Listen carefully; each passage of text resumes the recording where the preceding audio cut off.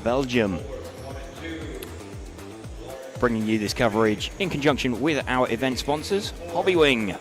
Also Tony of rounds number 2, 3, 4 and 5 of qualifying. Round 1 took place last night. Ollie Payne took both the stock and the modified categories, if you didn't have a chance to catch us yesterday. So great effort from Ollie there. First sort of big meeting with a new chassis after a split from his previous chassis sponsor. It's 2 rounds from 5 to count, so that could get quite entertaining later on. So Ollie already halfway to, potentially halfway to TQ.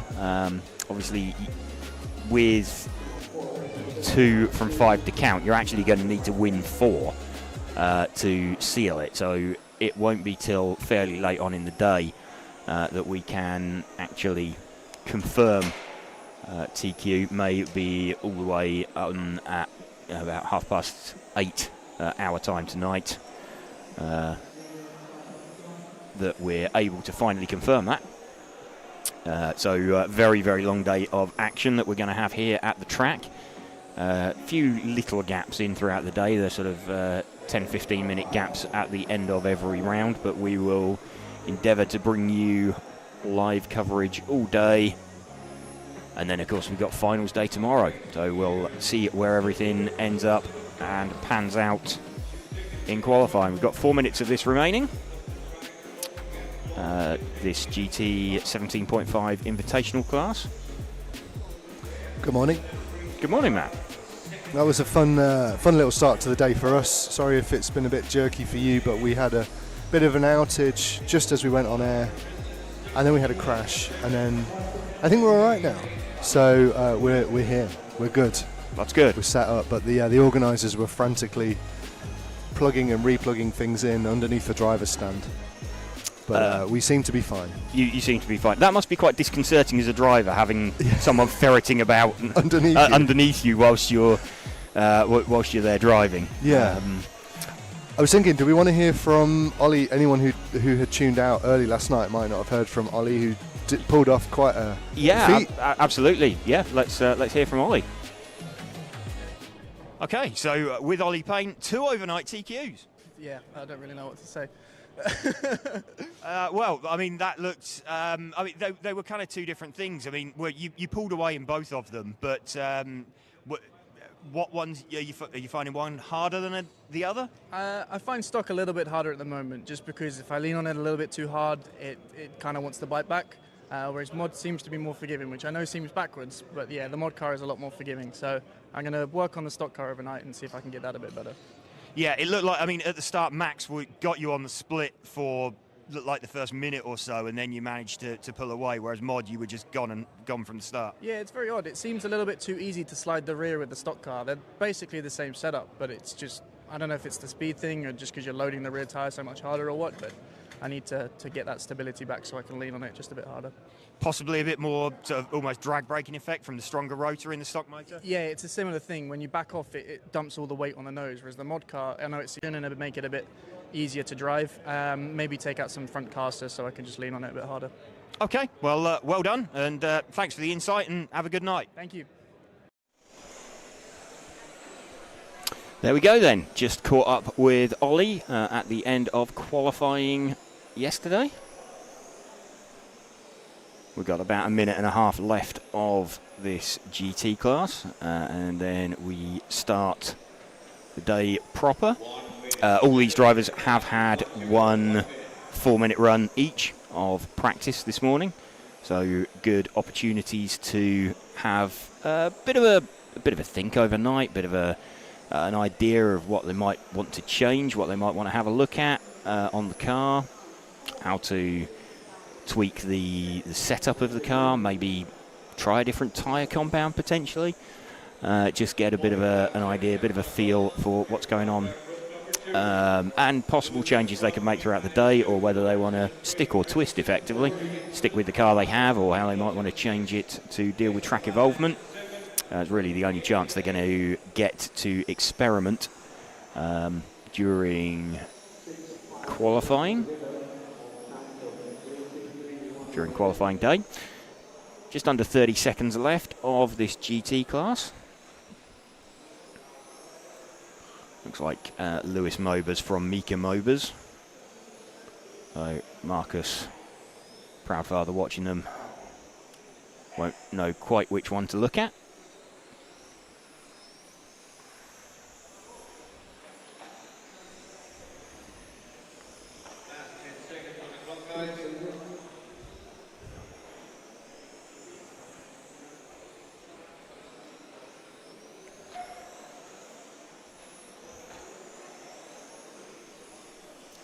Timing has expired for GT. So that is GT done.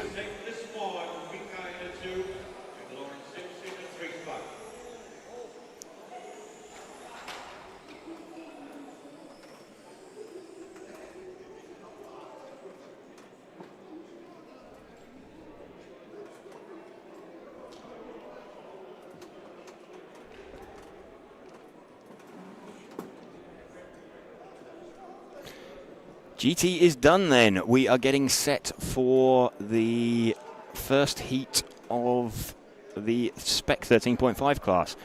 Welcome to you if you have just joined us in the last 10 minutes or so.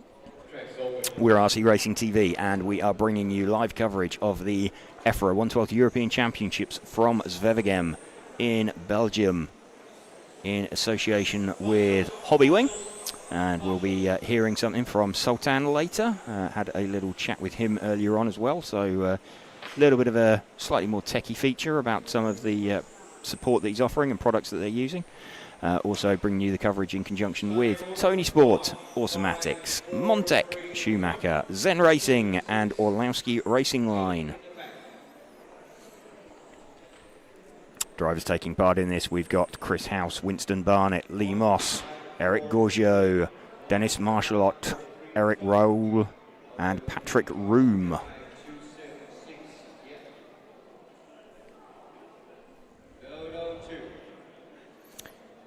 Chris House going to lead away with the number 1 car. He is the white front, orange rear car. One of the two kind of white front, orange rear cars, but he's the forward of the two.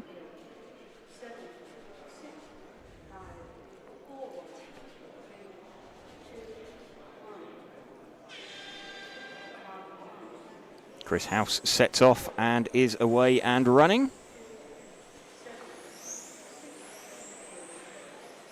Down the bottom end of the circuit, out onto the main straight. Let's run with Chris for a couple of laps. See what he can manage. He looks like he's got a decent jump at the start already. Through the top end of the circuit, a little bit deep there. Through the sweep, just keeping away from some of these barriers. These solid white barriers, they are actually, they're steel barriers rather than the more commonly used plastic barriers. So they're pretty robust when you do hit them. Chris already up and making his way through some traffic. It's being followed by Winston Barnett and Lee Moss. Just gonna see if we can spot those. Winston is the all orange coloured car. He's 2 cars back from Chris. There we go. He's just going past that white car now. So there we go. That is the second place runner of Winston Barnett, although Lee Moss has just jumped him. Lee Moss is the white front, green rear car that's just in the middle of shot now.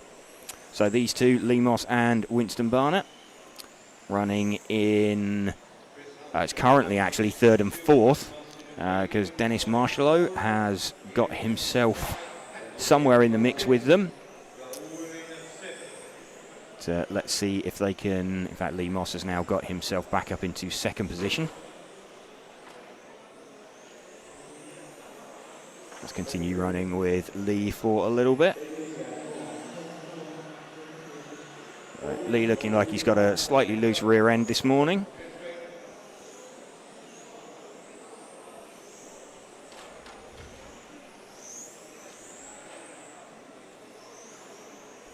Car a little bit hesitant to turn initially. but then hooks up and goes round.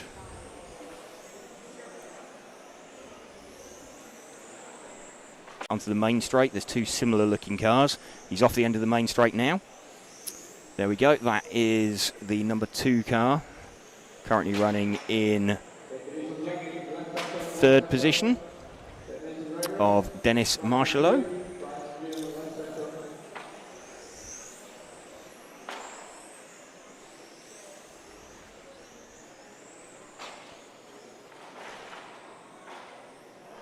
Chris House, meanwhile, is streaking away at the front of the field.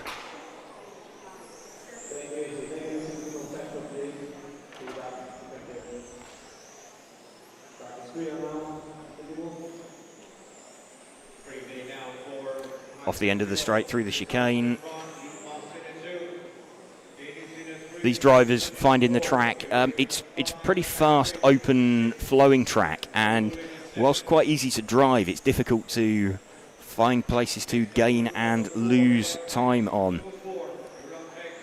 Just looks like Dennis making time, who we're running with at the moment, by just really keeping it in the middle of the circuit, keeping well away from any of the barriers, not necessarily troubling too many apices.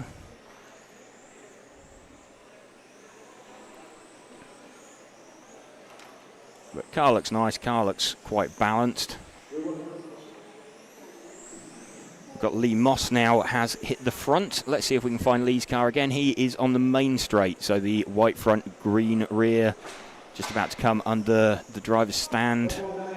Picked him back up now. So this is now our leader, Lee Moss. He's got himself in front of Chris House by around 6 seconds. And best lap time from Lee is a 13.5. Dennis Marshallot has managed to pop in somewhere a 13.0. Chris House with a 13.1. So Lee really getting to the front by stealth. Could do with a little bit of assistance getting past some traffic.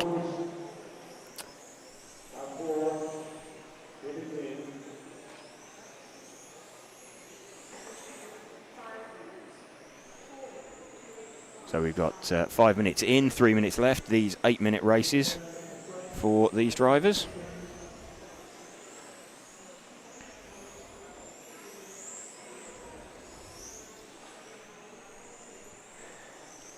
Lee Moss still leading this one. Slightly attritional run. We're down to 6 cars circulating out there.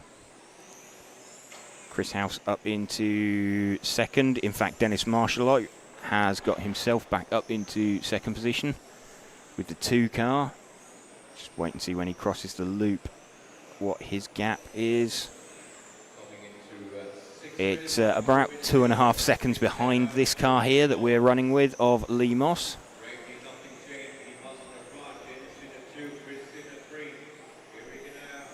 Lee up at the top end of the circuit, just going to start closing in on some traffic. Like we said, he's not necessarily the fastest over a single lap, but he is just pumping in those laps consistently and managing to find his way in and through the traffic down the inside of the number, I think that was number 7 car of Eric Raoul that Lee has just passed.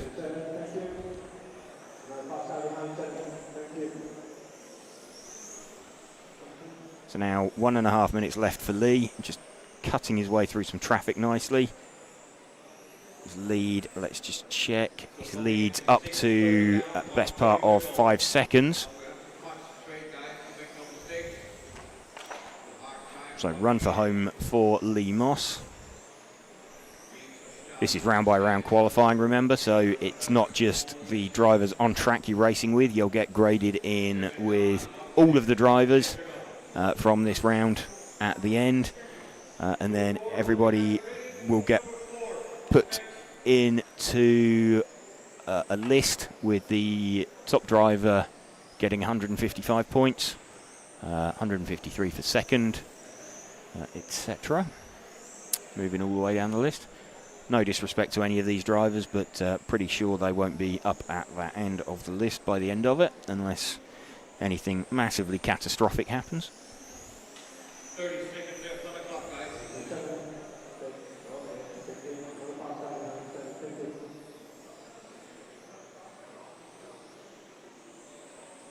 15 seconds left.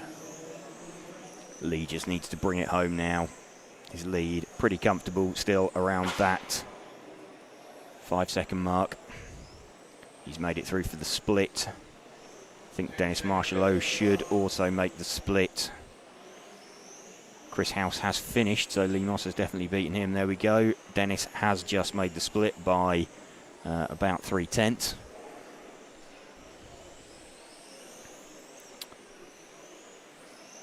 Lee Moss down the main straight for the last time. And has finished, brings it in at the end of that run. There we go, that is heat number 3, the first heat of the 13.5 spec class. Done. And out the way for round number 2 of qualifying.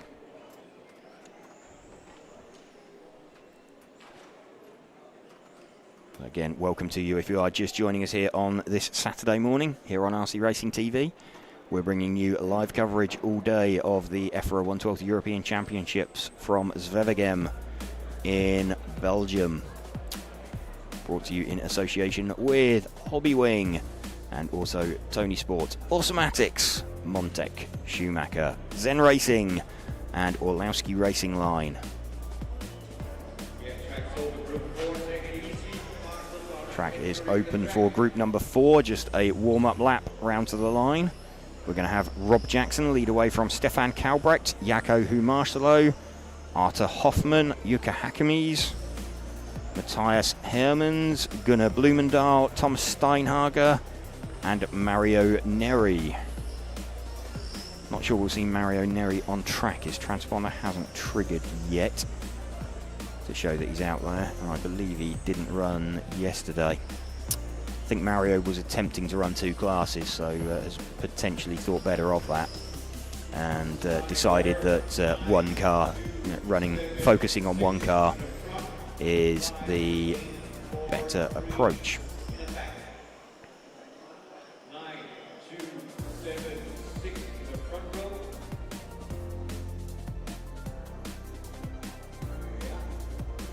The other guys behind, good. Car number 6 for the next race. Be sure you got the numbers on the right spot. Rob Jackson going to lead away with the 9 car, then the white front, red rear.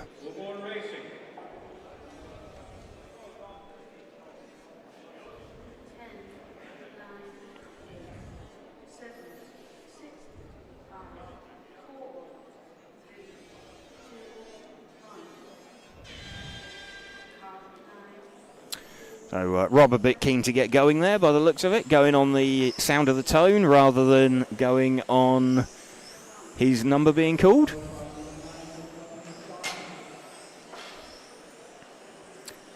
So just being called in for a stop-go for a jump start, then being called straight out into traffic, which hasn't done anybody a lot of favours.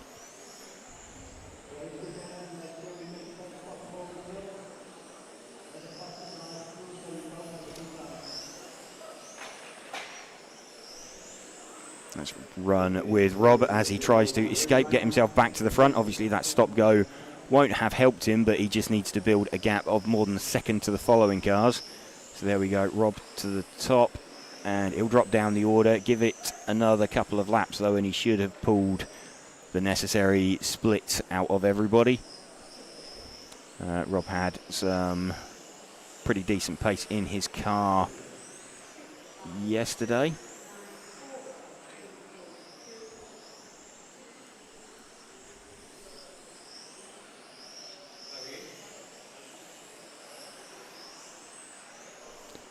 The car that's travelling quickly out there at the moment is actually the number 6 car. We'll see if we can pick him up.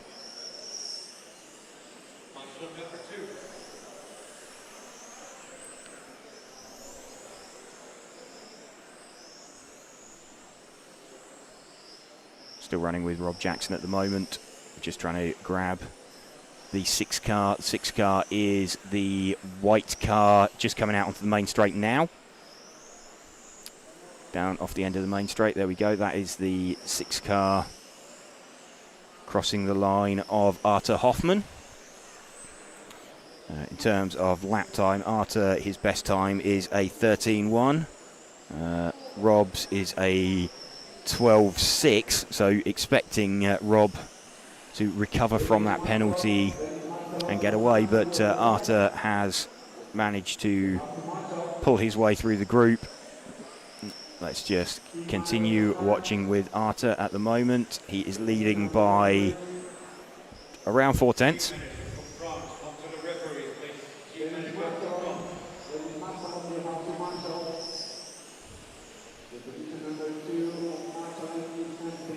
Gap now 2/10, so expecting Rob Jackson to take the lead back for good on either this lap or the next one. Let's have a look as Arthur crosses the line, and he does stay in second. So Rob Jackson now leading this one by a couple of tenths.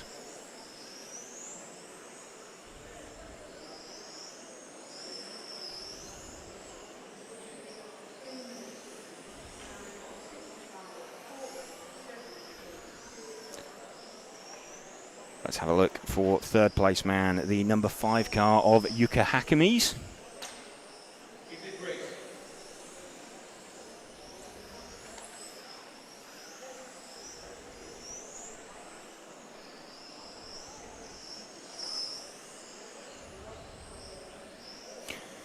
The 5 car is the yellow coloured car heading up towards the top of the circuit now. Through the chicane, he's just got out of the way of that green car. So this is the third place man, Yuka Hakemis. In fact, Gunnar Blumendal's just jumped him, but will run for a little bit as he hits the chicane. He's not really enjoying having the camera on him by the looks of things. That was Yuka Hakemis just dropping himself a little bit down the order.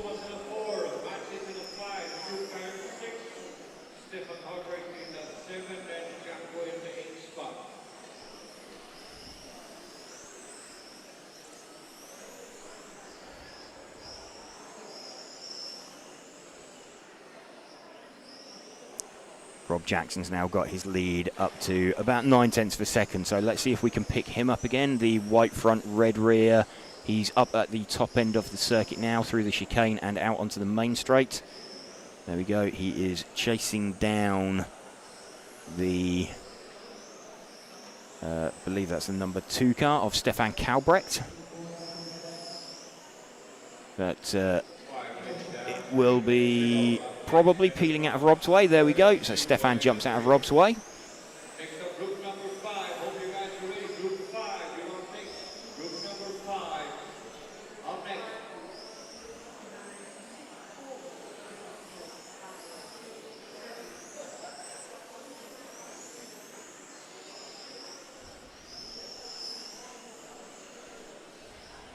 Lovely clear track in front of Rob Jackson now.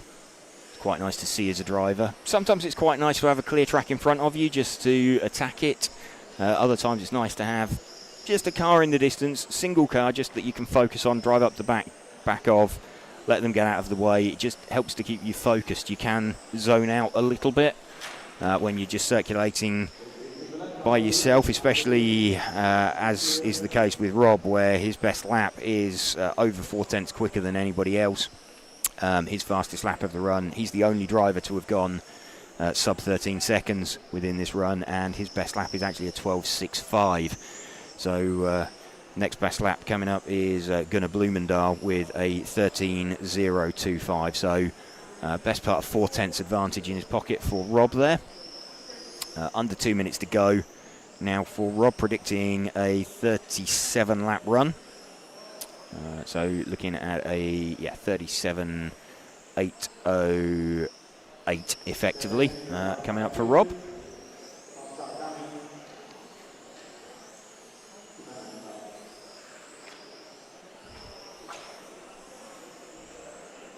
So a bit of a tough day yesterday for Rob, certainly in seeding. Managed to pull it together for qualifying. First round of qualifying, had a decent first run. Obviously started out first. Going to be a little bit annoyed with himself with the penalty for the jump start. It's not cost him in terms of position in the heat. It just dropped him, cost him the couple of seconds that his car was stopped. Plus, it dropped him back into the pack, so he just had to work his way through everybody. Coming into the last minute, 7 minutes, 1 minute to go. Group number 5, looks like the guys are ready down there. 7 minutes down, 1 to go, 1 minute.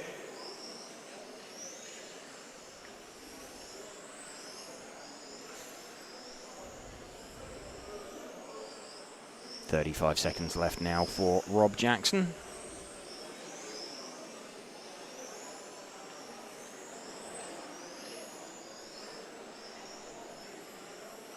Just closing up on some traffic that will be compelled to get out of his way, and does so with 20 seconds left. It's unlikely to catch that white car that is in front of him. Rob's going to complete this lap and have one more to do. Fortunately, that one car in front of him is the car of Arthur Hoffman, who has been going pretty well himself. Arthur Hoffman does jump out of the way right on the end. That's very generous of him.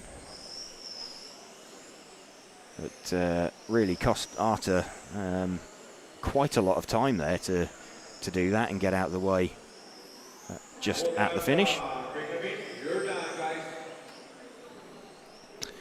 Here we go, Rob Jackson taking that then with a 37 lap run from Gunnar Blumendahl in second position.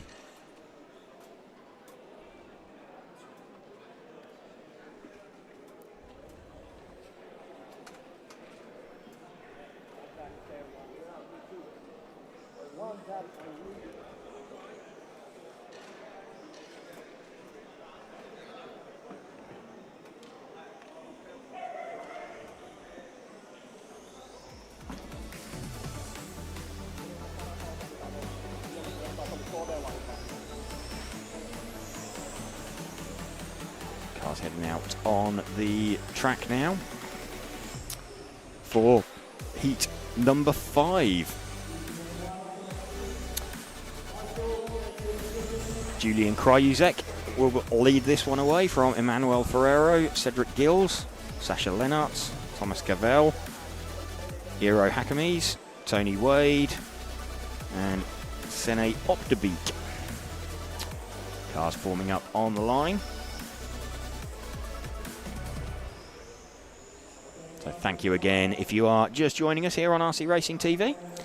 We're bringing you live coverage. 8, 9, 7 in the front, 4, 6, 3, 5 in the back. 2, 8, 9, 7. Yeah.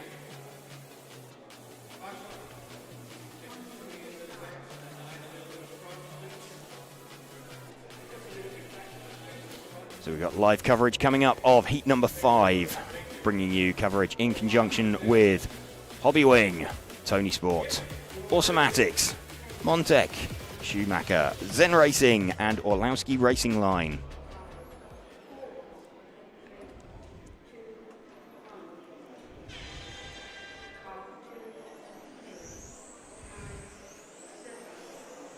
Julian Kryuzek leads away, running his yellow body shell with a white roof. I'm pretty certain as well he's forgotten his window masks. He doesn't have a clear... That looks like he's painted the window, the cockpit window of the car.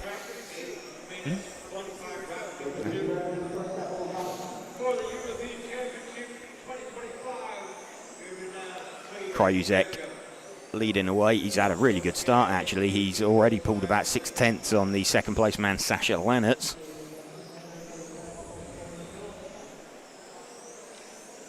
So nice big gap behind him, and he's already going to be catching some traffic. So you've got Tony Wade circulating at the rear. Tony opens up and lets him slip through.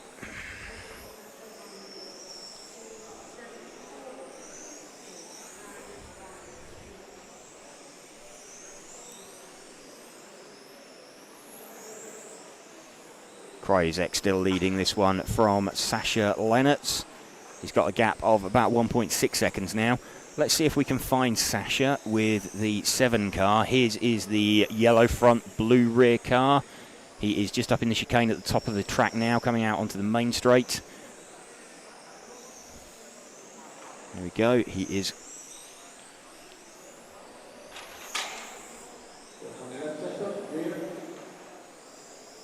just trying to close in on that car in front of him. I think that's the 8 car of Emmanuel Ferrero. That's just in front of him, so actually fairly close on times. Just started behind on the split.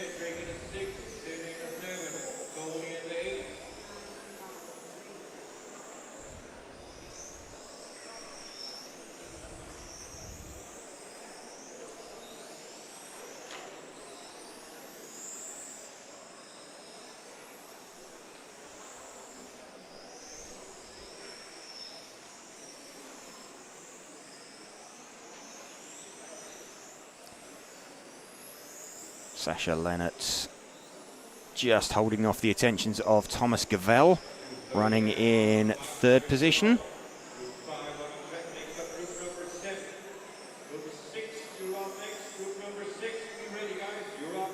Thomas Gavell going pretty quick with the number 4 car. I'll see if I can pick him up. I believe he's the pink car, just coming off the end of the main straight now. No, that's not him.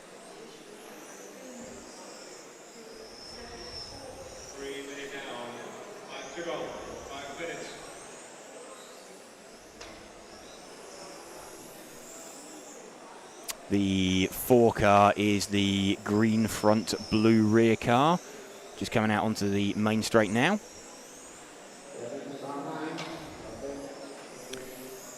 There we go, the Thomas Gavell car we're running with at the minute. It looks like a Chase Mackman tribute shell.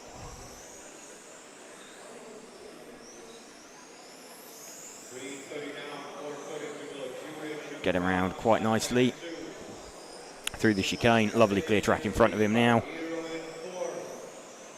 Running in 3rd position currently. You see him drop down the order and then he'll lift himself back up.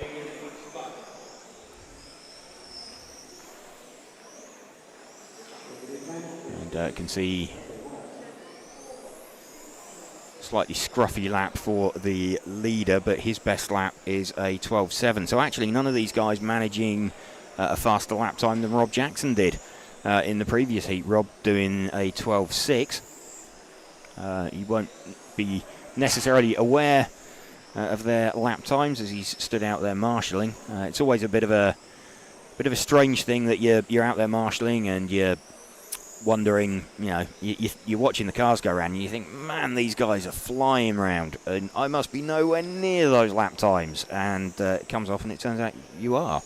So it's always pretty impressive. Just over 3 minutes left now. Julian Krajicek still leading this one, has led from the flag, although he's just had another coming together with a back marker. Let's pick him up again. He is the yellow car, just past us now and going up through the sweep up into the chicane at the top end of the circuit. We've got him now. He goes down the main straight once more.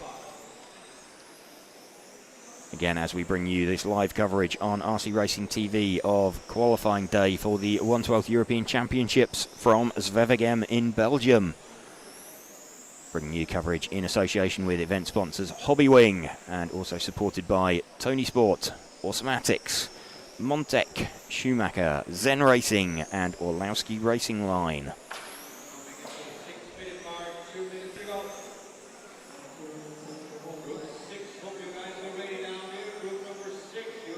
Decent lead for Julian Krajicek, who we're running with.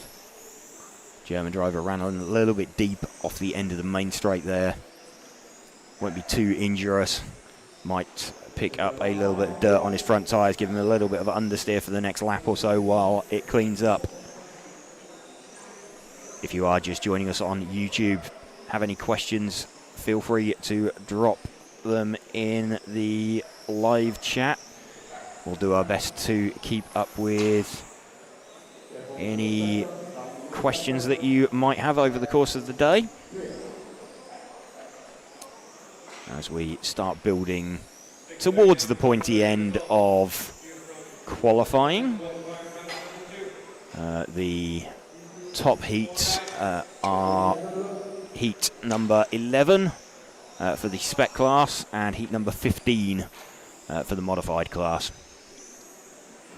So news from yesterday was that Ollie Payne TQ'd both the spec and the modified.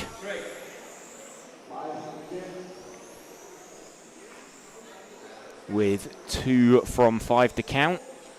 That puts him in a pretty good position to get himself locked into the front row if he wins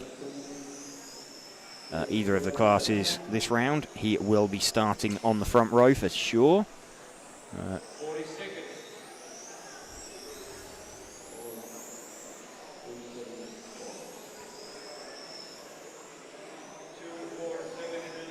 Ivo Gersdorf says, thanks for the coverage. It's our pleasure, Ivo. Good to be bringing it to you. 30 seconds left for Julian Kryuzek. Just to try and roll this one home.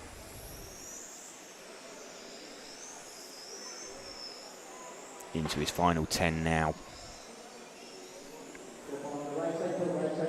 Heading for a time about 6 seconds up on that of Thomas Gavell.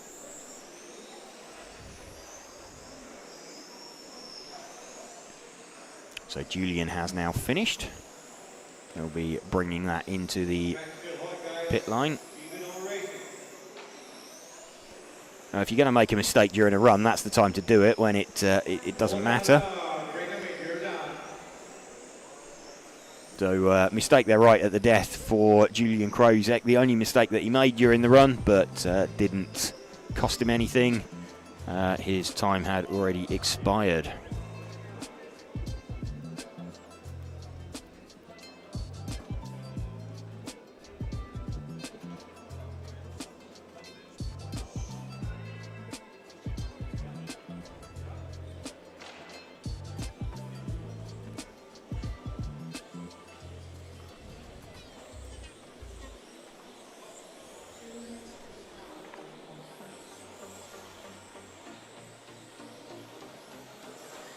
Magnus Berglund says he's looking forward to this race, and we're giving good coverage as usual. It's good to hear, Magnus. Doing what we can. Who do we have next then for heat number 6? We've got Andy Thompson, Niels Mers, Eric Sotorayu, Ole Thomas Bryn, Magnus Hellmark, Mark Payne, Tim Janssen, Esteban Fontaine, and Alfie Hart.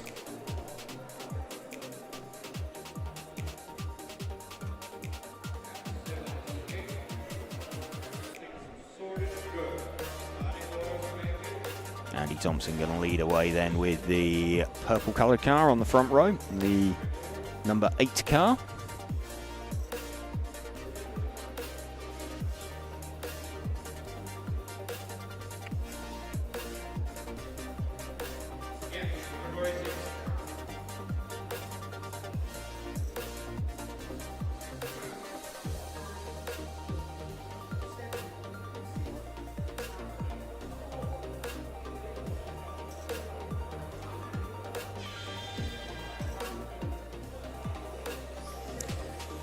Andy Thompson leads away.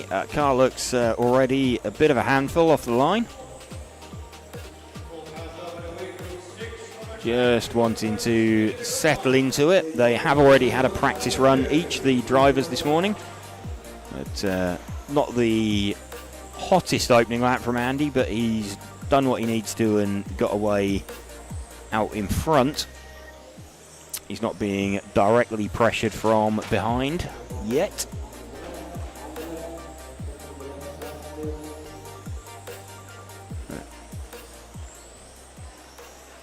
Car looking a little bit edgy for Andy.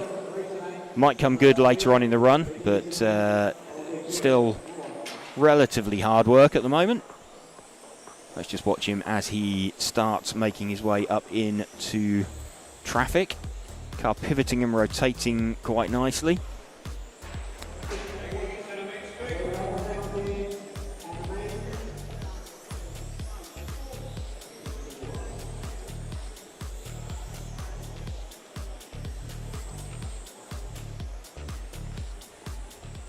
Let's see who the car is following. It's the 3 car of Niels Mers. Let's move our focus back then to the minty green coloured car, 1 car behind. He is running in front of Andy on the split at the moment, but the top 4 separated by around 0.3 of a second, so absolutely nothing in it. Niels Mers was leading last lap round. He's now dropped down to 3rd position, so really, really tight here. And small mistake there. That's dropped him, definitely dropped him back down the order. Let's see who has picked up the lead. I think it is Ole Thomas Bryn. He is the white and red coloured car through the chicane and out onto the main straight now.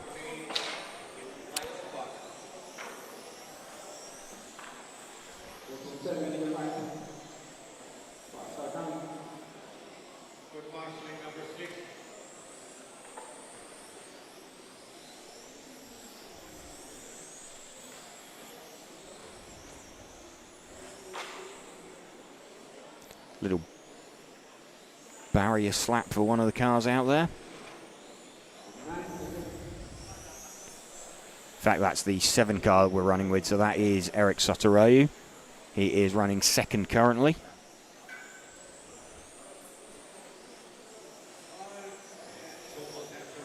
Lead car is the 6 car, so that's 1 car back.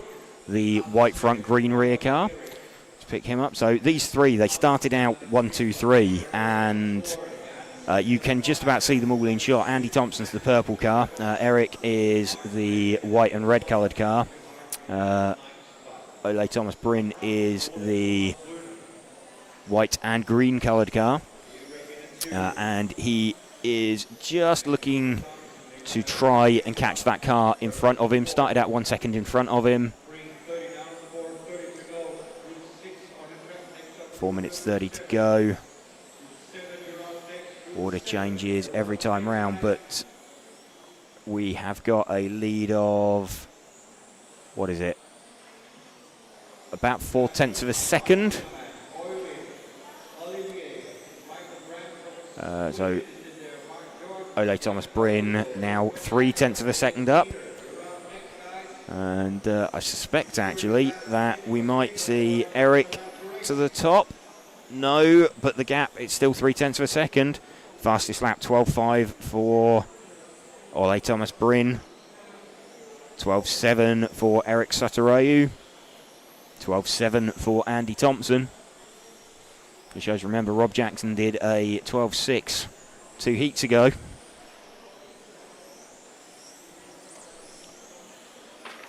So small coming together there between those 2 leaders. That might give actually Andy Thompson a sniff of getting back out in front. And he's got about the length of the straight lead over these 2 that we're running with. So Andy hits the top, and let's have a look. Andy Thompson inserts himself in between these 2 cars that we are watching heading around the track at the moment. So super close battle at the front of this one. And the car that we are running with, in fact, he's got about a second lead at the minute, so kind of comfortable. So he'll be charging now after Andy Thompson's car, trying to catch and pass him on the circuit.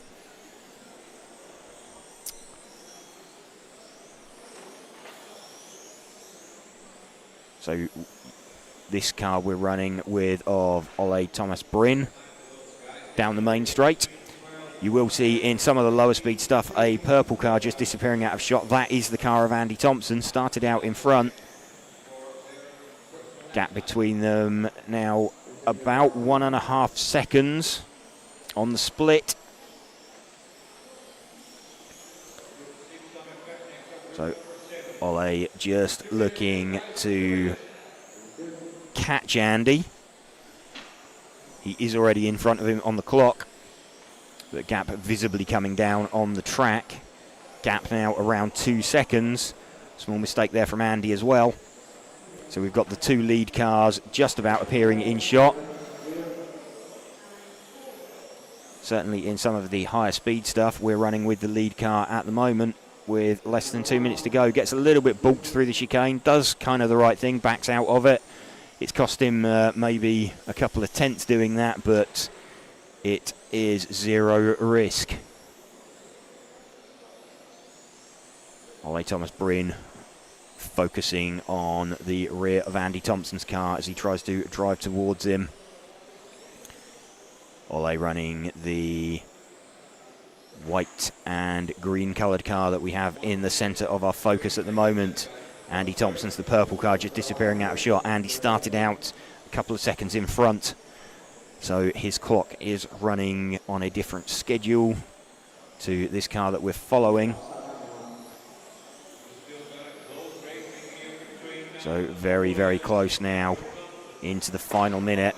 Mistake there from Andy. That solves that particular conundrum. And a very scruffy lap from Andy. That's going to drop him down the field. That's really the worst time to do it as well, just when you've done all the hard work. But 40 seconds now remaining. 3.3 second lead for Ole Thomas Bryn now. So just crushing consistently. Pumping in consistent laps all the time. That's the way to get a time done. Looks like any of the top 4 kind of had the pace to put this run together. But Ole Thomas Bryn, slightly nicer car to drive, slightly easier. And he has managed to string it together. So he's heading for a 37 lap run in 8 minutes dead. There we go. Misses the 38 lap run by 0.6 of a second.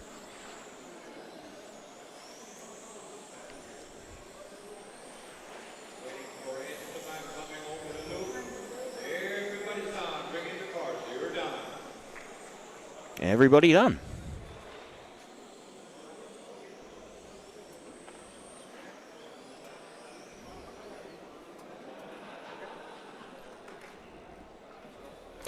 Ole Thomas Bryn taking that one relatively comfortably in the end, although looked quite close early on. But welcome again to you if you are just joining us here on RC Racing TV. We're bringing you live coverage of the EFRA 112 European Championships from Zwevegem in Belgium. I'd like to give a shout out to our event sponsors, Hobbywing, and also the supporters, Tony Sport, Automatics, Montec, Schumacher, Zen Racing and Orlowski Racing Line for helping to provide us with this coverage.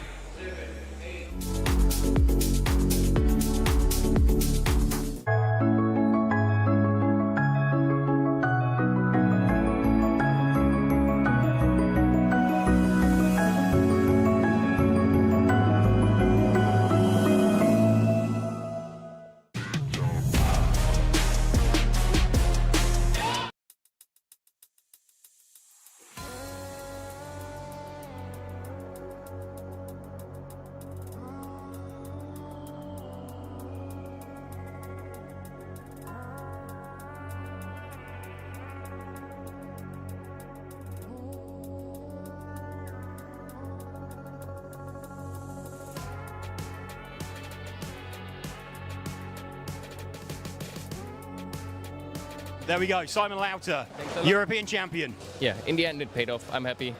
Cuts back through, so change for third position there, Mark Reinhard. Michael Orlowski then comes across the line to win the European Championship. Yeah, it's good to have it back after last year.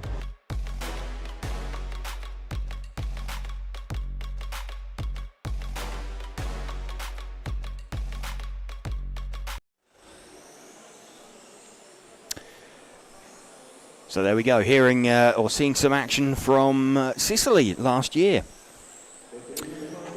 Let's see if we can pick up the lead car, Dennis Meether. He is, I believe, the orange front, blue rear car, just through the chicane and out down the main straight now.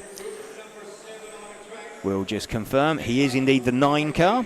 Dennis Meether leading this one from Rick van der Akker.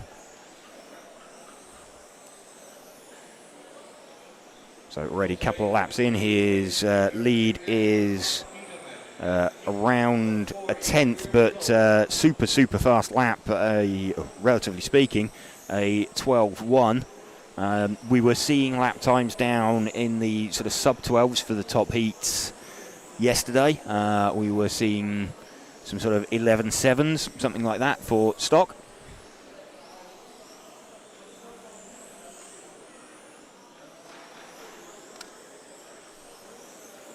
Just watching Dennis Meether closing in on the rear of, I think that's Mark Jordan actually. Yep, it is Mark Jordan that's just got out of his way. So slightly scruffy weekend for Mark.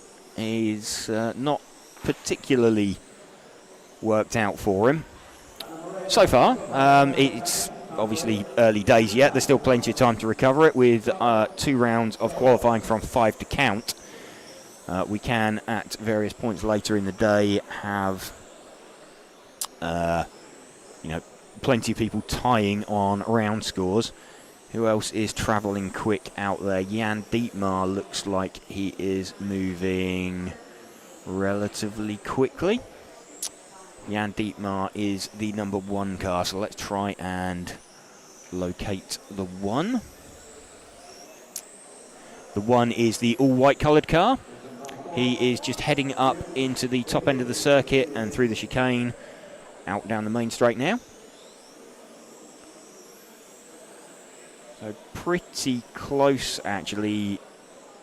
Dennis Meether has kind of checked out at the front of this one and is heading for a time sort of 4 or 5 seconds quicker than anybody else, but looking relatively decent for Jan Dietmar. He's heading for a 38 in 4.7 if he keeps this pace up.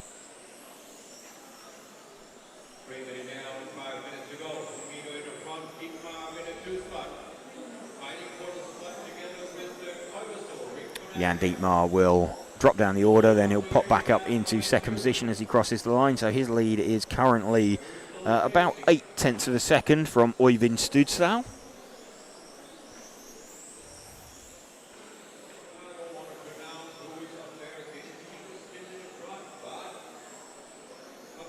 Janne Koivisto's got himself somewhere in the mix as well. His is the yellow and blue coloured car, just entering the main straight now. Let's see if we can pick him up off the end of the main straight and down underneath us. There we go. That is the 3rd place man, potentially 2nd place man, Janne Koivisto. And yeah, Jan Dietmar's actually made a mistake. Jan Dietmar now circulating around somewhere at the same pace as Mark Dieterman.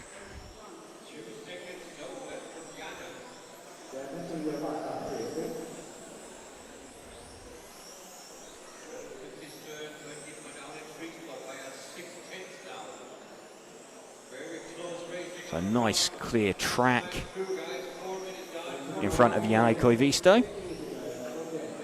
Just closing in on Mark Jordan, who gets out of his way very, very nicely.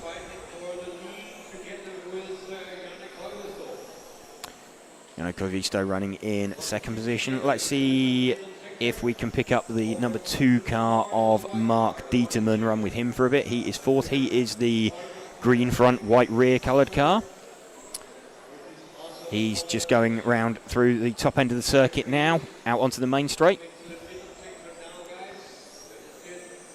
This Mark Dieterman in the middle of shot. He's currently running in 4th position, 5th position, but he's running very, very close. He's 3/1000ths of a second away from Jan Dietmar. So Dietmar and Dieterman running basically line astern. though they don't necessarily know it. They're in different parts of the track.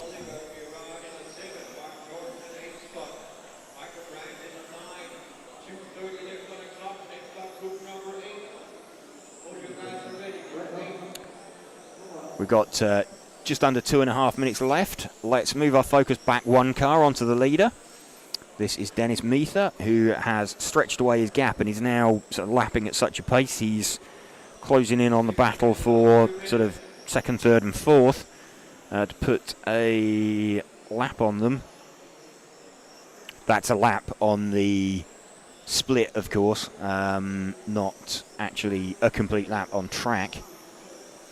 So remember, he'll have started out a few seconds in front of them, so it's not one complete lap that he'll have managed to put in. Less than 2 minutes to go. He'll be maybe a little bit disconcerted by quite how closely packed they are, but he's closing in on the rear of Mark Dieterman's car.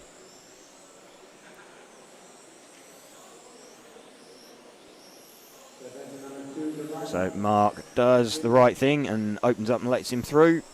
Didn't work out particularly well for Mark. That's going to have cost him a little bit of time, but obviously it's the leader. You're obliged to get out of their way and make space for them.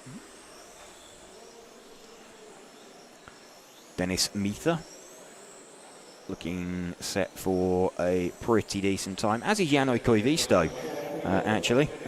He's going to be around 4 seconds down, the pair of them heading for 38 lap runs.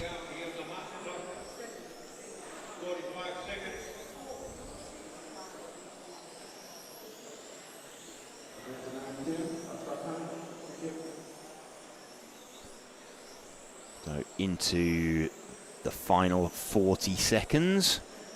You can see one car in front of him, just a small little bobble over the curbs there. Realised that he got it slightly wrong, did the right thing, backed out of it, did a bit of a course correction. It feels like you have lost an absolute age when you make a mistake by that, but you can barely see it in the lap times. It's 1 or 2 tenths. Dennis Meether now actually lapping at a very similar pace to the other cars around him. It was the first half of the race where he did the damage. His best lap, a 12.193. Next best lap out there was, looks like Rick van der Acker, who managed a 12.443. So time has expired. Dennis Meether has finished the run. Didn't quite get to that car in front of him.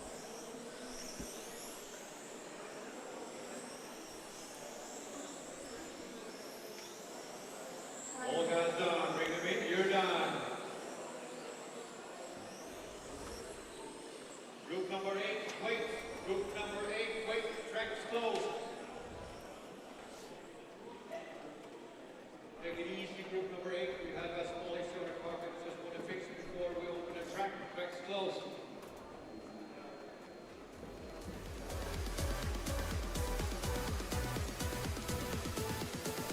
There we go.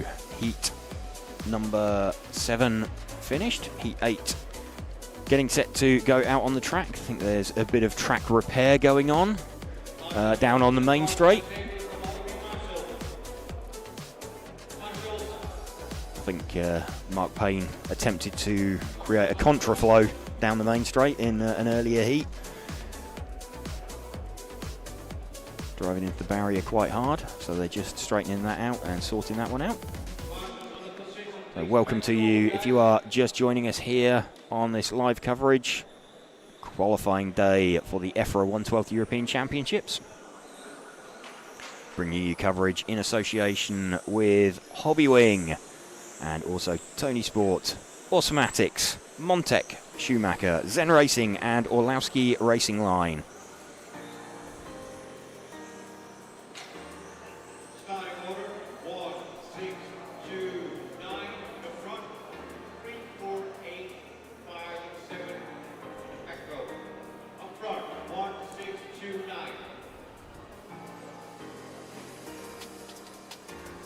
1, 6, 2, 9. Here. Front, we got 3, 4, 4, 3. 2, 3.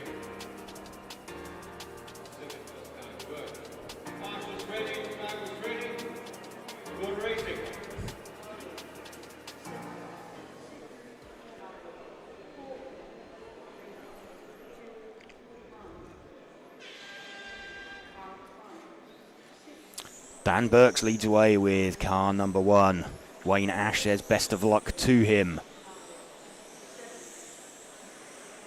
Dan going quite nicely out in front, a little bit backwards off the end of the main straight. So car looking a little bit loose initially. That will have caught his attention. A green and gold coloured car of Dan Burks. That was better, Dan.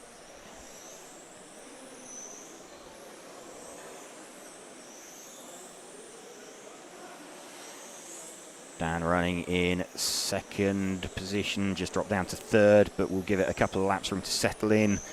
Look at his pace. He's done in fact, the 2 fastest drivers out there, Dan Burks and Thomas Stenger, have both done a 12.407. And we've got Philip Lischke somewhere in the mix as well. Let's maybe move back to see if we can pick up Thomas Stenger. Move back 1 car. He is the 9 car. I think that is the all yellow coloured car is Thomas Stenger.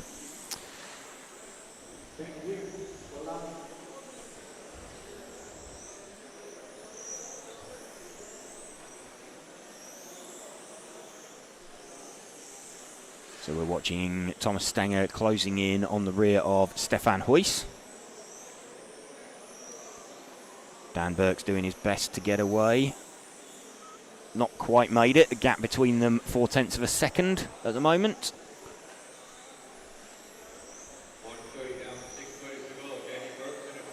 So Thomas Stenger still maintaining that gap of around half a second from Dan Burks. Although he's behind Dan on track, Dan started out a few seconds in front of him.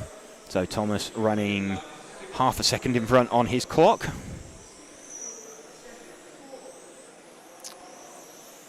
Gap between them now up to about 1 second, and Marcus Andreassen's managed to insert himself in between Dan Burks and Thomas Stenger.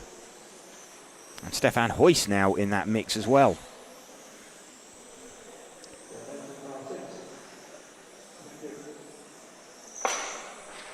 Stefan Huys going to drop off that slightly because he's just had to let Thomas Stenger go. So Dan started out first, then we had Stefan Huys and Thomas Stenger. Thomas has caught and passed Stefan. So running with the leader at the moment. His lead is, let's just see as it updates as they cross the line. It's best part of 2 seconds now over Dan Burks. And Dan is immediately in front of Thomas now. So Thomas Stenger just closing in on the rear of Dan Burks.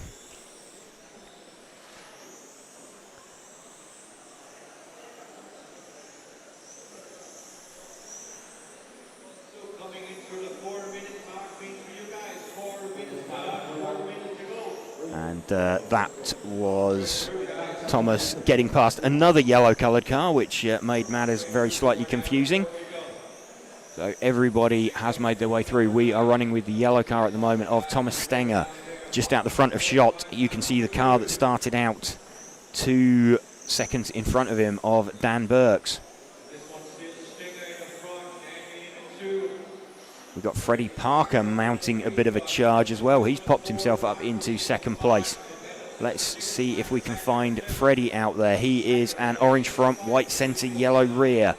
He is just going through the sweep up to the top end of the circuit now. He's in the chicane and down the main straight.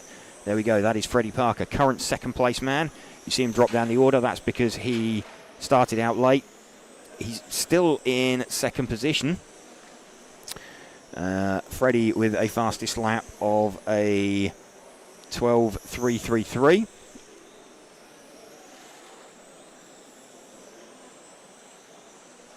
Bit of a slow lap that time around from Freddie, drops him down to 5th position, but going well for Freddie. We've got 3 minutes remaining. Let's see if we can find Marcus Andreasen with the 3 car. I believe that's the white and orange coloured car up at the top end of the circuit, out onto the main straight.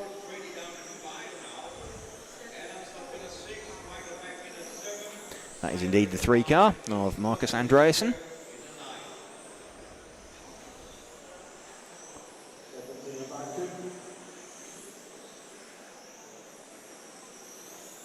Thomas Stenger quite comfortably out in the lead, but the about 1 second covering Stefan Huyst, Dan Burks and Marcus Andreasen. Dan is only 1/10 off the back of Stefan Huyst. Dan has just had to get out of the way for Stenger.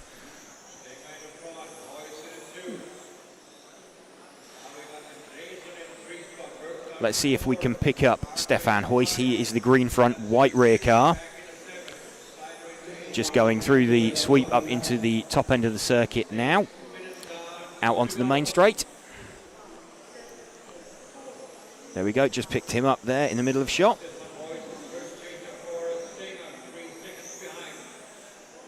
This is Stefan Huyst running in front of Dan Burks on track. He started out 1 second behind Dan, so is just over 1 second in front. I think Dan lost out a little bit when he let Thomas Stenger go. Wasn't particularly ready for it. Stefan Huyst slid through that gap as well.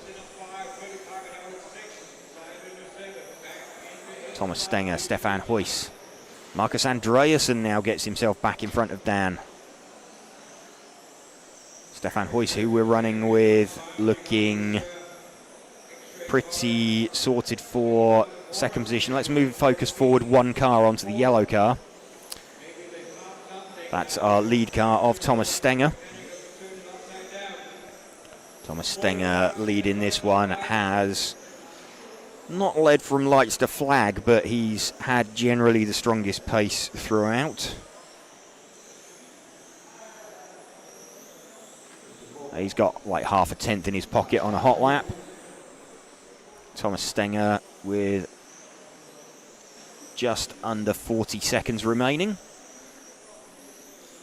Heading for a 39 lap run. I think that's going to be the first 39 lap run we're going to see in qualifying.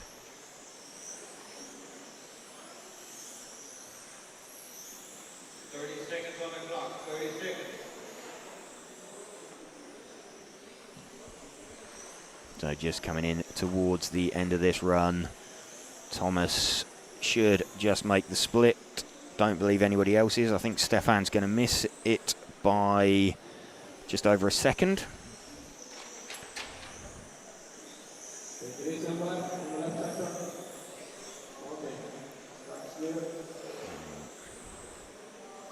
Thomas Stenger then did make the split, so he's done the first 39 lap run of the day.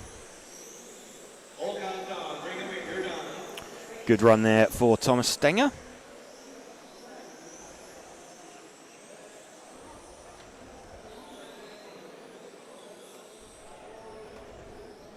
Thomas Stenger getting that from Stefan Huyst and Marcus Andreasen. Freddie Parker up into 3rd position.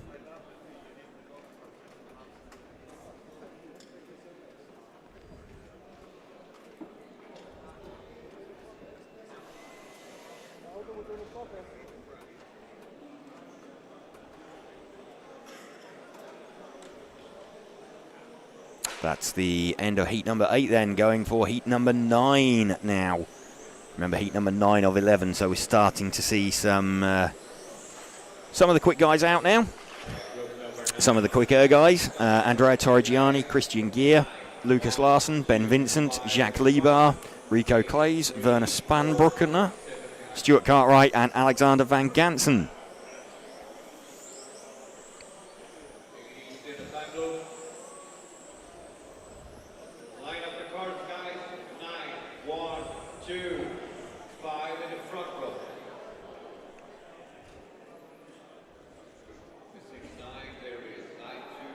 Andrea Torrigiani going to lead away then with the white coloured car on this coverage, brought to you in association with Hobbywing. Also Tony Sport, Automatics, Montec, Schumacher, Zen Racing, and Orlowski Racing Line.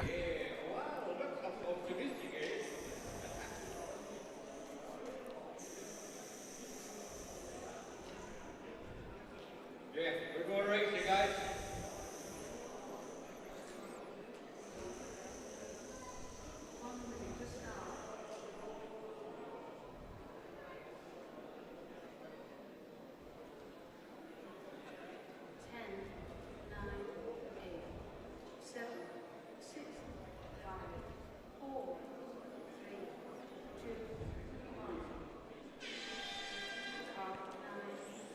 Andrea Torrigiani leads away from Christian Gear. That's one with Andrea, the all-white body shell, for a couple of laps just while he gets settled in.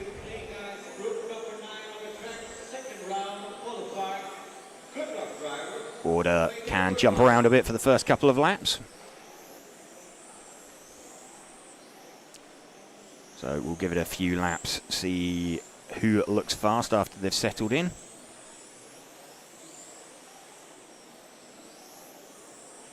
Order tends to become a little less chaotic as you start moving up the heat listings. Drivers becoming a bit more consistent in their lappery.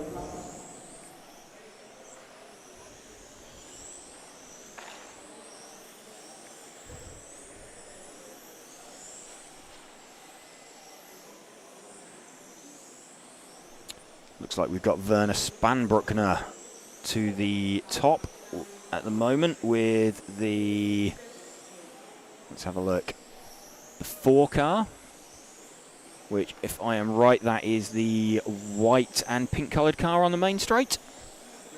Let's just double check that is the 4. That is the 4 car.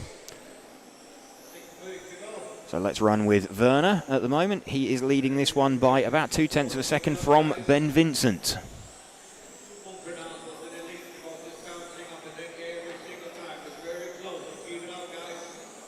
Werner extracting some good pace out of his car. Best lap of a 12.173.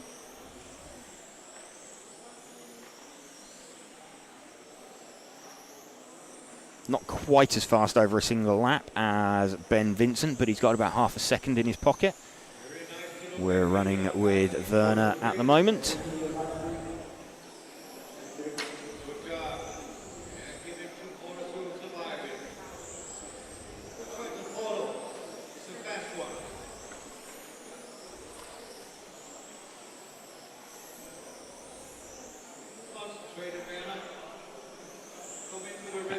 Andrea's got himself back up into the mix somewhere at the front,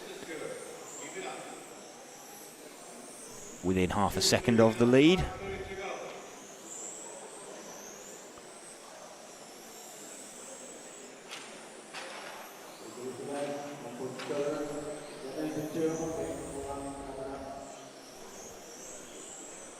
Let's see if we can pick up the car of Ben Vincent. He is the number 5 car, an all yellow coloured car. He is in the chicane up at the top of the circuit now, out onto the main straight.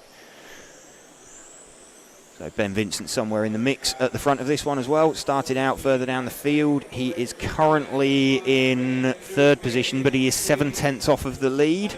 A couple of tenths off of Andrea. Let's see if Ben can pump in some clear laps.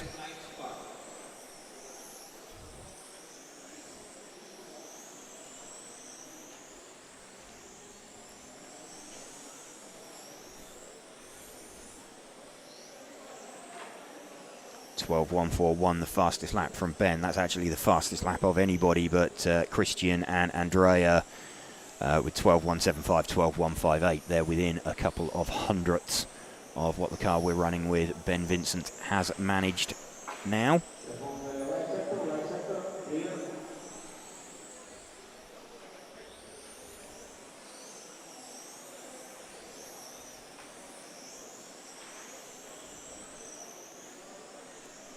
Nice clear track in front of Ben.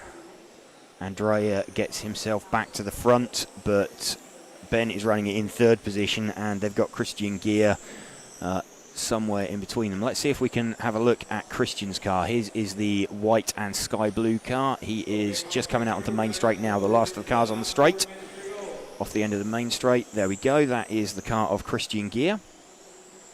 Moves to the front by a couple of hundredths from Andrea. This is the lead car at the moment then.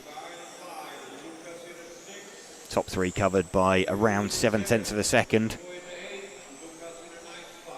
They're not necessarily interested in times at the moment. They're more interested in beating everybody else in the heat. Obviously then times do come into play when they get mixed in with everybody else in the round, but if you're the fastest car in your heat, you know at least that that is another 8 drivers that haven't outscored you for the round. Andrea now back to the front by 2/10 from this car that we are running with of Christian Gear. So it's just ebbing and flowing really as they catch and pass traffic. So Andrea was involved sort of getting through and traffic. So there's now, although there's next to nothing between them on the clock, there's 5 cars in between them. But Andrea doesn't have to clear, and the car that we're running with of Christian does. So expecting Andrea's gap to start building now. 7/10 now in Andrea's favour.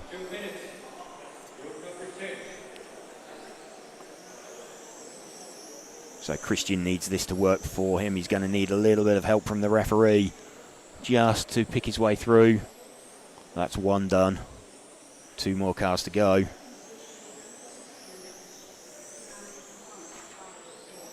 There's 1 out of the way.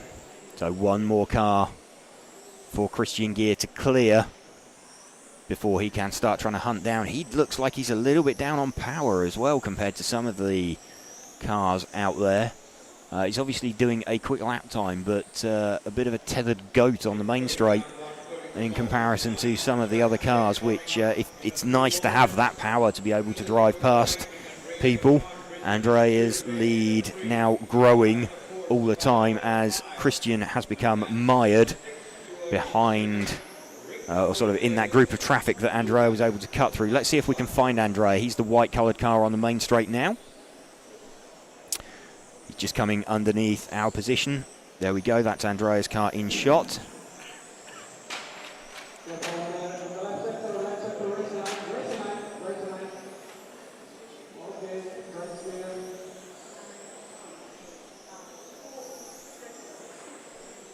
So into the final minute now. Andrea has got this gap out, so Andrea's car not fading towards the end of this run. Not struggling for pace quite so much as Christian did. Christian had lap time to spare at the start, but lapping now in 12.6s. Meanwhile, Andrea's just done a 12.2. Right at the end of the run. His best lap was a 12.1, so he's only lost a 10th in lap pace over the course of the run. 20 seconds to go now for Andrea, and he's closing towards the car of Werner Spanbrucker, who would end up some 6 seconds behind him. It's looking like Andrea is going to take this by around 2 seconds from Christian Gear. Time has expired, so Andrea completes a great 39 lap run. So really good run come together for Andrea there.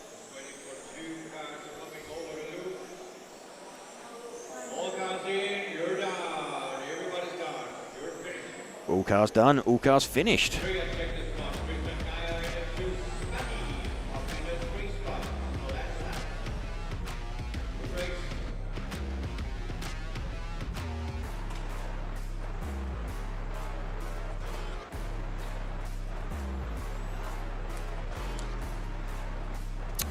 Andrea Torrigiani taking that one then. Really good run from Andrea. We're getting up towards the top end. In fact, we've got a couple of guys who did appear in the top 10. So we're going to see Niels de Gruyser and James Hart, who were located in the top 10. Niels de Gruyser, James Hart, and Alex Anderson, actually, and Hupo. all managed to post top 10 times from this heat, as did Nico Saarinen. So a bunch of drivers who managed top 10 times.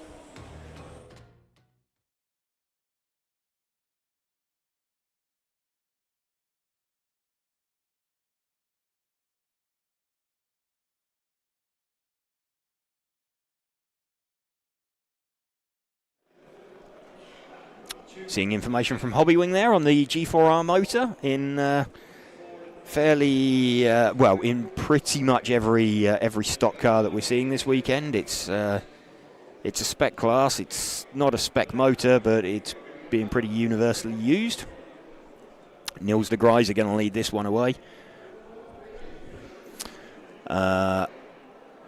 With the number 2 car, the white and blue coloured car. All set for the sound of the tone.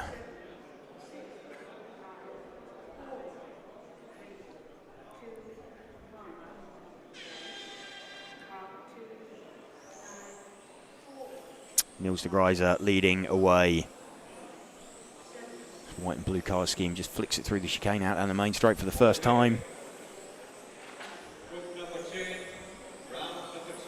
Kind of the first time that they've driven these in anger in this round, because they haven't had any warm-up laps. So Niels de Grijs and James Hart have had a bit of a storming start to this one. Nico Saarinen also filtering up to the front, as is Morgan Williams. Let's stick with Niels for a little bit, just as he tries to stretch away. 5th in round after Q1 yesterday, so he'll be looking to get another solid top 10 in, and really some of these guys will be looking to, you know, a couple of 5th places. You're pretty much in with that. It's going to take something to pretty major to shift you out. Let's move our focus back one car from Niels onto the car of James Hart, the orange coloured car out there. Running in 3rd position currently is James, in fact 4th position now. He is less than a second off the lead. He's about 9/10 off the lead, but getting super close, super tight up at the pointy end of this one. So James actually, when we turned up yesterday, he was in heat number 1 and managed to seed himself out of there during the controlled practice and got all the way up to the penultimate heat. So great effort from him in his first Euros. Running with James now. Let's have a look and see who is leading. Nico Saarinen's actually leading this one with, I believe he is the pink coloured car, or what is to all intents and purposes the pink coloured car. No, that's the 4 car. Nico then is the 1 car, must be in front of him. So if we move our focus back 1 car onto the all white coloured car, that is the white car of Nico Saarinen. So this is our current leader, leading this one by around 6/10 from Niels de Grijs. Nico Saarinen 9th in round number 1. So he'll be looking to get himself, if he can get himself somewhere in the middle of the top 10 with this round, then start working to drop the 9. That will be a decent lap. Just been called out of the way, though, of the 4 car of Alexander Andersson.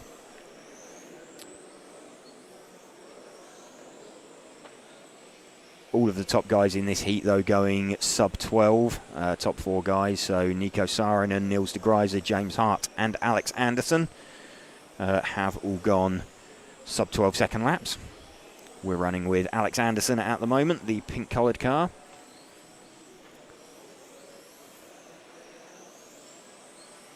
Down the main straight.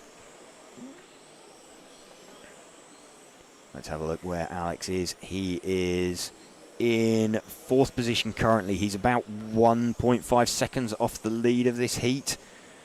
So it's kind of Niels de Gruyter and Nico Saarinen. Oh, that's a mistake for that was the 6th car. That was Finley Whitelock. Thought that might have been James Hart there, but no, that was Finley. So just keeping an eye on where everybody is still circulating. Got Nico Saarinen leading from Niels de Gruyter. Nico's got his lead up to around 0.6 of a second. There's about 0.2 between James Hart and this car we're running with of Alex Anderson.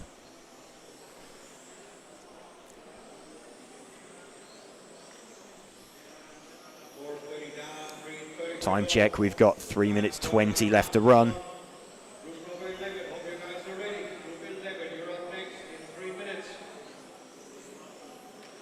Nico Saarinen still leading from Niels de Gruyter, from James Hart, from this car we're running with of Alex Anderson.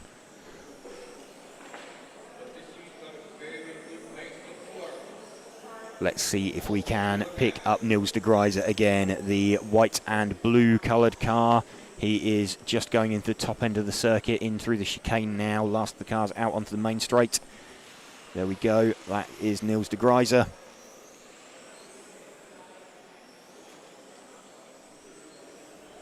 Back to the top of the times.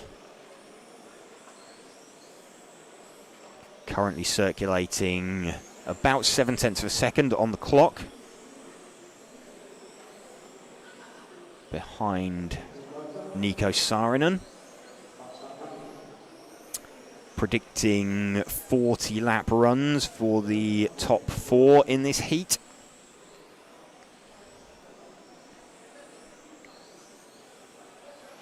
Nico Saarinen predicting a 48:08.57. Niels, who we're running with, 48:09.3, so about 0.8 of a second back. Tony Wade saying he'll try better next time. You better, Tony.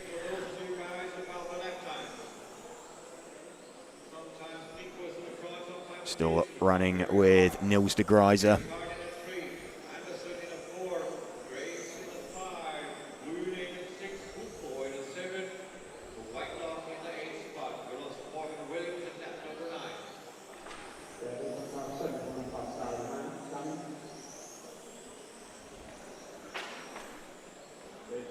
Niels de Gruyter to the front until Nico Saarinen comes round and demotes him down the order again.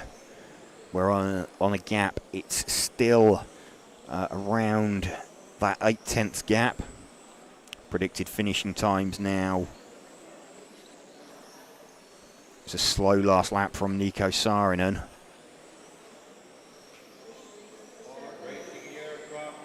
Nico Saarinen drops into 2nd position, so Niels de Gruyter has taken the lead.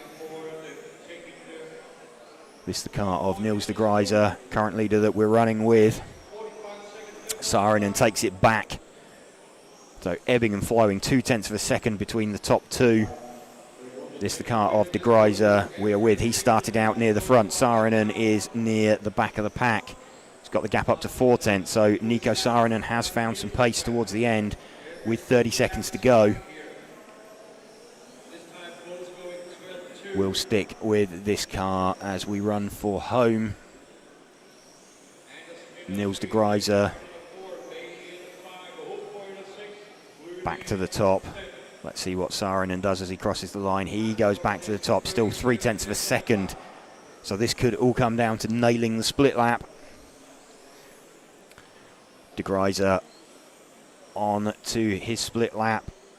Saarinen onto his split lap. Saarinen's got about 0.4 in his pocket. Should be enough if he just drives a clean lap. Saarinen should get this one. De Gruyter has finished. He set the time for Saarinen to drive at, and Saarinen gets that one right at the end. So about 4.5 just at the death. So Nico Saarinen gets that one from Niels de Gruyter. Alex Anderson in 3rd, and James Hart, the last of the 40 lappers, there in 4th position. So pretty good heat, and we're getting ready for the top heat next.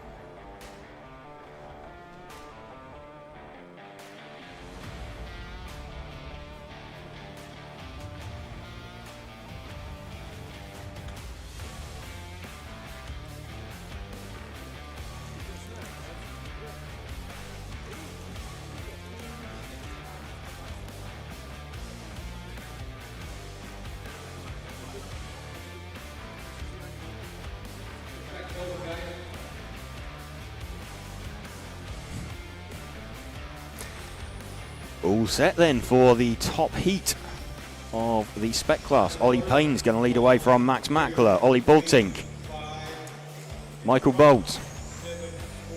I'm just watching Frank attempting to open a pack of Stroop waffles without emptying them across the floor.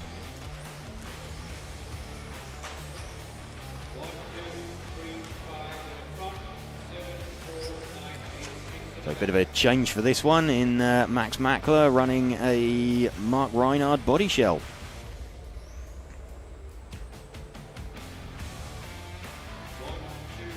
So bringing you this coverage of the top heat of Spec Q2 in conjunction with event sponsors Hobbywing, also Tony Sport, Awesomatics, Montec, Schumacher, Zen Racing and Orlowski Racing Line.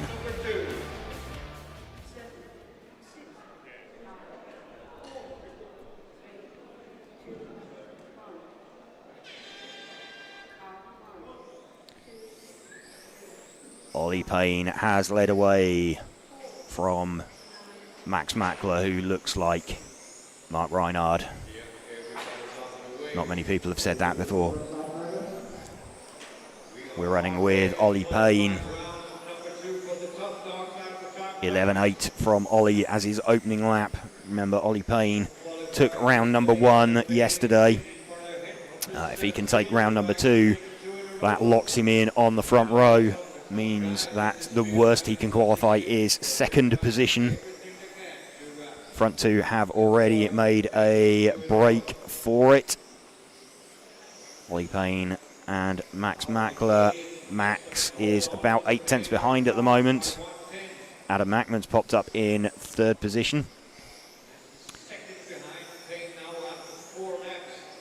Let's have a look. Sam Coult also getting himself somewhere in the mix as well. So Ollie's completed 5 laps, as has Max. Gap between them 1.3 seconds. Let's shift back our focus onto Max's car. So here we go. Max running one of Mark Reinhard's body shells because it was a little bit lighter than his own.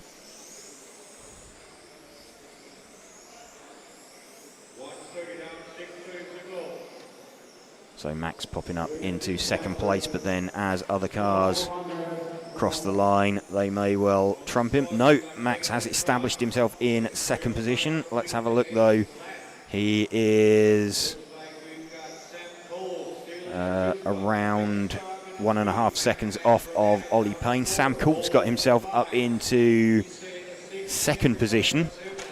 I was going to say let's pick him up, but he's just stoved it into the barrier as we got near him. Let's have a look at who is running. Adam Mackman's running in 3rd position. His is the yellow front, purple rear coloured car. He's just coming past the, or going up into the top end of the circuit, into the chicane now. There we go. That is Adam Mackman running in 3rd position currently. Down the main straight, we are running with the car of Adam Mackman. Yellow front, purple rear on his car. So already having to get out of the way of Ollie, despite Adam running in 3rd position himself. So really good run coming together for Ollie. An 11.8 as Ollie's best lap. Last time round Ollie was an 11.9. Max was a 12.0. Slow last lap for Max with a 12.5 as well.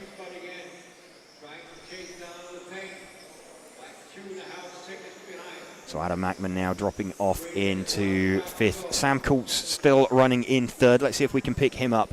The white car with the orange cockpit. He is through the chicane now and out onto the main straight. There we go, that's the car of Sam Coult.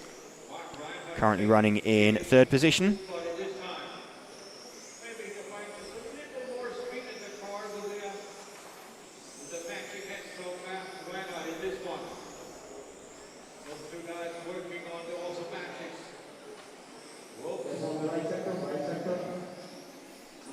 Sam Coult still running in 3rd from Michael Bolt. A couple of tenths up.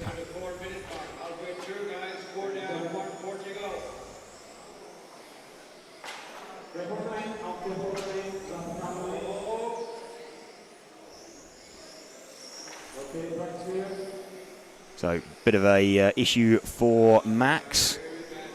So, Ollie Payne now put a lap into him. That's Sam Court up into second. Michael Bolt into third. Decent gap now for Ollie. He is around 3 seconds down the road from this car we're running with. Let's pick up Michael Bolt for a little bit, the number 5 car. He is the orange-coloured car just up at the top end of the circuit now. In fact, he's one car in front of Sam, so there we go. This is car of Michael Bolt. Small mistake there for Michael. Sam Court in front of him by around 1.7 seconds.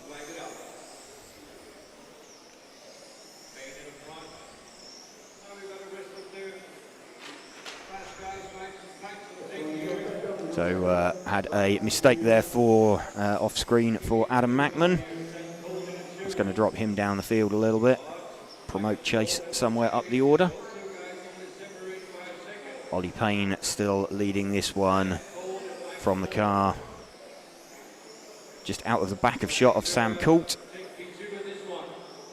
Michael Bolt, who we are running with, around 1.5 seconds back.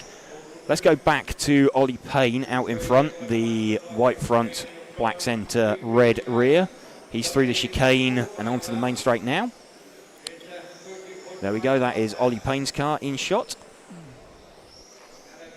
So Ollie heading for a second round TQ at the moment with just over 2 minutes remaining. If he gets this, remember, he has won 2 rounds out of 2. Crucially, though, that will be 2 out of 5, which is the number of counting scores. So that will give him a guaranteed first or second on the grid. Will mean that the worst... It basically, in order to beat him, someone would need to win 2 of the remaining 3 rounds and do a quicker time. Currently, though, Ollie heading for a 40 in 8:01. Sam Court heading for a 40 in 8:07 as a predicted time. Liam Tyrrell says shout out to all the UK drivers, but especially TQ Graphics drivers Ollie Payne and Finn Whitelock. Indeed, I think TQ might be quite apt in the sense of Ollie Payne, who we are running with at the moment. 1 minute 15 seconds to go. Just needs to find his way through traffic. He's passed a crashed Chase Mackman. He is just closing in now on the car of Ollie Boltink. Ollie gets right out of Ollie's way. So gap now between Sam Court and Michael Bolt, 2/10. That's getting relatively close for second place. We'll stick with Ollie, though, as we run for the end. We'll see if Michael Bolt can do anything about Sam Court. I think Sam's just made a little bit of a mistake himself. He is 1 car in front of Ollie Payne. So Ollie will be driving up to the back of Sam Court. 25 seconds left. Michael Bolt has just got Sam Court on the split. So Michael Bolt now heading for second. 10 seconds left. And Sam having to get out of Ollie's way right at the end there. That could swing things in favour of Michael. So Ollie Payne taking that one. And Ollie Payne taking the round as well, waiting for Michael Bolt versus Sam Court. I think Michael should take that one. Let's see as Sam Court crosses the line. Michael does take that one by 1.3 seconds. Just going to have a look at the overalls after this as well, because I've got a feeling that some of the previous heat may well be up there and somewhere in the mix. So Ollie Payne taking that one and the round win. And just going to have a look at the overall. So Michael Bolt with a second in round that time. Niels de Gruyter was 5th in round, but he currently sits 3rd overall. Looking, Sam Court was third in round that time. That will be a useful score for him. Fourth in round was Nico Saarinen from the previous heat. So top three, only the top three in that one beating the previous heat. James Hart had an 8th in round. He's currently sitting 5th overall. So there's a bunch of drivers who really only have one decent score. Adam Mackman with 9th in round there. Chase Mackman is sat in 14th with a 14 and a 16. Dennis Meether, he was out in an earlier heat. He looked like he had some good pace. He's got a 19 and a 22. So some decent pace on display from a bunch of drivers there. But Ollie Payne taking the first 2 rounds. And a quicker time that time as well. So he missed out by 1.1 seconds on a 41 lap run.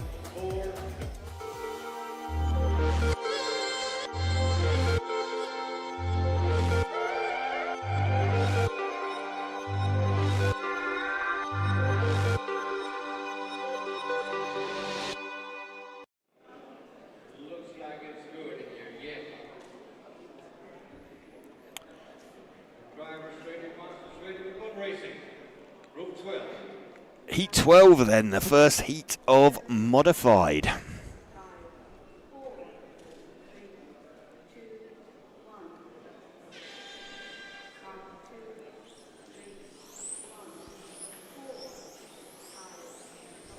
Arno Buffat leads away his green coloured car down the main straight. Much quicker down the main straight than the previous cars were. These powered by 6.5 turn motors.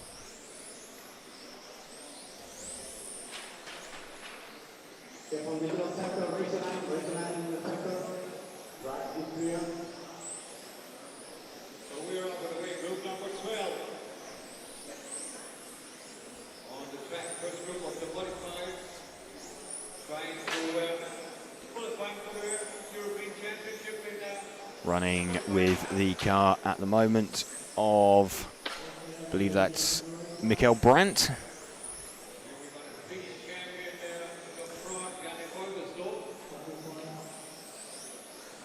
Just trying to get through some traffic. Had a bit of an exasperated yell from the driver's rostrum just as he tried to carve his way through.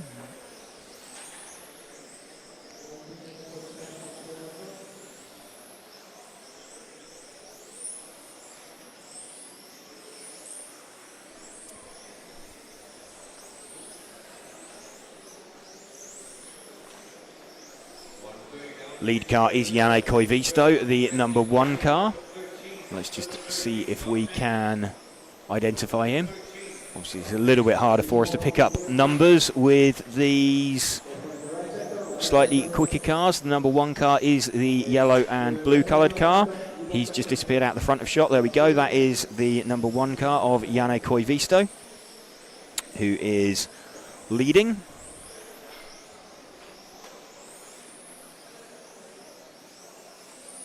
Just making his way through some traffic. He's got that green car in fairly close attendance. That was the 2 car of Arno Buffat. So Janne still leading this one on the clock, but pretty sure on this lap he's going to lose the lead because Janne Koivisto, he's not quite lost the lead. He started out 2 cars behind, that's why. So it was 2 seconds behind Arno Buffat, but gap now down to 0.6 of a second. So we'll keep running with Janne Koivisto, the lead car at the moment, but expecting him to lose the lead potentially in the next lap or so. 1 second now, the gap between him and the leader.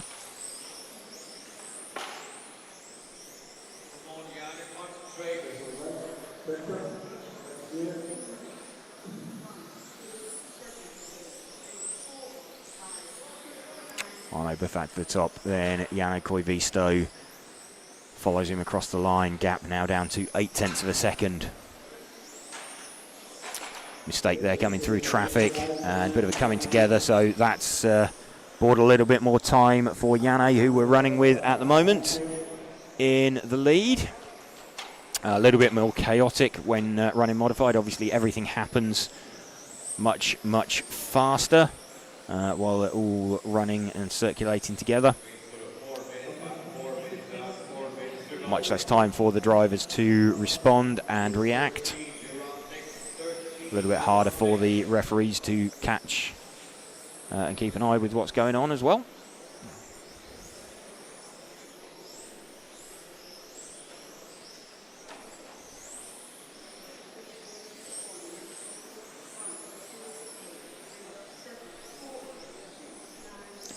Still Janne Koivisto from Arno Buffat. Arno Buffat is a green coloured car. You'll see him appear in the back of shot a couple of times. You would do. He's just put it on his roof through the chicane in the top of the circuit. So we'll stick with Janne, leading this one relatively comfortably now. His gap is some 6 seconds. We've got 3.5 minutes of this run remaining.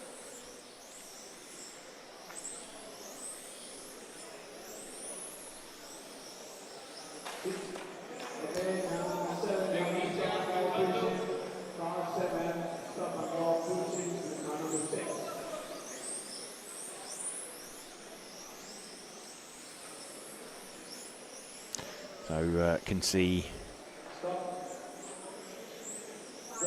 the marshals struggling slightly to get out and back from their parts of the circuit. Still with the leader, Janne Koivisto now. Starting to cut back through some of that traffic. He's got a big lead. No real close battles going on out on the circuit at the moment. It's a 40-lap run predicted for Janne Koivisto. It's just about a 40-lap run for Arno Buffat coming up as well.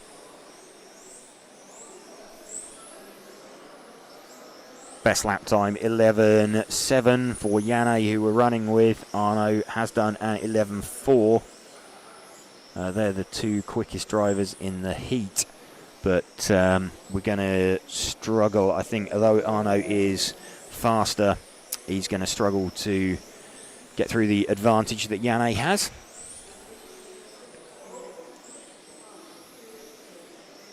Just needs to calmly pick off this traffic one by one. There goes one out the way. There goes, that wasn't very helpful. Fortunately, it was at the feet of a marshal, but that's not going to help his overall time. So that big lead that he had from Arno Buffat, he'll still have some of a lead, but very slow lap coming up. It was a 16.6, so some 3.5-4 seconds he's lost. His time over Arno Buffat now down to like 3.3 seconds. Still pretty comfortable. You'll see Arno is the green car just out the back of shot. So this is Arno Buffat, then the green coloured car that we're following. He's trying to chase down Janne Koivisto, who is the one car in front of him. The pair of them catching some traffic.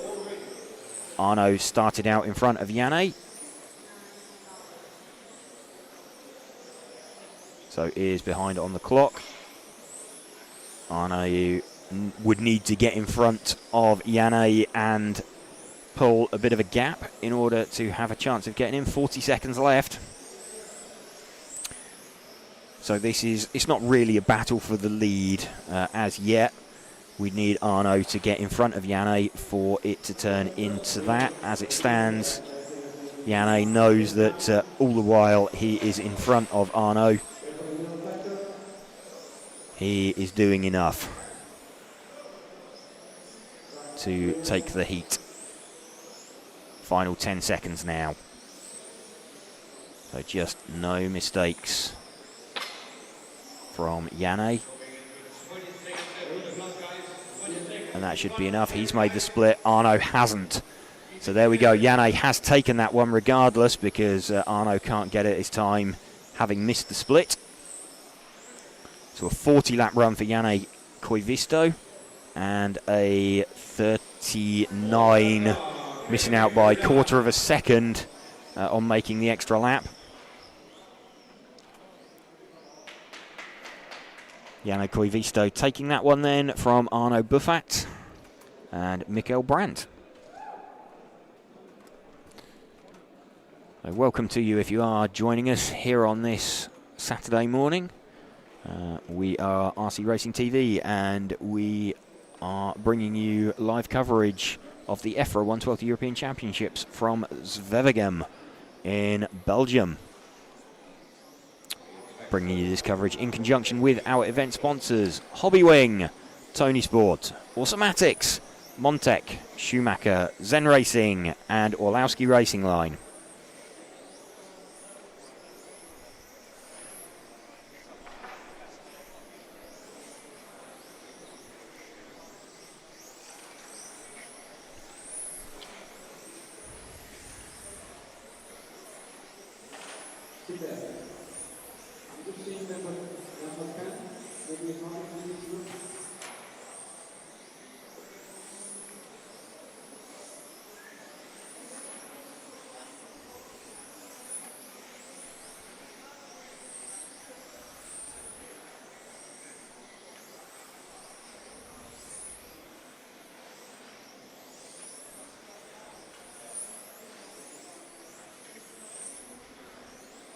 Starting order for group number 13, 4, 6, 8, 9 in the front. 1, 5, 7, 2, 3. Heat number 13 coming up. There's 15 heats in total in a round. So after this round, we have got a couple of minute gap, about 10 minutes or so in the timetable, and then a couple of GT heats. So we will be remaining on air, but we may disappear off air after that, just while we go and catch up with the modified drivers and the stock drivers. Catch up, see what their thoughts are end of round. So if we go silent for a little bit come the end of the round, that's what is going on. Long days, so just so that we can stay on air, we just need an opportunity to catch up with the drivers at some point.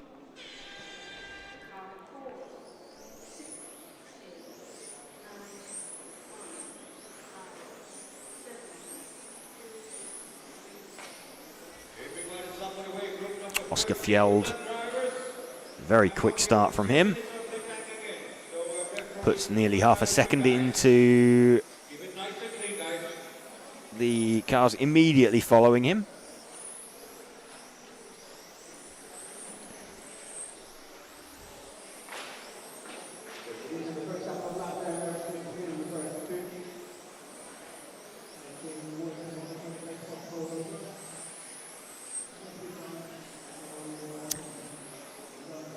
So out in front at the moment, we have got the car of Thomas Liptak, the number 2 car. Let's see if we can identify. He's one of the 2 green coloured cars. He's the lighter green.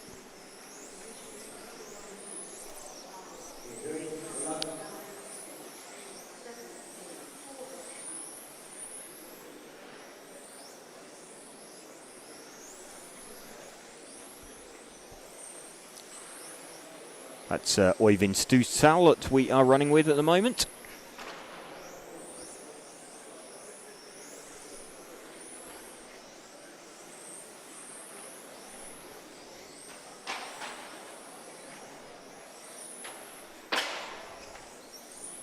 Nicola Morone's got himself out in front with the 5 car. Let's see if we can pick out Nicola. We know it's a fairly safe bet he'll have white wheels on his car.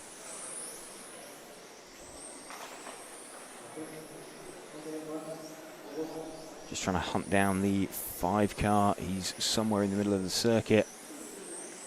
He is the green coloured car, just going through the chicane now and out onto the main straight. There we go. This is Nicola Morone, the race leader. Going to filter through to the top of the order, leading this one by about 6/10 at the moment.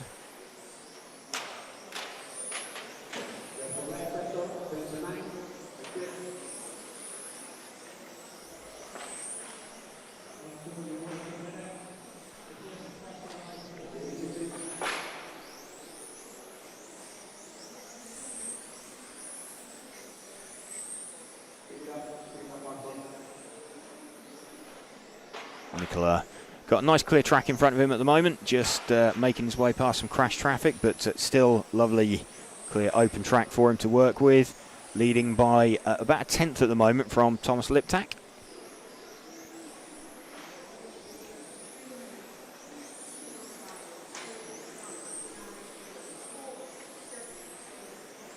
So it's a race between the two all-green coloured cars. We're running with the lead of those two at the moment.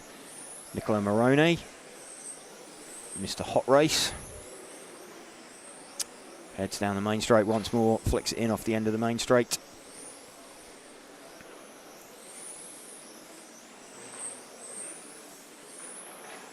Little bit of a bobble over some of the curbs. Very easy when you go offline just to be distracted a little. Hanging on quite nicely.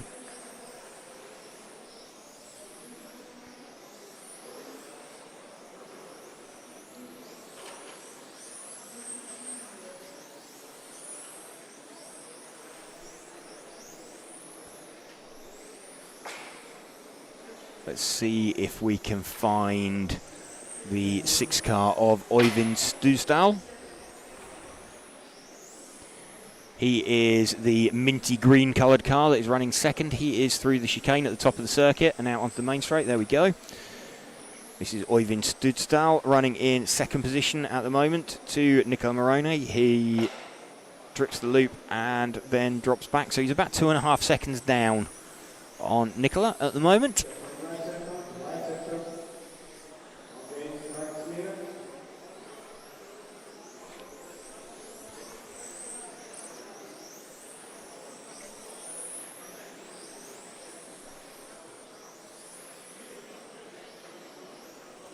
Gap comes down very slightly, but only by about 1/10 of a second.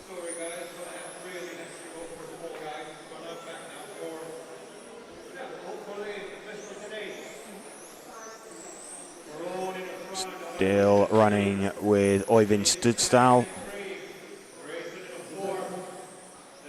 carving his way through some traffic, trying to close in on Nicola.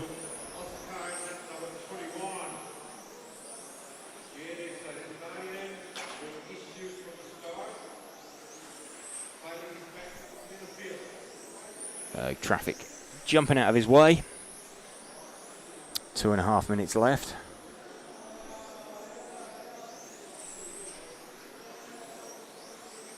It's relatively steady, relatively stable at the front.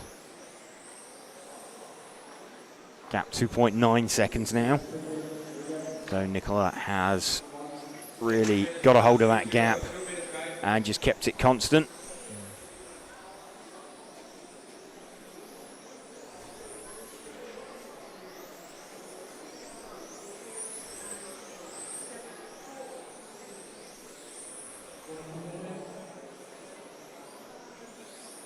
Øyvind Studsdal just, well, that's one way of doing it. Making his way through some recovering traffic and kind of getting away with it a little bit as they rebounded onto the track. So, gap now 3.1 seconds that Nicola Moroni has got. Let's see if we can find Nicola again, the all green coloured car. In fact, he's 1 car back, isn't he? There we go. So Nicola operating on the split with Øyvind.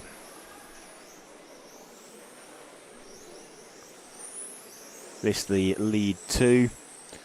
Gap between them now up to 4 seconds. Mistake there though for Nicola. So right at the death, Nicola makes a mistake with less than a minute to go. He's going to tumble down the order. Øyvind Studsdal, who we are running with, is our new lead car. He's got a lead of around 3 seconds. So we'll stick with Øyvind as he runs for home. And we start building towards the top end, the pointy end of modified.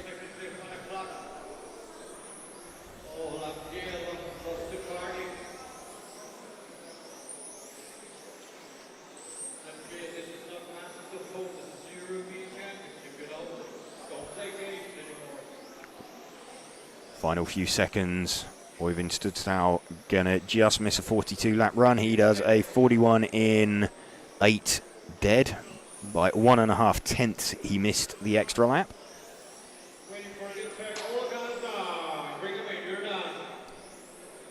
In fact, it was nearer 3 tenths in the end. He had a slow last lap.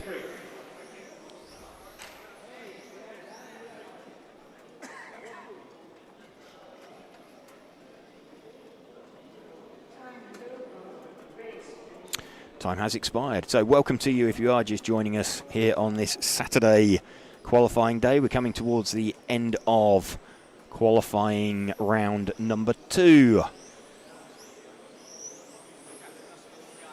from the EFRA 112th European Championships hosted by the MRCZ track in Zwevegem in Belgium. Bring you this live coverage in association with Hobbywing and also Tony Sports, Automatics, Montec, Schumacher, Zen Racing and Orlowski Racing Line.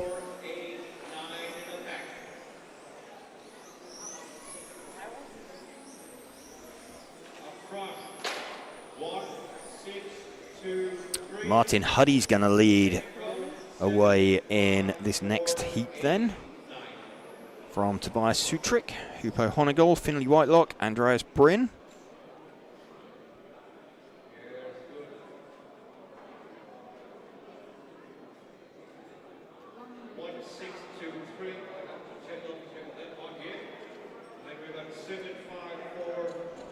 So we have Martin Huddy was 6th in round in round 1 of qualifying yesterday.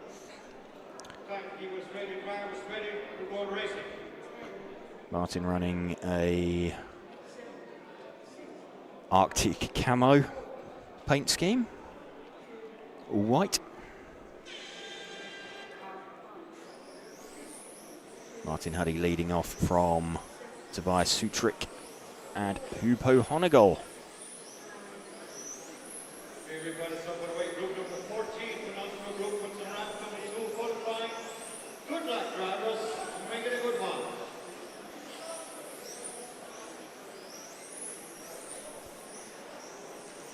So front 2 have already made a bit of a break for it. Tobias, who is 1 car back, is just in front at the moment.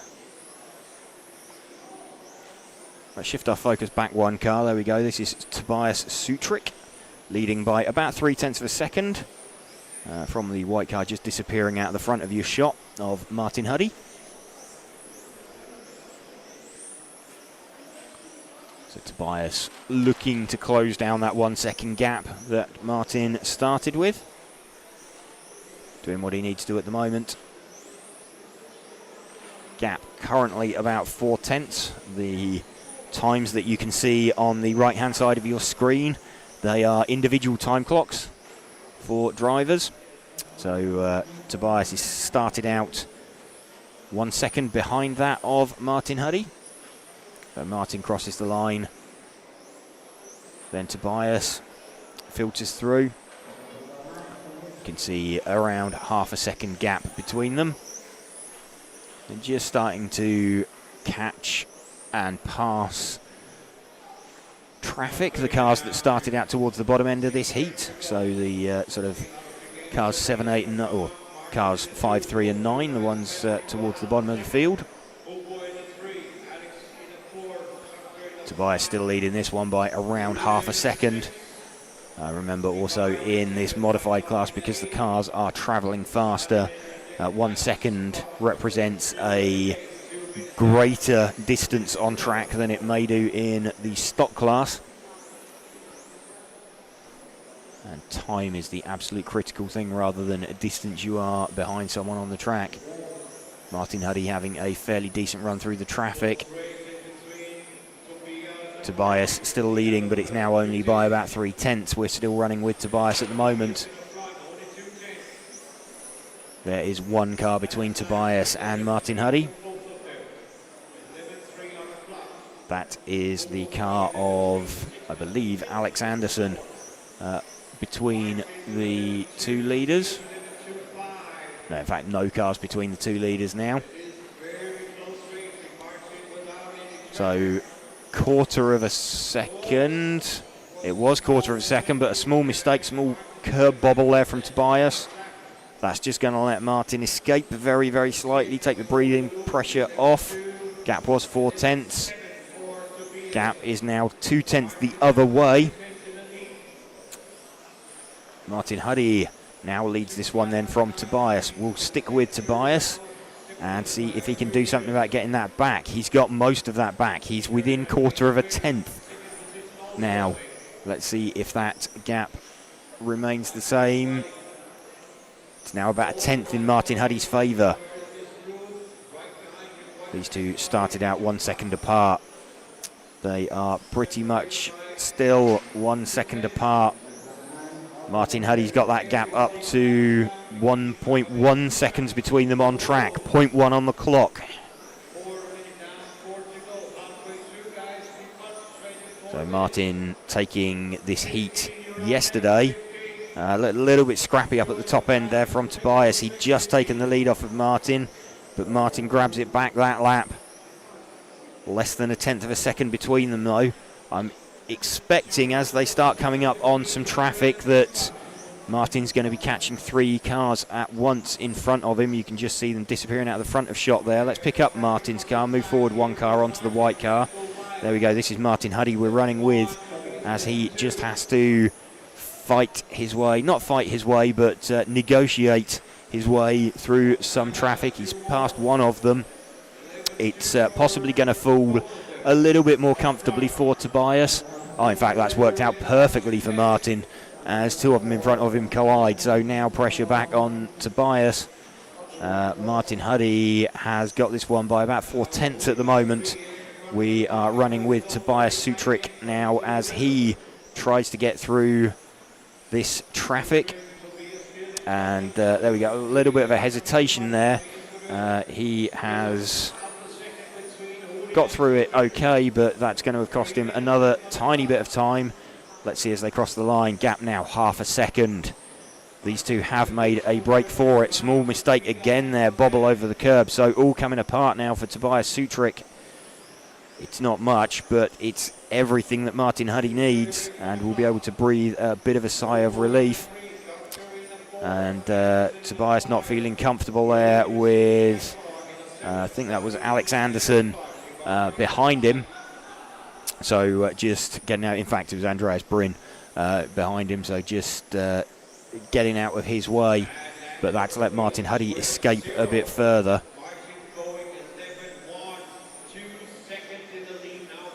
Martin Huddy now 2 seconds in front. So looking good for Martin. Tobias, though, will be hoping to pop himself up with 2 minutes to go. We've got Martin Huddy back on the screen. His white car down the main straight. Running with the lead car of Martin Huddy. Tobias now falling away fairly massively, and Hupo may well pop up, having been cruising around in 3rd position all race, may well find himself popping up into 2nd position. We're running though with the lead car of Martin Huddy as he navigates his way around down the main straight once more.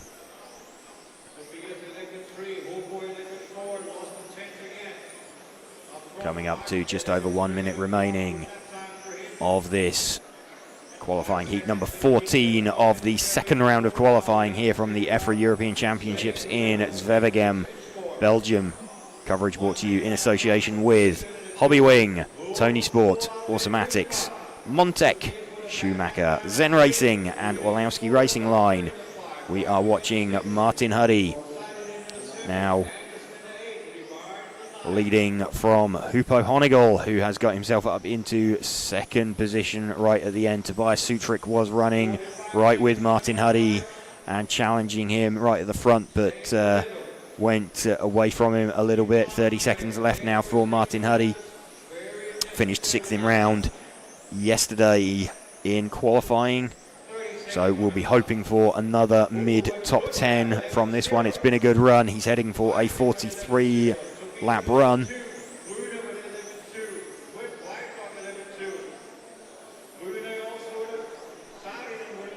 Final 10 seconds now for Martin Huddy.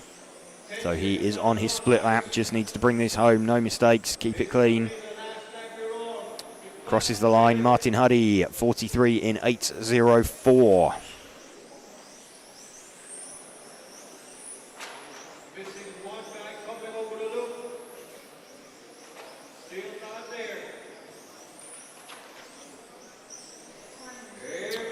Martin Huddy takes that one.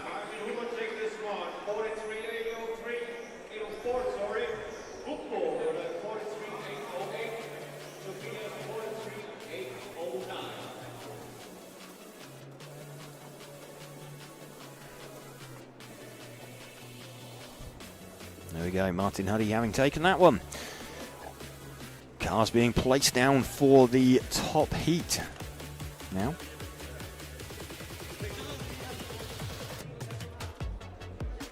So we're going to have Ollie Payne leading away from Mark Reinhardt, Michael Orlowski, Adam Isay, Nico Saarinen, Matthias Nedrabo, Alex Hagberg, and Marcus Mobers.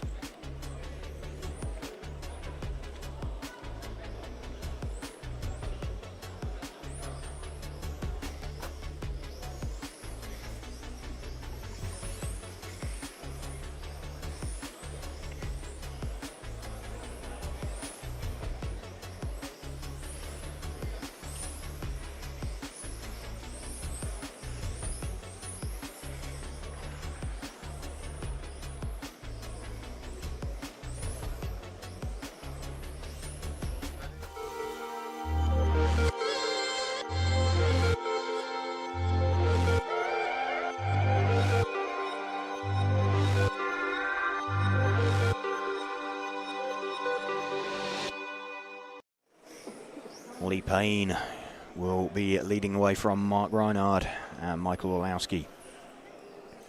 Remember, Ollie taking the round yesterday, so if Ollie can take this round, he will again guarantee himself a spot on the front row of the grid.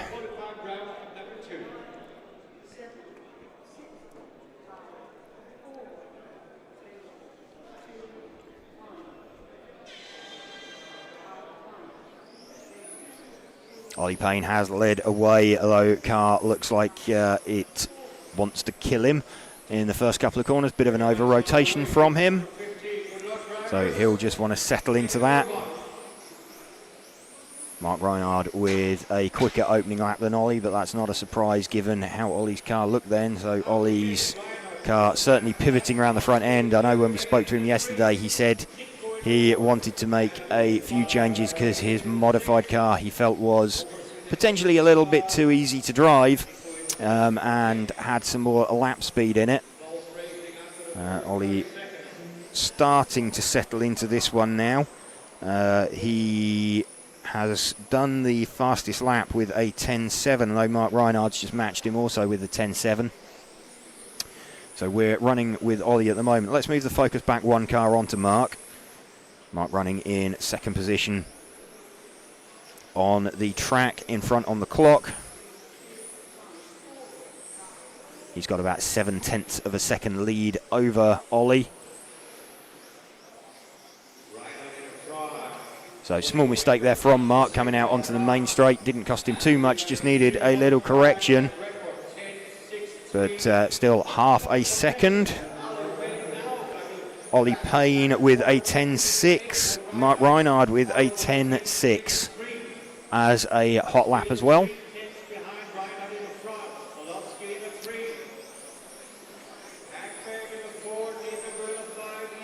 So running with Mark as he cuts his way through some traffic.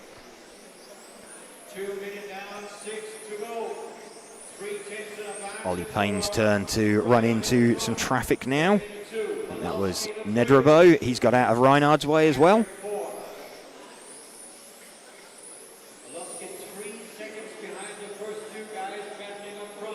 So Michael Orlowski 3 seconds down already on these two out in front.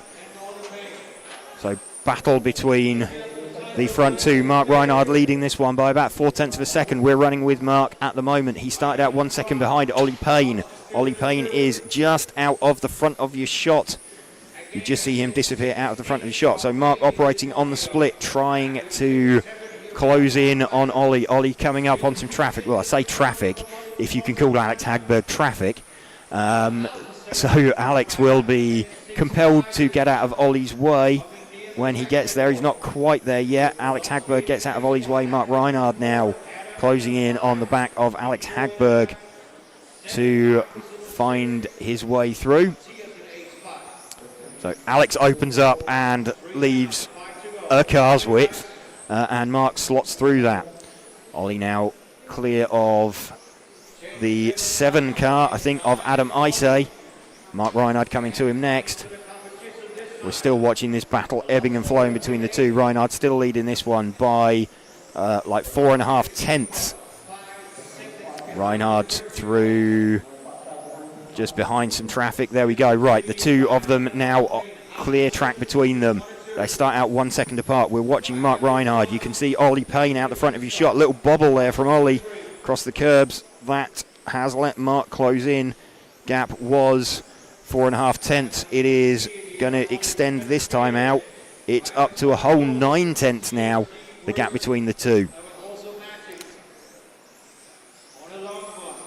So we are seeing at half distance, we're running with Mark Reinhard, but you can also see Ollie Payne just out of the front of your shot. These two showing themselves to be the class of the field this weekend. Defending champion Michael Orlowski is, let's just see how far behind he is when he crosses the line to trigger. Michael Orlowski is running third, but he's some 6 seconds back on these two that we're running with.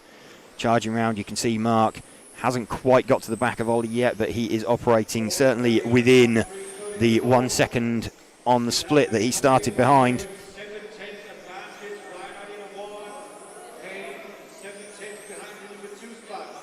7 tenths now, Mark's advantage over Ollie.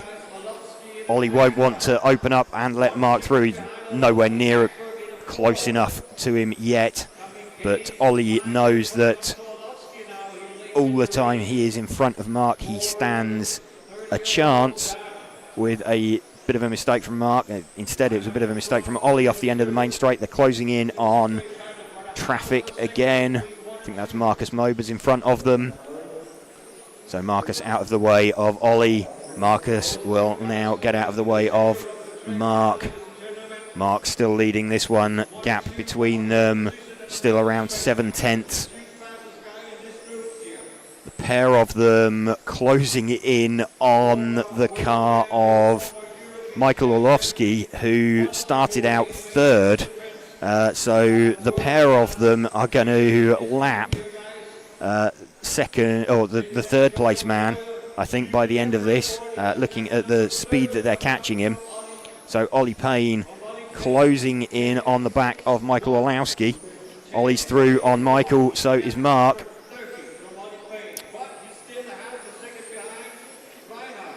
Reinhard leading this one by 6 tenths now from Ollie. So gap between these two cars. There we go. Ollie is through on, I think that was Nico Saarinen that they've gone past. Clear track in front of them again. Open battle between Mark Reinhard and Ollie Payne. Mark Reinhard got this by about 4 tenths at the moment as we go into the last couple of minutes. These two are a lap up on the rest of the field. Mark leading this one now by around 7 tenths. Fastest lap, 10.5 from Ollie, 10.6 from Mark. Last time round, they were both doing 10.5s, 10.6s. Ollie looks like he's extended the gap very slightly over Mark, now with clear track in front of him, 1 minute to go. Reinhard still holds the lead, 4 tenths of a second. Running with Ollie Payne and Mark Reinhard. Remember, Ollie took round number 1 yesterday.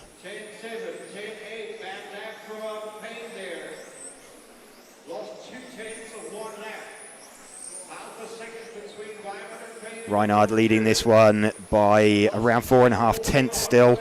We're running with Mark. Ollie's just out the front of shot. Last 30 seconds.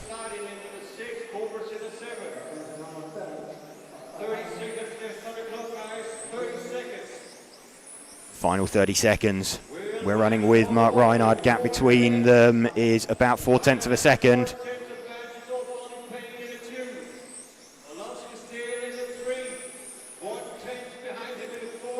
Reinhard now 3/10 down on Ollie, or 3/10 up on Ollie. So Ollie doing everything he can, going for the line. Ollie Reinhard takes that right at the end by about half a second. So Mark Reinhard gets that from Ollie Payne by half a second at the end. The pair of them lapped Michael Orlovsky in third position. So huge pace from the front two.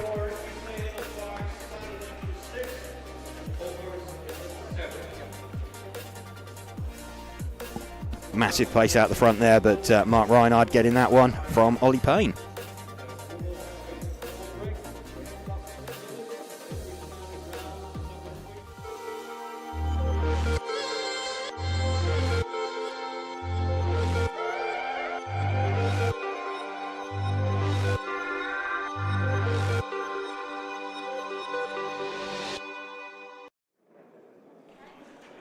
Well, don't go anywhere. There is a short break on track, but we are going to be hearing from our two fastest drivers on track.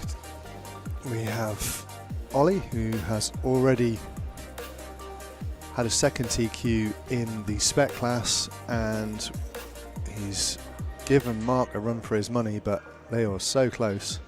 So I think we're going to talk to Ollie first, and then we're going to go over to Mark. So we will bring that to you now.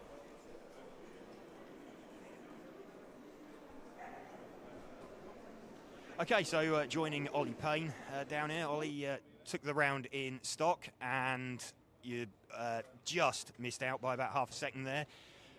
So let's go to mod first. I mean, you could see Mark behind you. Did you know how close the gap was? Yeah, I was very aware of what the gap was. For me, the biggest issue was just catching the traffic first, which made it a little bit difficult. Obviously, there's a few cars sort of going the wrong way or just sort of doing a bit of random things, so I was always a little bit wary of that. I was looking more forward than behind, if I'm honest, just to try and make sure that there was no cars on the line or anything like that. So. But I mean, the two of you, I mean, you lapped Michael in third, so you've clearly both got very good pace. Yeah, I was just sort of driving at the pace I could go, and wasn't really driving out of myself, if you like. So I was very surprised that we put that much of a gap into everybody else. Okay, and what about stock? You've got 2 round wins now, so you're definitely starting first or second. So any changes you're going to try? Does that give you a bit of an opportunity to experiment for the rest of the day? Yeah, I think now I'm still not 100% happy with the car, so I now get a little bit of an opportunity to do some testing before I have to TQ another round this afternoon. Okay, well, good luck. Well done. Thank you.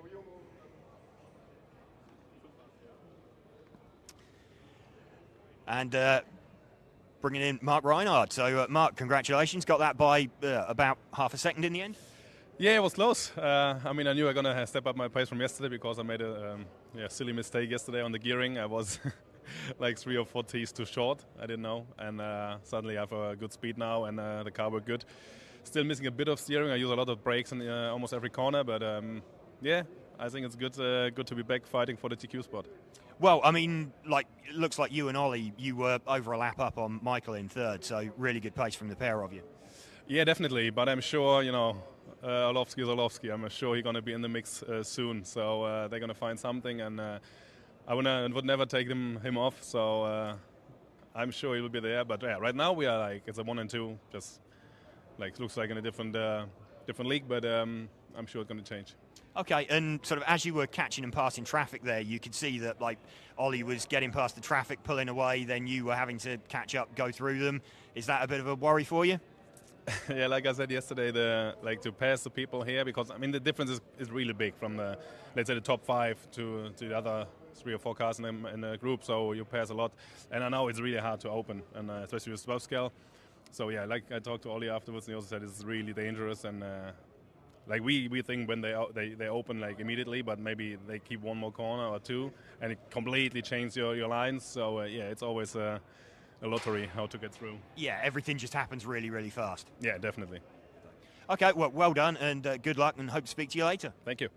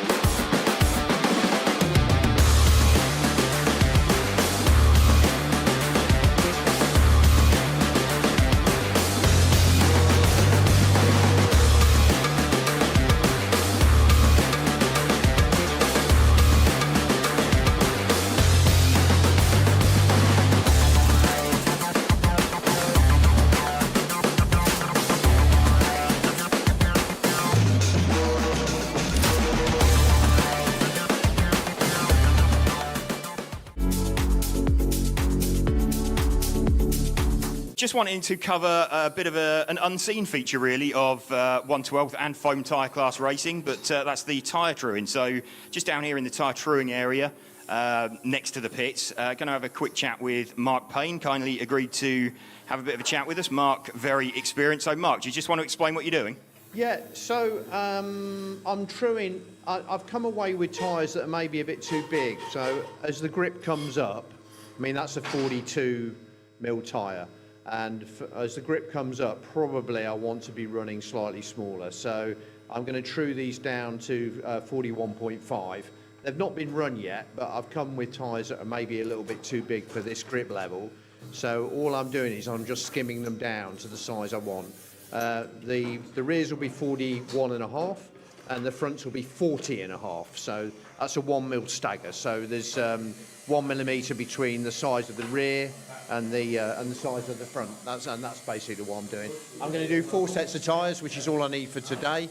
I might then use them again tomorrow and re-skim them. A lot of drivers don't, but I'm a bit cheap with tyres, so I like to try and reuse them. So, but I don't like to use them straight off the track. I like to just give them a skim. They'll go even smaller, so probably maybe 41-40, but that's as small as I'll run. So really at this kind of level, it's 2 runs out the tyres, I would say.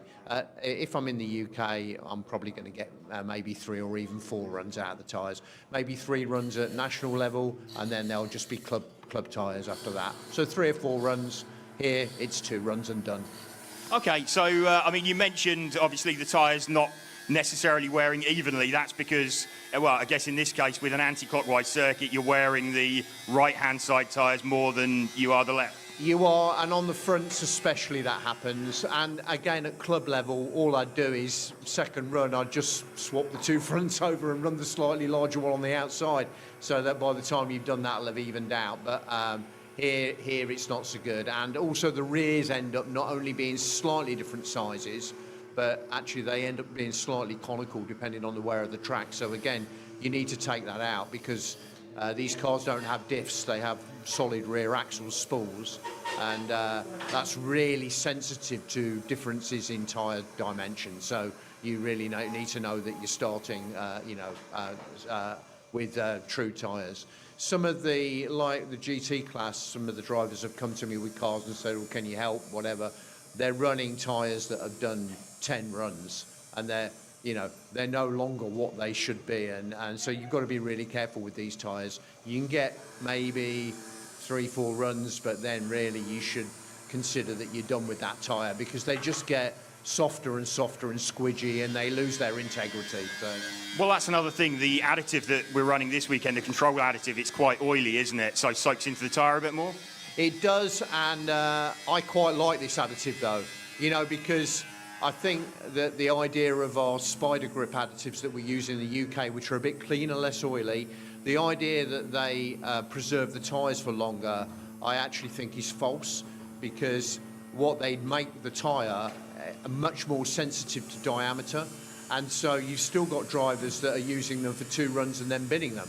Some of the top drivers here will do 1 run on a set of tyres and then never use them again. I mean, and for me, that's almost a sin, you know, that I feel uncomfortable with that. So it is true that the spider type additives are kinder to the rubber, but if you're only doing 2 runs on the tyres in a meeting, and it's all a bit pointless, they're going in the bin anyway. So I would rather have the kinder grip of an oily additive. I think the cars are nicer to drive on the track using the Speed Tech oil-based additives, but that's just my personal opinion.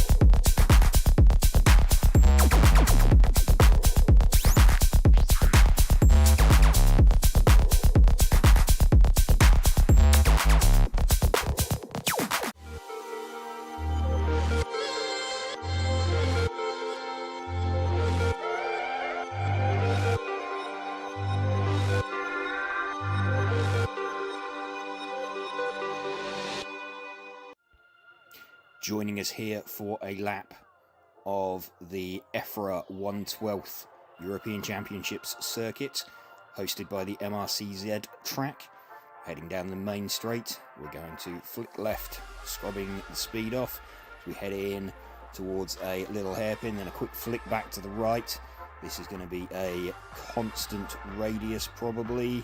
Round to the right again, then back round to the left, curving as we start building the speed all the way down underneath the driver's rostrum before another sort of tightening left-hand turn into a hairpin, then another quick flick to the right, constant radius again as you start getting on the power. This is possibly going to be a triple apex right-hander before another quick flick to the left as we go down towards the bottom end of the circuit. Building speed, then starting to scrub speed off, turning round to the left again before we head up in towards this tight, tortuous chicane as we flick right then left. Right again on the exit, then back round to the left and out onto the main straight, building the power all the way back down again, getting faster and faster and faster as we complete the lap. Let's go.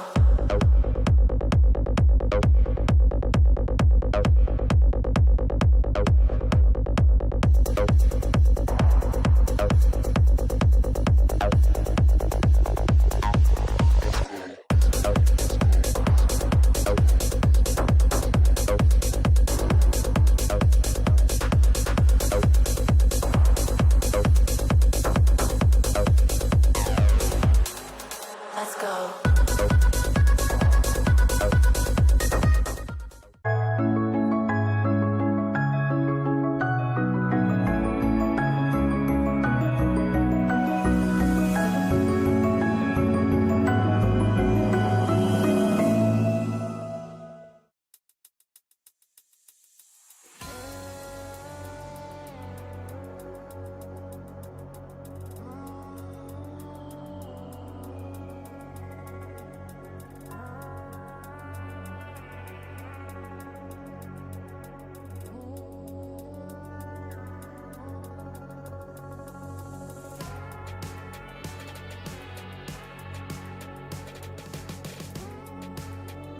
There we go, Simon Lauter, European champion. Yeah, in the end it paid off. I'm happy. cuts back through, so change for third position there, Mark Reinhard. Michael Olowski then comes across the line to win the European Championship. Yeah, it's good to have it back after last year.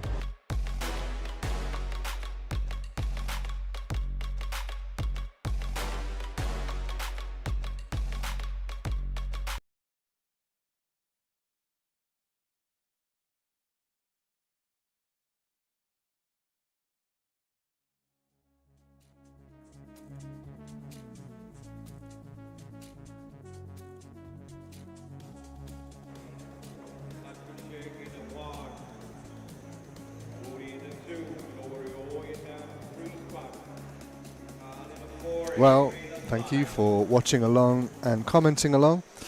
We have started the GT class. As is the way, the first 2 heats of each round are the GT class, so we'll be back with commentary when we get to the LMPs, which will be for Heat 3. So we will talk to you again then, but in the meantime, thank you to Hobbywing for being our title sponsor at this event and being in just about every single car here. And also, of course, to Tony Sport, Automatics, Montec, Schumacher, Zen Racing, and Orlowski RacingLine.com. This is the support class that you can see going around now, so we'll leave you with the sounds of Beyond talking the track, and we'll be back very soon with the LMP class, the stock or spec class for Heat 3.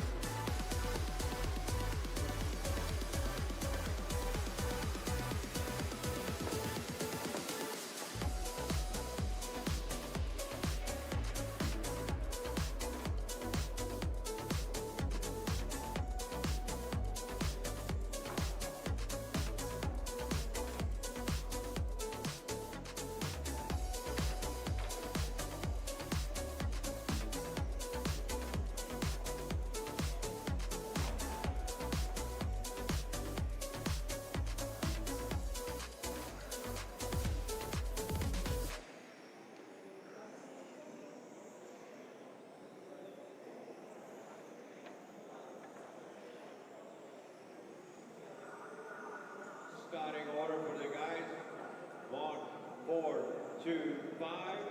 And then we got 6, 7, 8, 3 behind. Front row. 1, 4, 2, 5. Number 2, come in front. Come a little bit near. There, a little bit there. Rest of the guys behind. 8, stay where you are.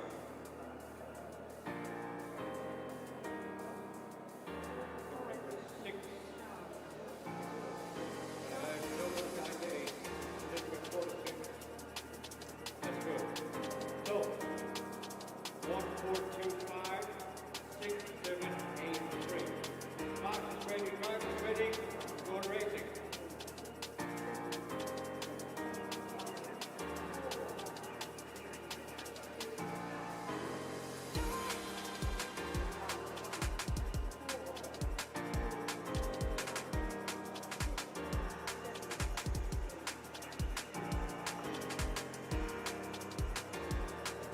Everybody's on the way, coach number 2. Good luck, drivers. Make it a good one.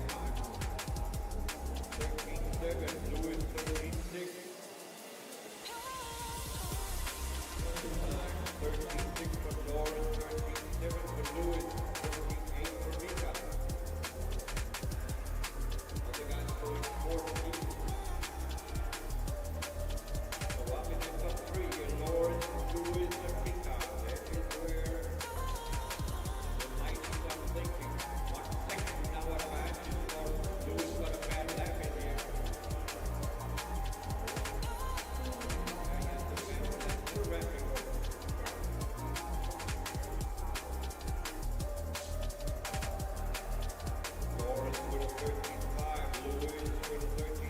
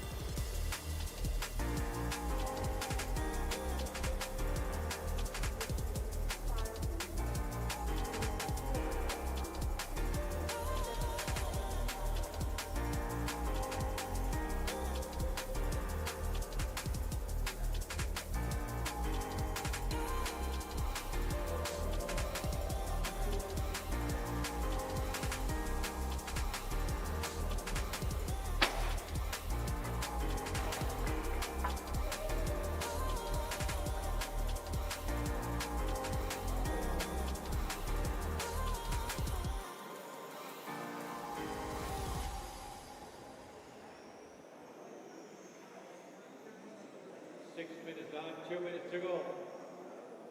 Still a very hard life here. Lawrence Sips 5 seconds away from Mika now. Lewis still in the 3 spot. So we are back. Just taking the opportunity of the small gap at the end of the round, and the GT class running on track at the moment. There's an opportunity for some refreshments. Quite long rounds and quite long days, so needing to give a little bit of time just to be able to keep us on air. Also saw just before the break we managed to catch up with Ollie Payne, who took the stock round, Mark Reinhard, who took the modified round as well. 1 minute 30 left of the GT class running, then we get back into the proper 1/12 class. So this is the EFRA 1/12 European Championships from Zwevegem in Belgium.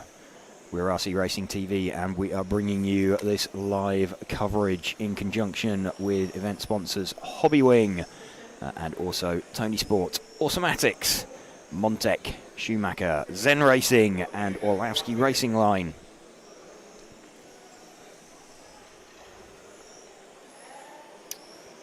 Just under 1 minute left of this one.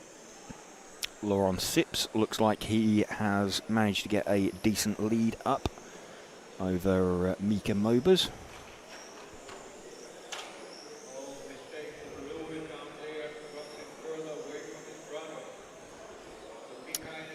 Toby Hampson asking what motor is with these GT12s 13.5. These are 17.5 powered, so 17.5 for these. We've got 13.5 in the LMP Spec class, and we've got 6.5 Blinky in the modified class.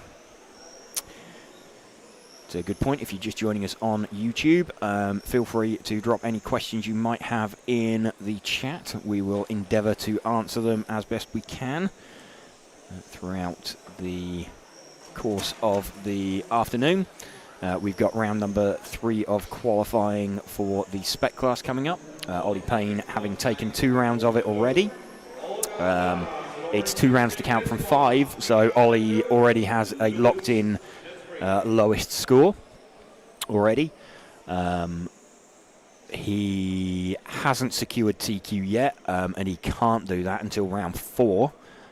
With that, he would need to win all 4 rounds, or the first 4 rounds, in order to absolutely guarantee it. But he is guaranteed to be starting on the front row, if nothing else. So, as he was mentioning earlier on in our interview with him, maybe a bit of an opportunity for him to experiment for the next couple of rounds until he definitely needs a time to put in. So he's got maybe the opportunity that some of the others haven't of a little bit of testing coming up. We're getting set then for the first of the 1/12 scale classes. Chris House is going to lead away from Lee Moss, Dennis Marshalow, Winston Barnett, Eric Gorgeau, Eric Roll, Patrick Room and Jean-Michel Taimans.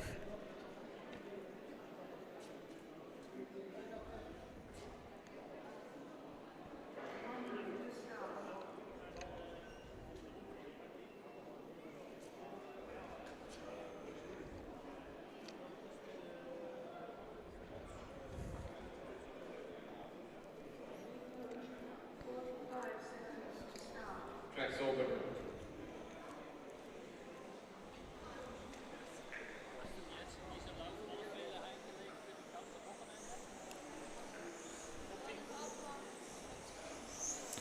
Track is open. Drivers are heading round, just circulating, getting themselves on the line.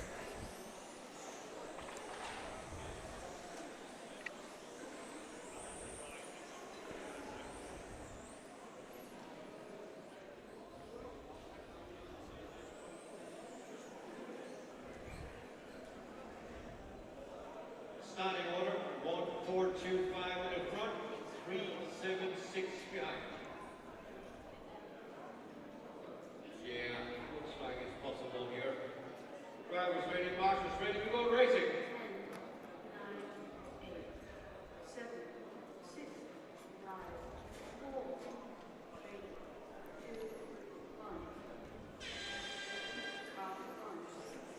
Chris House leading away, or as we're in Europe, he becomes known as Christophe Maison.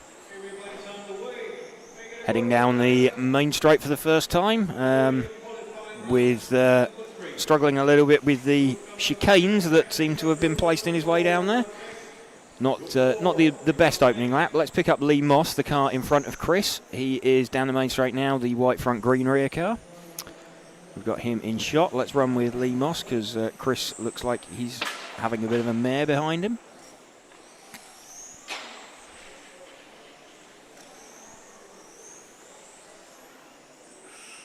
Lee Moss leading this one from the car of Chris House, but Chris not looking particularly comfortable with his car at the start.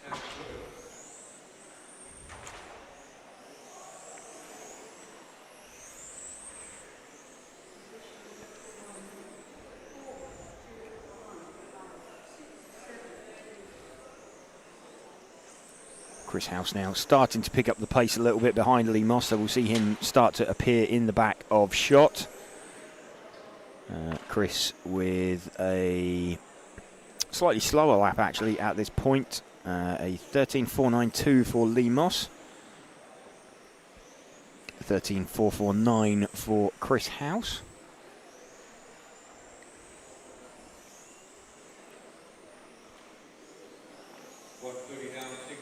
Running with Lee, started out 1 second behind Chris House. Chris is the car just out of the back of shot. Mistake there for Lee off the end of the straight, bit of a bobble. So gap now about 0.7 of a second. But let's see if Chris can just stretch that gap. They're coming through some traffic.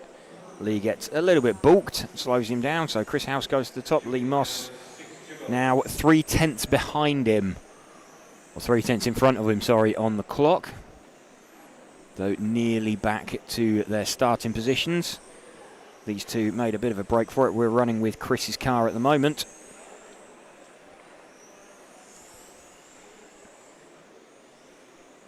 So we come into like 2.5 minutes down. Chris looks like he's got up enough of a gap now over Lee. He has. So Chris leading this one by about 0.8 now. And a 13.2 fastest lap from Chris.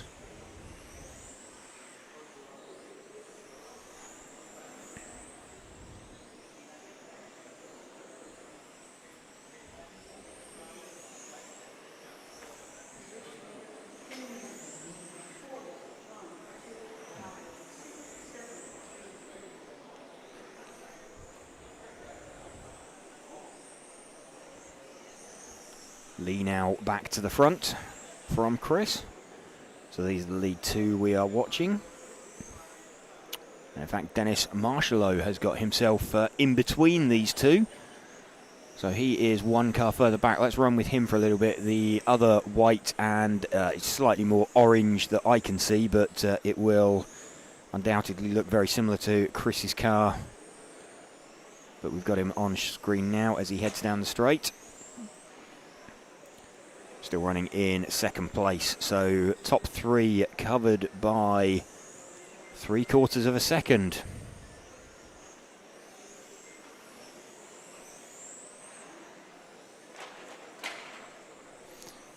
And a mistake there from the car we were running with, hopped over the barrier and carried on, so that will drop him right down the order because he will have missed the minimum lap time when he hopped across the track. So dropped him right off. He lost about 6 seconds when he had to go round again. 4:30 down, 3:30 to go. Back in the race, you guys. Lee Moss still in front. Let's see if we can pick up the two leaders again. They're just off the end of the main straight. So this the lead two. We're running with Lee Moss, the lead car, which is the white front, green rear coloured car. So he's the second of these two cars. He is running in front of Chris House on the split. They're just coming past some traffic now. Chris started out 1 second in front of Lee. We're running with Lee at the moment, just circulating around inside Chris's split.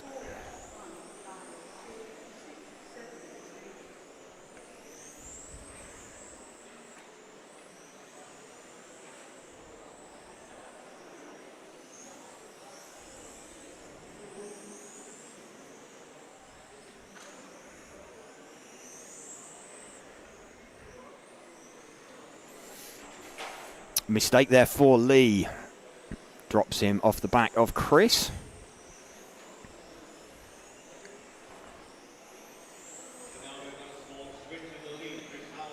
Chris House back to the front. Let's have a look.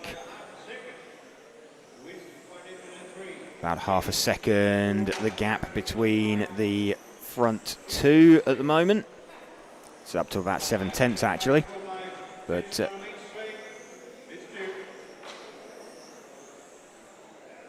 still running with Lee Moss as he tries to hunt down Chris House. 0.8 of a second now, the gap between them.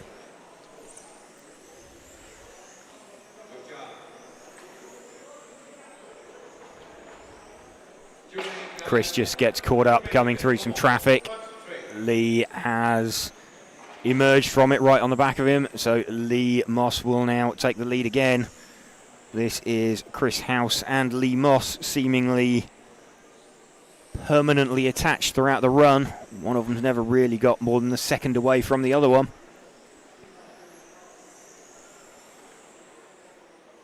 Lee Moss hits the front, 0.6 up on Chris House.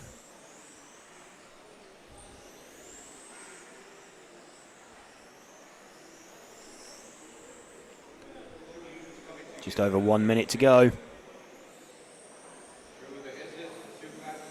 Chris just starting to edge away towards the end of the run. Remember, he started 1 second in front of Lee. He's passed a piece of traffic in between them. Lee's closed in as they went through that traffic.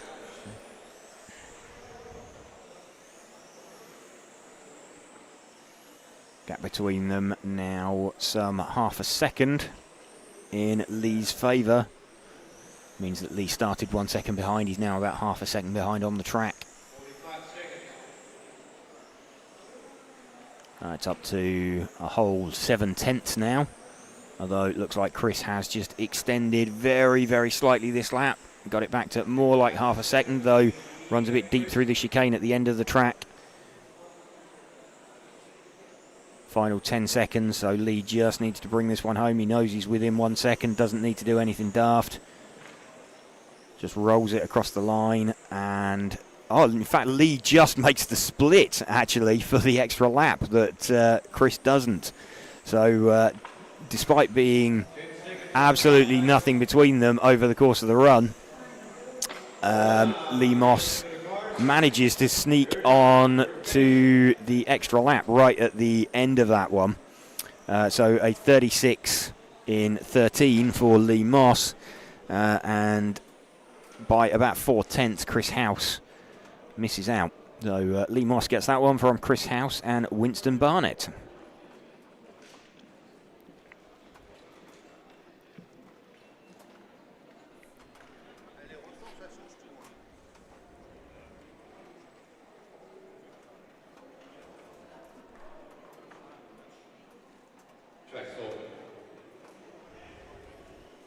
Track has been opened for heat number 4 of Spec qualifying. This is qualifying round number 3. Again, welcome to you if you are just joining us here on RC Racing TV. We're bringing you live coverage of the EFRA 112th European Championships from Zwevegem in Belgium, hosted by the MRCZ Club. We're bringing you this coverage all weekend in conjunction with our event sponsors Hobbywing, Tony Sport, Automatics, Montec, Schumacher, Zen Racing and Orlowski Racing Line.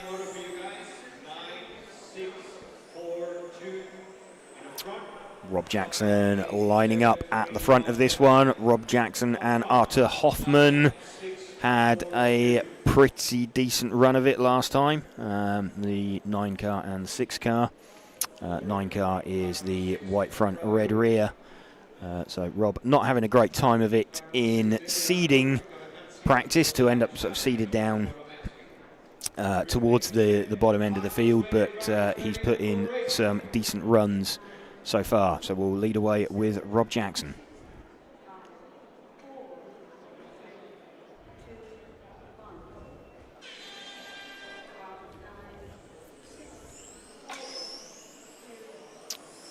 Rob Jackson leading away. So Rob had a bit of an issue last time out and ended up with a stop-go for a jump start. But car looking a little bit wayward at the moment, certainly around the front end, looks a little bit on the nose, a little bit pointy. But he's managing to keep it moving in the right direction. He'll hope that calms down a little bit. If he's got a slightly edgy car for the first minute, but then it comes good and he's good for the other 7, that's probably okay. He'd be a little bit wary of that when it comes to finals tomorrow, but he can do what he needs to. Mistake there from Rob into the barrier. Let's move our focus back 1 car onto the white number 6 car. That is Arthur Hoffman. Another mistake from Rob, and gets out of the way. Arthur Hoffman then being left with a fairly sizable lead now from any of the surrounding cars. In fact, Jukka Häkämies has got himself up to the front through all of that with the number 5 car. That is the, let's see if we can find him. He is the yellow coloured car just going through the chicanes at the top of the circuit and out onto the main straight now. So yellow car in shot there. That is Jukka Häkämies leading. He's dropped back to 2nd now, but there is about 1 second between Jukka and Arthur Hoffman out in front. We'll continue running with Jukka as he tries to drive that gap down.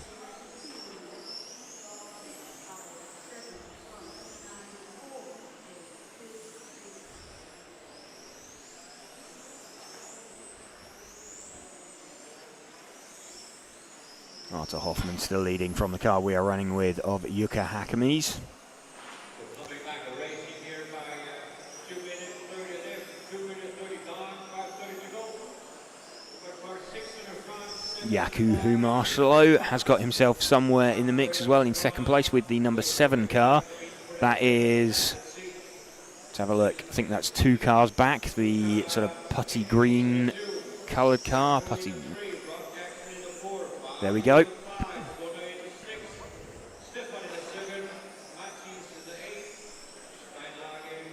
fact, that is the number 4 car of Gunnar Blumendal, but we'll continue to run with him.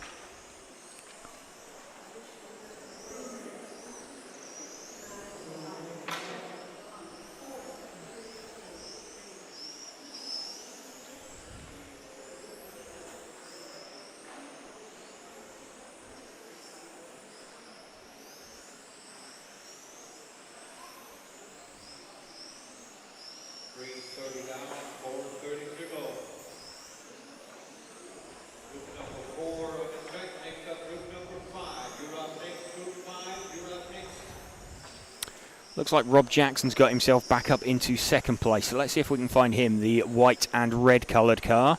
He's going through the sweepy part at the top of the circuit. Now that was the car of Arthur Hoffman that he's just passed, actually, who's just made a bit of a mistake, I think. So Rob's got himself back to the front of the field now, just as we picked him up.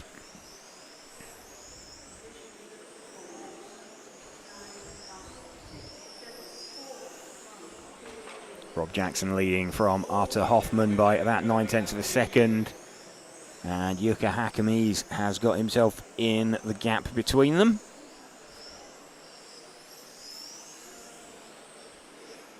Rob's car looking noticeably calmer in the 2nd half of the run than it did in the 1st half of the run. Certainly cost him some time at the beginning. He is a fair chunk faster than anybody else. His best lap time 12.7. We've got next best lap is Arthur Hoffman with a 12.9. So a couple of tenths advantage in Rob's pocket. 3 minutes remaining of this heat number 4 of qualifying round number 3 here at the MRCZ Club in Zwevegem in Belgium.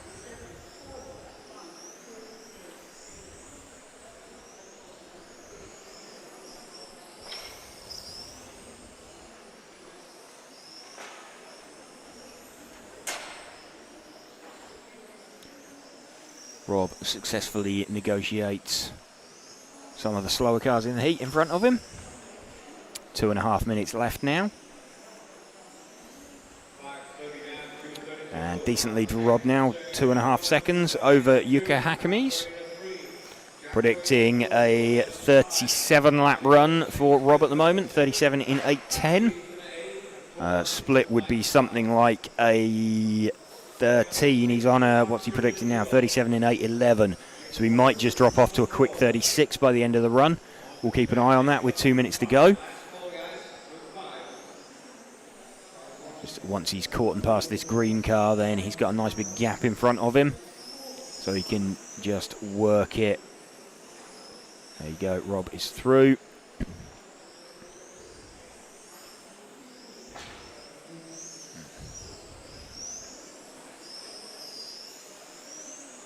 Very nice. Out through the top end of the circuit, down the main straight. Rob Jackson now leading this one by best part of 4 seconds.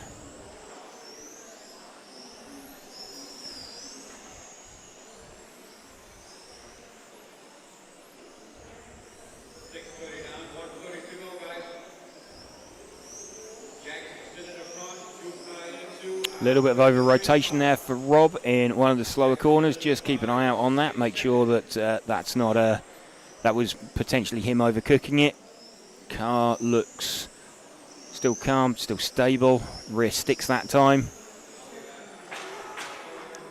Quite a tight line coming out onto the main straight. He could possibly do with just picking up the throttle a little bit earlier. Slightly better. 45 seconds left for Rob Jackson. Still predicting a 37 in 8.10.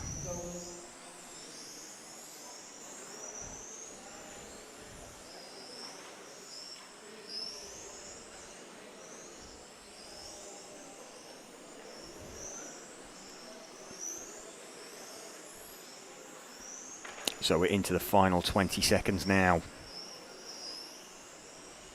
Running with Rob Jackson out in front.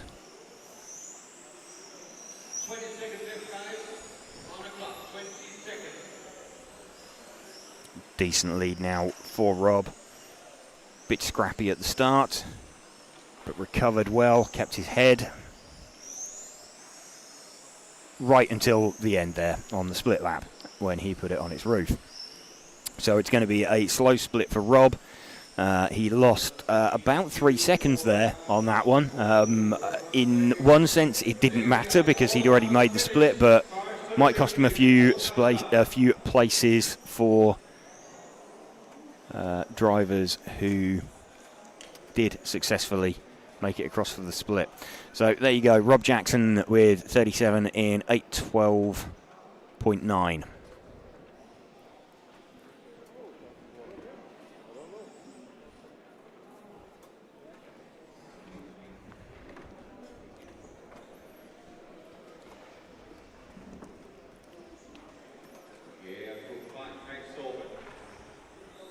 Track being opened up for heat number 5.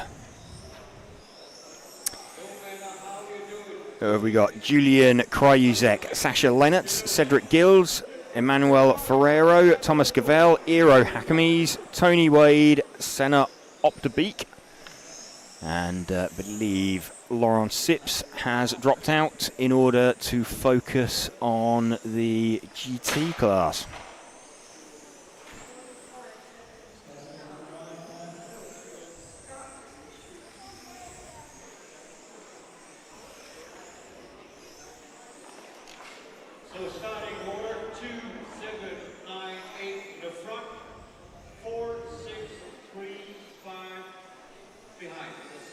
Julian Krajicek pulling up to the line. Two, you have to go a little bit back. Cross the first line. Second line is penalty line. That's good. Julian Krajicek going to lead away. Number 2 car.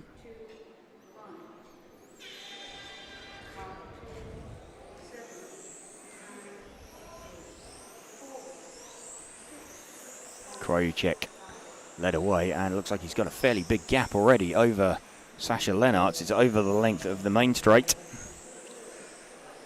So 12.9 for Krajicek, 13.6 for Lennartz, so like 0.7 of a second.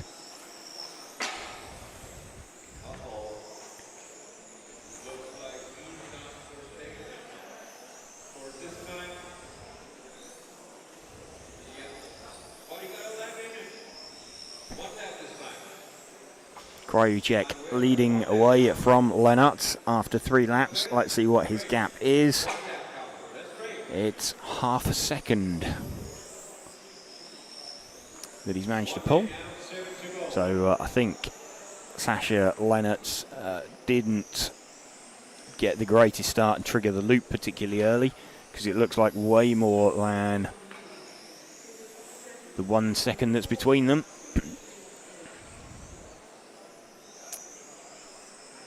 Let's move our focus back 1 car onto the yellow front, blue rear car of Sasha Lennartz. There we go.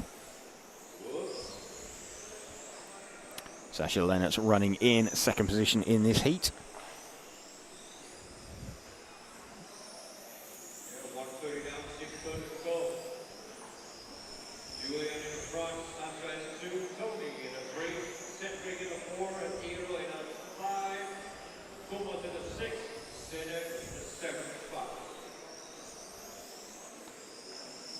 Sasha Lennartz, no one really visible in front of him and no one behind him.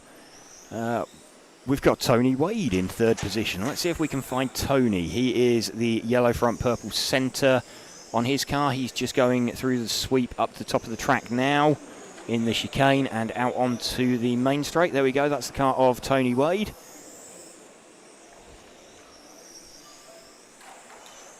Tony running in 3rd position at the moment, just holding that from Cedric Gills.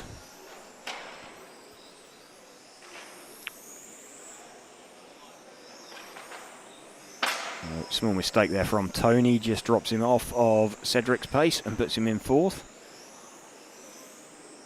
Tony probably wanting to tidy it up a little bit.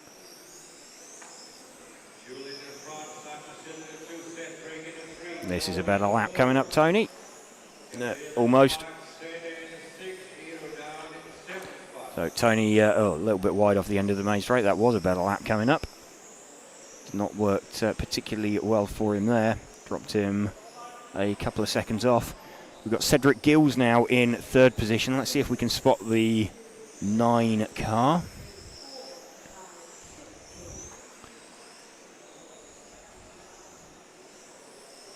The 9 car is the all orange coloured car. He's just going through the fast sweep in the middle, through the chicane and out onto the main straight. So this is 3rd place man, Cedric Gills, making several attempts to get through the sweeper at the end of the main straight. Car looks a little bit on the nose. It's like he's driving around the edge of a 50p piece, but manages to get that cut back.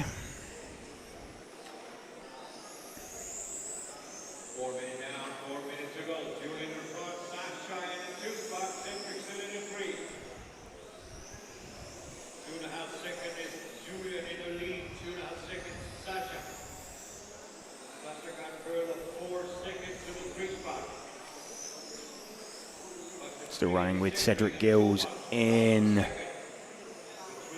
3rd position.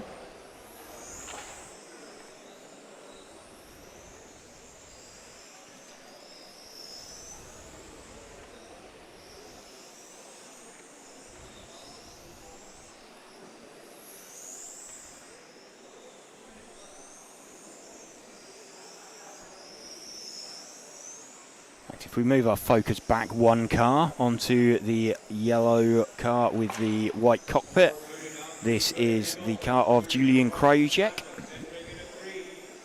Leading this one fairly comfortably, heading for a 37 lap run, 37 in 3.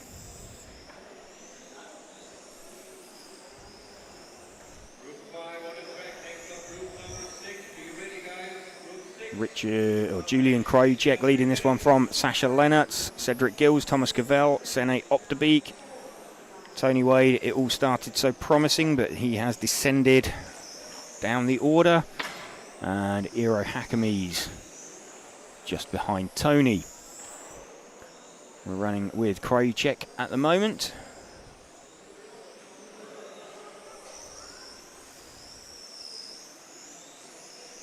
Just needing a little bit of help getting past the number 9 car, I think, of Cedric Gills, who gets the call from the ref and dives out of the way.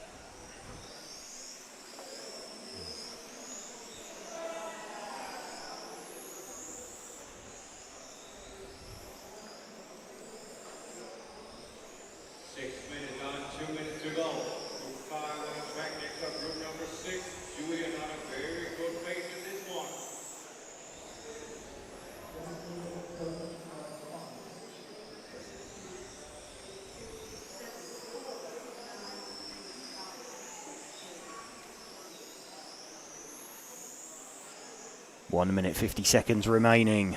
Julian Krajicek still leading this one pretty comfortably from Sasha Lennertz. We're running with the lead car at the moment of Julian Krajicek.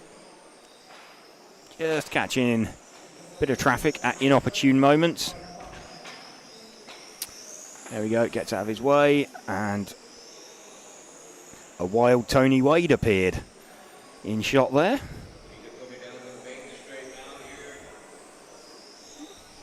That would have caught Julian's attention.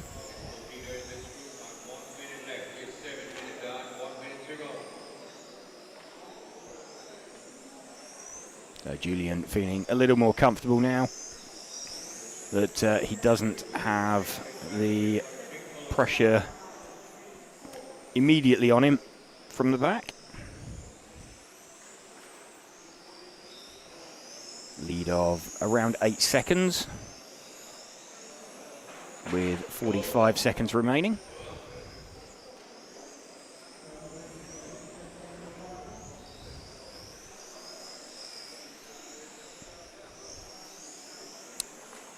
Julian Krajicek with 30 seconds to go.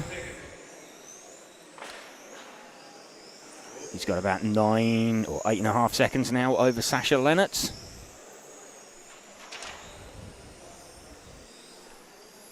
Now's the time when it's super easy to make mistakes. But you've done it, you've come this far into the run. Into your final 10 seconds now, so he is on his split lap. It will be a 37 in something like 5, I would think, if he makes no mistakes through here. And there we go, 37 in 5.2.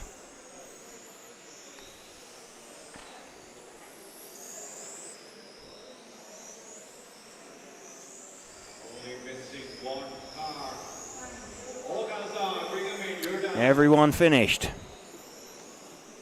So Julian Krajicek taking that one from Sasha Lennertz and Cedric Gills. Welcome to you if you are just joining us here on this RC Racing TV coverage of the EFRA 112 European Championships. We're bringing you this coverage in conjunction with event sponsors Hobbywing, and also Tony Sport, Automatics, Montec, Schumacher, Zen Racing, and Orlovsky Racing Line. Coming up next, we've got Niels Mers, Andrew Thompson, Ole Thomas Bryn, Eric Suttereu, Tim Janssen, Magnus Hellmark, Mark Payne, Esteban Fontaine, and Alfie Hart.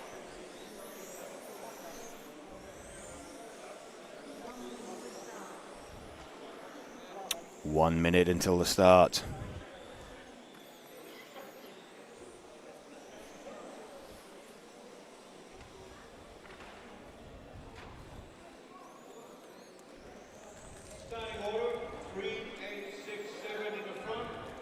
Niels Mers will be leading this one away with the 3 car. That's the minty green coloured car in the middle of your shot. We've then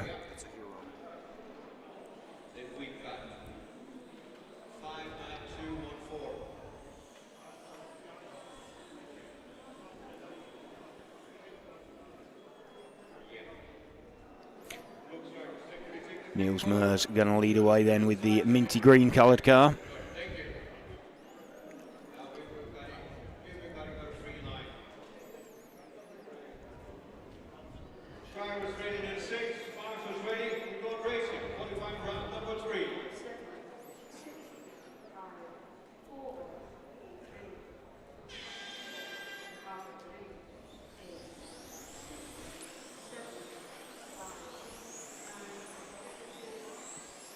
Niels gets a decent start from Andy Thompson, looking to build that gap already.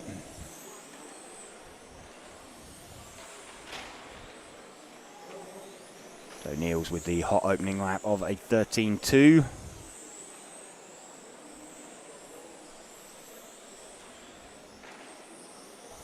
We'll give it a couple of laps to settle in and look to see what the running order looks like.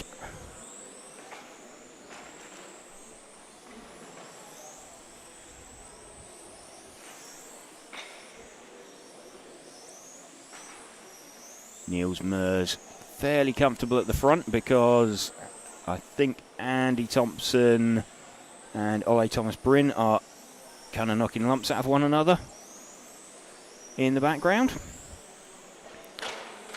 Let's see, it's the 1 car that has popped out into 2nd position.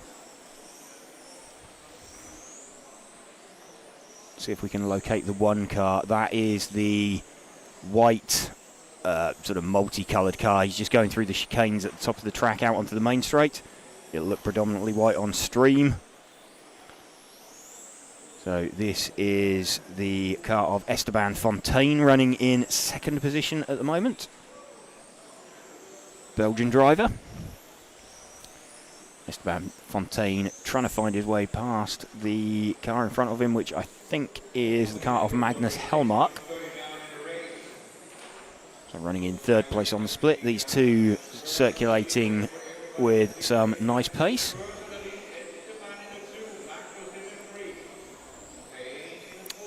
We're running with Esteban Fontaine at the moment. Current 2nd place man. Trying to chase down on track the car of Magnus Hellmark. And Magnus not really opening up for him when he kind of could do. There you go, Magnus has just opened up for him.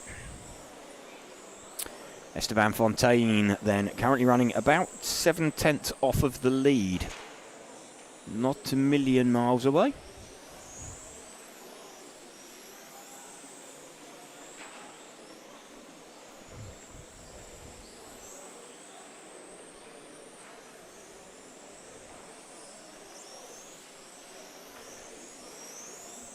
Esteban now closing in on the car of Andy Thompson, that looks like.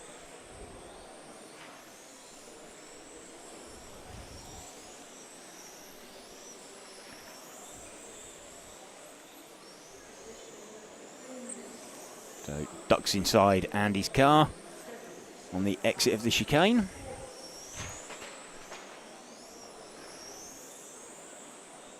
And a bit of a launch across the track from Andy, just out of the back of shot. Esteban now running in 2nd position to Niels Mers. In fact, Esteban's now hit the front. So we are running with the lead car at the moment. Niels goes to the front when he crosses the loop, but Esteban filters back to the top, leading this one by 1.1 seconds currently.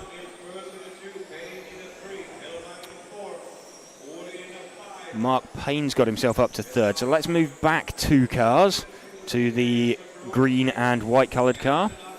There we go, that is Mark Payne. Just getting it slightly wrong going through the chicane. That's going to drop him down from 3rd place, I would have thought, as he crosses the line. Yeah, it's dropped him all the way from 3rd to 6th. So super, super close between 3rd and 6th.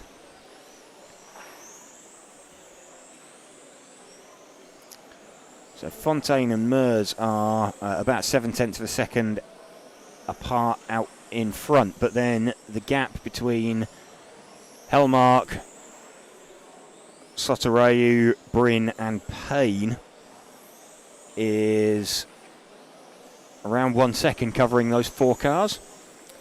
We're with Mark Payne at the moment. Mark just dropping to the tail of those guys contending for the top 3.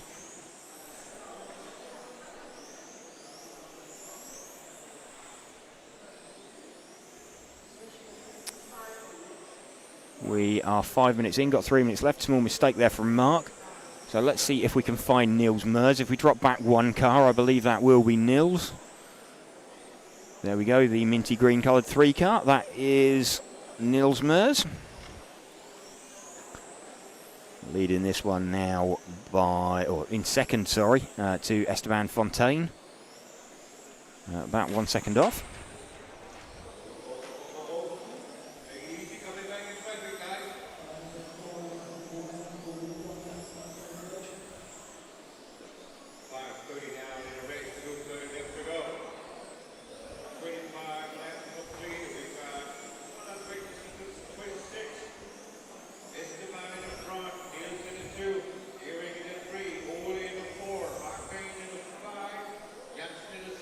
Still just over 2 minutes left.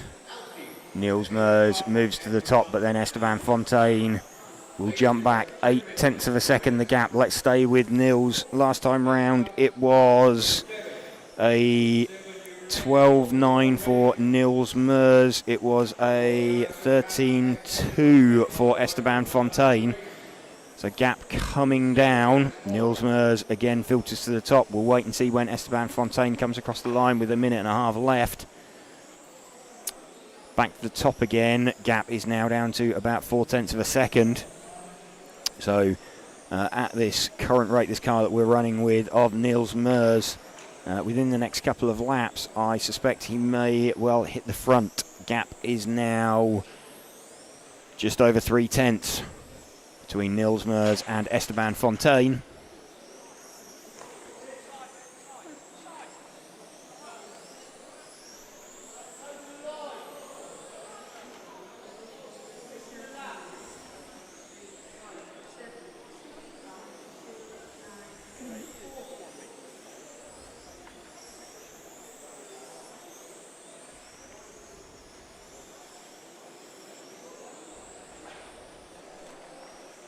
Nils Mers has now got Esteban Fontaine by about a 0.5 of a second.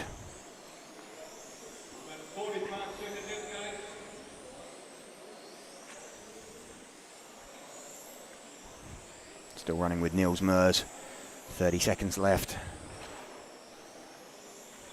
See as Esteban Fontaine crosses the line where he filters up to. Gap is now about 4/10 in the favour of Nils Mers.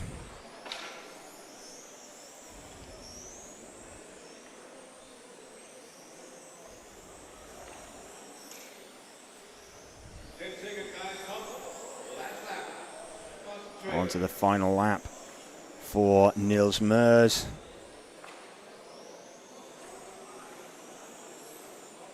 Super close actually between the top 3. Ole Thomas Bryn has got himself somewhere in the mix, just waiting for finishing times.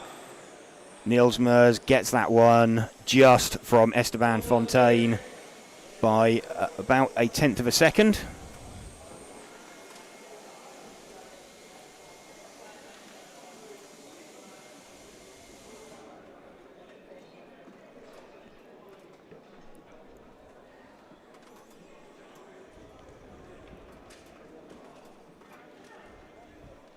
Nils Mers getting that then from Esteban Fontaine and Ole Thomas Bryn.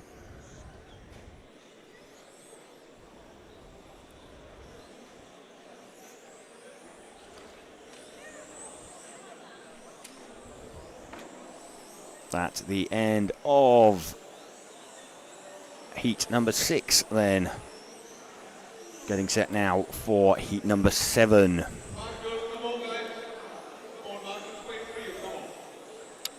7 will consist of Dennis Meether, Janne Koivisto, Rick van der Akker, Øyvind Stusdal, Olivier Pierrat, Mark Dieterman, Mark Jordan, Mikael Brandt and Jan Dietmar.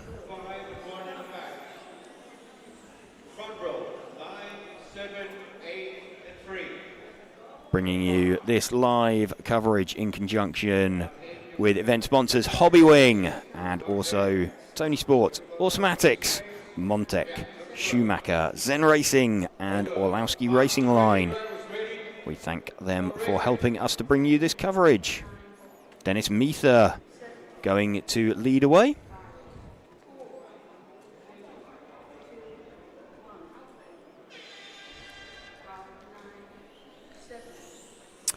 Dennis Meether has led off then with his orange front, blue rear on his car. Down the main straight now.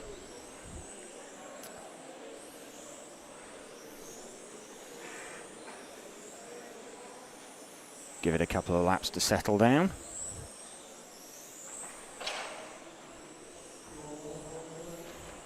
Dennis ready with a quick opening lap of a 12.5. Follows it up with another 12.5.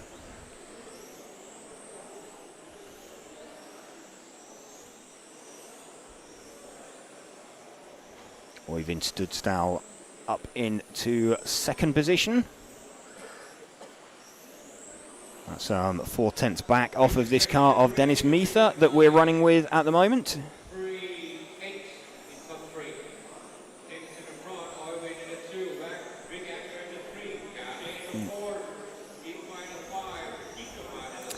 Let's see if we can locate Øyvind Stusdal. He is the minty green coloured car. He's just going through the chicane at the top of the circuit out onto the main straight now. So will be the last of the cars coming down the main straight. There he is. Øyvind Stusdal.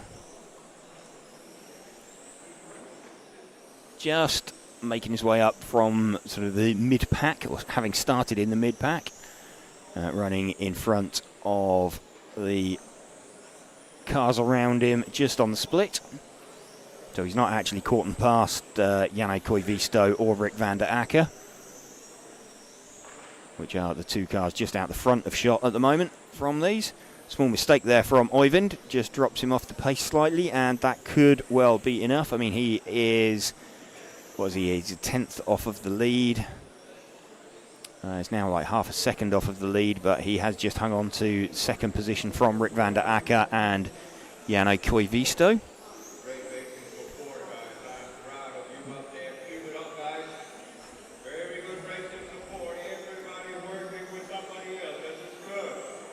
So still close battle going on. Let's move our focus forward one car onto the orange coloured car. This is Rick van der Akker running in third position at the moment. He's running third actually to Øyvind Stusdal, who was leading. Janne Koivisto has opened up and let Rick van der Akker through, but top three covered by about 6/10 of a second. And a small mistake there from Rick. That lets Janne Koivisto back through. So Rick had done all the hard work. He'd caught the split up on Janne. And he's now got the close attentions of Øyvind right in the back of shot. So these are the guys running second, third and fourth, but in reverse order. So Rick does the right thing, opens up for Øyvind.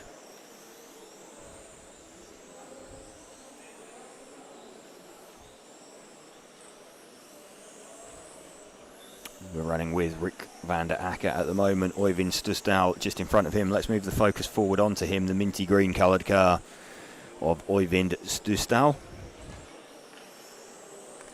He's trying to chase down on track Janne Koivisto. Janne started in front of him on the split, so Øyvind is in front of him. About 9/10 of a second down the road on the clock is Dennis Meether from this car that we are following of Øyvind Stusdal.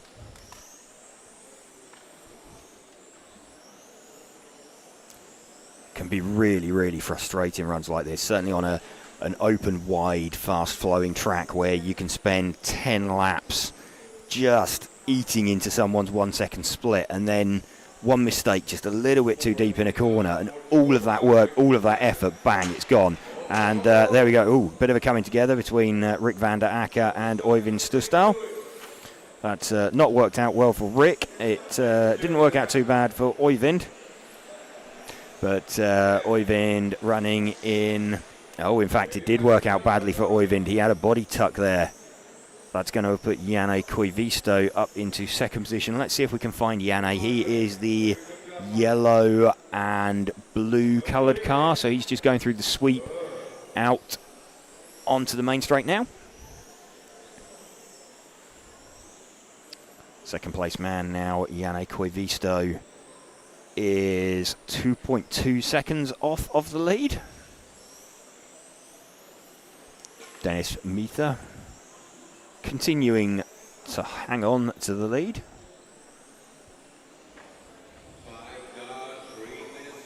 3 minutes remaining.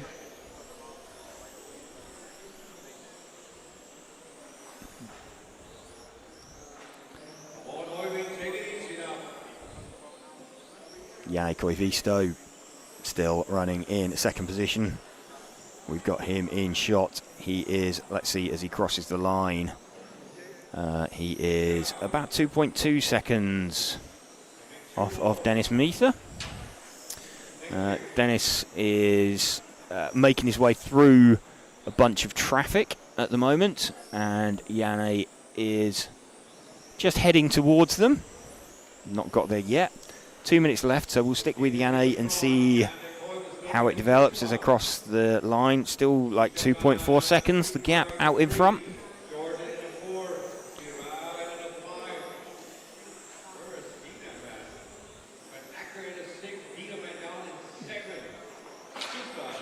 Janne Koivisto managing to keep the car moving. Still in second position.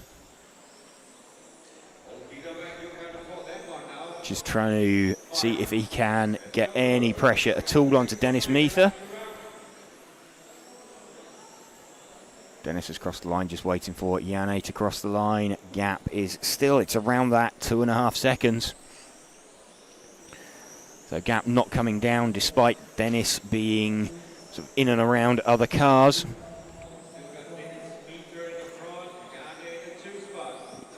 Janne Koivisto, who we are running with nice and clear. Let's pick up Dennis Miether again, the orange front, blue rear car.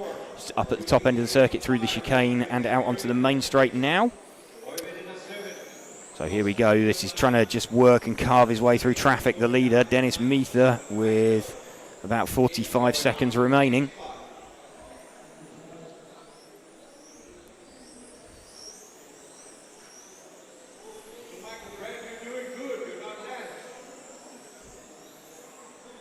Dennis Miether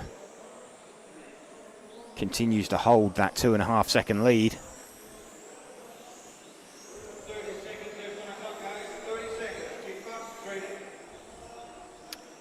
Final 20 seconds now for Dennis Miether. Still with a 2.5 second lead. Able to hang on. This should be his final lap.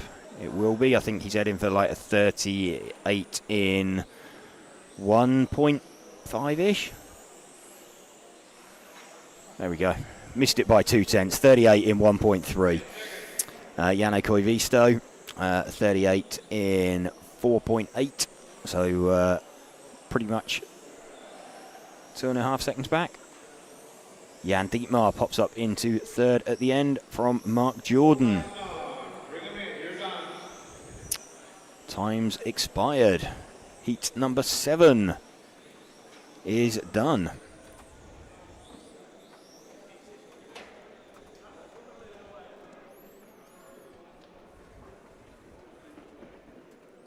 Heat number 7 done, and into the pits.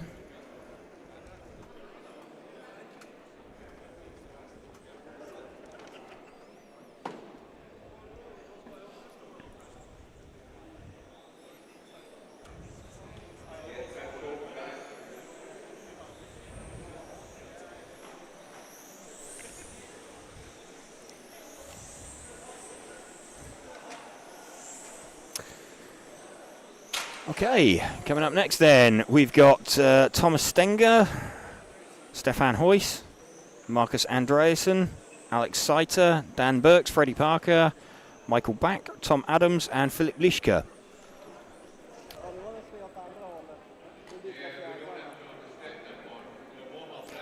I think we have a bit of a problem though for Stefan Huyss.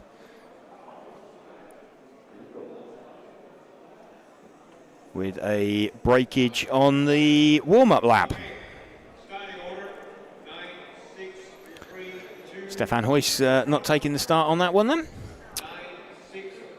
So we will have Thomas Stenger lead away from Marcus Andreasen with a 2-second gap in between them.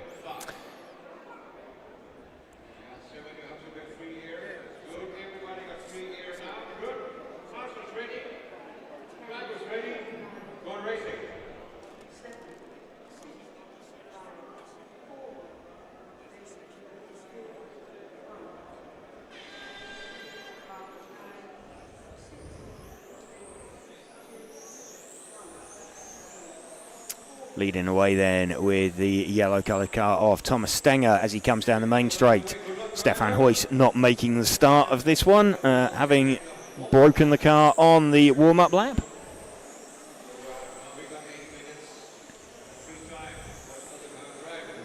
See how everything settles down after a couple of laps.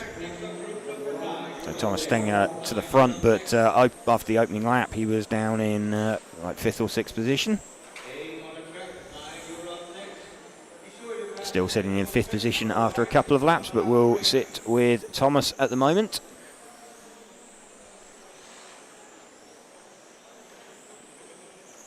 So 3 laps in, we've got Freddie Parker leading this one from Dan Burks. Let's see if we can find Freddie. He is orange front, white centre, yellow rear. He's just going through the fast sweep now up to the top end of the circuit. There we go, that's Freddie Parker in the middle of shot. So this is our leader, Freddie Parker. Just closing in on the rear of, or trying to close in on the rear of the car of, not sure what colour that is. It's not Dan Burks because that's one car further in front. It's the car 2. So that is the car of Alexander Seiter. So Alex makes a small mistake and Freddie takes that as his opportunity to bumble through. So Freddie now running out in front, currently predicting a 39 in 9. Probably going to drop off very slightly to a quick 38, but really good pace from Freddie here. Was really good pace, just makes a small mistake and fires it out into the outside of the barrier. Car continues moving, but that will just knock a little bit of pace off of him. So we've now got the 3 car of Marcus Andreasen leading. Believe he is the orange and white coloured car, just going through the chicane and down the main straight. We'll confirm that is indeed the 3 car of Marcus Andreasen. Leading this one by a couple of tenths from Thomas Stenger. Dan Burks within 0.8 of a second of the lead as well, but we'll continue to run with this, the second place man.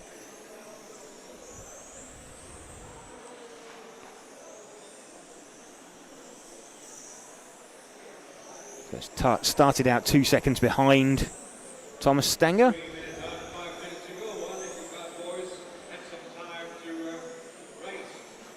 Freddie Parker's got himself back up into 4th position currently. We're running with the leader, Marcus Andreasen. Freddie Parker hits 3rd now and is starting to build his pace towards the front.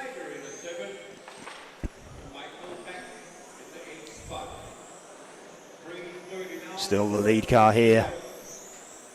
Just saw out the front of shot the lead car of Thomas Stenger.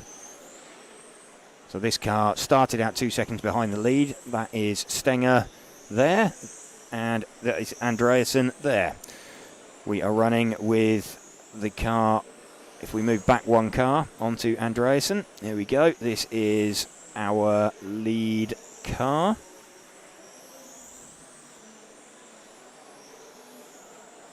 running in the lead by a whole half a tenth.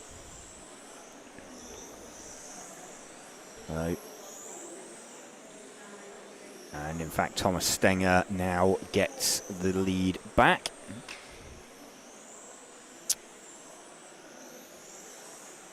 Dan Burke's also somewhere in the mix. Let's move the focus back one car onto the green and gold car. There we go. That is Dan Burke's. He is 0.4 of a second off the lead and is in third position currently. A decent run starting to come together for Dan. He's now 0.3 off the lead. Tim Fry says, "Hi James, what's the most popular chassis being run?" There's kind of a mixture out there. There's quite a few automatics. There's quite a few Schumachers. We've got a few CRCs. There's quite a lot of X-rays out there. So yeah, bit of a mixture of various different chassis. I think we've seen a few Roche as well. So yeah, there's pretty much a bunch of everything. I think there's some Destiny in attendance as well.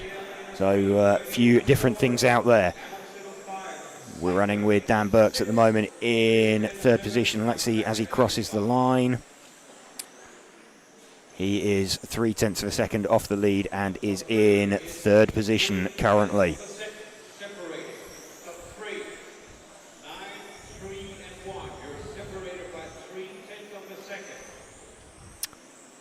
So Dan dropping to a whole 0.6 off of the lead whilst being in third position.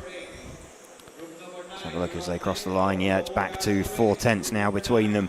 Let's see if we can find Thomas Stenger. He is the 9 car, all yellow coloured car. He's going through the top end of the circuit now, out onto the main straight.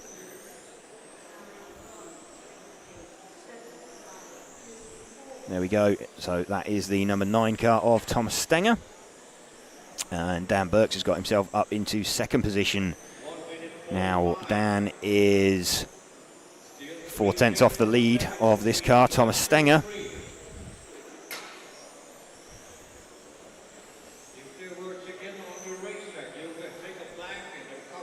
Thomas Stenger extends his lead over Dan to around 0.8 last time round. Let's have a look at lap times. It's a quicker lap from Dan Burke's though. It was a 12.5 versus a 12.9 for Stenger. So gap now half a second. Very good reaction here from car number 1. Pulled the brake to be sure.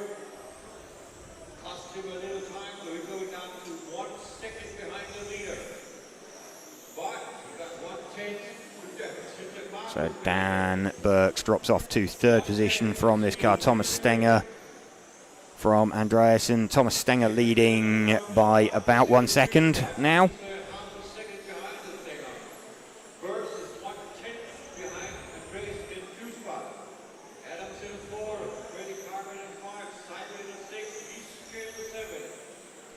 Stenger with 30 seconds to go. He's got his lead up to 0.6.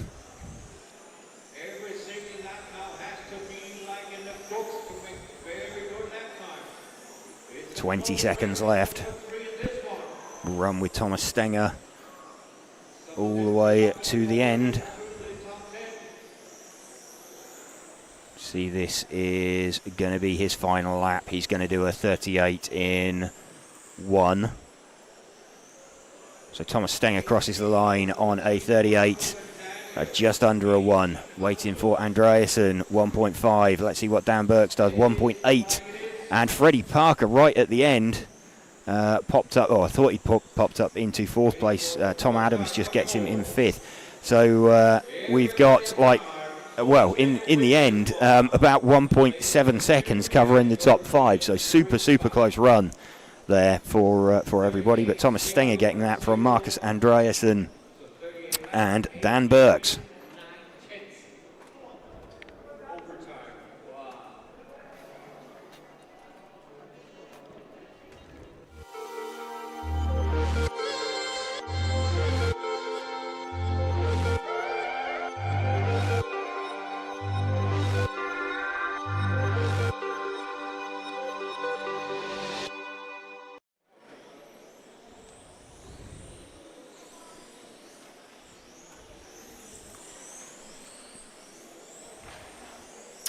Heat number 9 coming up. Andrea Torrigiani, Christian Gear, Ben Vincent, Jacques Libar, Rico Clays, Werner Spanbruckner, Lucas Larson, Stuart Cartwright and Alexander Van Gansen. Welcome to you if you are just joining us halfway through this qualifying round at number 3. Here at the EFRA 112th European Championships from Zwevegem in Belgium. Bringing you this coverage in association with our event sponsors Hobbywing and also Tony Sport, Automatics, Montec, Schumacher, Zen Racing and Orlowski Racing Line. E-Money says, God, this used to be my favourite class of racing. I remember using 1700 SCE cells. Hit the wall once and not enough battery to get to the end. Great times. Absolutely. Andrea Torrigiani going to lead away. The number 9 car, all white coloured car closest to us. Andrea leading away from Christian Gear.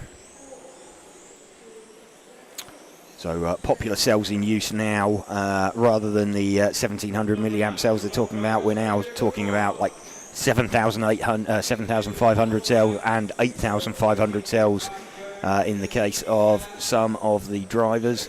A little bit more punch out of the 7.5, and the voltage holds up a little bit better towards the end of the run with the bigger cell with the 8.5, so it kind of crosses over in terms of an advantage. We're still running with the lead car of Andrea Torrigiani. And we've got Christian Gear trying to close him down. Christian is sort of one car back. If we move back one car on our focus, there we go, that is Christian Gear.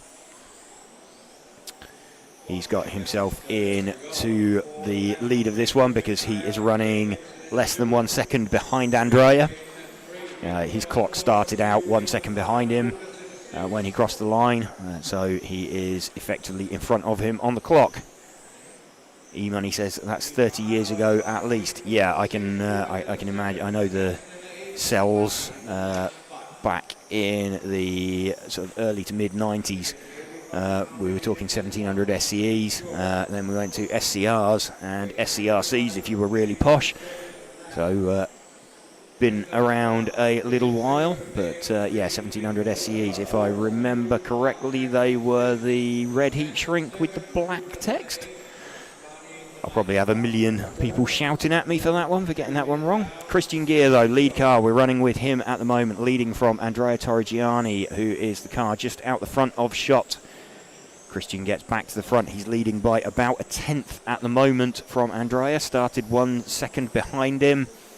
Andrea is just... in fact, Andrea has held on to the lead now. Andrea leading this one by about a tenth. So it means that actually in real terms he's 1.1 seconds down the road on the track. Pompey Matt says, has Chase Mackman raced yet? No, he has not. Chase is in heat number 11. So he did a sterling job yesterday and seeded himself into the top heat. Found it a little bit more of a struggle today from the top heat, but still got time to rescue that.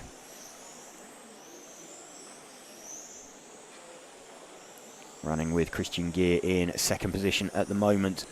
Let's move the focus back one more car onto the yellow coloured car of Ben Vincent.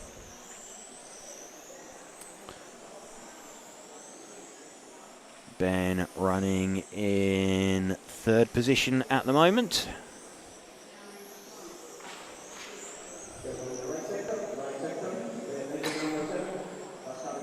And Ben may actually just, after a small mistake from Christian, in front of him on the track, Ben may well be getting towards the front of this now. Let's just have a look as they cross the line. Ben up into second position because Andrea's made a mistake as well. Top three covered by 0.3 of a second between Andrea, Christian and Ben, the car that we are running with at the moment. Ben Vincent now actually hits the front, leading this one by 2.5 tenths of a second. We're running with the lead car of Ben Vincent. Christian Gear just in the front of the shot. So Ben is running inside Christian's split.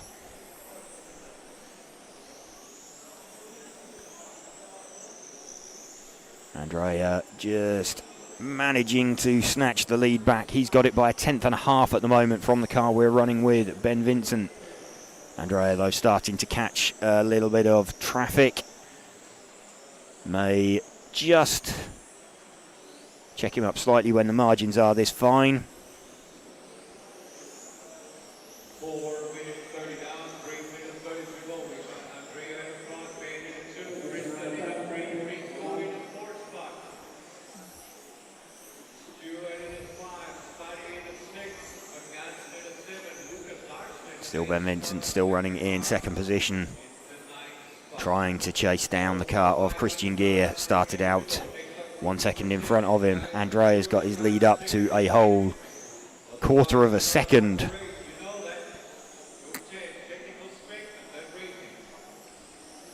And in fact, just a slightly scrappy lap from Ben has dropped himself down into 4th position because Rico Clays is somewhere in the mix.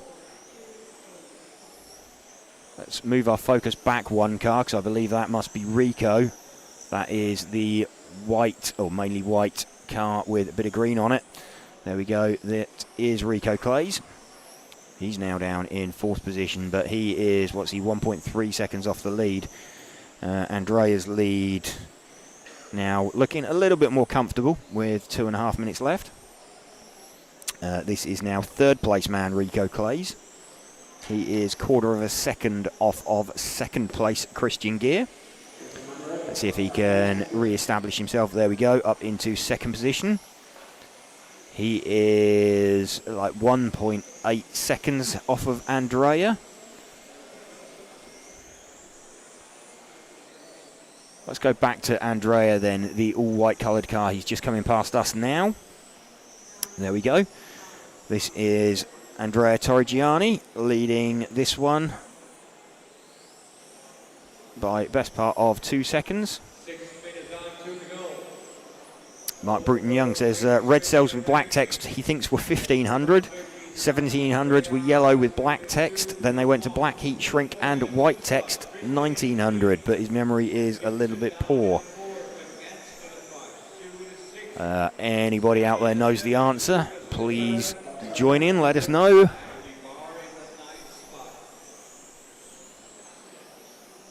Still running with Andrea Torrigiani out in front. 1 minute, guys. 1 minute on the clock. SCR were red, SCE were yellow cells.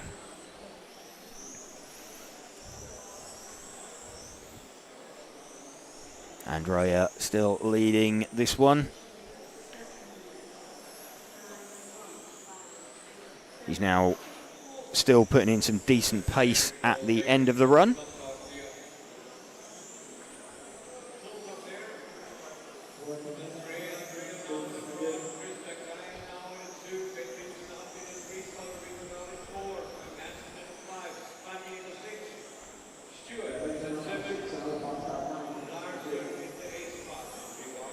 Stu Cartwright just opens up to let Andrea through.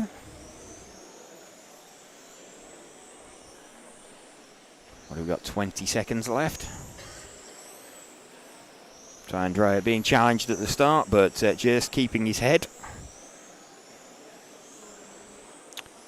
The specs for Spec Racing class, they are a controlled output from the speed controller, so you'll hear it referred to as blinky. It's a defined timing profile for the motor, and it is a 13.5 turn brushless motor that are in the cars. Other than that, the specs are the same, so they're the same weight, 730 grams. The minimum weight, maximum width 172 millimeters, something in the region of a 195 to 200 mil wheelbase. But there we go, Andrea Torrigiani taking that one from Christian Gear. And Alec Van Gansen pops up in 3rd position. Rico Clays and Ben Vincent just dropping off right at the end. Mark Bruton-Young, how many milliamp hour were the black Sanyos? I think you're talking about the 1700 SCRCs, which were the black text with like the gold and rainbow coloured writing. Mark, they were 1700s.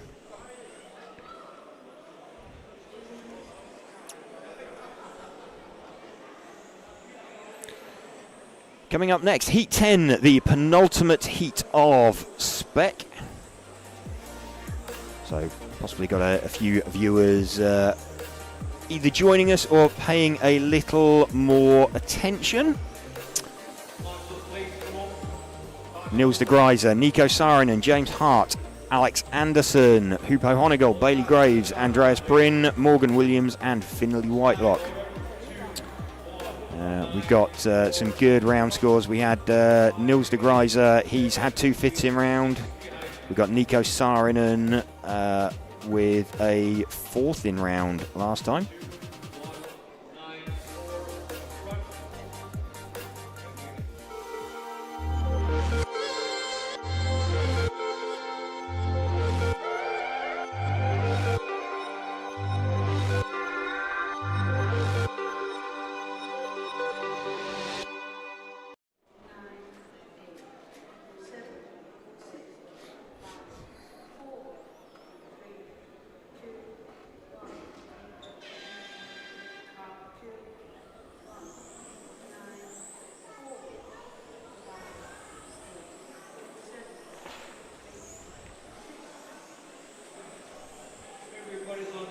Niels de Gruyter has led away with this one. We're following him at the moment.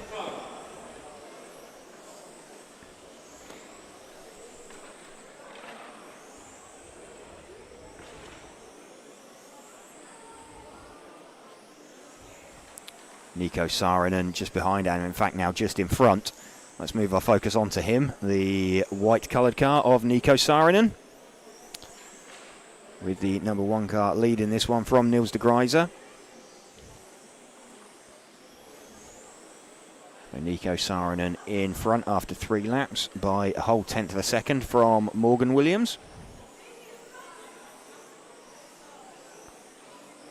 Just filtering through super close for the first couple of laps. We're running with the lead car at the moment of Nico Saarinen.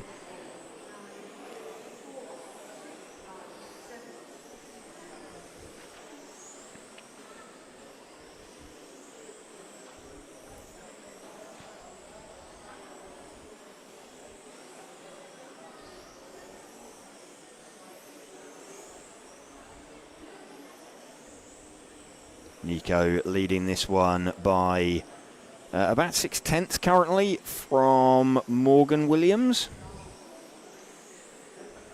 In fact, James Hart's also in the mix. So it's about 8/10. Let's see if we can find James Hart then. He is the number 9 coloured orange car. He's just going through the fast sweep now up at the top end of the circuit and out down the main straight. So this is James running in 2nd position. Had a 6th in round yesterday. A little bit of a scruffy run over the curbs down by race control.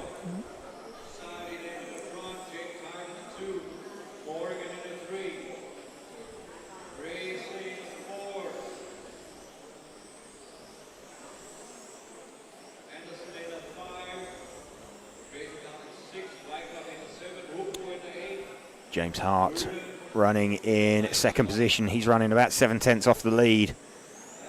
In fact, Bailey Graves is about a 10th in front of him. Let's see if we can find Bailey. He is 2 cars back. He's the minty green and white coloured car. So Bailey Graves running in 2nd position now. Bailey Graves running in 2nd position currently. Every time he crosses the loop, jumps to the top. 1.2 seconds behind Nico Saarinen. This could mix the order up a little bit if some of these guys can start getting themselves up around the top end of the field.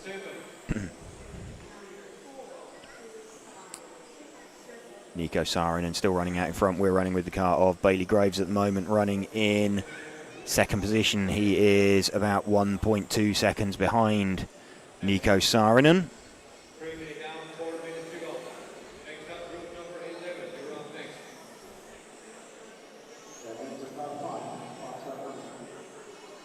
Morgan Williams is getting himself into the mix as well with the number 3 car.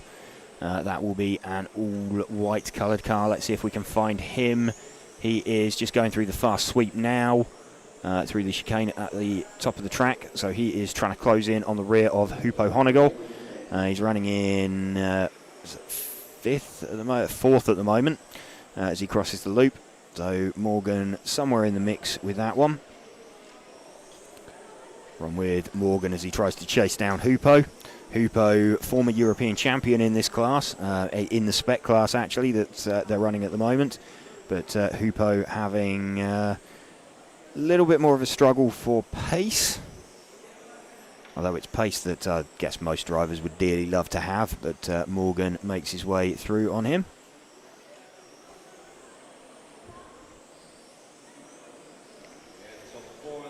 Nico Saarinen still leading out in the front from Bailey Graves, James Hart, Alexander Anderson.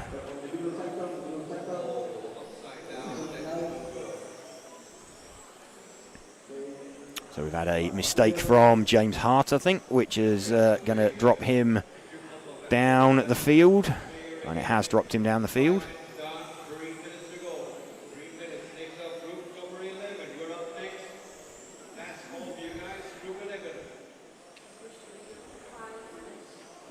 Let's see if we can find the lead car of Nico Saarinen again. He is the number 1 car.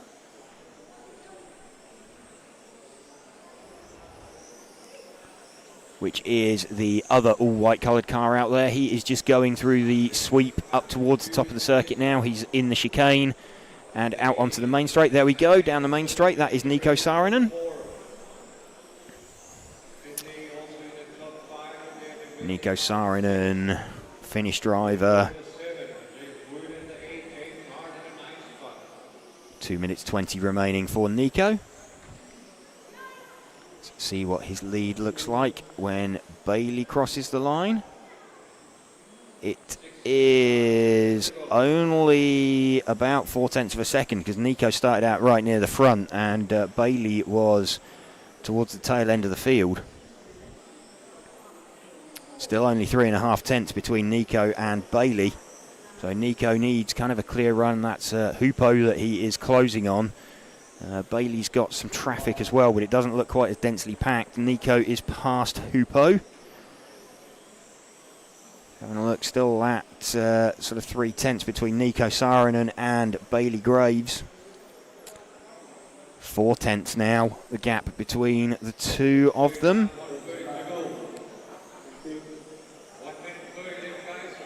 Nico just making a... getting very slightly caught up in traffic. Let's see what that does with Bailey coming round. Let's see when Bailey comes round what he does. He'll filter up to the top. Where is he? It's still at 4 tenths. So try as he might, Bailey can't quite do anything about Nico.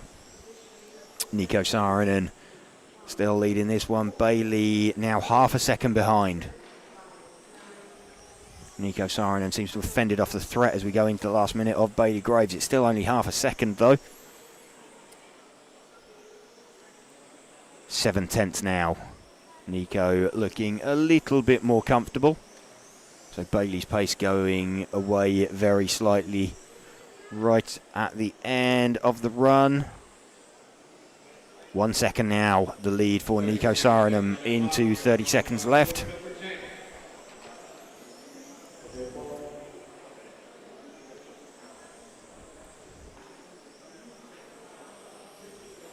Nico Saarinen going to make it onto a 40-lap run, as is Bailey Graves.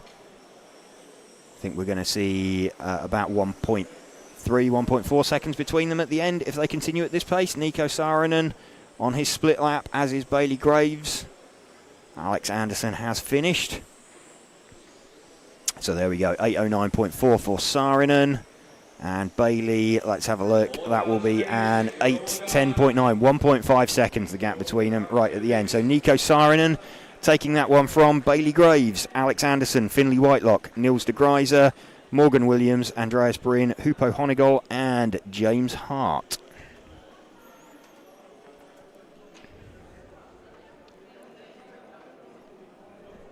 So now we got a truck crew from the time practice coming up through 11.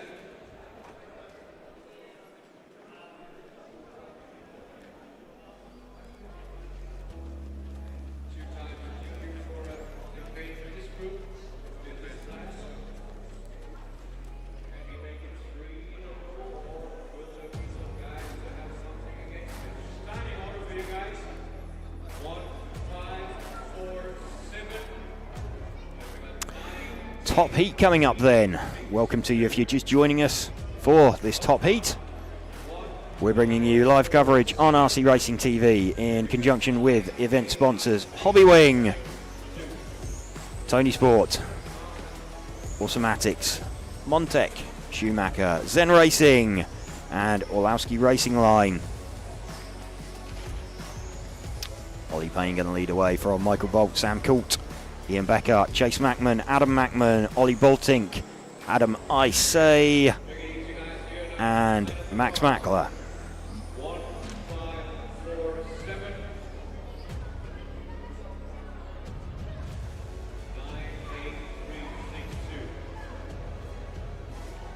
Max back to his normal paint rather than the Mark Reinhard paint.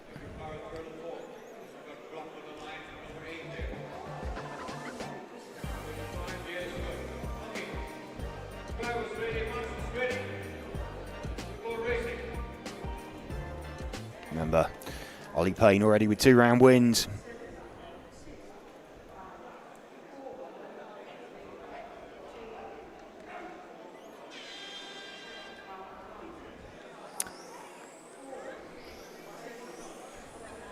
Ollie Payne then leading away from Michael Bolt. Michael not getting off the line particularly quickly.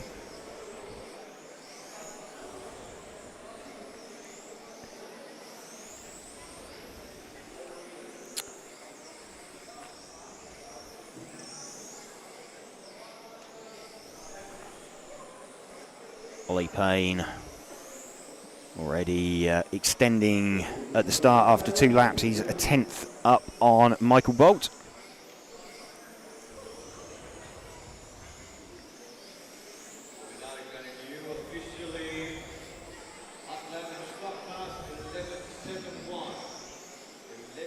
.11.70 fastest lap for Ollie Payne. Sam Coult up into 2nd position.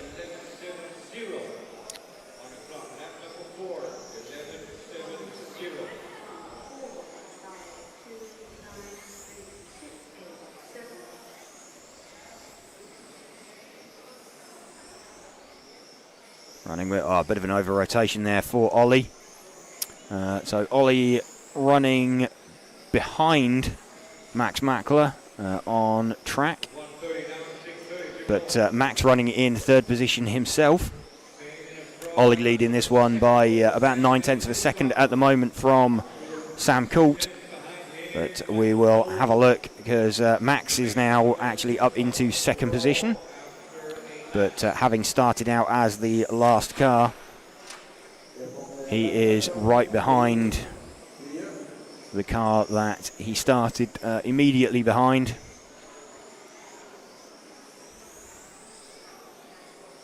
So Ollie actually not making a massive impression on Max.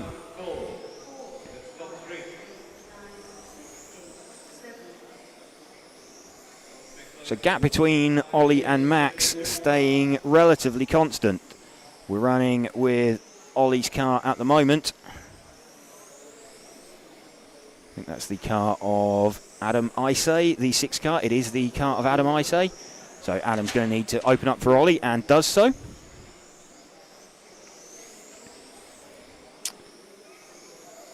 Ollie Boltink up into 3rd.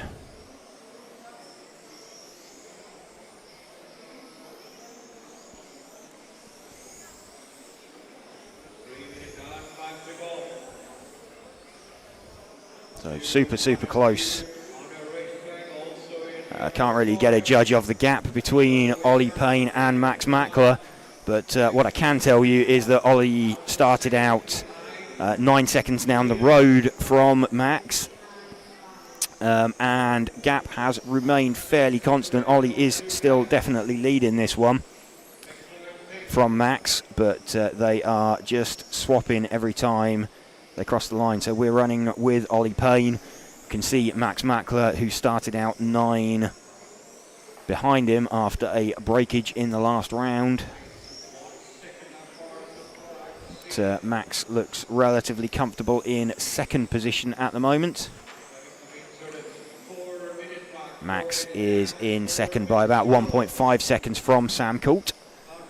So Ollie will be wanting to get a third round win from 3. Would still mean he could be beaten to TQ, but it would then take someone to take the next 2 rounds. Small mistake there from Max, actually in front of Ollie, just puts him on route to get in, and yeah, bit of a scruffy corner from Max, and that lets Ollie in front of him. So we're now watching Ollie, who's sort of caught and past the 2 seconds or so that Max started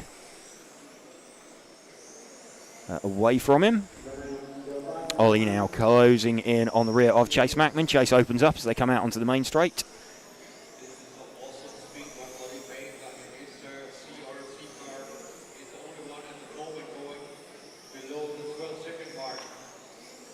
So at the moment, Chase there opens up for Max Mackler as well.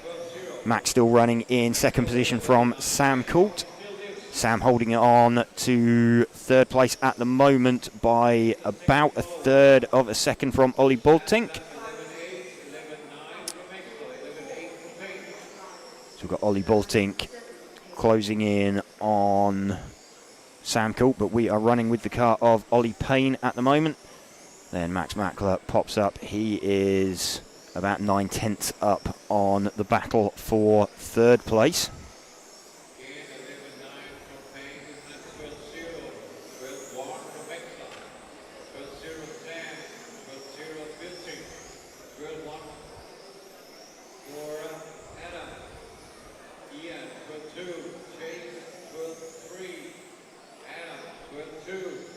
Ollie Payne still leading this one last time round, and 11.955.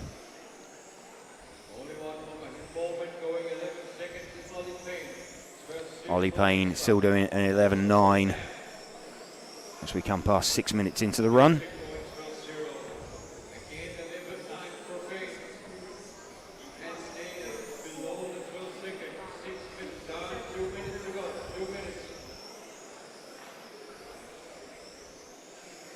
Ollie Payne still leading this one, heading towards the rear of, I think that's Ollie Bultink that he's closing in on.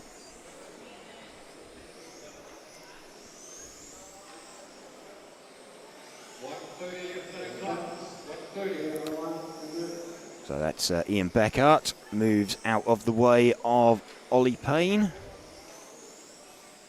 Max Mackler through, and looks like Ollie Bultink has got Sam Coult.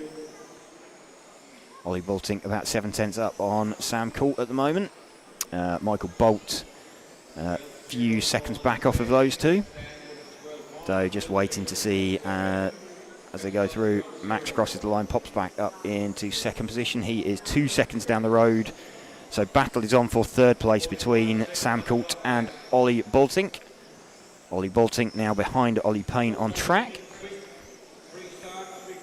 So this could be a nice tow round.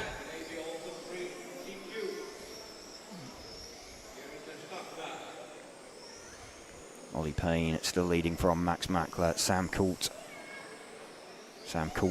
about 3/100ths in front of Ollie Bultink.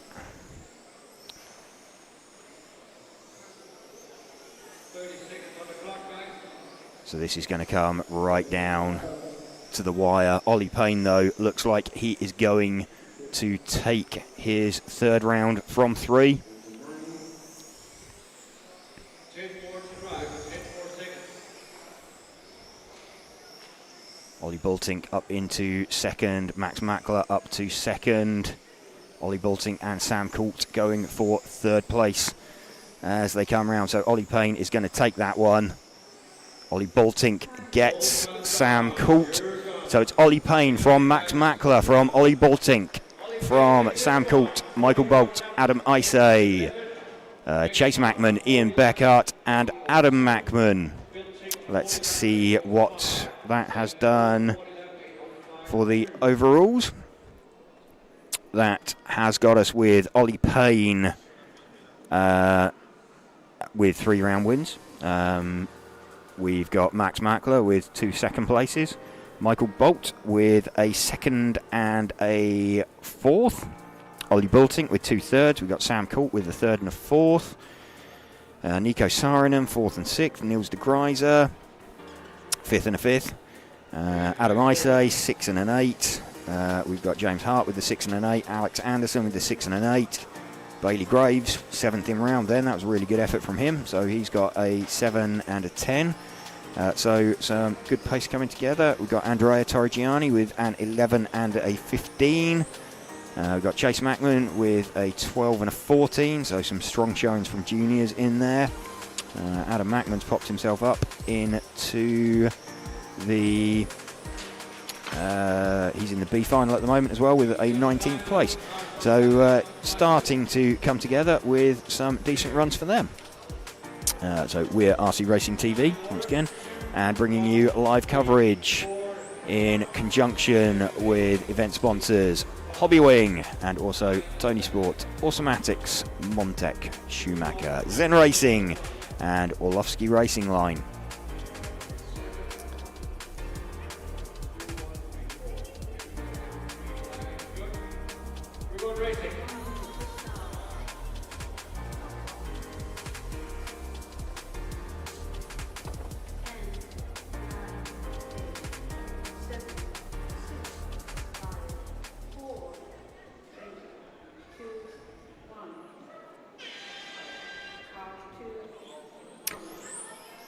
Arno Buffat leading away then, the green coloured car out in front as we switch into the modified class.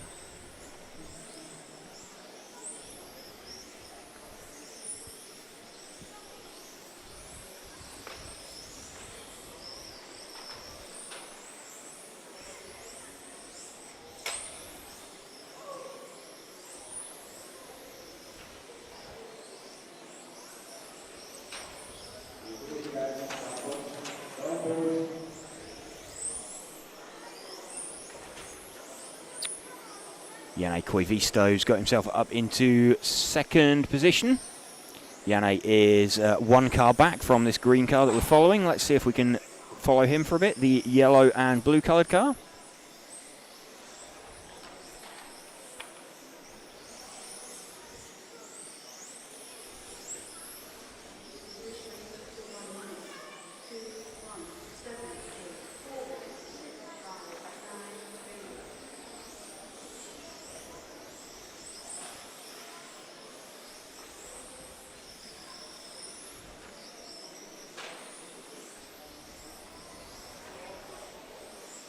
Down, 6:30 to go. 1:30 down, 6 minutes 30 remaining. We're running with the car of Janne Koivisto in second position at the moment. Arno Buffet has led away out in front.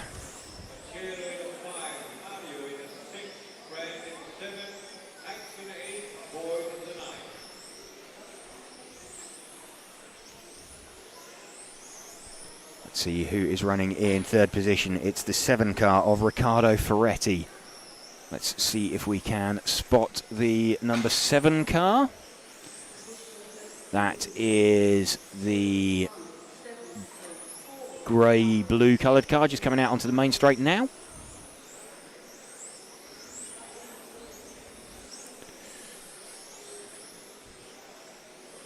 The car of Riccardo Ferretti.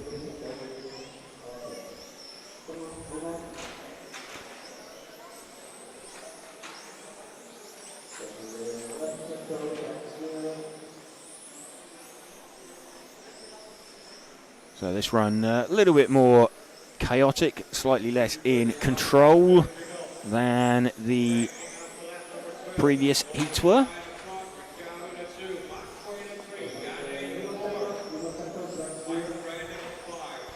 I think we've had a mistake from the lead car, actually, of Arnaud Buffet on that lap. So potentially expecting... In fact, he had enough of a lead. So he will retain that. So Mazzini hits the front, then the number 8 car. Let's see if we can find the 8 car. That is the white and pink coloured car.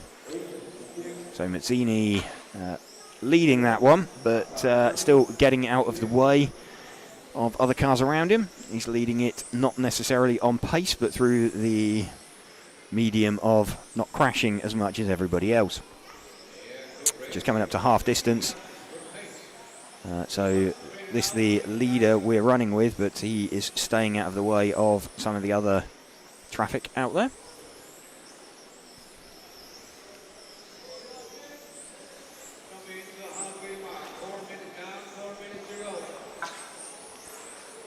It's still the lead car of Marco Mazzini. Just doing what he needs to, keeping it sensible.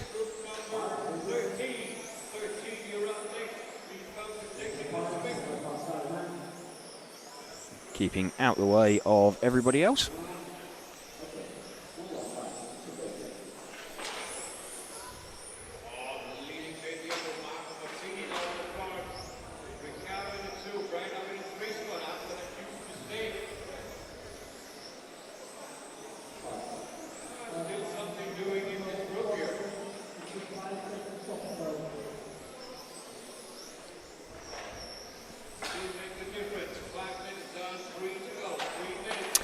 So had a bit of a launch over the loop there for the lead car, as just he came across an accident with some other cars. Mazzini still leading this one, but Heinz de Wald up into second position. We're still running, well, it's all gone wrong on that lap for the lead car. What was the lead car? Jano Koivisto back to the front, so let's see if we can find Janne's car. He is the yellow and blue coloured car. He's just up at the top of the circuit now, through the chicane and out onto the main straight. There we go, Jano Koivisto with the number 1 car. Back out in front with 2.5 minutes of this heat number 12 remaining.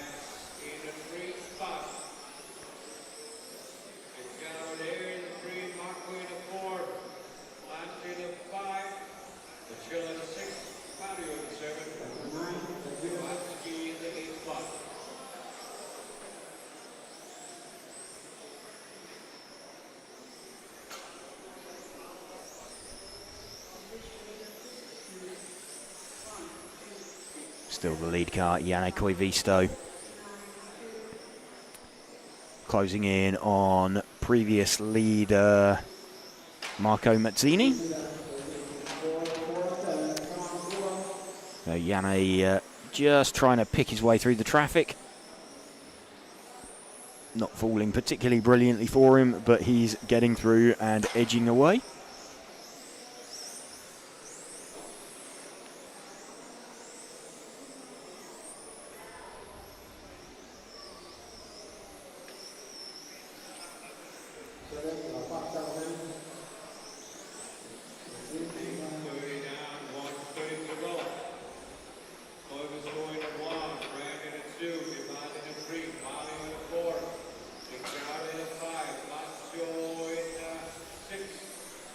Jano Koivisto still leading this one by 3.3 seconds. Into the final minute now.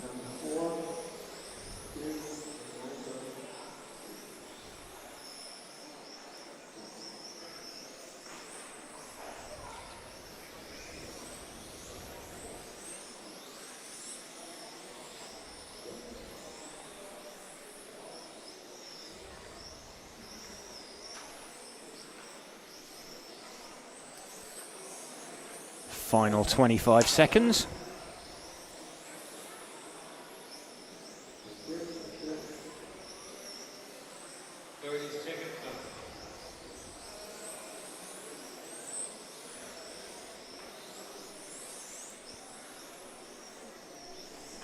Janne Koivisto on to his final lap.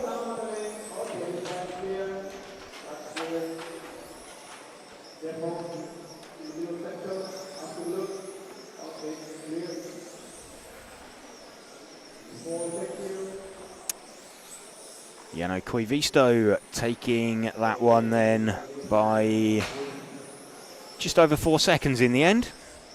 Slightly chaotic, a little bit messy come the end of the run. Run turned out, yeah, a little bit messy, people needing times and not having the greatest runs.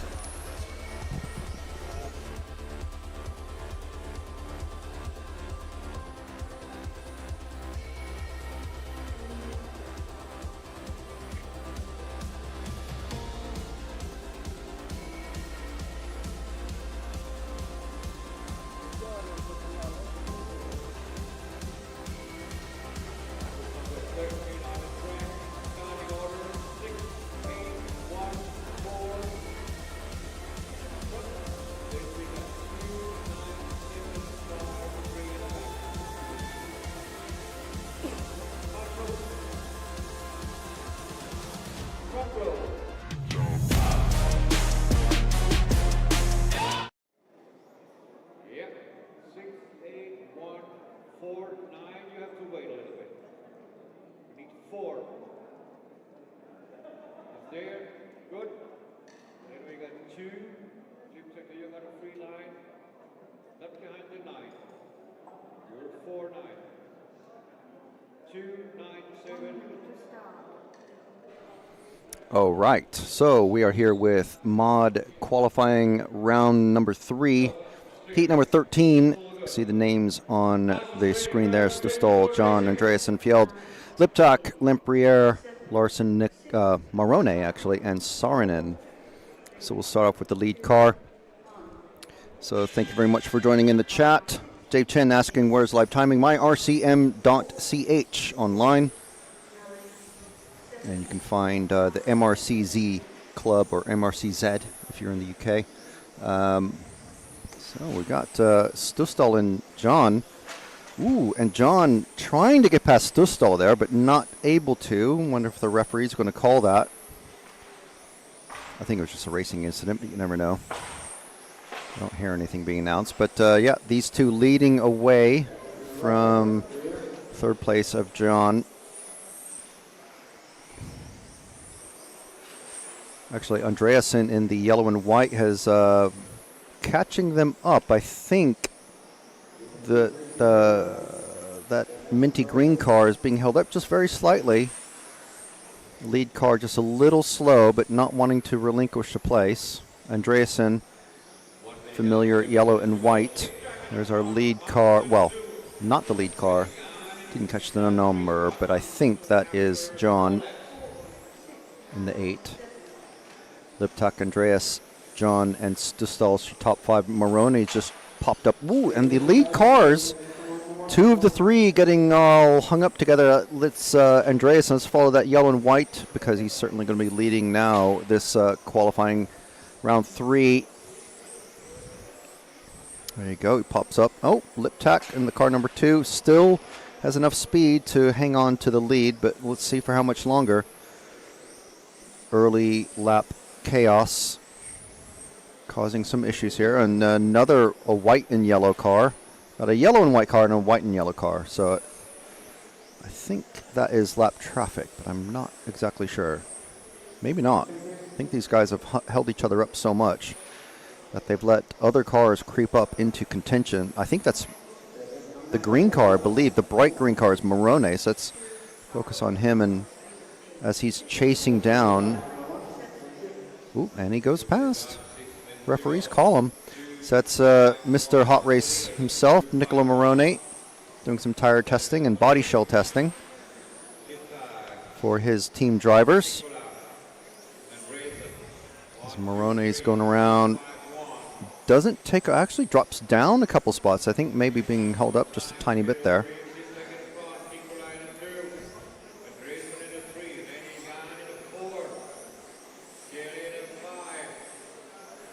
Actually, I think this is Liptak, actually.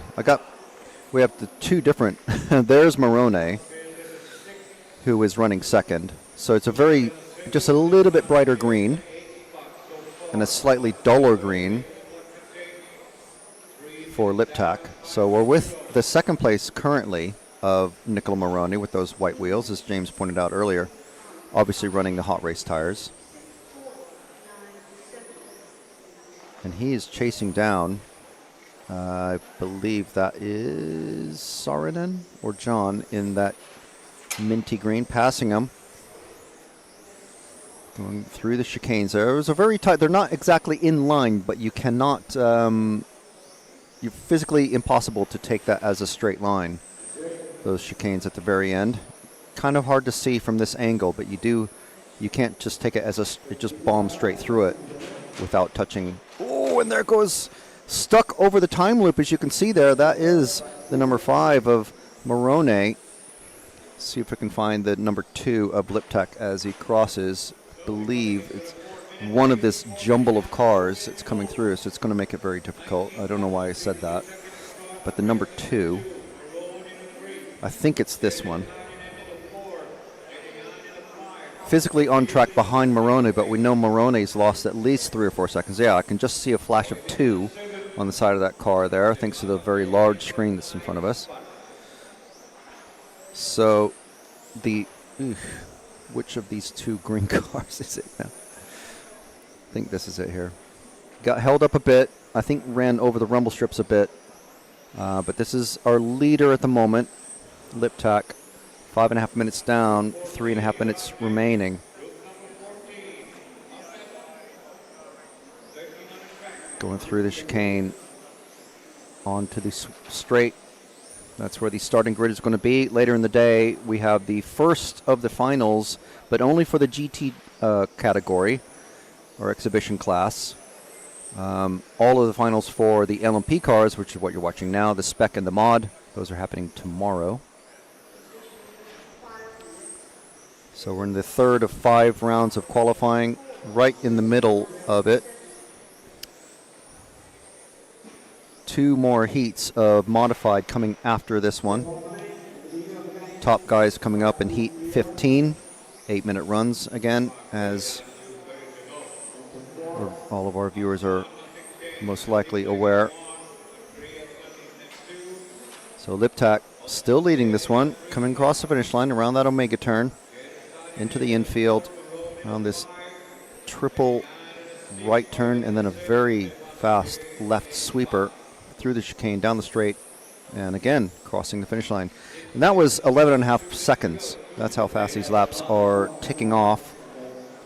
Liptak on a pace for 42.809, way ahead of everybody else. About 3 seconds faster than anybody else on track over the whole 8 minutes. There's Morone again in that brighter green. And Morone's running 7th at the moment. So, ooh, and body damage on Liptak's car there. I don't know if that's a terrible, is that a body tuck? Or, look at this here, James, on Liptak, the second of the green cars. We're trying to show it on camera, but that is certainly going to be affecting all sorts of things on the handling and top speed of that car. Wallowing in agony, but he's trying to get across. He's running second now. Andreasen in the car number 1. I think it's going to be, which of these yellow cars is it?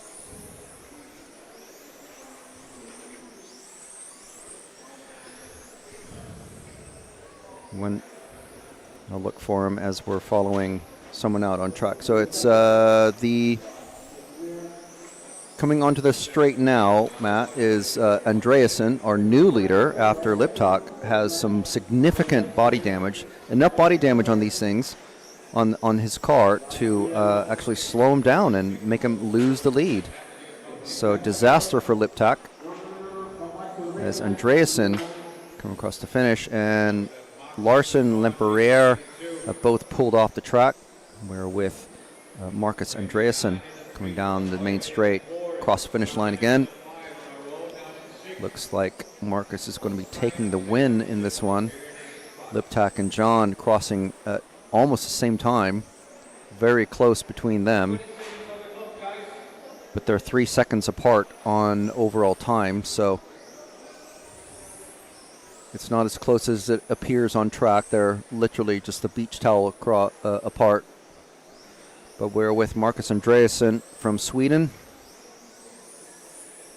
Lots of Norwegian and there's Finnish racers here. There's lots of Scandinavians. It's good to see them making the trip down to Zwevegem in Belgium. We're on just in the southern border between Belgium and France, in the Flanders region. So there we go. That is everyone finished. Larson, the only one to not finish, but Liptak continuing to run. And get a good look. Oh no, it's we've got the timing screens come up, but see if we can get a view of that. Dragging or something on the tire or ground or whatever, but I suppose if it was running on the carpet, they would have made him come off. But there we go. You can see just turn it around. I'm blocking the view. Yeah, it's unfortunate. Anyway, time to hand you back over to James, and be back on the camera in a moment.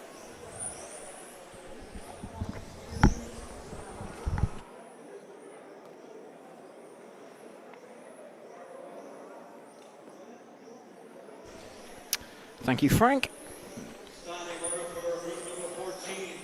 Heat number 14 of 15 just coming up.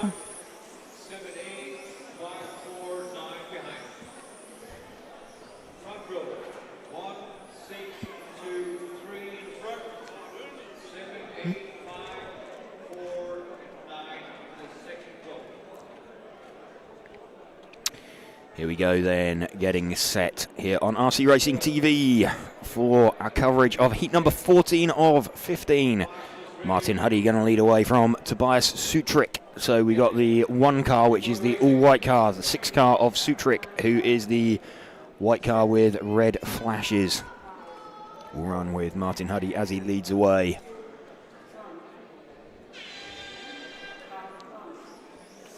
So story of the last round was in this heat, I think Martin Huddy kind of fairly comfortable in the end, but Tobias Sutrick gave him a bit of a run at the start. And indeed Tobias opens up with a faster lap, some 3/10 faster. So we're running with Martin Huddy. Just out the back of shot is Tobias Sutrick.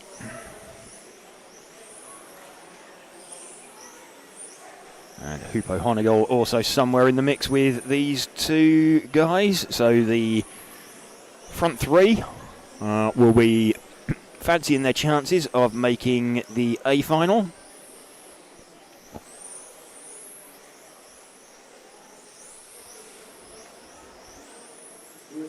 Already starting to carve their way through some traffic.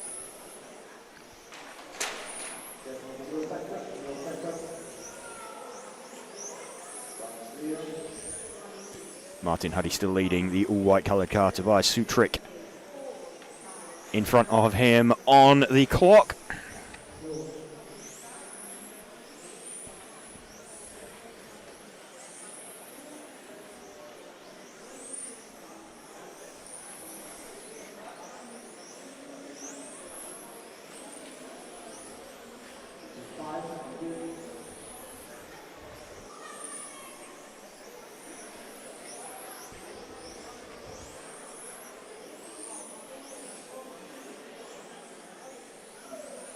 Still Martin Huddy running with Tobias Sutrick.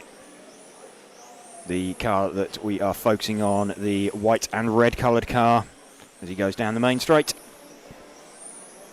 running inside the split on Martin Huddy, but just makes a little bit small. Gabrielle Morrow asking about lap times. If you want to see lap times, if you check out my RCM, you will see the lap times available to you.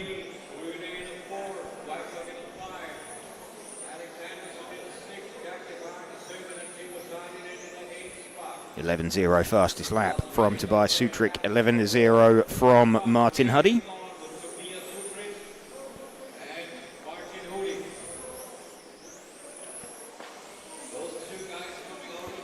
So Martin Huddy opens up for Sutric. 2, 1, 2, 1, 2. So Andreas Byrne running in third position. Tobias Sutric leading this one from Martin Huddy. The pair of them fairly comfortable out in front.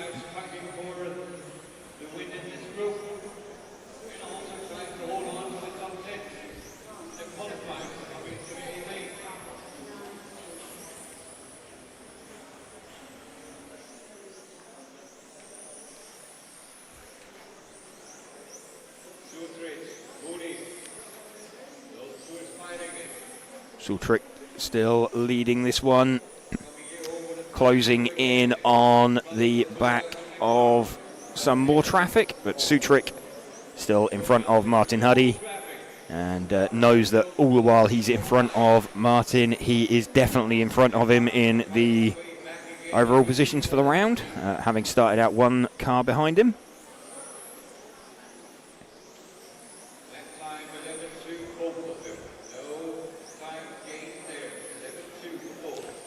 A little bit of a gap starting to extend now for Tobias Sutric over Martin Huddy. Predicted time they're heading for, Tobias is heading for a 43 in 8 minutes flat, pretty much. Martin Huddy predicting an 8.05. So decent lead now for Tobias.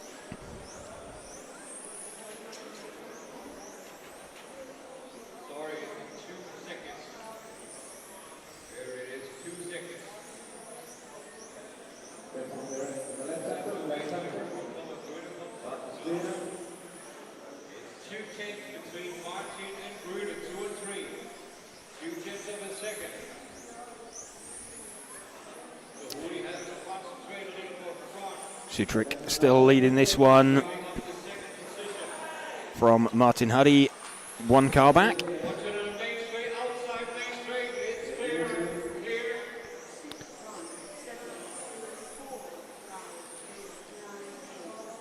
Front two still a fair chunk ahead of everybody else. Hupo is running in third position currently, but he is well, in fact, it's Alexander Anderson in third position, but they're some 5 seconds back off of this lead. Well, it's not really a battle because we've got Tobias Sutric out in front of Martin Huddy, having started behind him. So all the while he's in front of him, he's definitely in front of him, and Tobias will know that. Martin's not really applying any pressure.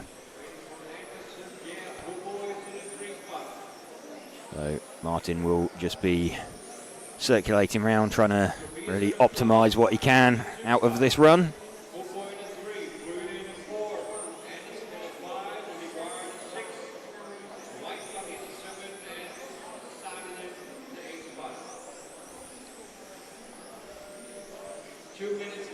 Two minutes left, or less than 2 minutes left, 1 minute 45 left for Tobias Sutric, as we start getting ourselves prepared for the top heat.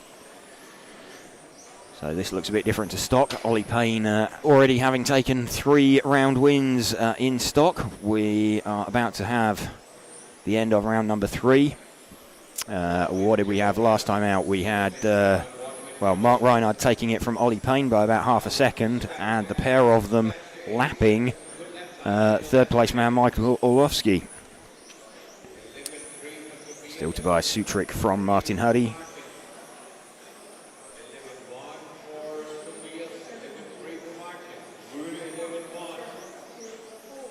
And Tobias just extending his advantage.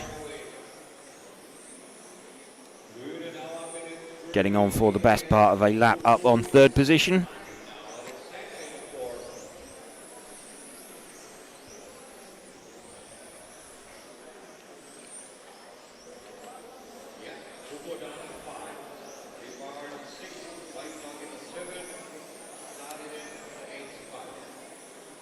Tobias Sutrick, 30 seconds from home now. Just got a little bit of traffic, that gets out of his way quite nicely.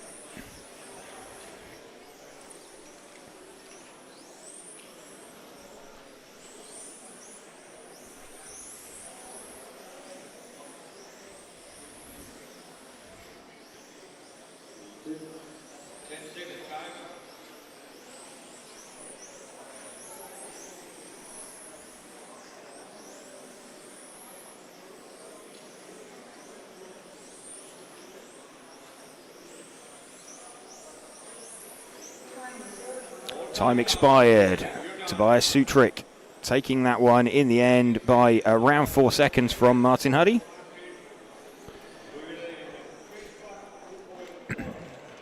Now, chance to breathe before the top heat. If it's anything like last time, it'd be very intense. So if you're just joining us in time for the top heat of Modified in qualifying round number 3, welcome to you. Thank you for joining us on RC Racing TV. We're bringing you live coverage of the EFRA 112th European Championships from Zwevegem in Belgium in conjunction with event sponsors Hobbywing, also supported by Tony Sport, Automatics, Montec, Schumacher, Zen Racing and Orlowski Racing Line.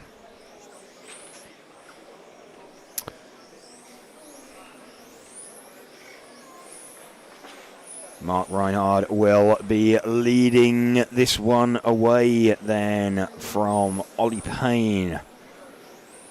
Story of the last round was these two.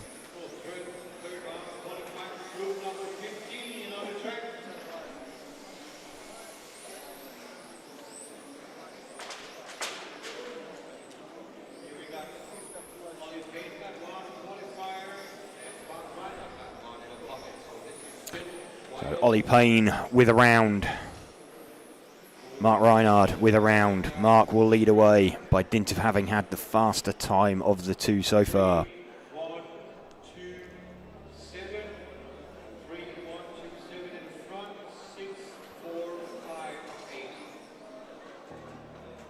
And Mikhail Orlowski pulling up to the line with some odd-looking white wheels on his car.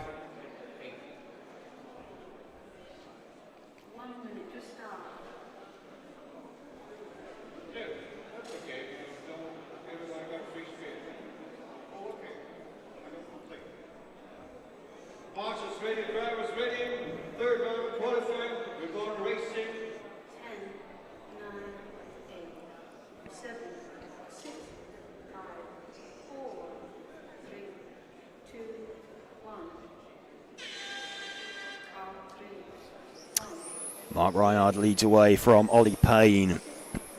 We'll keep an eye on what Michael Orlowski manages to do in this run, but front two already going away.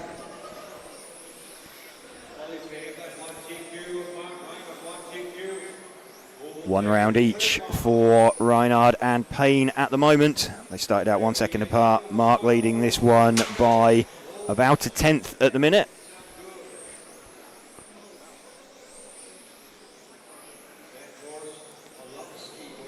Orlowski not having a good time of it. Reinhard leading this one by about a tenth from Payne at the moment. We're still running with Mark Reinhard.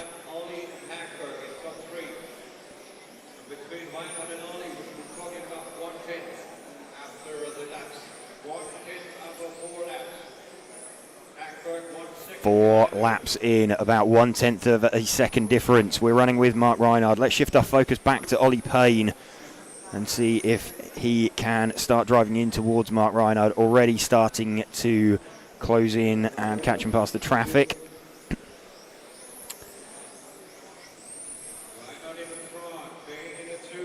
Orlowski already out of this one. Payne now to the front by about 1/10 from Reinhard. Just swapping positions on the split.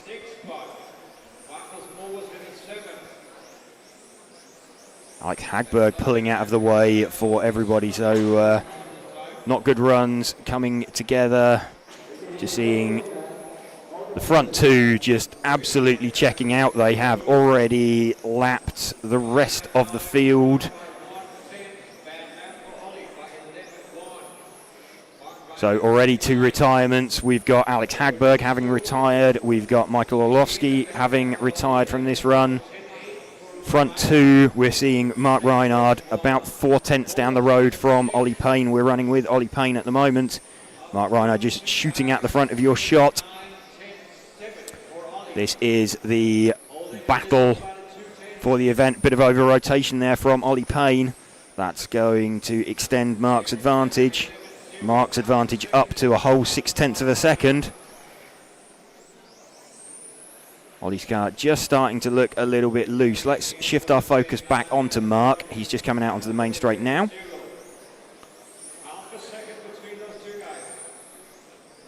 So we've got 6 cars circulating. Mark Reinhard, Ollie Payne, Adam Isay. Looks like he's going to appear in 3rd position, although I think he may not end up 3rd in round, because some of the guys in the previous heat are going to be in with a good shout of that. But we have got a battle going on at the front of the field. Mark Reinhard from Ollie Payne. Reinhard we're running with at the moment.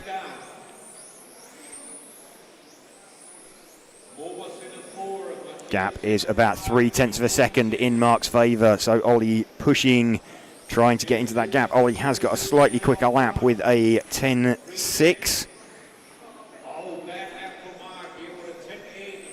10.8 for Mark. So this could put Ollie back in front. Mistake there from Ollie. Out of the back of shot. So Ollie knew that was his chance. So Adam Isay past 3rd place man, Adam Isay.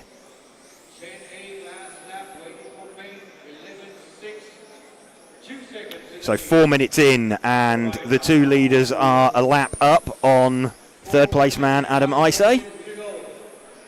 So heading for potentially a 2-lap advantage for these guys. Mark's lead over Ollie. Let's just wait until Ollie crosses the line. Mark's lead now about 3 seconds. So Ollie having had a bit of a scruffy few laps. Still 2.9 seconds. Mark's lead. Predicting a time, a 45 lap run for Mark Reinhard.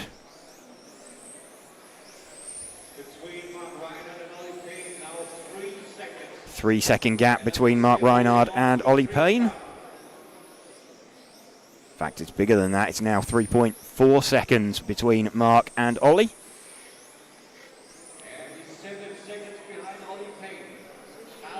Adam Isay is 7 seconds down on Ollie Payne, so that's getting on for half a lap.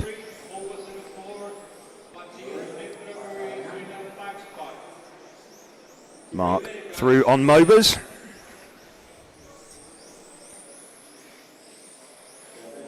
So nice clear track in front of Mark now, and with the 5 cars circulating. There is only 5 cars circulating, which is Matthias Nedrabo. He just managed to have a bit of a coming together with Ollie, so that extended Mark's lead further. Wait and see when Ollie crosses the line. That is a 5-second lead now for Mark Reinhard. So we're running with him.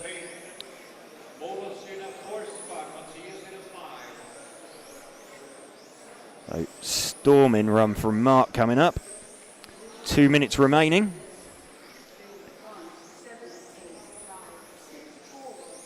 Mark doing everything he needs to, keeping it clean. 2 minutes to go. 2 minutes.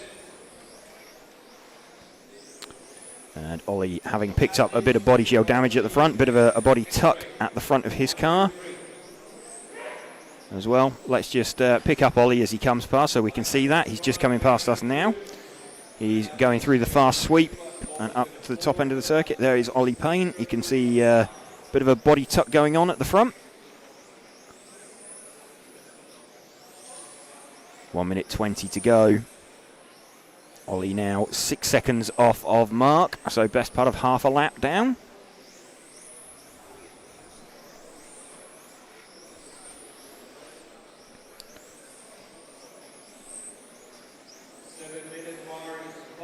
So a bit of a difference from previous heats. Let's go back to Mark for the final minute or so.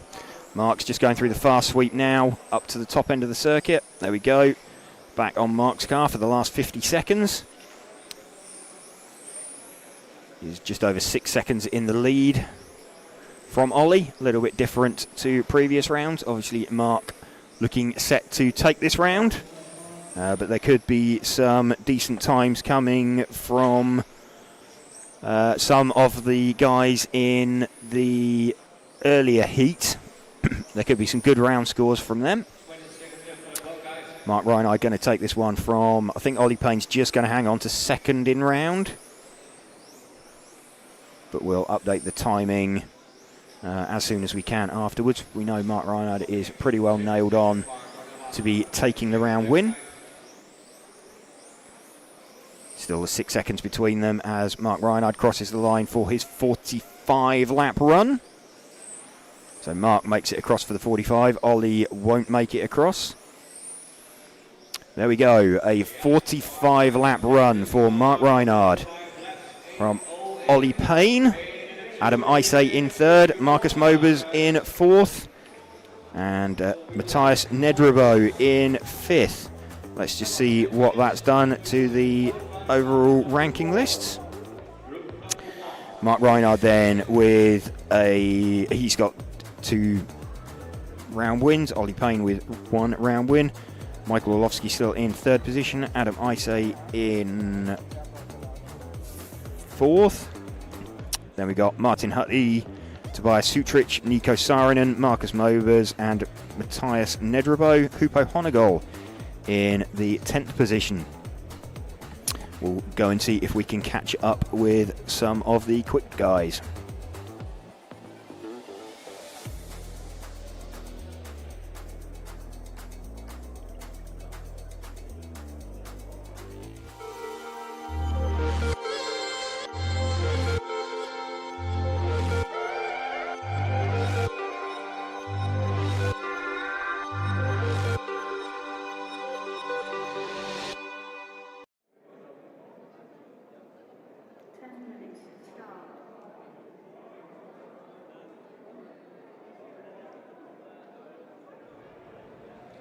Okay, with Ollie Payne, took the round win in stock, second in round in mod, bit of a tougher run in modified that time? Yeah, the traffic's pretty difficult. It's quite hard to get in a rhythm, and then, you know, with cars sort of flying around everywhere and having to drive offline, it makes it very difficult. So, yeah, I think I had a little bit of damage after an impact with the back marker. So. Yeah, saw that. I mean, you were kind of running with Mark, and then he got through it. You got a little bit tangled up with it, and the gap kind of went, but you were still fairly comfortable in second. Yeah, I think the pace of the car is really good. It's just trying to get a good run that's clean, which sometimes is out of your hands. So yeah, you just got to keep going at it. But obviously, I'm quite comfortable in second, so I'm pretty happy moving forward. You know, I'll do my best to take the TQ, but anything can happen in the finals. So also clocked Michael appeared to be trying something different in that run. The tyres, or the different coloured wheels appeared on his car. Yeah, I noticed that too, but it didn't look too successful. Maybe not, but sure they'll be going away and working on that. What about stock? How obviously that's 3 from 3 now, so looking pretty good. Yeah, making changes every run, trying to just get a little bit more stability, but yeah, pretty happy with that. Yeah, because that was a bit strange because obviously Max was starting off last and kind of he was the first car you caught, but then you didn't really take it. We were pretty similar on pace, but obviously it was tough for him and me because it's annoying for myself to be right on the back of someone who's similar pace to you, because if I overtake him, then I almost give him a tow as such, and it's also worse for him because then he's under pressure from me. So. Yeah, okay. Well, so looking very, very good in stock now, so one more round gets it for you. Yeah. So, cool. Well, good luck, and we'll chat to you later, no doubt. Thank you. So, going to bring in Mark for this one. So, Mark, that's two wins today in modified. Yeah, couldn't ask for more. Even my car didn't feel good in the last one. I think Ollie was catching me in the beginning. But yeah, suddenly, like I said before, like the traffic we have is pretty shitty. So I think he got collected in the beginning, and then I think the second time, and I was just on my own, and not so many cars left on the track. So for me, it was good. But still, I tried something on the car, tried different tires this time, and probably going to change back or try something different. Yeah, it looked like a few people were trying different tires. I think Michael tried something different, didn't appear to work that well for him. Yeah, I don't know what happened to him. I just saw his car in the warm-up lap because I started a bit later to warm up, and yeah, his car is doing funny things. I think spinning out and stuff, and yeah, he had a big crash already before the start. Yeah, I said before he will be back, so I still have the the hope he will be, but it's getting yeah, time is up, time is running. You know. I think he's still sitting third overall at the moment. Yeah, I mean there's still 2 rounds qualifying, right? 2 or 1? 2. And yeah, there's still a chance for him, but I have to look at myself first, you know. Well, you've got 2 round wins now, so you're definitely going to be on the front row. You're going to be starting first or second. Yeah, definitely. I mean, I also have the quicker time. I think the run we had this morning was kind of a pretty clean run from both of us, and now we went 3 seconds slower. I guess it was more for me like the tire, and I had one mistake on track, but yeah, I still need to find one more whatever second to get a better pace as well. Yeah, well, you've made the split onto the 45 lap run that time, so that always helps, just getting that extra time in there. Yeah, it is. But I don't know what's the tiebreaker. If it's 2 TQs each, is it goes by times, or I don't know. Yes, it will probably be. They count the best runs. Yeah, I mean, it's always good to have extra lap, that's for sure. Yeah, excellent. Well, yeah, we'll let you go away, make those changes to your car, and speak to you again later. Thank you. Hopefully.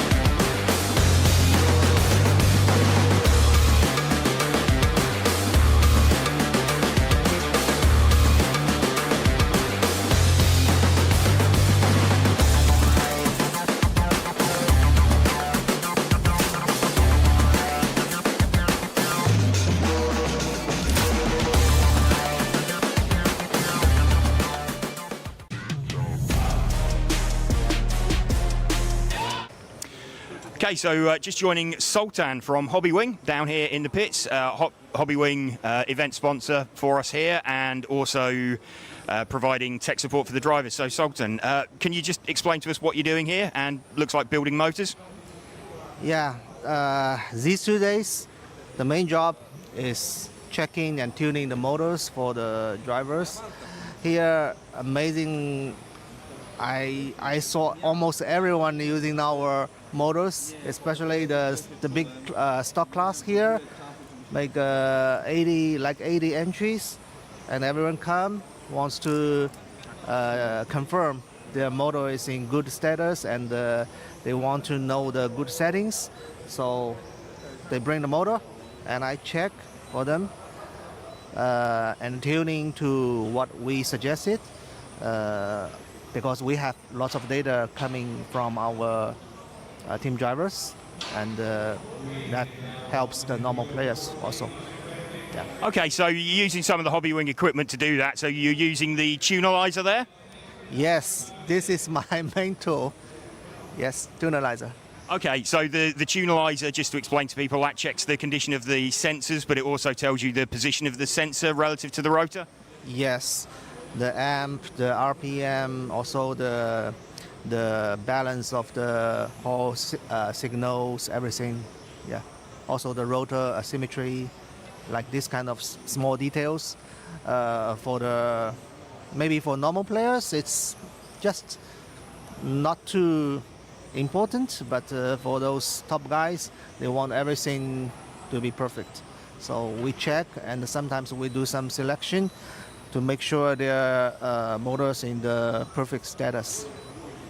Okay, and you've obviously got a couple of different rotors for the stock motor as well. Is one proving more popular than the other?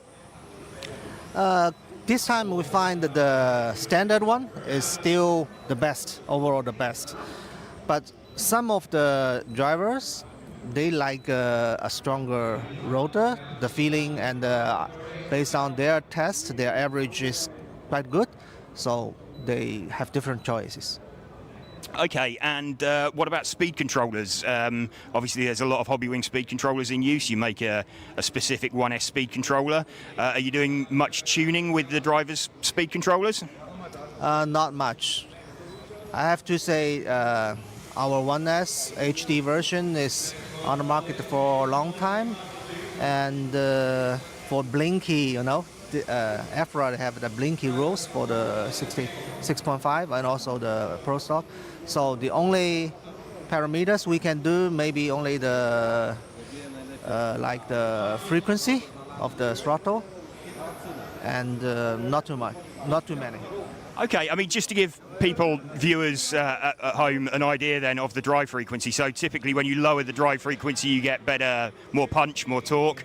And when you raise it, it's more RPM and a little less drive off the corner. This is a new tip from the recent tests. We feel higher frequency is better. Okay, and so it's better over the course of a run. That's useful information to know. Well, keep up the good work, Sultan. We'll let you get back to building the motor. Thank you very much. Thank you.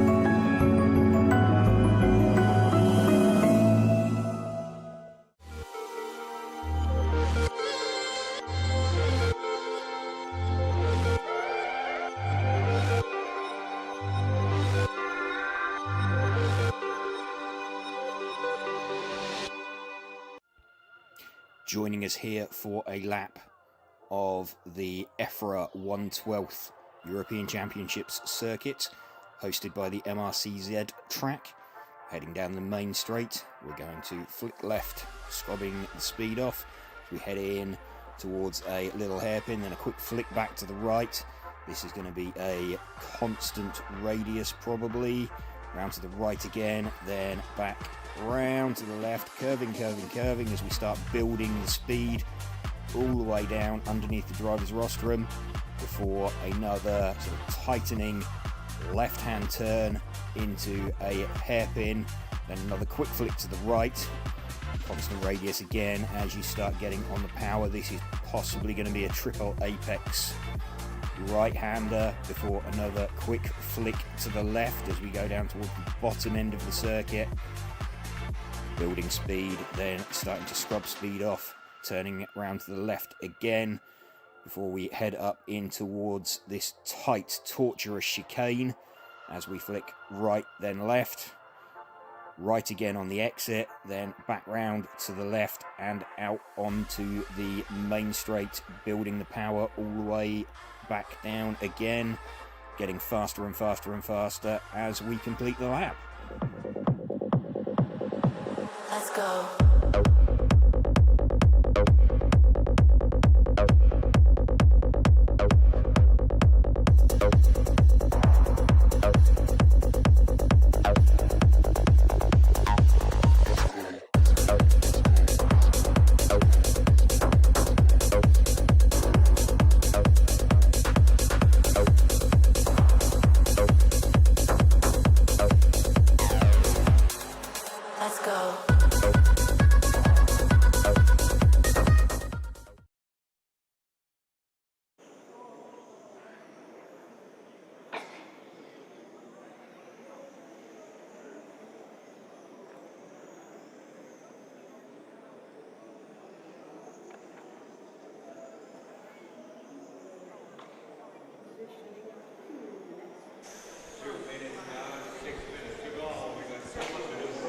Well, thank you for being with us. It's been great so far today, and there's still quite a lot of today to go. We are running right through to the end of Q5, and this is the beginning of Q4. And then after Q5, we have 2 sets of finals for you today. So it's going to be a long old day, which is good for everybody, because we get more racing action, and you guys get more entertainment at home. So yeah, as is the way, we start the round with 2 heats of the GT class. So we allow James to have a lie down for those 2 heats. James has a lie down and Frank mainlines Red Bull, so they both go off and do their particular thing that they like to do. And we just have these rotating shots, and you guys get to watch the crashing. And the racing action, of course. So yeah, thank you to Hobbywing for being our title sponsor, and of course Tony Sport, Automatics, Montec, Schumacher, Zen Racing, and OrlovskyRacingLine.com. Hopefully you enjoyed a little chat that James had with our current TQs, Mark Reinhard in Mod, and Ollie Payne in Spec. It's going to be a very interesting set of finals. Orlovsky seems to have lost some pace and was trying something with tyres, and it didn't work out, and Hagberg crashed out of the last one, but we certainly saw in practice that Orlovsky and Reinhard were going at it. So we have those two going at it, and we have Ollie Payne, who's found all the pace in the world, only pipped in these last 2 heats by Mark. It could be a recipe for some fantastic racing action tomorrow, so stay with us all the way through till the end of tomorrow.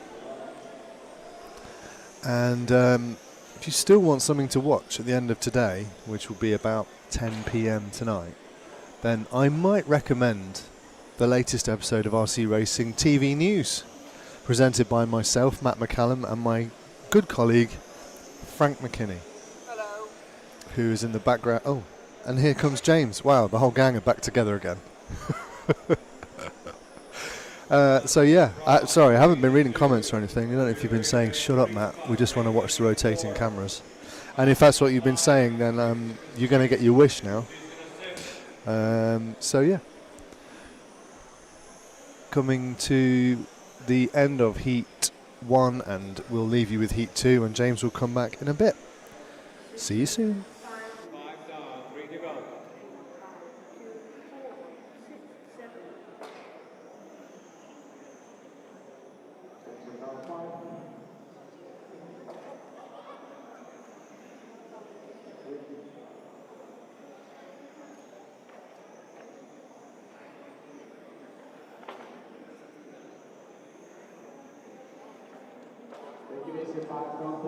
Wait. Okay, move on.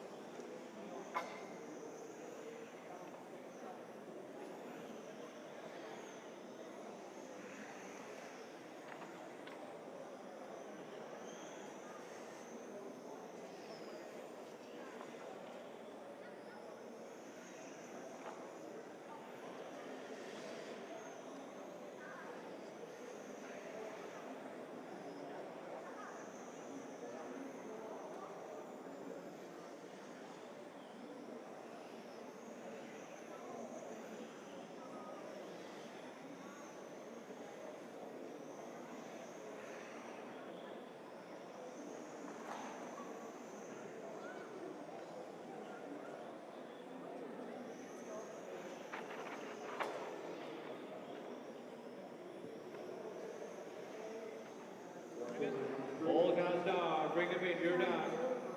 Race finished.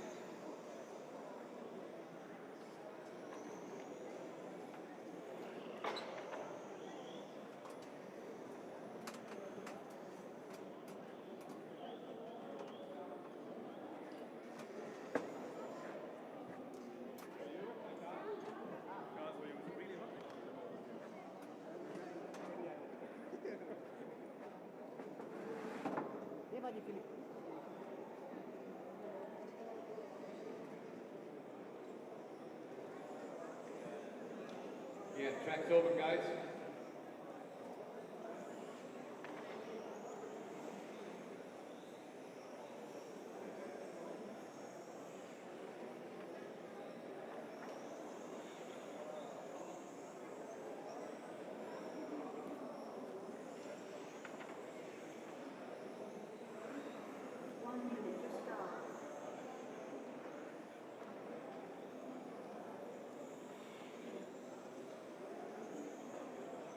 Starting order, 1, 2, 4, 5.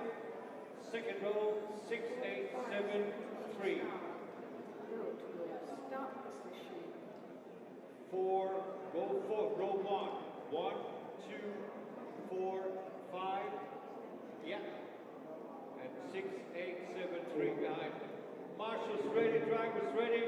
We're going racing. 10, 9, 8, 7, 6, 5, 4, 3, 2, 1. Car done. 2, 4, 5, 6, 8, 7, 3.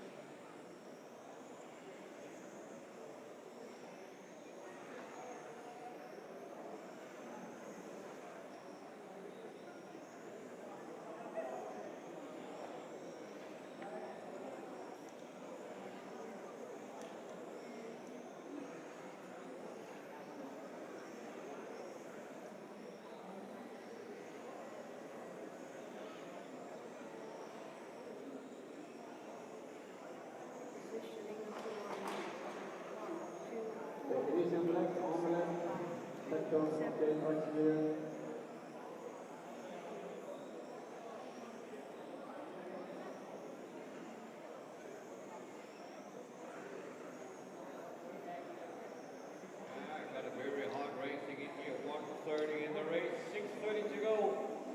Group number 2, next up group number 3. Be ready, group 3, you're up next.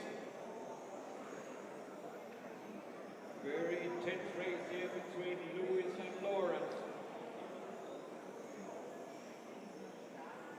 Lewis is on a good pace. Lawrence losing a little bit every single lap.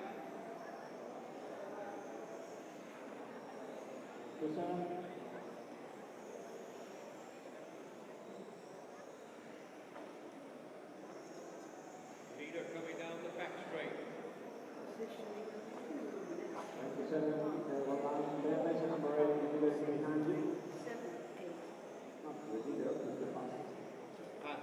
Sorry. We've got two very fast cars in this group, 1 and 2.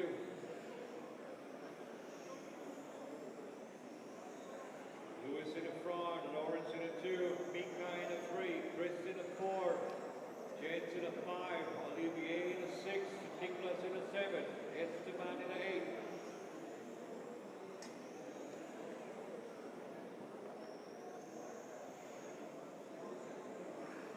Number 3. Start behind you. Thank you. 3 down, 5 to go. Number 7 again. Okay, thank you. Very intense race here between Lewis and Lawrence. Nothing decided now. 3 minutes down, 5 to go. 5 minutes. Mika in a 3, Chris in a 4, Gianlucci's in a 5. Gerard in a 6, Nicolas Jacques in a 7, Esteban in the 8th spot.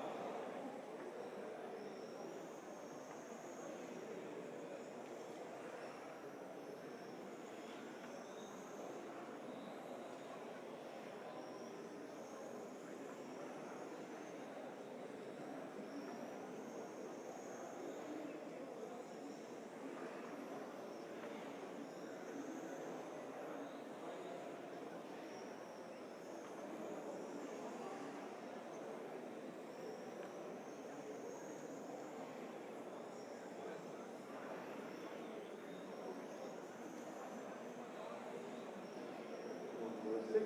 Thank you. 4 down, 4 minutes to go. Halfway through, guys. 4 minutes.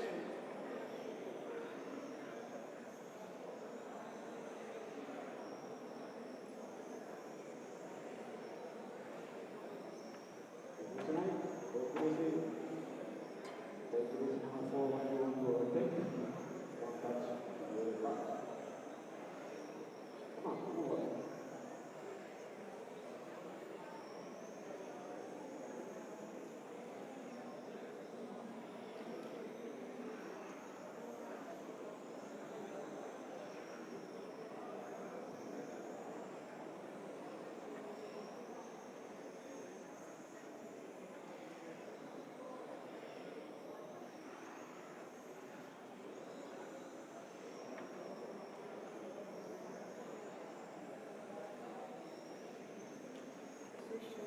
5 minutes.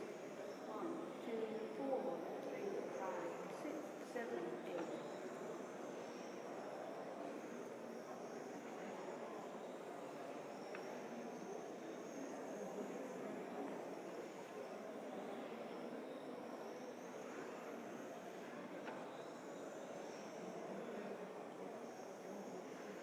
.5:30 down, 2:30 to go. Lewis still in the front by 3 seconds over Lawrence.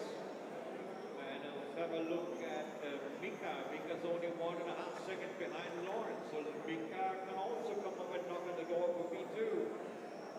He just has to concentrate now that Mika makes some good hot laps. He got no traffic.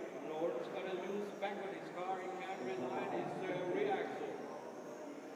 So Mika maybe he can come up and knock on the door for P2.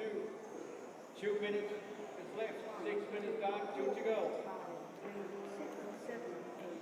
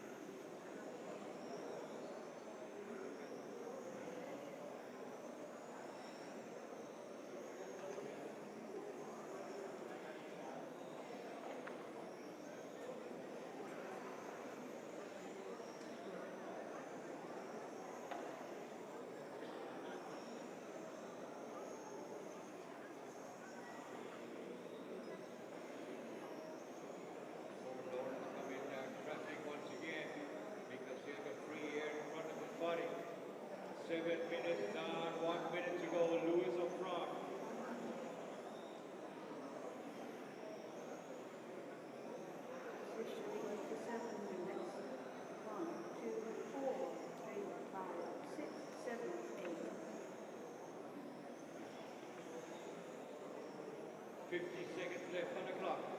All mistake for the leader for a two spot. Lost a second there because of something like 8/10 of P2.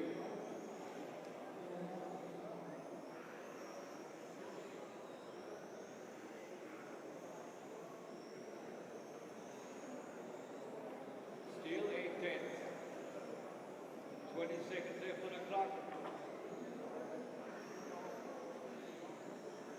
Lewis up front, he's pulling away. 5 seconds to the lead. Lawrence in the 2 spot. Mika 6/10 behind him. Chris in the 4, Jens in the 5. 10 seconds, guys.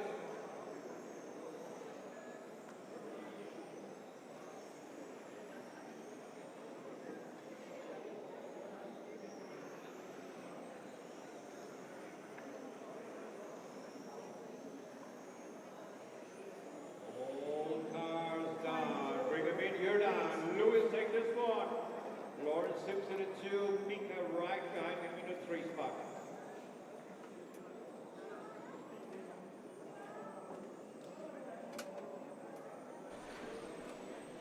And we are back. Just seen the end of qualifying. First 2 heats of qualifying. The GT class. It's done and out the way. So we're getting set for the first of the LMP qualifying heats. This is round number 4. So we've got the first potential to see a TQ secured. Can only happen in the spec class. So if Ollie Payne wins this round, he is TQ. He's already taken 3 round wins from the 3 that have taken place so far. So he is guaranteed to start on the front row. But it is the best 2 rounds from 5 to count. So somebody else would need to beat him this round. They wouldn't necessarily need to do a faster time this round, but they would need to at least beat him this round in order to keep the chances alive. They would need to do a faster time at some point than Ollie, though. In modified, we've got Mark Reinhard having taken the 2 round wins today. Ollie Payne taking it last night. Mark has the fastest time as well. So Mark has done a 45 in 5, and yesterday Ollie's time was a 44 in 1.9. So Ollie's actually gone faster today than he did yesterday with that 45 lap run that he managed earlier, but in terms of counting rounds, it will be the 44 that counts because that's the lowest point found. Chris House going to lead away with car number 1. He seemed to want to put his car in scrutineering at the beginning there. Chris House leading away down the main straight, being chased by Lee Moss. Good battle went on between these 2 last time out. Lee leading this one on the split.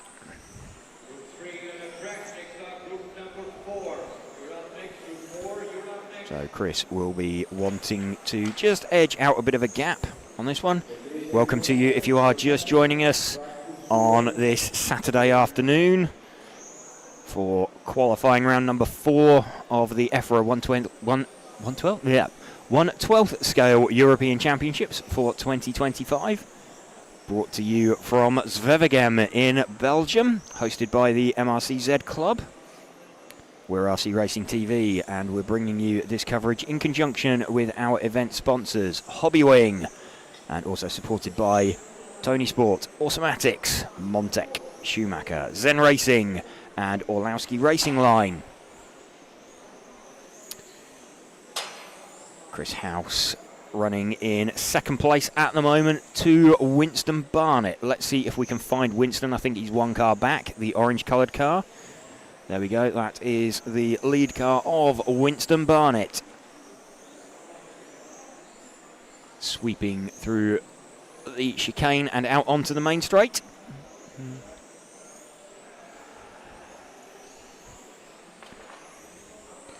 Winston to the top, leading this one by around a tenth of a second from Chris House.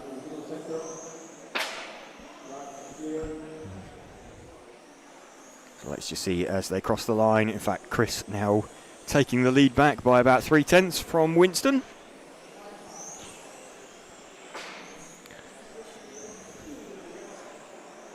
These two quite comfortably going away. What are we now? Half a second now. Chris's advantage over Winston.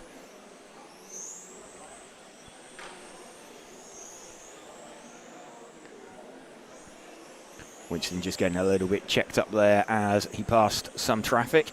That wasn't the car of Chris House that he's just passed. It was another very similar looking car. But, Chris continues to extend his lead over Winston. He's got it up to 1.1 seconds now. We're running with Winston as he negotiates some traffic in front of him. Chris will see out of the corner of his eye that where he's kind of crossing over with Winston. So it'll be this part of the track here. Chris will know that as he's disappearing through there, Winston's heading in the other direction. So you'll know that that is building itself into a somewhere in the region of 2.3 second lead.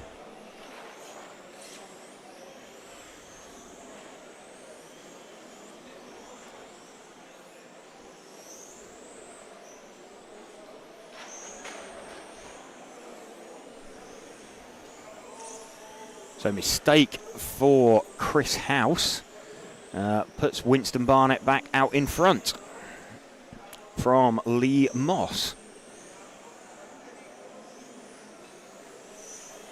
Let's see if we can pick up Lee. White front, green rear. He's just going through the fast sweep up to the top end of the circuit now. So in fact, Winston's just made a mistake in front of him. And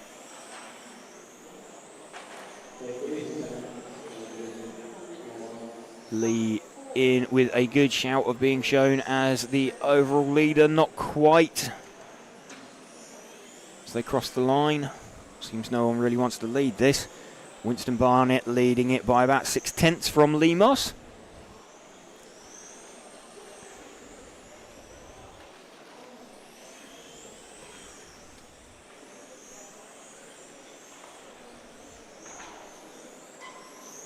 Running with Lee Moss at the moment. About half a second down on Winston Barnett.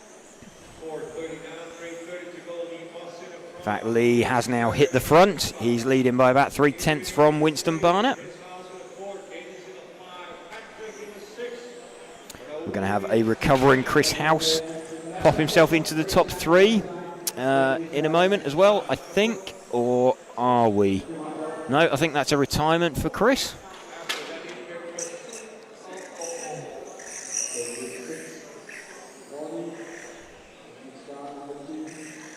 So retirement for, I think, two of the top four cars. Still Lee Moss from Winston Barnett.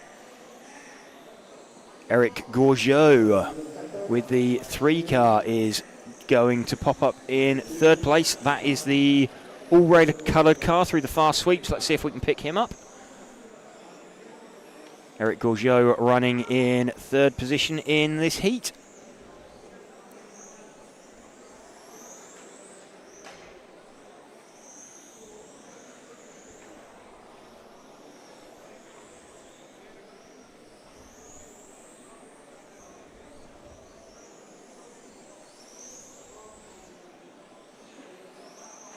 Just over 2 minutes left.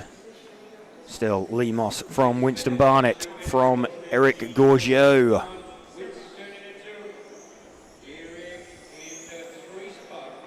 Only 4 cars circulating.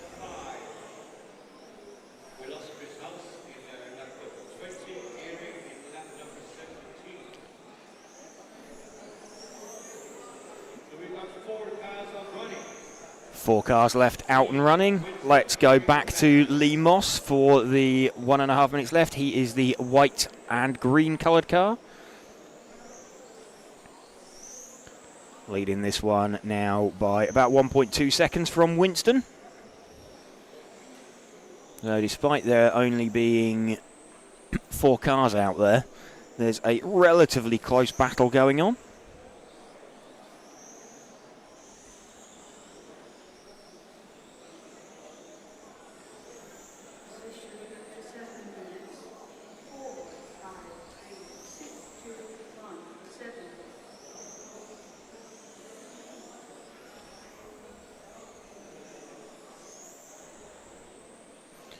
And Winston coming back. He's got that gap down to about 8/10. Remember, Lee started out 1 second ahead of Winston. Running with Lee at the moment with 30 seconds left. Winston 7/100ths down now at the moment. Or 7/10ths down, sorry. And Lee navigates some traffic there. Winston loses a little bit of time on that lap. So going to start the final lap now, should be for Lee. It will be. And final lap for Winston. Gap between them still half a second. So Lee is going to cross the line. Then we've just got to wait for Winston. See what he manages. Winston just misses out. Winston misses out by about 8/10 of a second there. Right at the end. Eric Gourgeot crosses the line in 3rd with Patrick Room in 4th. So just the 4 cars finishing that one.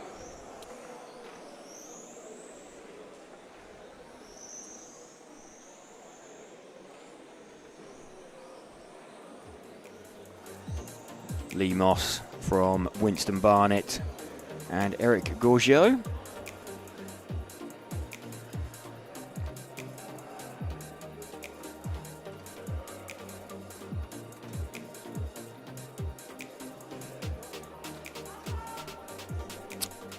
Heat number 4 coming up in round number 4.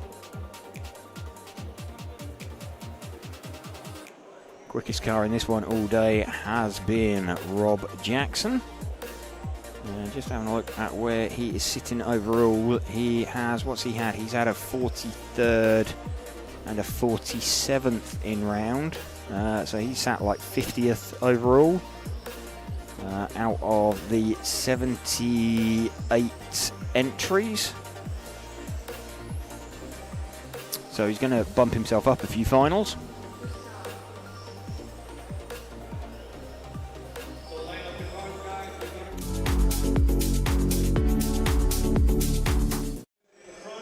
Cars being formed up at the start. There's Rob Jackson. Getting himself ready to launch off the line with the number 9 car. Other quick cars out there. The 6 car of Arthur Hoffman. He is the white car with sort of blue flashes down the side. It appears mainly white whilst he's circulating on the stream.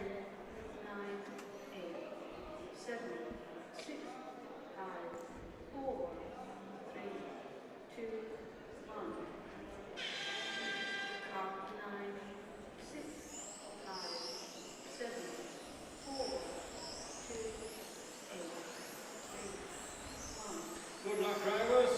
You can take them there. Rob Jackson starting off every run a little bit wayward. Car looks a little bit positive, a little bit like you wouldn't want to meet it down a dark alley. Pivoting around, bit difficult, not the nicest thing to drive, but seems to come good after about a minute or so, and then he can really start attacking the track and gaining time. Not attacking the track like that though. So that is a bit of a mistake from Rob. It's dropped him behind Yuka Hakamis. That's the car in front of him, the yellow coloured car. Let's run with him at the moment because Yuka is actually leading this one. from Arthur Hoffman, who has just made a mistake in front of him as well. So Yuka Hakami's leading this one from Rob Jackson. Rob now starting to settle into his car and wanting to find his way past Yuka and start working on building that split back up. So Yuka jumps out of the way of Rob. He'll record as still being in front this time round, will Yuka?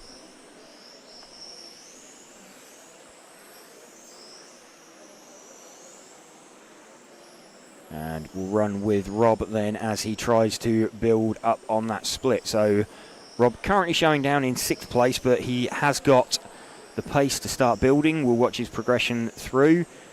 He's dropped down, or dropped up to 4th now. He is currently 1.6 seconds off the lead. Let's see how this one develops. So he's got himself up into 2nd, 1.2 off of the lead from Yuka. Down to 9/10 now. So 3 or 4 laps time. If Rob continues at this pace, he will get the lead back. So it moves to the top, then comes Yuka. 1 second now between them. So Yuka has pegged Rob slightly.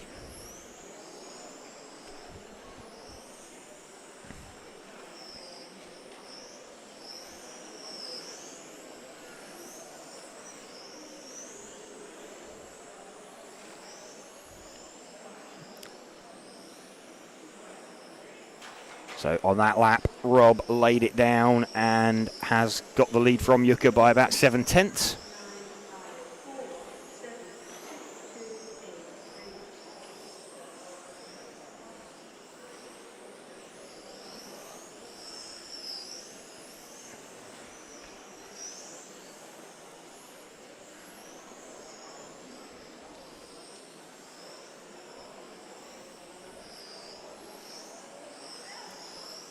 What have we got running in 3rd place? Gunnar Blumendal with the number 4 car. Let's see if we can locate the 4. He is the putty blue coloured car, sweeping through the middle, out through the top end of the circuit, through the chicane, and out onto the main straight.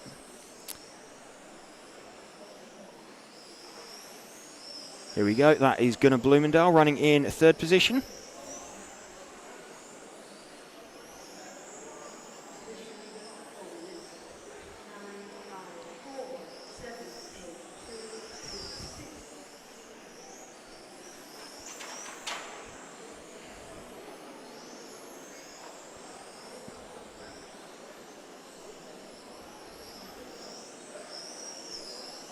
Gunnar Blumendal still fairly comfortable in 3rd position. He is 1.3 seconds off of Yuka Hakami's.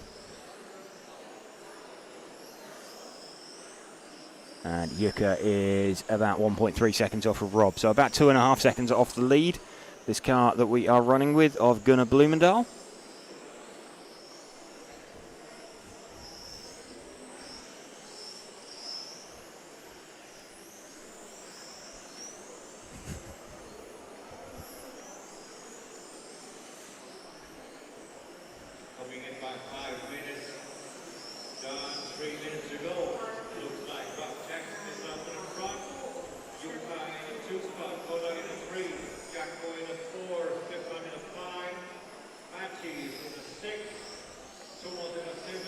Gunnar Blumendal still running in 3rd position at the moment from Yuka Hakami's. Let's see if we can pick up our lead car again of Rob Jackson. He is off the end of the main straight, the white and red coloured car. He's just starting to cut his way through some traffic. Rob heading for a time about 6 seconds quicker than Yuka in 2nd place on predicted. He's predicting a 37.804.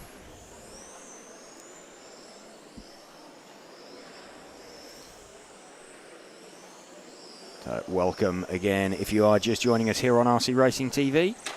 we're bringing you coverage of the EFRA 112th European Championships. Live all day today for qualifying day. We're here till around just after 9 p.m. our time, which is Central European time.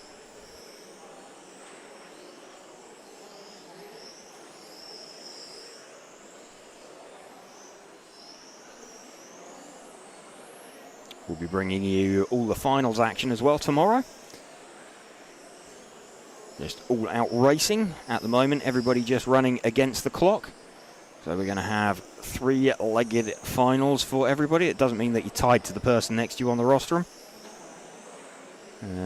Just means that you have 3 legs with the best 2 to count.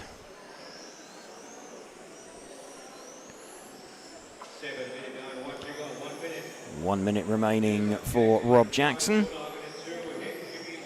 His lead now looking pretty comfortable. He may be the only driver who makes it onto the lap, the 37th lap. Gunnar Blumendal showing at the moment he will make it, but his time is dropping off slightly.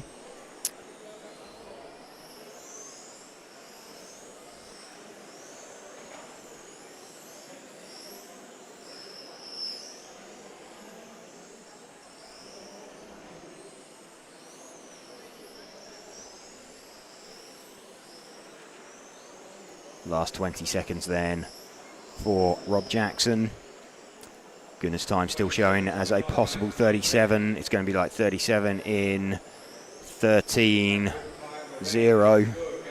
One more lap. He may drop off onto a quick 36. No, he's managed to hold it, so he's still showing as a predicted 37. Rob's going to comfortably do a 37 as he comes across the line. Gunnar Blumendal just misses it, just misses the split, so Rob is the only driver to have made the 37. Time has expired.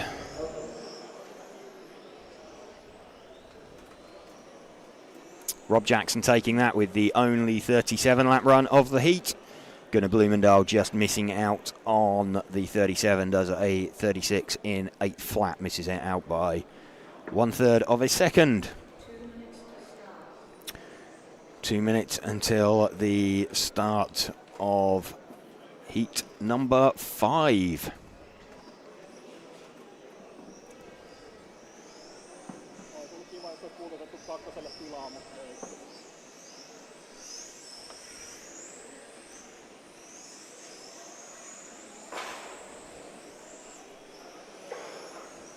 Again, I'd like to say thank you to our event sponsors, Hobbywing, Tony Sport, Automatics, Montec, Schumacher, Zen Racing, and Orlowski Racing Line for helping us to bring you this coverage.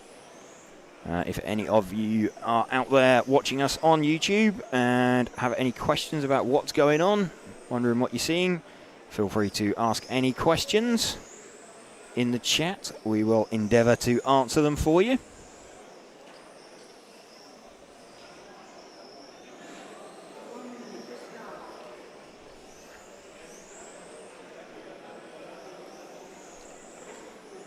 Julian Kryuzek will be leading this one away from Sasha Lennart and Cedric Gills.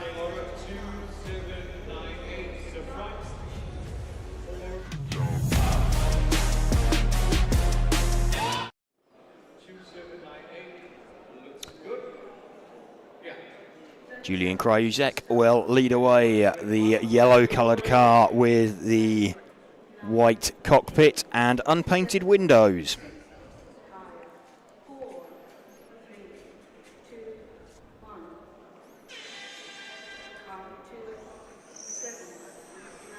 Kryuzek leads away from Lennart.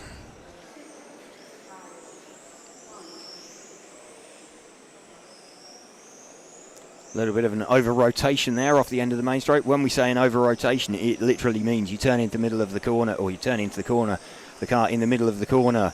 The front end of the car just grabs and the rear of the car slides. So it's a very sort of low-speed, controllable thing, but very not nice to drive. And we have got a bit of a problem there for the lead car. So we have picked up Sasha Lennartz in second position.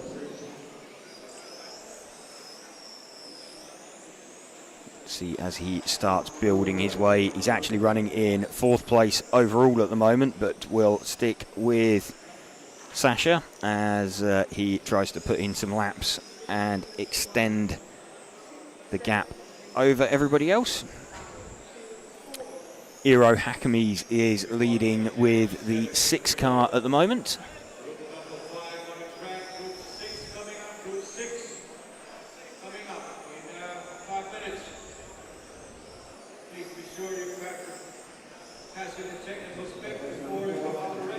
We'll see if we can pick up the 6 car. That is the pink coloured car. He's just going through the fast sweep at the moment.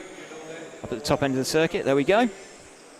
This is the lead car of Jukka Hakemies.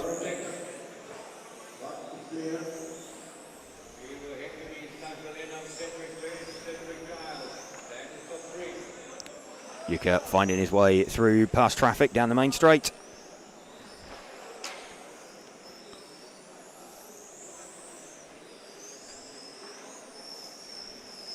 Flowing nicely through the top end of the track. Down the main straight once more. So very, very fast track here in Zwevegem. It's I think one of the biggest comments that seem to have been coming out of the drivers. It's quite easy to drive.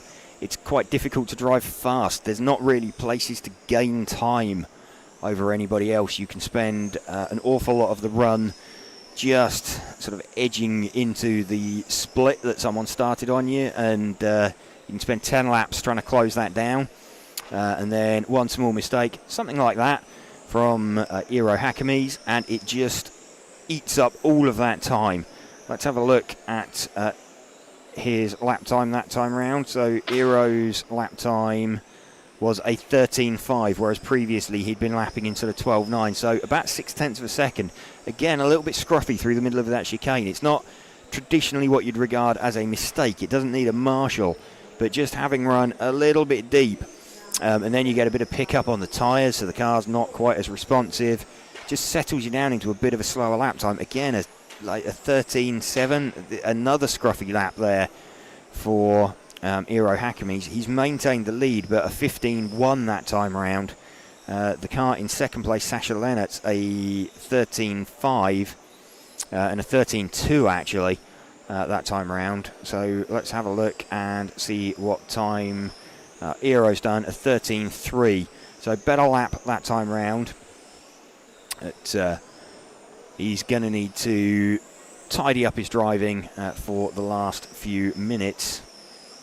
His lead is currently 1.2 seconds and manages to get past the car of Thomas Gavel.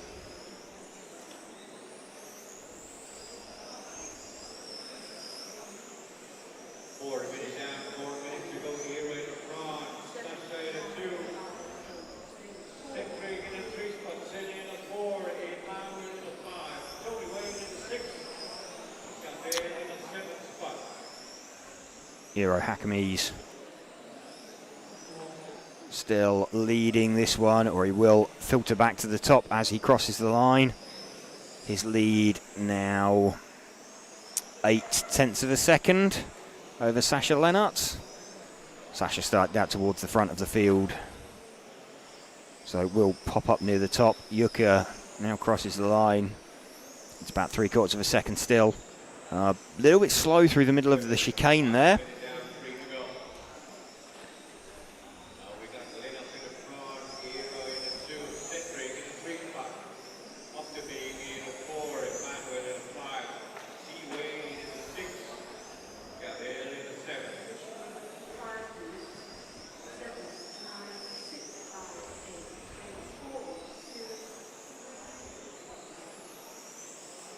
Still running with Eero Hakemies. Still leading this one. He's got about 2 seconds now from Sasha Lennartz. So a good run coming together for Eero. In fact, Cedric Gill's got himself up into second position now.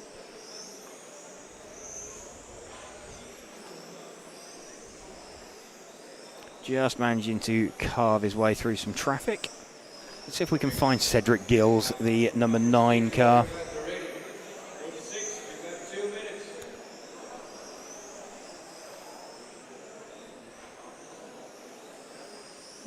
Number 9 car is the... well, we're just trying to locate him. Is that one car back.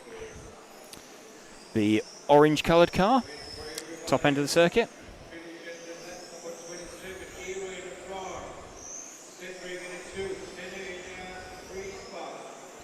Yep, so that is Cedric Gills, the orange coloured car.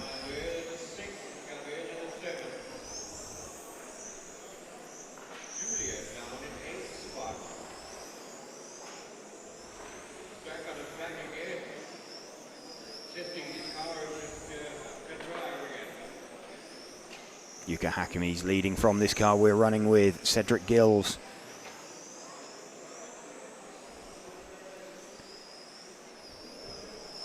Sorry, it's Eero Hakimi's. Yuka Hakimi's was in the previous heat. 1 minute left.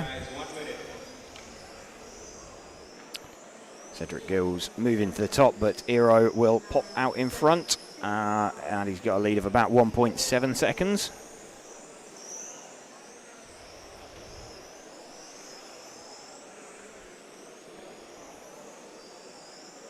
.36 laps runs coming up, so none of these guys will trump Rob Jackson's 37 from last time out. 30 seconds remaining. We'll run with Cedric Gills, this orange coloured car. He comes down the main straight, heading for home.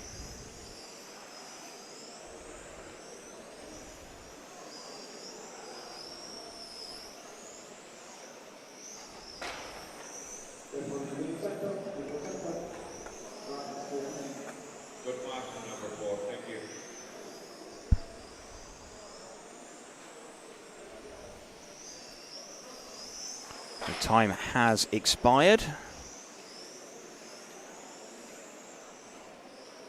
Cedric has finished with a 36 in 3. Eero Hakimi's finishes with a 36 in 1.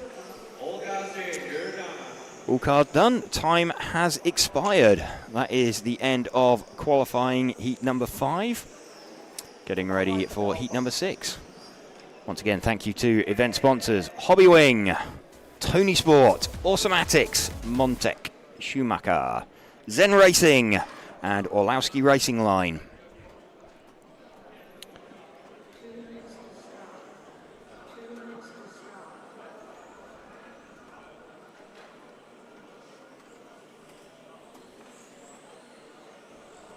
Getting set for heat number 6.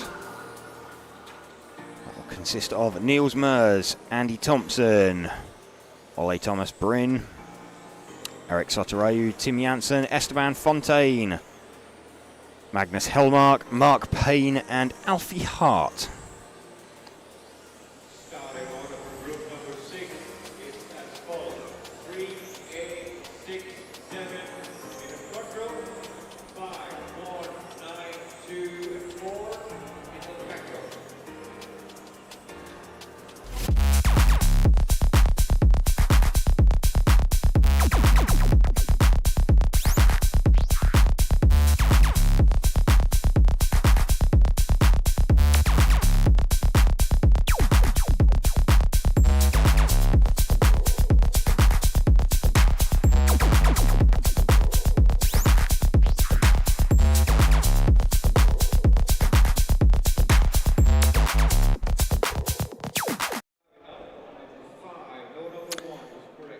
Here we go. Niels Mers going to lead away with the minty green coloured car.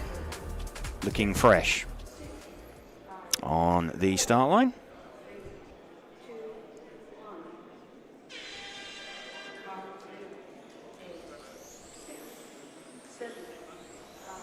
Niels Mers leading away from Andy Thompson.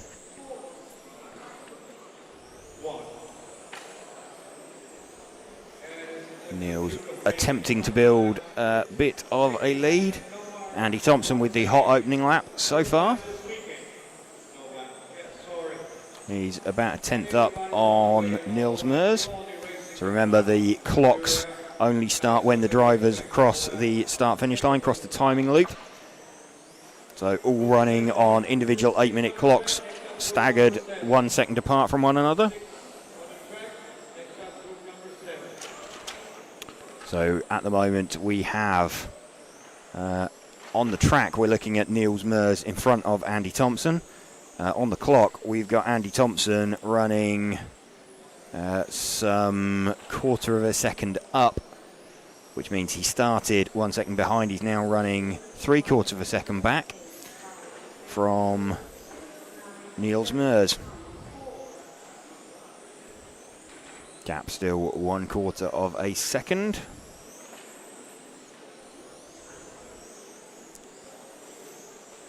Eight-tenths of a second covering the top 6 at the moment, though. Super, super close. Let's shift our focus back one car onto, well, the car of Andy Thompson, who's just made a little bobble, little mistake. Didn't require marshalling, but that's going to send him tumbling down the order. He was showing second, but I'm expecting a bunch of drivers to lift themselves up in front of him, and they have. Tim Janssen to the front with the 5 car at the moment. Let's see if we can spot the 5 car of Tim Janssen out there.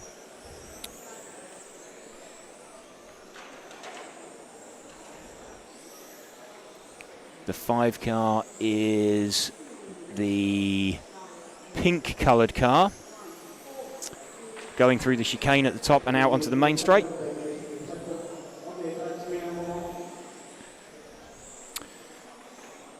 So this Tim Janssen, the lead car.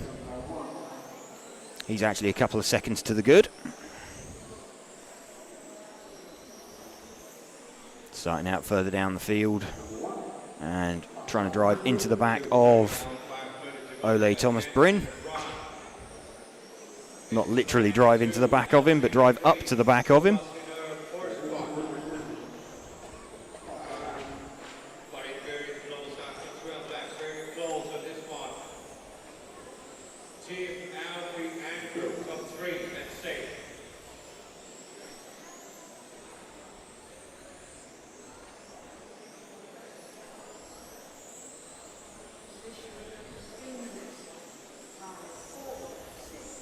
Still running with the lead car of Tim Janssen.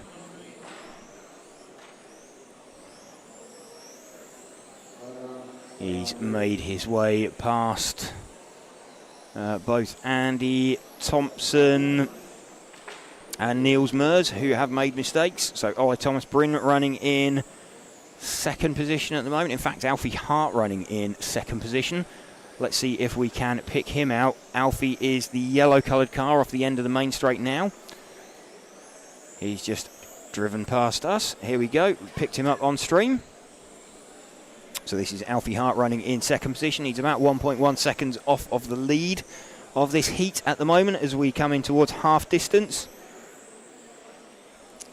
Alfie Hart heading for a 37-lap run if he keeps this up.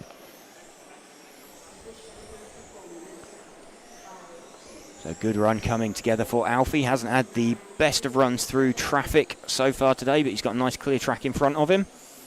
So we'll stick with him as he runs in. It is second position in the heat, but that he's running in, and he's got that by about 6/10 at the moment. He is currently only about 6/10 off of the lead, actually. So Alfie could be propelling himself in up the order with a good round score. Let's have a look. You see him fall down the order as a late starter. A little bit of a bobble there, shouldn't cost him too much. Back up into second position, 7/10 off of the lead now for Alfie.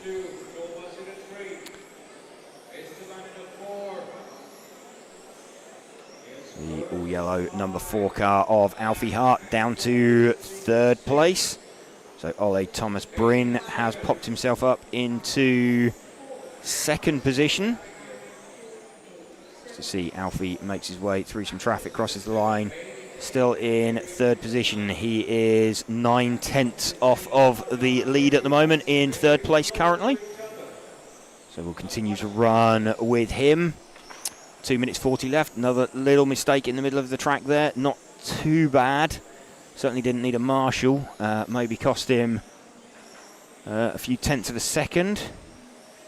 Just to see where he pops out. He's still in third place. He's quite comfortable in third. He's got 4 seconds in his pocket over Niels Mers. We'll just see as Alfie crosses the line again. He's back up into second position, about half a second off the lead. Got a nice clear track in front of him as well.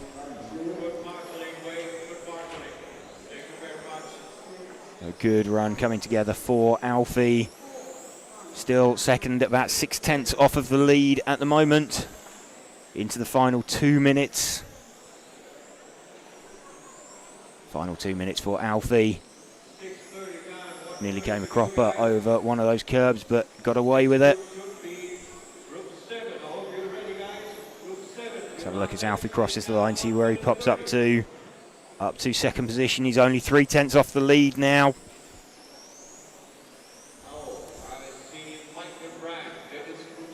Let's see where he pops out as he crosses the line this time. He is about quarter of a second off the lead. He is lapping faster than the current leader, Tim Janssen.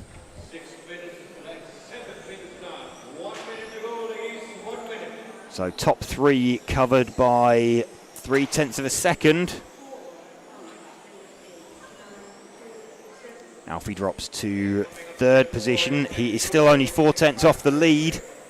But Ole Thomas Bryn leading this one now currently.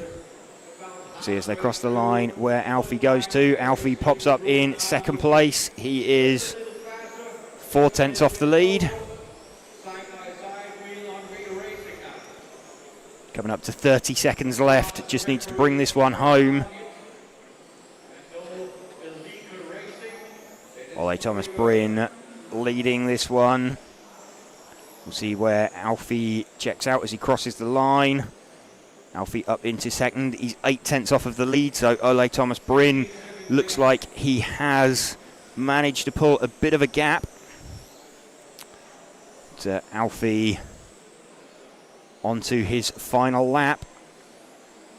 Currently heading for second position. Ole Thomas Bryn just misses the 38 lap run. There goes Alfie. Alfie finishes second in round by about 7/10. So great run there for Alfie Hart. About 7/10 off the lead, but takes second comfortably.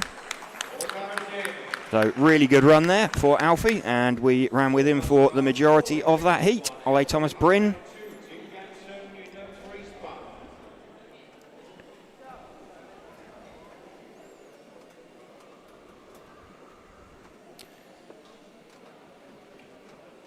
So there we go. That was heat 6 done and out the way.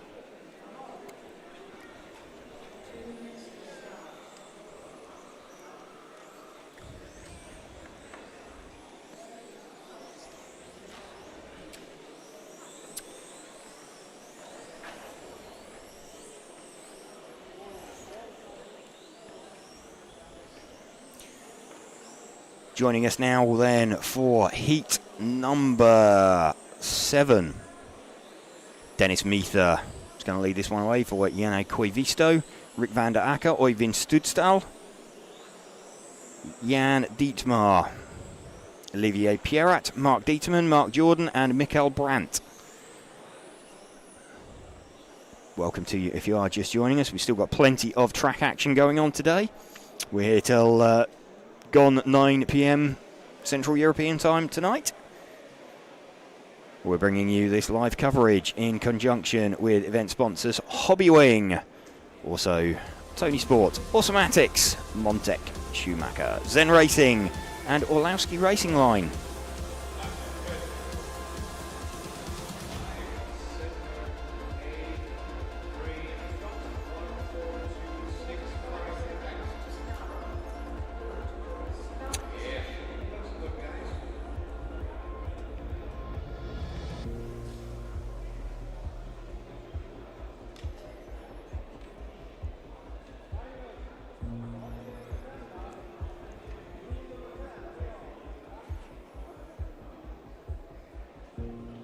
Dennis Meether will lead away the orange front, blue rear car.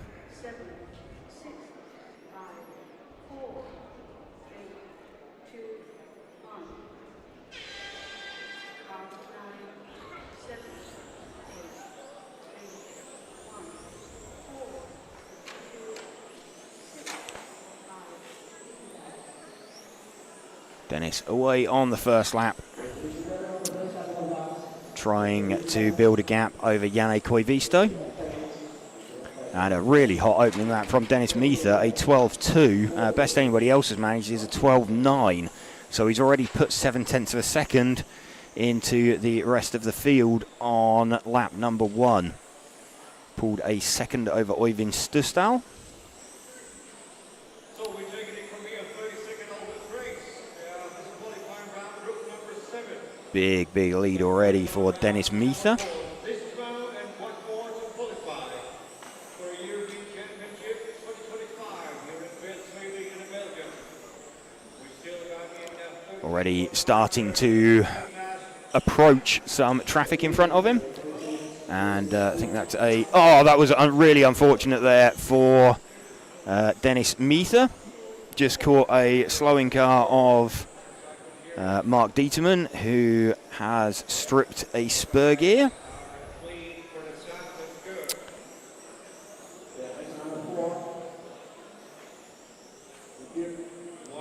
Janne Koivisto now hits the front with the 7 car. Let's see if we can pick up Janne.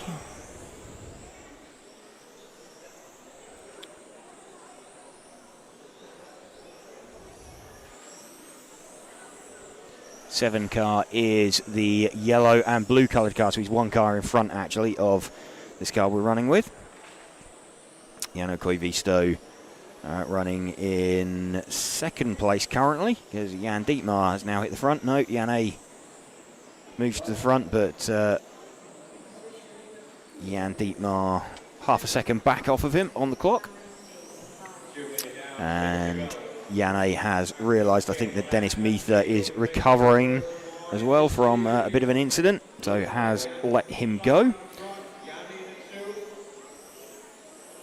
So we're back with the lead car of Dennis Meether. The orange front, blue rear. As he starts trying to build a lead. Closing on some traffic. Gets out of the way from him. Dennis Meether still running in second position to Janne Koivisto on the clock, but is in front on track.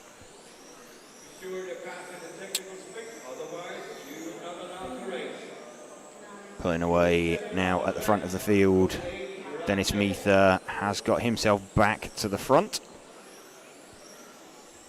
and maintains the lead over Janne Koivisto, who we saw open up and let him past. Lead gap currently 0.3 of a second.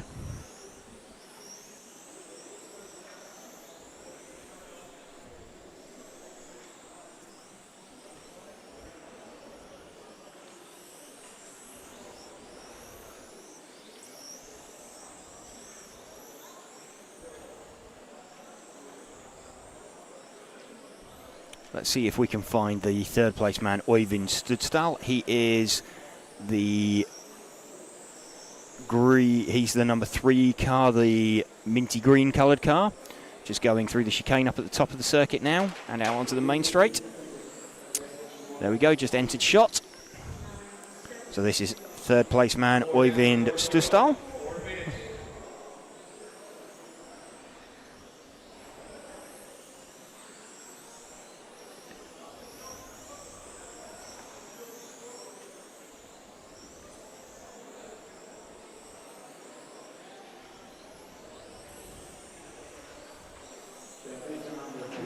Bit deep off the end of the main straight there for Øyvind. Manages to just scrub the speed off and get it back. Little mistakes like that when we say that the track's relatively easy, That's what we mean. You can drive around without hitting anything, but super easy to overdrive the track, make little mistakes like that, and cost yourself some time.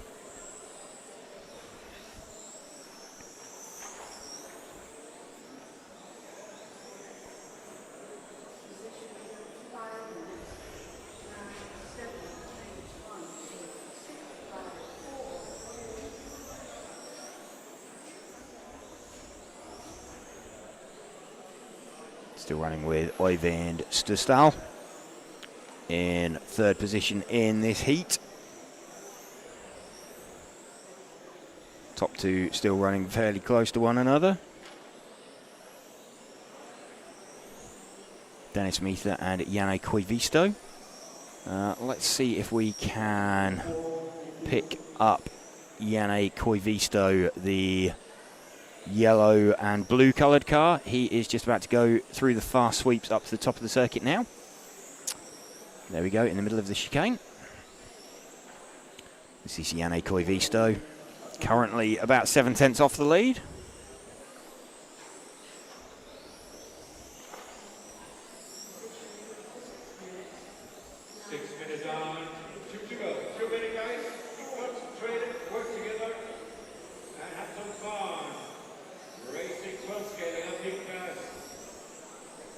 Janne Koivisto about 4/10 off the lead now of Dennis Meether, and Dennis Meether puts it on its roof.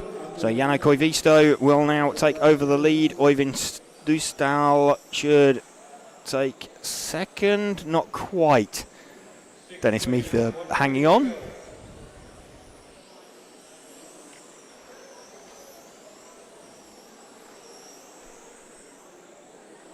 That's why. He just crossed the loop when he made that mistake. So it took a lap really for the effects of that mistake to register. So Janne Koivisto, who we are running with 1 minute remaining. Leading this one from Øyvind Støsdal by around 1.5 seconds. Jan Dietmar in third position. Lovely clear track in front of Janne. This is his penultimate time on track today. So once Q4 is done and out of the way, and heats we want to look out for, heat number 11 is the top heat of the Spec 13.5 class. And we may see Ollie Payne secure TQ in this round, so that's going to be in about 45 minutes time, something like that. And then heat number 15 will be the top heat of modified. That one can't be sealed yet. Mark Reinhardt's taken the 2 rounds held so far today. Ollie Payne took the round yesterday. Mark Reinhardt has the fastest time, but even if Mark wins this one and gets 3 from the 5, because it's only 2 from 5 counting, then Ollie Payne could potentially take it with a TQ in the final round, provided he sets a faster time. Having said that, Mark Reinhardt already has the fastest time in his pocket, so that is a nice to have, particularly as we suspect the track may just go off a little bit and get a little bit slower as the temperature comes off the track as we go into Q5. In Q5 itself, in isolation, that doesn't matter, but when we start getting into tie breaks, it can be a little bit impactful. There we go then. That is those guys done for qualifying round number 4. We're RC Racing TV, and we are bringing you live coverage of the EFRA 112th European Championships for 2025 in conjunction with our event sponsors Hobbywing, Tony Sport, Automatics, Montec, Schumacher, Zen Racing and Orlowski Racing Line.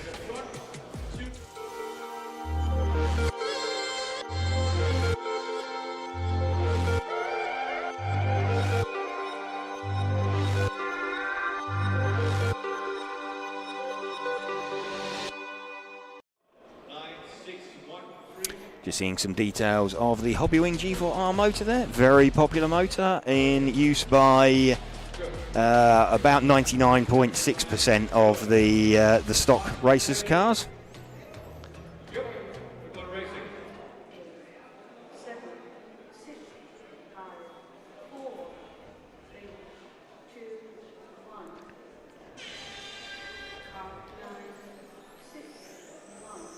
Thomas Stenger has led away then from Stefan Huyss.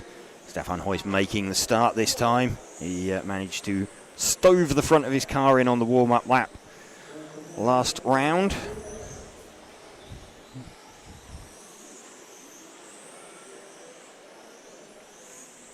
Thomas Stenger having led away Philipp Lischka actually with the quickest opening lap. But we'll stick with Stenger for the minute. Just let everything settle in.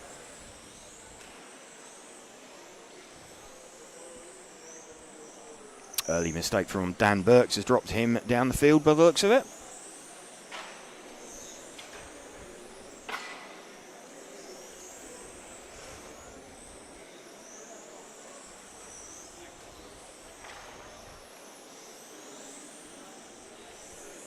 Still running with the lead car of Thomas Stenger as he starts carving his way through some traffic.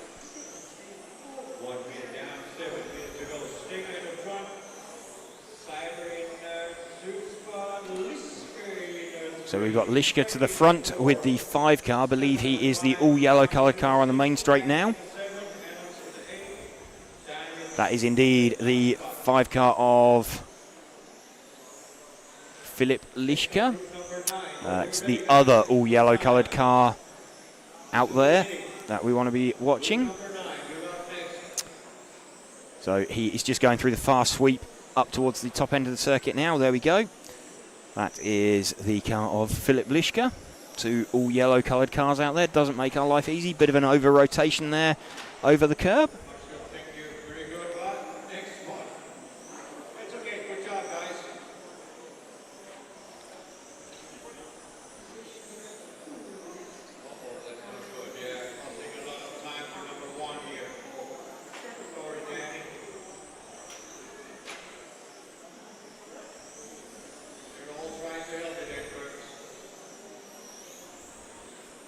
Thomas Stenger still leading this one from Philipp Lischka. Freddie Parker has got himself up into 3rd position. Freddie Parker's actually 1 car in front, so let's just shift our focus forward 1 car onto Freddie Parker, the yellow front, white centre, orange front, white centre, yellow rear.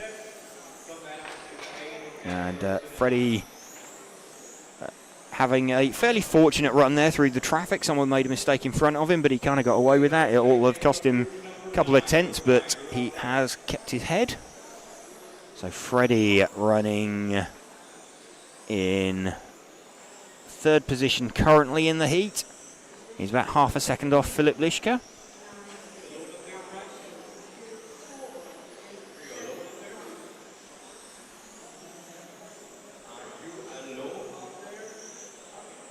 So Freddie about 6 tenths off of the lead at the moment as we're running with him.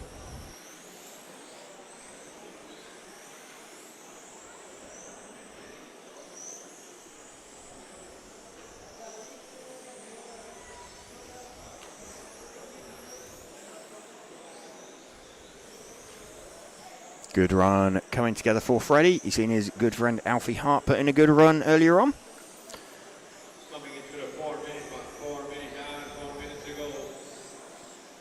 So Freddie going nicely out in 3rd position at the moment.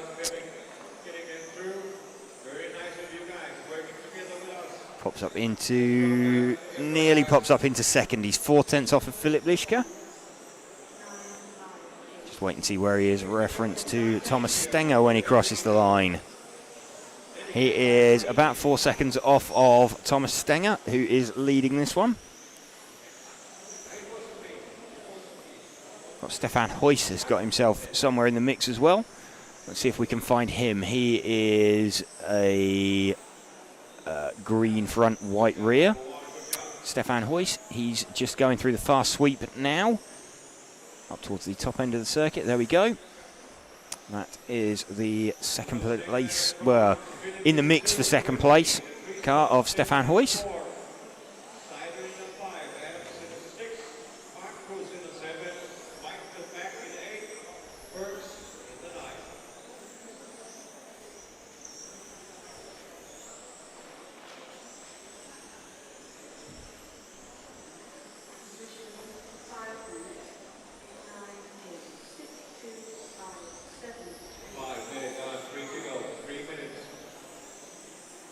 Stefan Huys in the mix for second place. Thomas Stenger pretty comfortable out in front. We're running with Stefan Huys at the moment.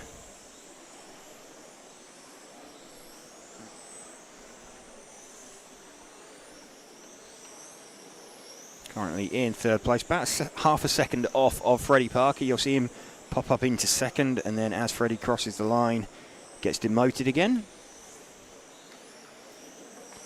So let's see if we can find the lead car of Thomas Stenger again. He is one of the all yellow coloured cars. There's two of them out there. His one is the car 9. That's 5 that's just come past us, so he must be the other one going through the chicane at the top of the track now, down onto the main straight. So this is the lead car, car number 9 of Thomas Stenger. Less than 2 minutes now. The drivers will be up there, kind of thinking, feeling what the cars are doing. They're coming towards the end of qualifying now. After this, there'll be one run remaining. So all of the drivers that need 2 good scores from one run are going to be shaking their head a little bit.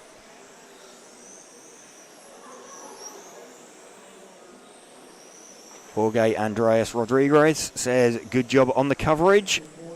Thank you very much. We're enjoying bringing it to you.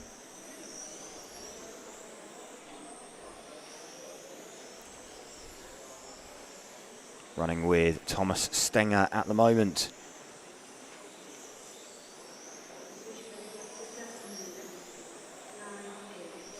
He is just chasing down the car of the 2 car of Alexander Saiter.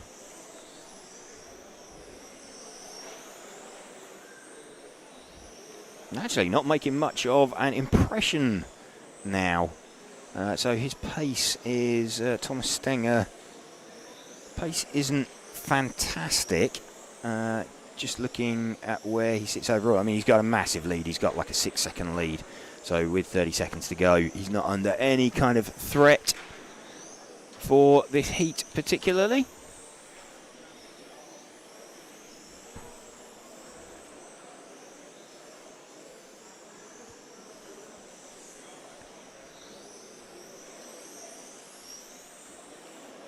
Last 10 seconds.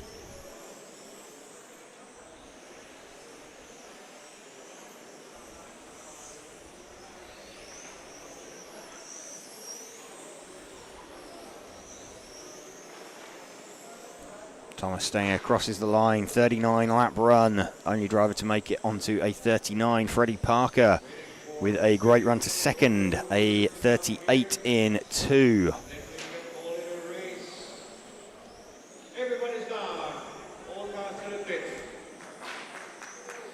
So there we go, really good run there for Thomas Stenger, Freddie Parker, Stefan Huys.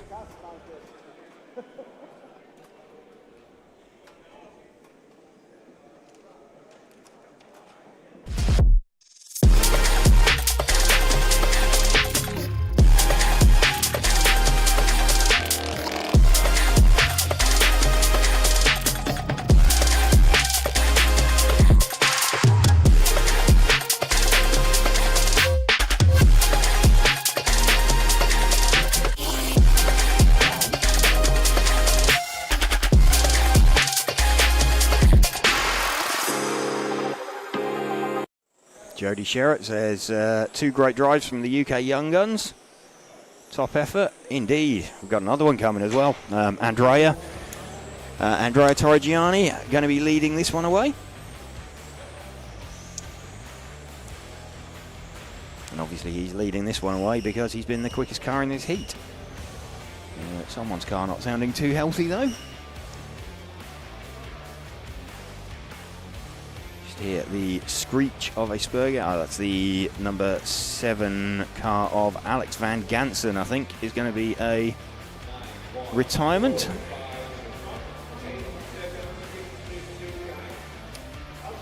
So we're going to be missing Alex Van Gansen.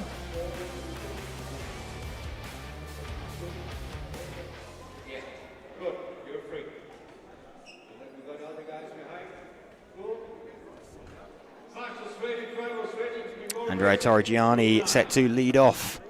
His all-white coloured car is buried in the middle.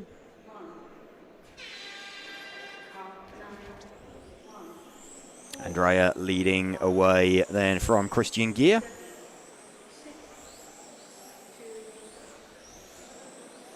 Let's run with Andrea. See what he does as an opening lap. 12.6 for Andrea. We'll stick with him for a couple of laps as it settles down. Andrea's main pace has been his speed towards the end of the run.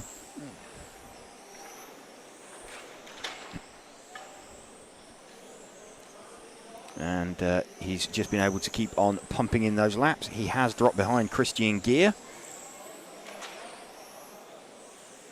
Looking like he wants his way back past, but Christian just keeping everything tight at the moment. Of course, Christian is in front on the clock as well. He started out 1 second behind and is running now in front of Andrea, so is most definitely more than a second in front. In fact, Stu Cartwright's now hit the front with car number 6. He is one of the 2 all-yellow coloured cars. Not really seen Stu today. He is the second of the 2 all-yellow coloured cars, so he's just going through the fast sweep now at the top of the circuit. Out on the main straight, Ben Vincent's pulled over and let him go, so he's now the first of the 2 yellow coloured cars. So forward 1 yellow car.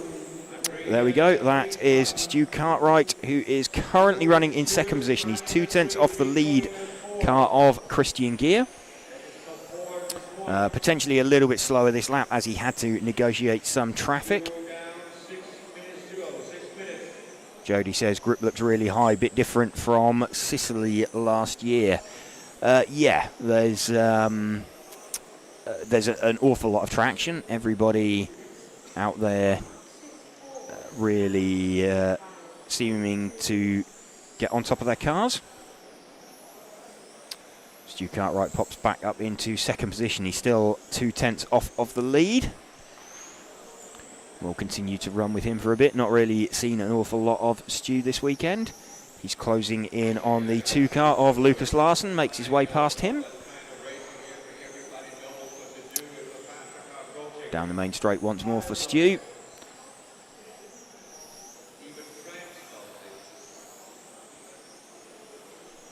Car's looking good, flowing nicely out down the main straight. Bit of a different line there, actually, it looks like, for Stu. Off the end of the main straight, he sort of runs in deeper, but then turns in harder and later. Gives him like a straighter line on exit almost. So he's travelling a little bit further, but it looks like he can carry a bit more speed in and get on the power later. Stay on the power later and for longer. Just see him sort of disappear out of shot slightly, but turn around and kind of slingshot backwards in there. So not really noticed that so far, but seems to be working for him. We'll see as Stu crosses the line whereabouts he is. He moves back to the top, so he's leading this by about 7/10 from Christian Gear. And he's got a lovely clear track in front of him to work with.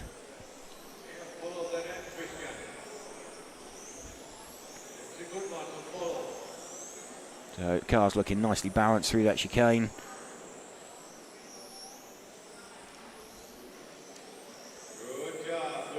Car's looking decent, car's looking good.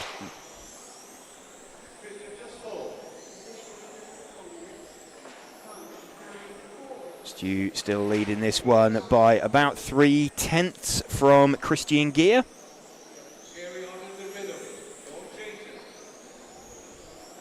Let's just see where they are as they cross the line.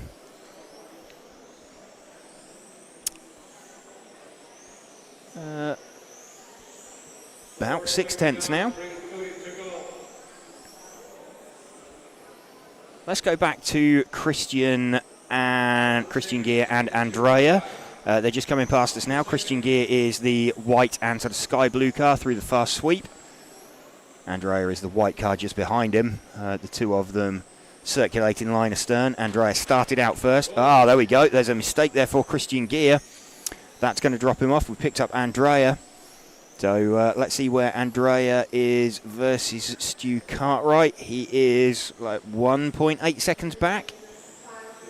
Rico Clay somewhere in the mix. Obviously, Andrea moves to the front because Stu started out relatively low down, but then Stu pops back to the top.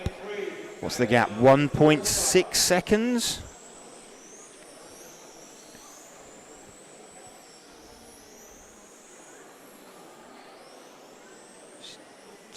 .3 seconds now, so let's stick with Andrea.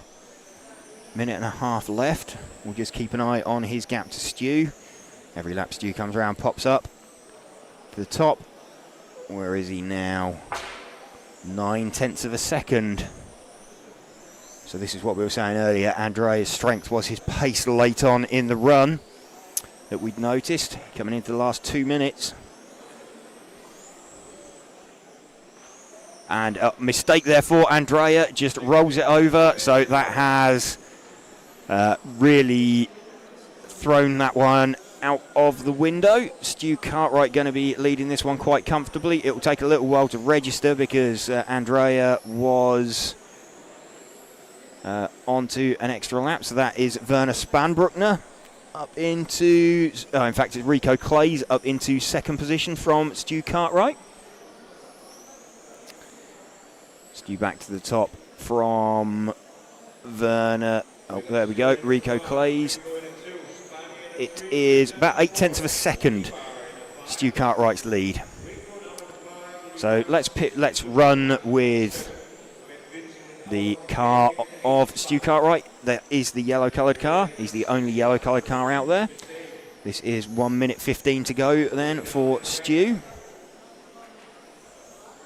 as he runs for home. We thought potentially there might be a bit of a challenge from Andrea, but Andrea's mistake rules that out. Still 7/10 for Stu from Werner Spanbruckner.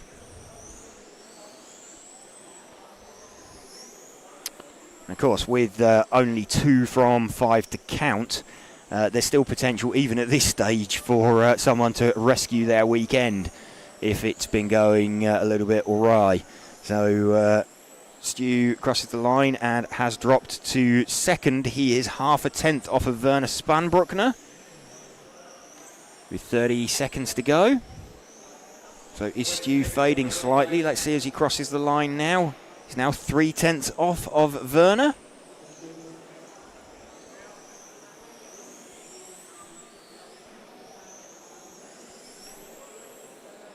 Let's have a look now. 4/10 now. So I think Werner Spanbruckner's going to get this right at the end. In fact, Stu's dropped down into third position. So just losing out at the end, because Rico Clays is popping up into second place. Stu is 0.4 of a second off of the lead, and he is running in fourth position. So Stu crosses the line with a 39 in 8:11. Rico Clays gets it right at the death. So Rico Clays on the last lap just claims that one from Werner Spanbruckner. So Rico Clays right at the end, getting that from Werner Spanbruckner and Stu Cartwright, but half a second between the top 3 right at the end there. So very, very close. Super close at the end. Half a second between the top 3 drivers.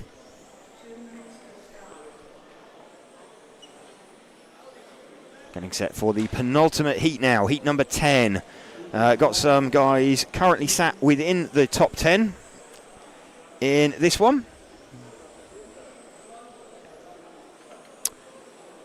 We have got Nico Saarinen, Niels de Gruyter, James Hart and Alex Anderson from this heat all appearing in there. We've also got Bailey Graves, who's currently BQ man as well. So bunch of drivers.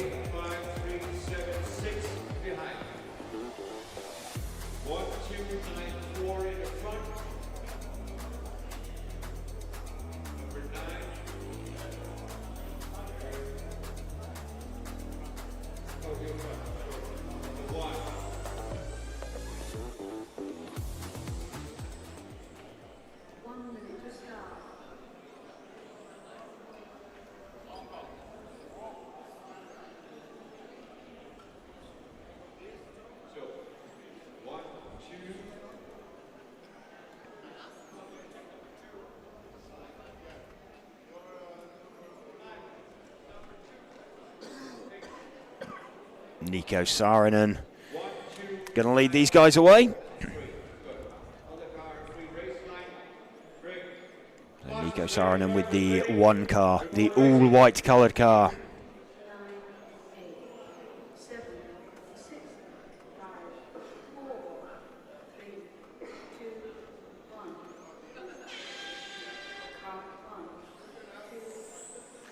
Nico Saarinen called away at the start.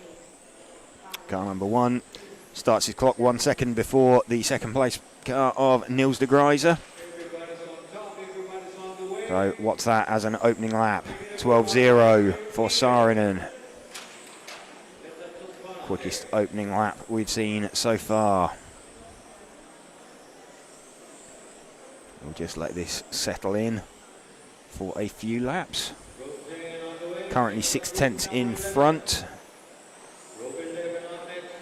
for Nico Saarinen.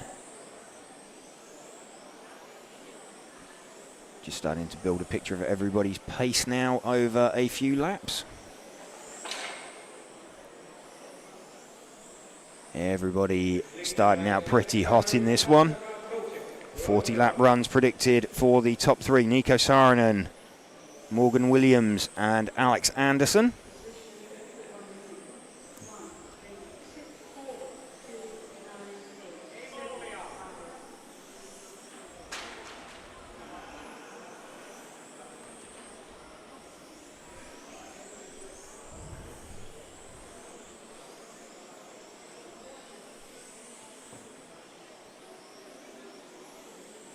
Still running with the lead car of Nico Saarinen. In fact, looks like Morgan Williams has got himself somewhere up the front as well. Morgan is running the number 3 car. That's another one of the all white coloured cars out there, I believe. Let's just see as they come through. It is the white car just going through the fast sweep now up to the top end of the circuit. There we go. This is Morgan Williams, current leader. He will jump back to the top of the timing as he crosses the loop. There we go. Morgan's lead about 7/10 over Nico Saarinen.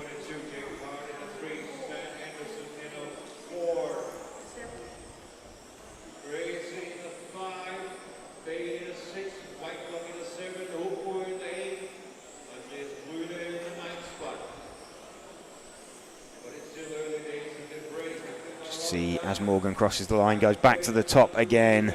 Still about 7/10 from Nico Saarinen. Niels de Gruyter running in 3rd position, about another second further back. Morgan back to the top again. 4/10 of a second now, the gap between him and Nico Saarinen. Morgan's got relatively clear track in front of him. Will be Andreas Bryn that he catches next. Still around half a second that Nico is behind Morgan. In fact, that was a quicker lap there, so pretty much level on times. Nico Saarinen shown as the leader. At the moment, we're running with Morgan Williams. Pops up into 2nd position. He's a 10th down now on Nico Saarinen. Run with Morgan for a little bit more though. Still in second position, still 1/10 down on Nico Saarinen.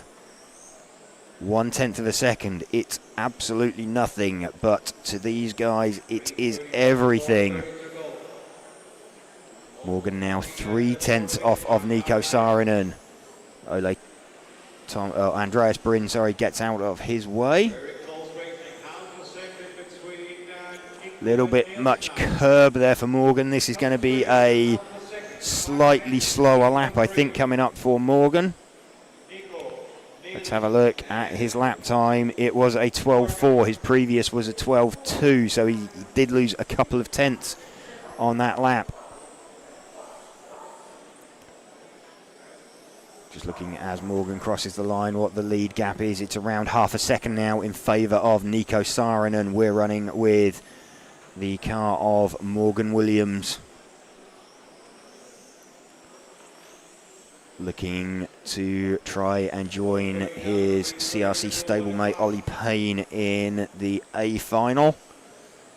It's going to be quite difficult. We're thinking that something like 14 points, I think 2/7 currently is what's necessary to get in the B final. The problem is there's a bunch of drivers, getting the back end of the A final.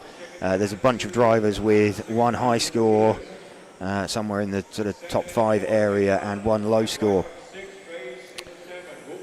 So with only 2 of the 5 rounds to count, there's plenty of opportunities. Morgan Williams still running in second place. He's now about 7/10 off of Nico Saarinen. 2 minutes 50 left. Just seeing if there's any kind of a glimmer of hope for Morgan. Looking at where Nico Saarinen is.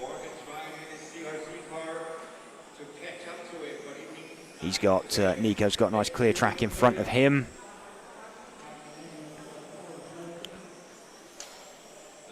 Let's pick up with 2.5 minutes left. Let's pick up Nico Saarinen. He is the white coloured car on the main straight now.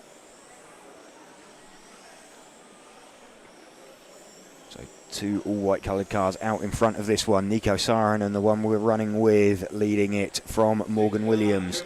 Let's have a look when Morgan pops up into second at the end of the lap. Gap now 1.4 seconds. So Nico Saarinen looking pretty comfortable as we come into 2 minutes remaining. Nico Saarinen from Morgan Williams. When Morgan crosses the line, he should pop up into second position. There we go. Oh, in fact, Morgan's dropped off to third because Niels de Grijzer's popped out in second position. Niels is 2.6 seconds back off of Nico Saarinen now. So we're running with Nico Saarinen.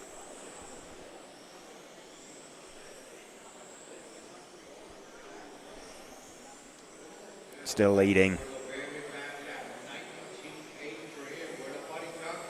Got this one from Niels de Grijzer and Morgan Williams. Niels has now got about half a second on Morgan, so Morgan's pace dropping off towards the end of the run, it looks like. No such worries for Nico Saarinen.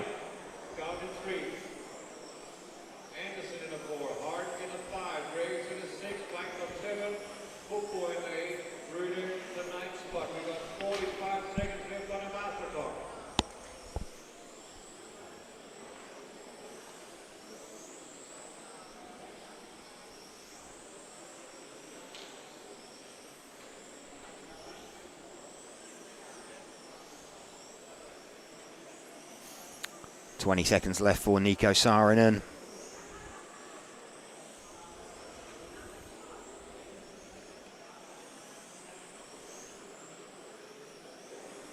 Just looking to bring this one home.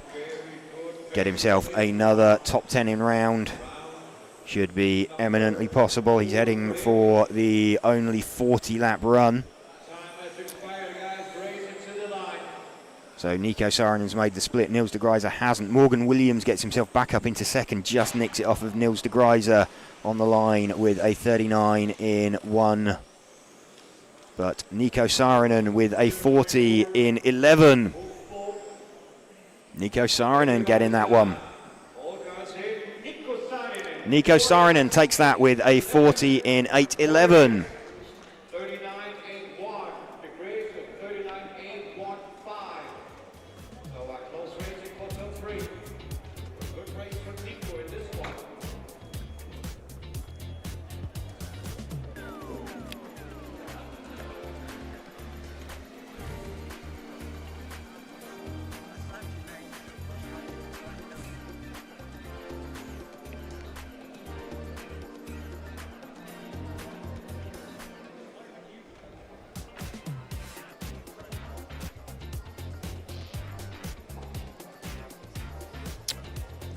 Top heat then.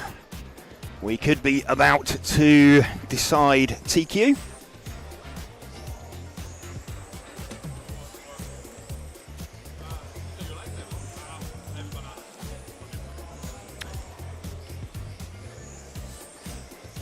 Ollie Payne going to lead this one away from Max Mackler, Michael Bolt, Ollie Boltink, Sam Coult, Adam Isay, Ian Beckart, Chase Mackman and Adam Mackman.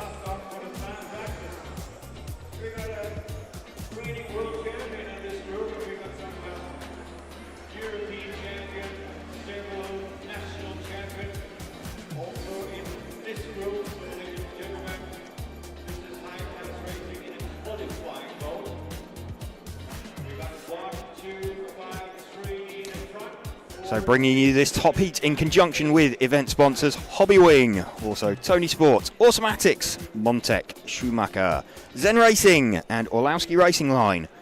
Ollie Payne will lead us away. Ollie having taken all the rounds so far. If Ollie takes this round, he will seal pole position.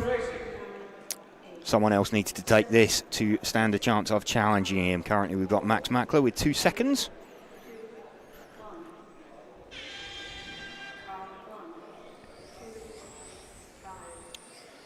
Ollie leading away from Max then.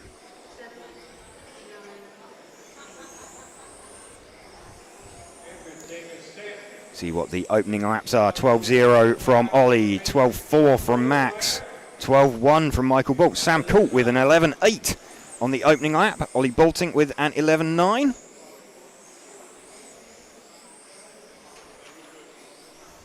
Let's just let this settle in at the start of the run.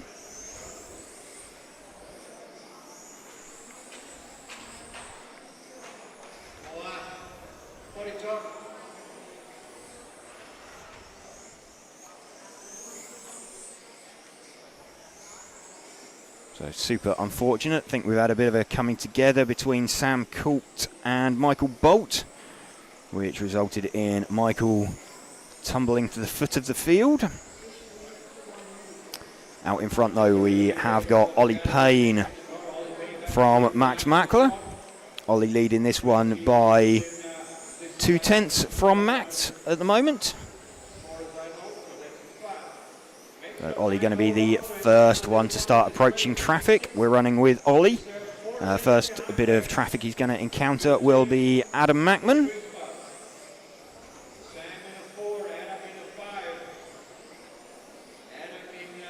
So Adam has got out of the way of Ollie.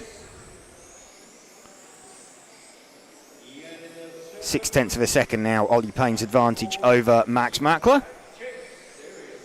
So remember, if Ollie takes this round, he is overall TQ. We're still running with Ollie at the moment. He's just extending his gap slightly.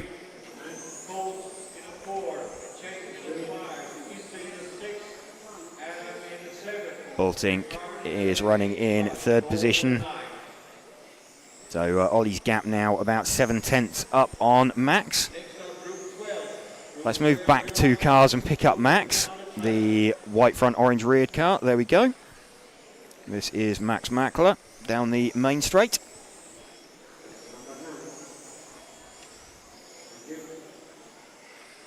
Max's car looking just a little bit resistant to turning. but holding on by 6/10 from Ollie Boltink. In fact, Ollie Boltink's got himself up into second position.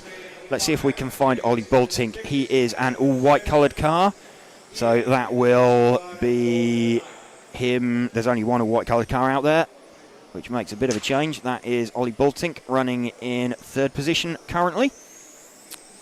He is going to be closing in on the rear of Michael Bolt, who is himself trying to recover after a bit of an earlier incident.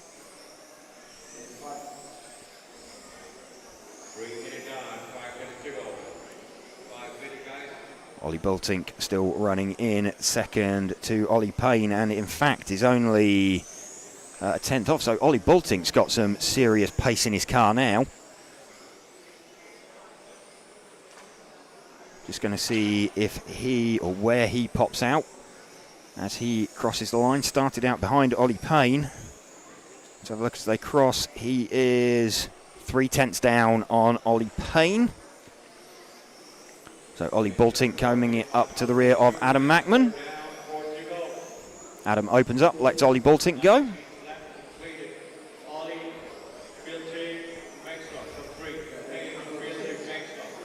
So we have got Ollie Payne leading this one, doing what he needs to at the moment.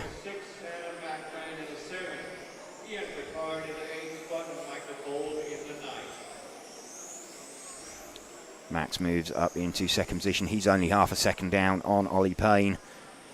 We've got less than a 10th now between Ollie Boltink and Ollie Payne. We're running with Ollie Boltink as he closes in on the rear of Chase Mackman. Gets past Chase successfully. Small mistake there from Ollie. Boltink runs him wide, will continue to run with him as he tries to chase down Ollie Payne. No traffic in front of Ollie Payne. Let's have a look. Boltink in second position. He's around half a second off. Mackler also there.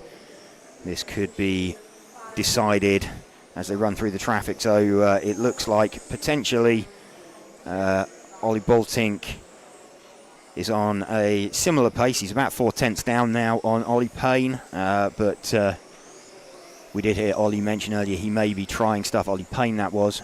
He might be trying a few bits, having already got 3 TQs in the bag.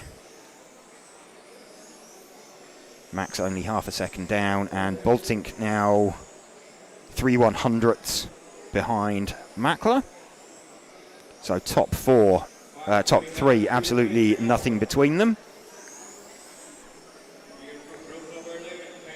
Sam Colt kind of circulating by himself after his earlier coming together with Michael Bolt.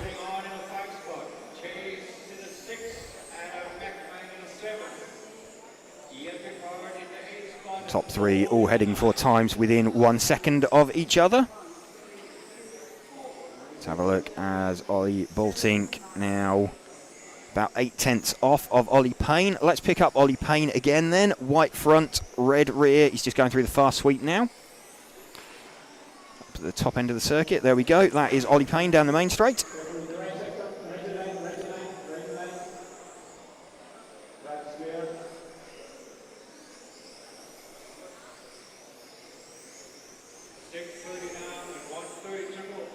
So we had a bit of a problem for Max then. Dropped him down into third. Boltink safe in second. He is, 9/10 now off of this car of Ollie Payne. So with 1 minute 15 to go.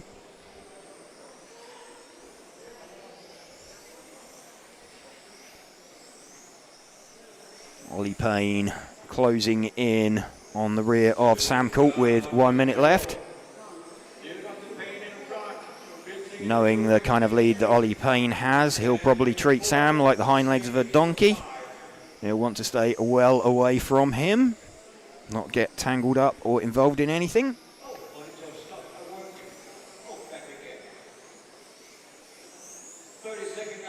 Still 9/10 between Payne and Boltink.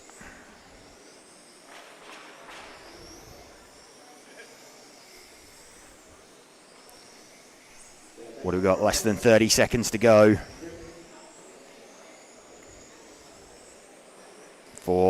Ollie Payne standing between him and TQ. 15 seconds now. Standing between Ollie Payne and securing overall TQ. Ollie Payne's time will expire as he crosses the line. Ollie Payne has finished with a 40 in 8:01. Ollie Bultink will cross the line, misses out by pretty much exactly 1 second, just under 1 second. Max Mackler in third position, just waiting for Sam Court to cross the line. Great effort there from Chase Mackman in fifth. That won't be quite fifth in round, but that will certainly be top 10 in round. So fantastic effort there from Chase. Let's have a look and see what the overall in that does. We know Ollie Payne is Mr. TQ now. Max Mackler is still second. Ollie Bultink now with a second in round gets himself up to third. Michael Bolt sits fourth. Sam Court is sitting fifth with a third and a fourth in round. Nico Sarinen's in there. Niels de Greiser, Adam Isay, James Hart is in there, as is Alex Anderson. Adam Mackman with a sixth in round. So, yeah, great effort there. Yeah, Adam with a sixth in round. Sixth and a ninth. So, Adam is BQ at the moment. So, yeah, Adam doing a good job there.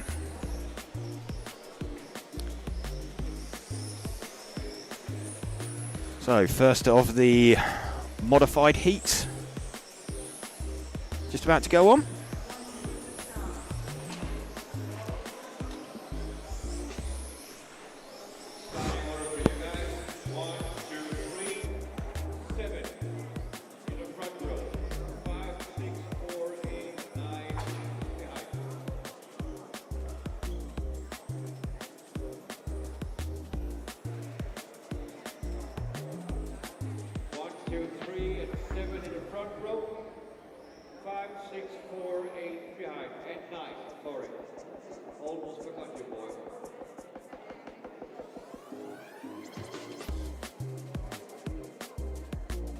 Everybody free here in the money.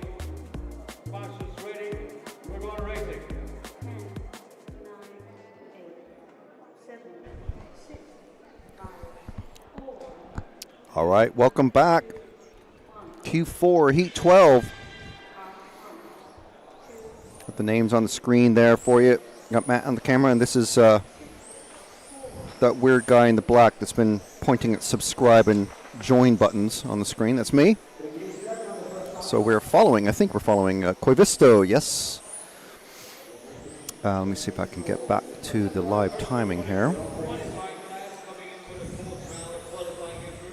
There we are, Koivisto from Finland, leading Buffet,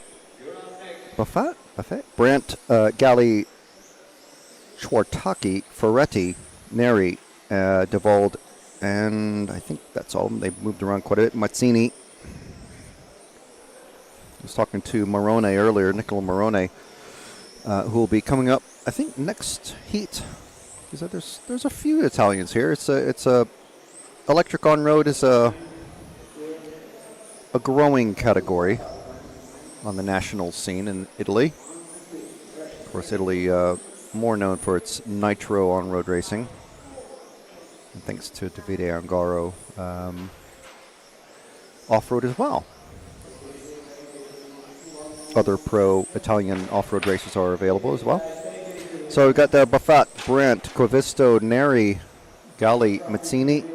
See who we're following. See if I can get the number.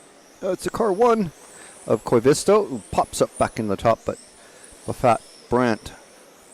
Oh, looks like Koivisto's had a pretty decent couple of laps. Staying in the lead. Going through the chicane down the main straight.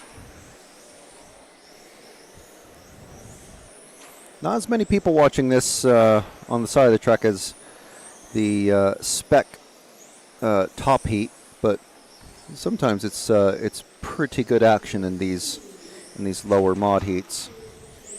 It can get chaotic, to be kind, but They can be pretty good to watch as well. Unless you have to discuss things in the pits and change all your settings on your car.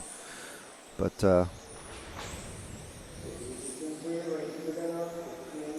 around the Omega turn, across the timing loop, through the infield, into that big sweeper. That very tight chicane. Again, as mentioned earlier, it's not, you cannot straight line that chicane. It's pretty difficult.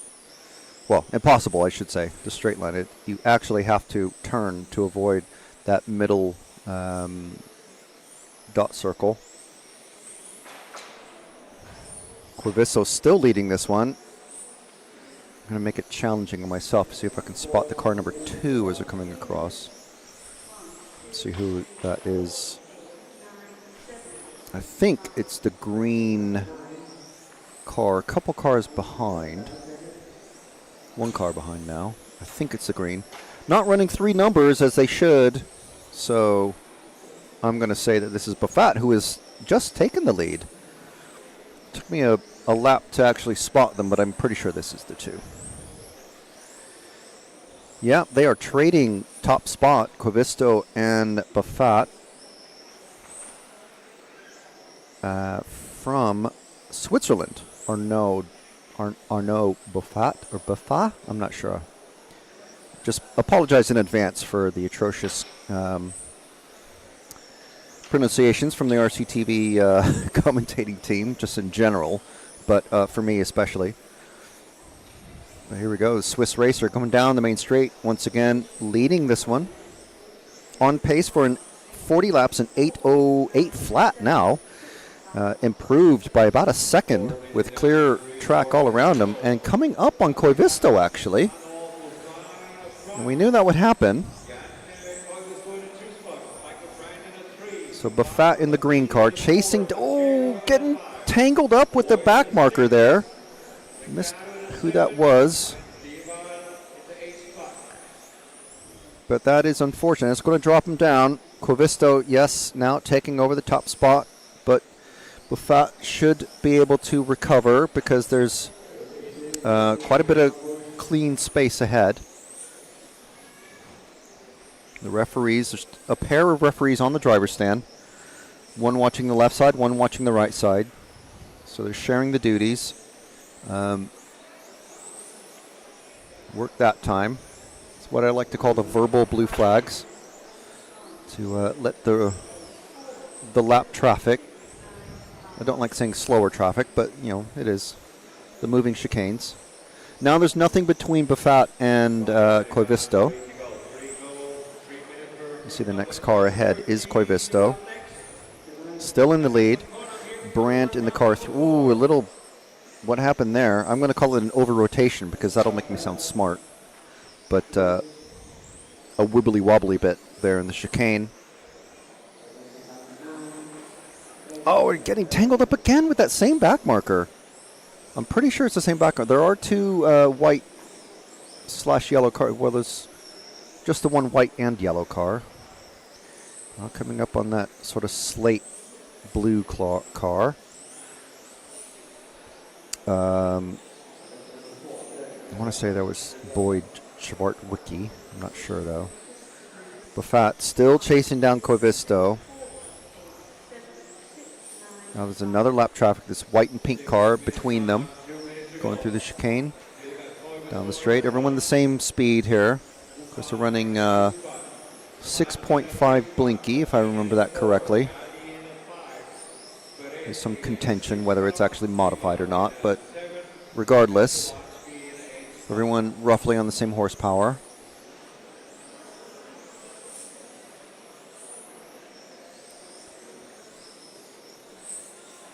Alessandro Lenardi saying, "Die Italy! Italy team, go Bond!" with a strong arm emoji.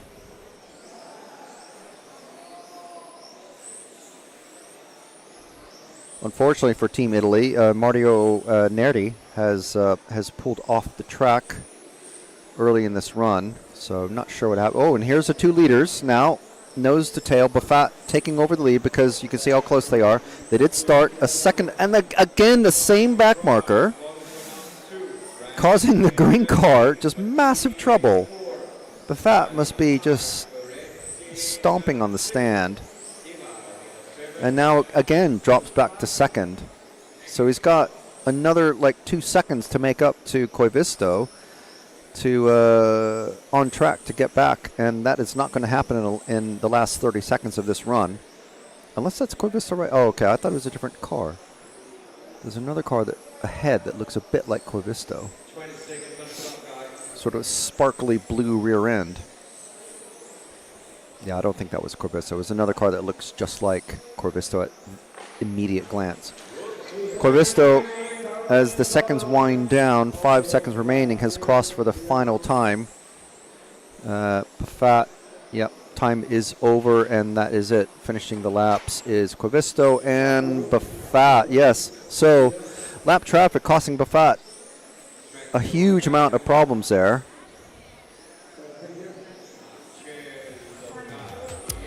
And Skelectrix commenting, why so little interaction on the chat? That's what I'd like to know. There's only 30 plus people watching, but please do let us know what you guys think, what you think of the coverage and of the driving. I can tell you this is a lot harder driving than you might think. These cars go very, very quickly. Don't forget to hit subscribe, no matter what channel you're watching on, whether it's the EFRA YouTube or RC Racing TV. Hit subscribe if you want to be told when tomorrow's live racing action continues. So we're going to have, we're deep into the 4th round of qualifying. There's another round of qualifying to go. The rounds are taking about 2 and a bit hours. A little bit under 2.5 hours each. And then today, the only finals that will happen today are the first round of finals, the first A final leg of the GT class. And all the rest of the finals will happen tomorrow, starting early. There'll be a round of practice for everybody, very short round of practice. I think it's only 4 minutes or so per final, just to sort of recondition the track and all sorts of stuff.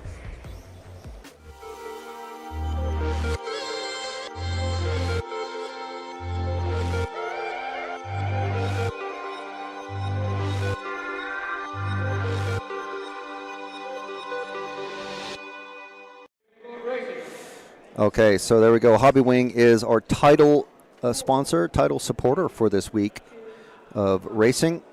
So thank you very much to them. So leading us off is Stozdal. Then we have Andreas and Liptak, Jan Fjeld, Marone, Saarinen, Lemperriere, and Larson. So we are with Stozdal, who's led off in the car number 6. And if you're questioning why car 6 went off first, why isn't it car number 1? Well, car number 6 did the best in the last round. Jorge Andre Rodriguez saying, why is mod equal 6.5 Blinky? Well, that's according to the rules that were voted in by the various federations across Europe. So from Germany to Belgium to the UK, every year the rules change very slightly. So that's just what was voted in and decided by the federations that make up, that represent the racers in all of the various countries across Europe. So Liptak, Jan Marone is, that's our running order at the moment. I wouldn't expect Marone to stay up there, not because he's a bad racer, but because he might be stopping to change tires, because he's Nicola Marone from a certain tire company. So I think this is the 2 car.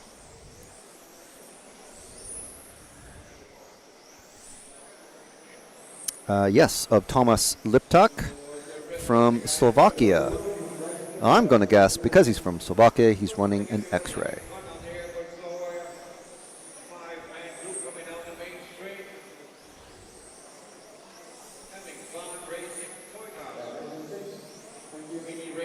So Rene Jean running second, Sarin in third. Morone's dropped to fourth overall at the moment. So the first few laps are usually a bit weird and movable and changeable with these 12 scale cars, just because of tire size and saucing and scrubbing in of the tires and all that stuff. And sometimes the cars start off very pointy, sometimes they don't. And it just depends on the driver and the car setup and all that stuff. So Jorge in the chat, so if you have any questions in the chat, please dump them in there, whether it's on Facebook, YouTube, doesn't matter the channel, we'll get it all in the YouTube chat.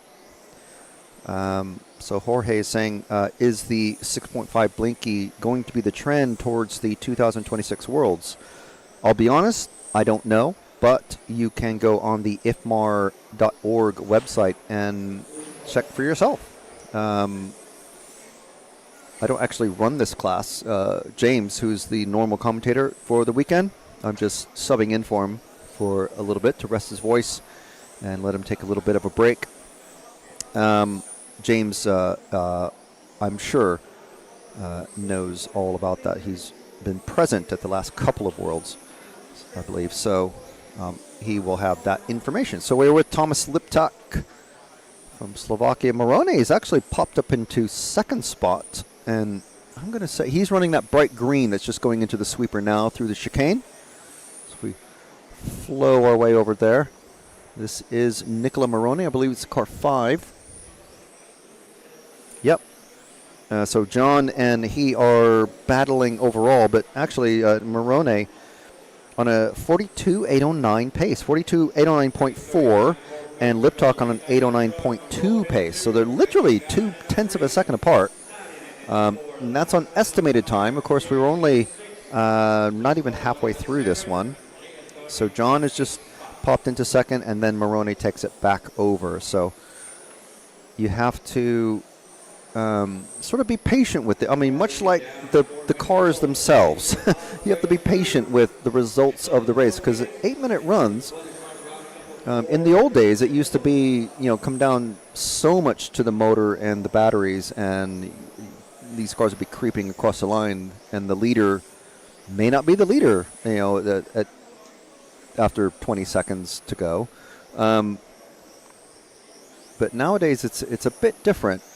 Well, very, very different. I've never actually raced this class. I was more a touring car guy, but this is a very unique class, and especially now, not just lipos and brushless, but with spools and the lipo sort of box-shaped chassis. Everything's so much different. Something major comes along every few years, and in most of the racing classes, to really change things up. So John taking over the second spot again. Nicola not taking over the second spot. So I'm going to see if I can find the 8 car out there. I can't remember what car. Ooh, was it that one that just went over? I think it was. John has not crossed yet, did he? No, it was not that car that just went upside down. Okay, I think John is the white car, I'm going to say, coming down the main straight. A little bit ahead. Yeah, like just across the finish line now underneath us. There we go. That, I believe that white and minty green color car. Yes, I think that's John. Of course, by the time that we found him, Morone has popped up and stayed in second position. But we haven't covered John for a bit, or at all in this particular heat. So we'll stick with Rene Jean from Austria. 6 minutes on, 2 minutes to go.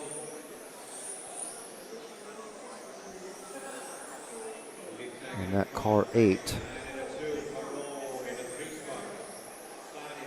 Not all of these cars running 3 numbers like they're supposed to, unless there was some sort of team rules change. These little minor rules like this do fluctuate sometimes, but pretty sure that's a hard and fast rule. And the Barriere, I didn't even notice, has pulled off after 2 laps. That's very unfortunate.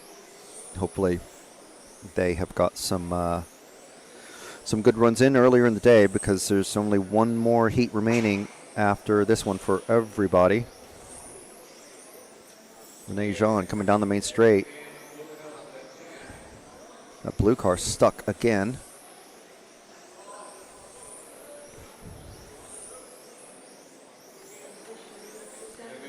One minute left.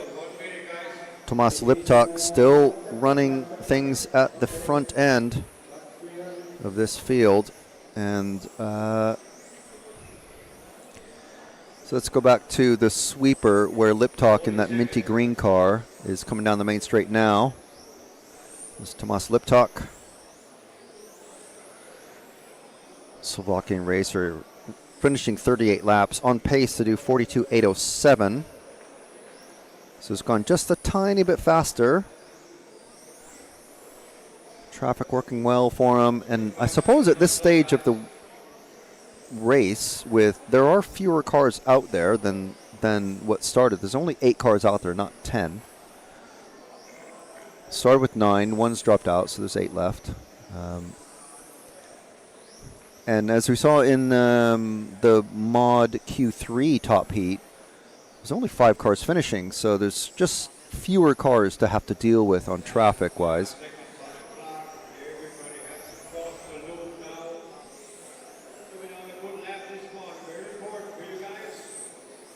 So coming through that chicane, again, you cannot straight line that.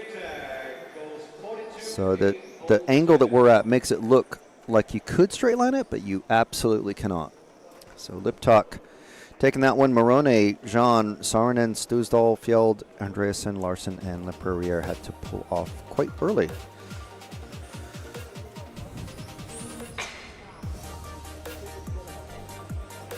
Are you okay?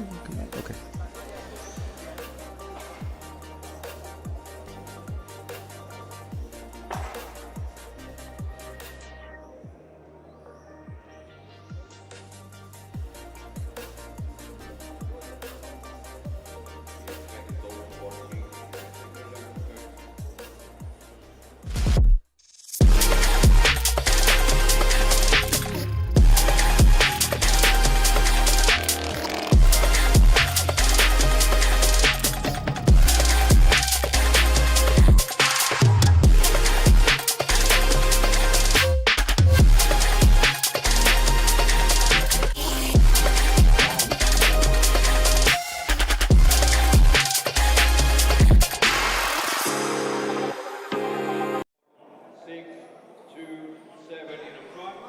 We are back, getting set for heat number 14.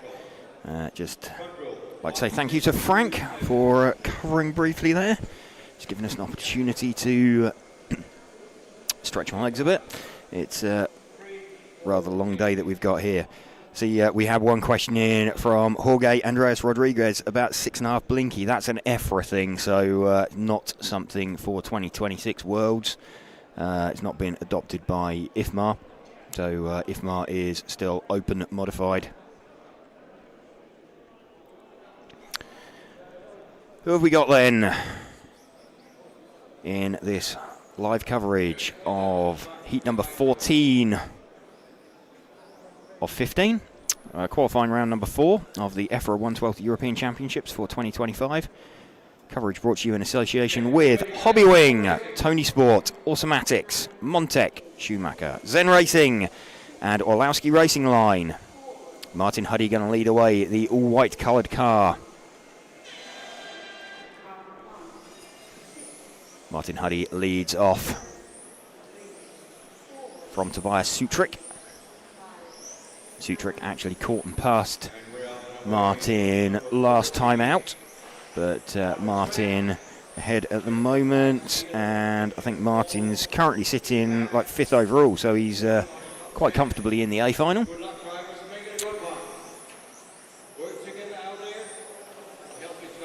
Still running with Martin Huddy. Tobias Sutrick, though, in front of him on the split. Started out 1 second behind him. Let's just shift our focus back onto Tobias. That's him there, the white and red coloured car as they come down the main straight once more. And, that was really unfortunate there for Tobias Sutrick.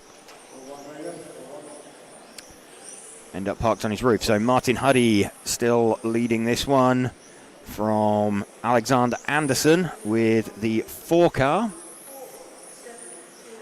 Alex Anderson's 4 car is the mainly pink coloured car. It's got some white flashes down the side, but on the stream it'll look pink.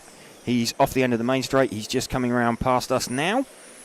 There we go. That is the car of Alex Anderson, currently running in 4th position.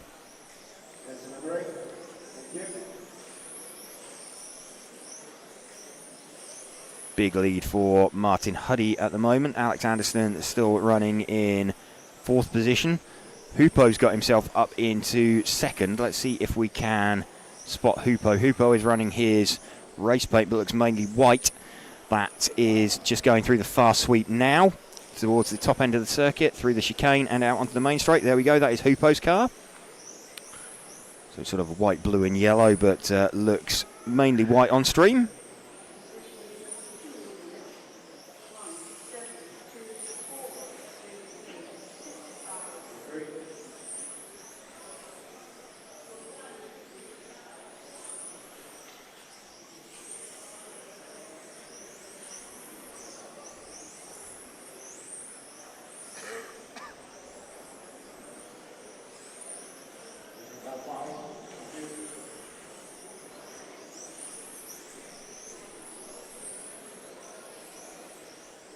Still running with Hoopo, running 2nd from Martin Huddy.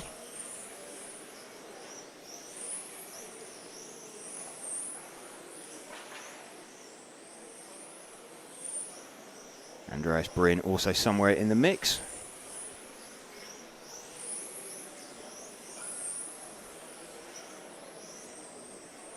This is the car of Hoopo, running in, currently in 3rd position, but could well nick 2nd back off Andreas.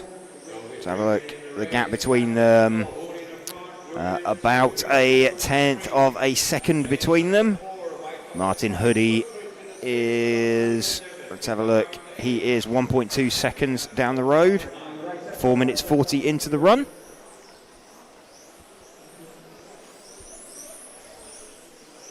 Still running with Hoopo, haven't seen an awful lot of him. Let's see if we can find Andreas Bryn. I think he is a white and red coloured car. Indeed, he is the 7 car. Picked him up now.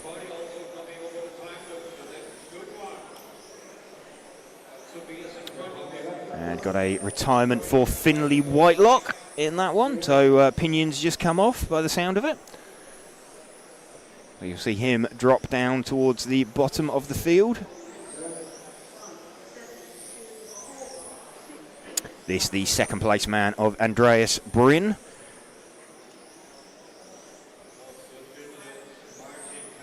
Let's see, as he crosses the line, he is about 2.5 seconds down on Martin Huddy.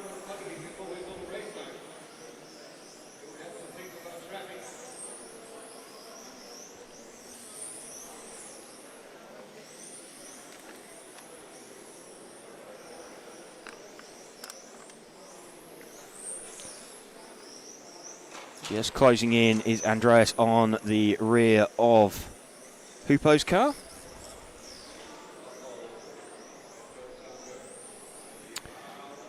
So these guys started out 1 second apart, with Hoopo the lead of these two, and Andreas just operating inside the split on Hoopo.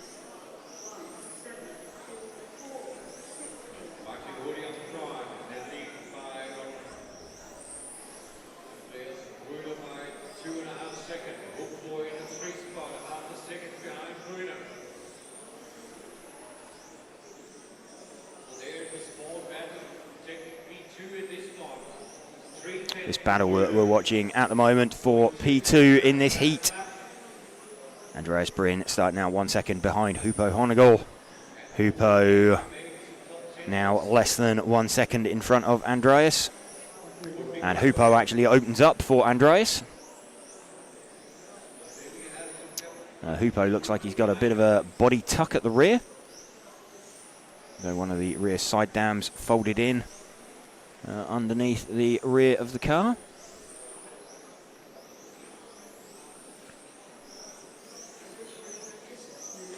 In fact, I think Hoopo might have just freed that up with a bobble over a curb. No, he hasn't. It's still tucked in under the rear of Hoopo's car. We're running with Andreas Bryn at the moment. I think it might be a good time to find Martin Huddy again. He's out on the main straight, off the end of the main straight. Here we go, the all-white car of Martin Huddy.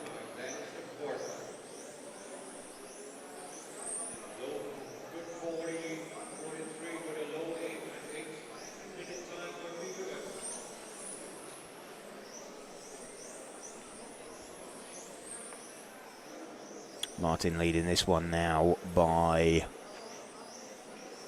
best part of 3 seconds. He's heading for a 43 lap run. In fact, all of the top 3 currently heading for 43 lap runs. Remember, Mark Reinhard and Ollie Payne have both done 45 lap runs coming up in the next heat. Those two, the only two to have made it. And in fact, just thinking, what time is Michael Olowski? Michael Olowski's managed, he's scraped onto a 44, has Mikhail Olowski. So he's currently in position to be starting off third. I think one of the guys we need to look out for is Alex Hagberg. He's had a bit of a nightmare so far. He's got a 30th in round. He's got a 4th in round, but he's currently sitting 22nd, is Alex Hagberg overall. So he'll be wanting to do something. We know Mark Reinhard is locked into the front row with his 2 round wins. And obviously it's 2 to count, so someone can only tie him. Person with the best chance is Ollie Payne, who has 1 round win himself, but Mark has the fastest time.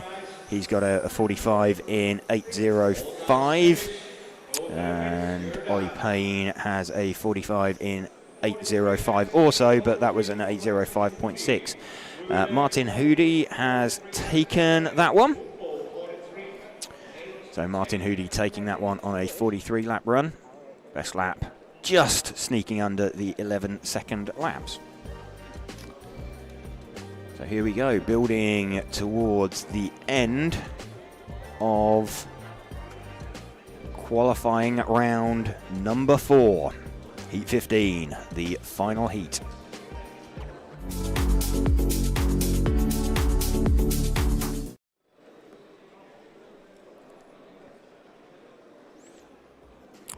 So if you have just tuned in for this top heat of Modified, thank you for joining us. We're RC Racing TV and we are bringing you live coverage all weekend of the EFRA 112 European Championships from Zwevegem in Belgium. Bringing you coverage in conjunction with Hobbywing, Tony Sport, Automatics, Montec, Schumacher, Zen Racing and Olowski Racing Line. Mark Reinhard set to lead away from Ollie Payne and Michael Olowski. Michael persevering with the white wheels on his car. Mark Reinhard changing body shell. Mark with a kind of weird off pink body shell. Ollie still looking like he's got his body shell mounted a long way forward as well. You can just see that cut behind the rear arch, like how much more material Mark has there than Ollie on his car. So a bit of a difference there in terms of how it affects the balance of the car. A nice forward mounted shell tends to make the car quite pointy and quite twitchy. 10,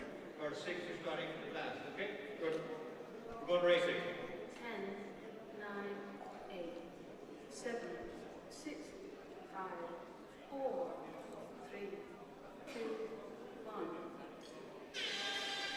Car 3, 1. Mark Reinhard leads away from Ollie Payne. Let's let them settle in for a few laps and see who looks like they have got pace. Slightly quicker opening lap from Ollie Payne that time round. These two have been the class of the field so far. Michael Orlovsky been very slightly off colour in comparison to his usual self. So that's the 6 car of Nico Saarinen already getting out of Mark's way. Reinhard leading this one from Payne. Remember, Mark cannot secure TQ this round because Ollie won a round yesterday. Even if Mark wins this one, it'll put him in a very good position. But Ollie will still be able to nick it by taking the last round. Let's have a look as they come round. Ollie Payne to the front now. Let's move our focus back 1 car then to Ollie Payne. It's 2/100ths of a second between these front two. Mark closing in on some traffic. That traffic being multiple European champions Marcus Mobers and Alex Hagberg. Ollie Payne now with them. Mobers getting a bit crossed up as Ollie went past. Ollie now closing in on the back of Alex Hagberg.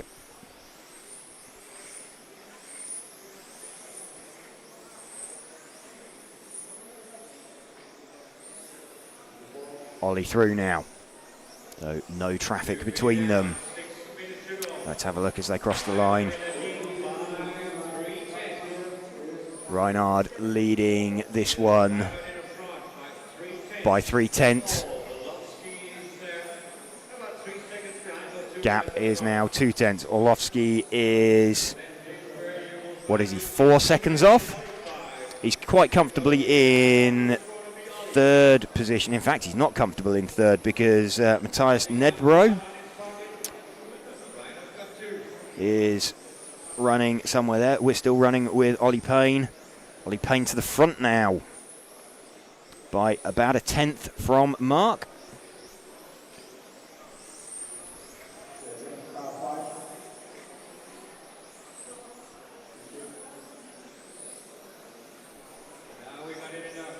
So Mark passed the car of Matthias Nedrabo, who himself is running in 4th position. Ollie Payne now needs to get Matthias. Ollie through on Matthias. Mark now back to the front by about 2/10 of a second. Let's shift back to Mark, the pink coloured car out in front down the main straight. Battle going on between these two. Just over 1/10 of a second. It's just ebbing and flowing. Let's have a look as they go across the line. Gap is less than 1/10 between the top two.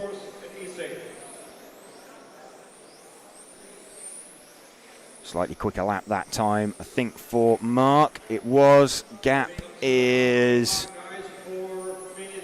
still around 1/10.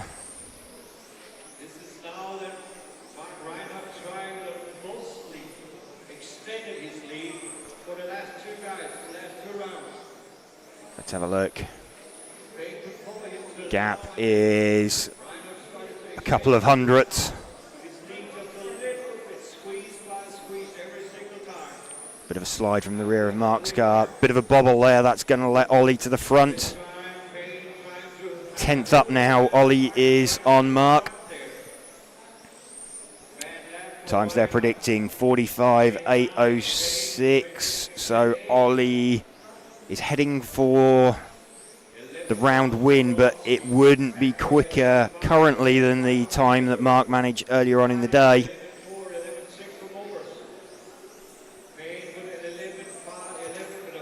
So Ollie back to the front. He is a whole 2/10 up on Mark Reinhard at the moment. 1/10 now, the gap between them. The pair of them closing in with 3 minutes left. Mark and Ollie both closing in on the car of Michael Orlovsky, running in third position.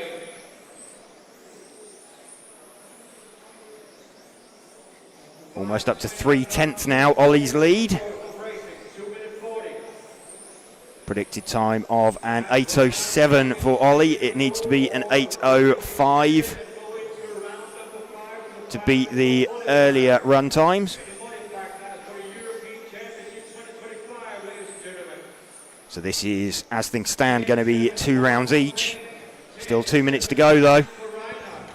Oh, mistake there for Mark. So Mark very, very fair and realises he's made a mistake. Let's run with Ollie then out in front. Ollie Payne then got a clear track in front of him. Mark Reinhardt still heading for second in round, but Ollie Payne heading for the round win. 45:807.661 predicted. Mark Reinhardt's time earlier an 8:05.172. So the time that Ollie is heading for a couple of seconds slower currently than Mark Reinhardt. Mark already with the 2 round TQs. This would also put Ollie on TQs, but with 2 from 5 to count, it's going to come down to the best time. And currently that is still going to sit with Mark Reinhardt. Ollie Payne just over 1 minute left.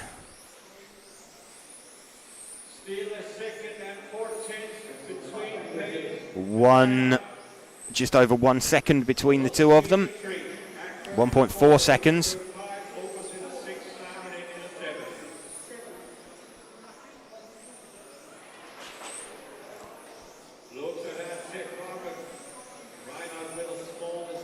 Small mistake from Mark as well in an attempt to catch Ollie. Just, it's not happening. So Ollie Payne looking like he is going to take this round. This is going to be a cracking set of finals, not necessarily everybody in the mix, but we will see Ollie Payne versus Mark Reinhardt doing battle tomorrow. And it's been super close really all weekend between these guys. Predicted time of a 45:807 for Ollie Payne. It's not going to beat Mark Reinhardt's 45 in 8:05. And Orlovsky running in third position currently. Finishing time, so Ollie Payne has crossed the line, 8:07.779. Mark Reinhardt in second position. And 43 lap runs there for Orlovsky and Hagberg. Let's see what that has done to our overall. So we have Mark Reinhardt and Ollie Payne both with round wins. It's Mark Reinhardt in front by dint of his faster time that he's managed so far. Michael Orlovsky in third, Adam Isay fourth. Alex Hagberg's got himself up into fifth, so done that run that he needed to. We'll see if we can catch up with them.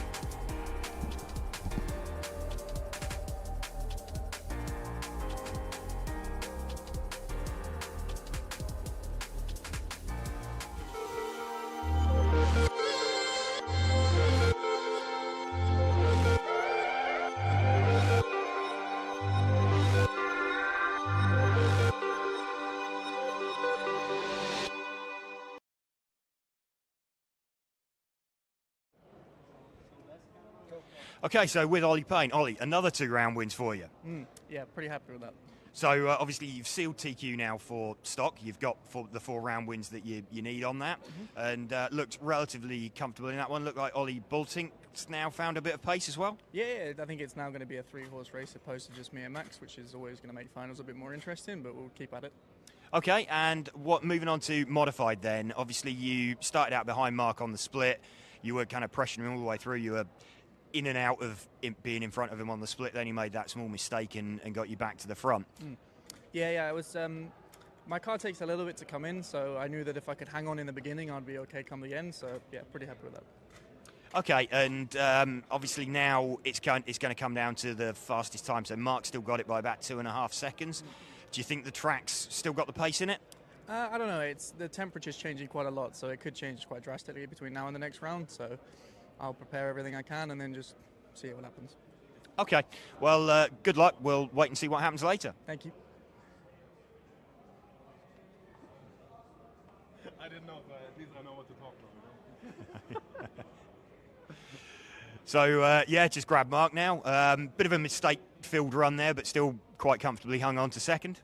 Yeah, like I said, I tried different tires again, and I didn't feel that comfortable this time, so I go back to the ones I used 2 runs ago.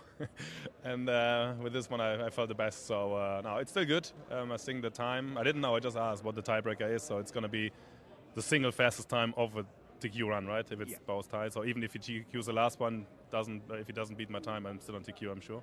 Yes, you are, yeah. So this road is this road, yeah. So I don't know, the track seems not as fast as in the morning, so I think that he was still 2 seconds off from this morning. Yeah, he did like a 7.5, yeah. You did a 5.1. Yeah, so yeah, I'm still on the good side, so I just try to go back to what I used in Q3, 2, what it was, maybe 2, and see how it goes then. A different body shell for you then as well? Yeah, I went now with a one color lighter version than my painted one, but it's the same, so I just go back to my paint job, or even the Hara colored one. Fair enough. So keeping that for finals, surely? Yeah, probably we need at least one spare body, that's for sure. Good. Well, looking forward to seeing the last round of qualifying, so hope it goes well for you. I will go for it.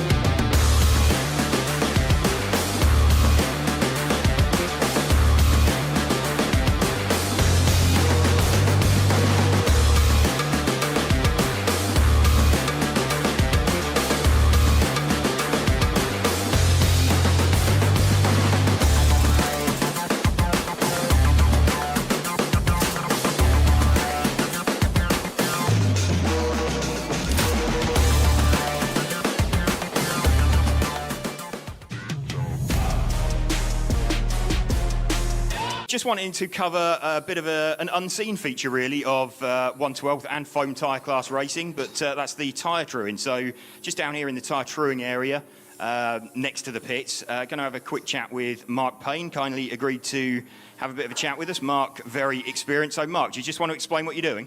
Yeah, so I'm truing. I've come away with tyres that are maybe a bit too big. So as the grip comes up, I mean, that's a 42 mil tyre. And as the grip comes up, probably I want to be running slightly smaller. So I'm going to true these down to 41.5. They've not been run yet, but I've come with tyres that are maybe a little bit too big for this grip level. So all I'm doing is I'm just skimming them down to the size I want. The rears will be 41.5 and the fronts will be 40.5. So that's a 1 mil stagger. So there's 1 millimetre between the size of the rear and the size of the front. That's basically what I'm doing. I'm going to do 4 sets of tyres, which is all I need for today.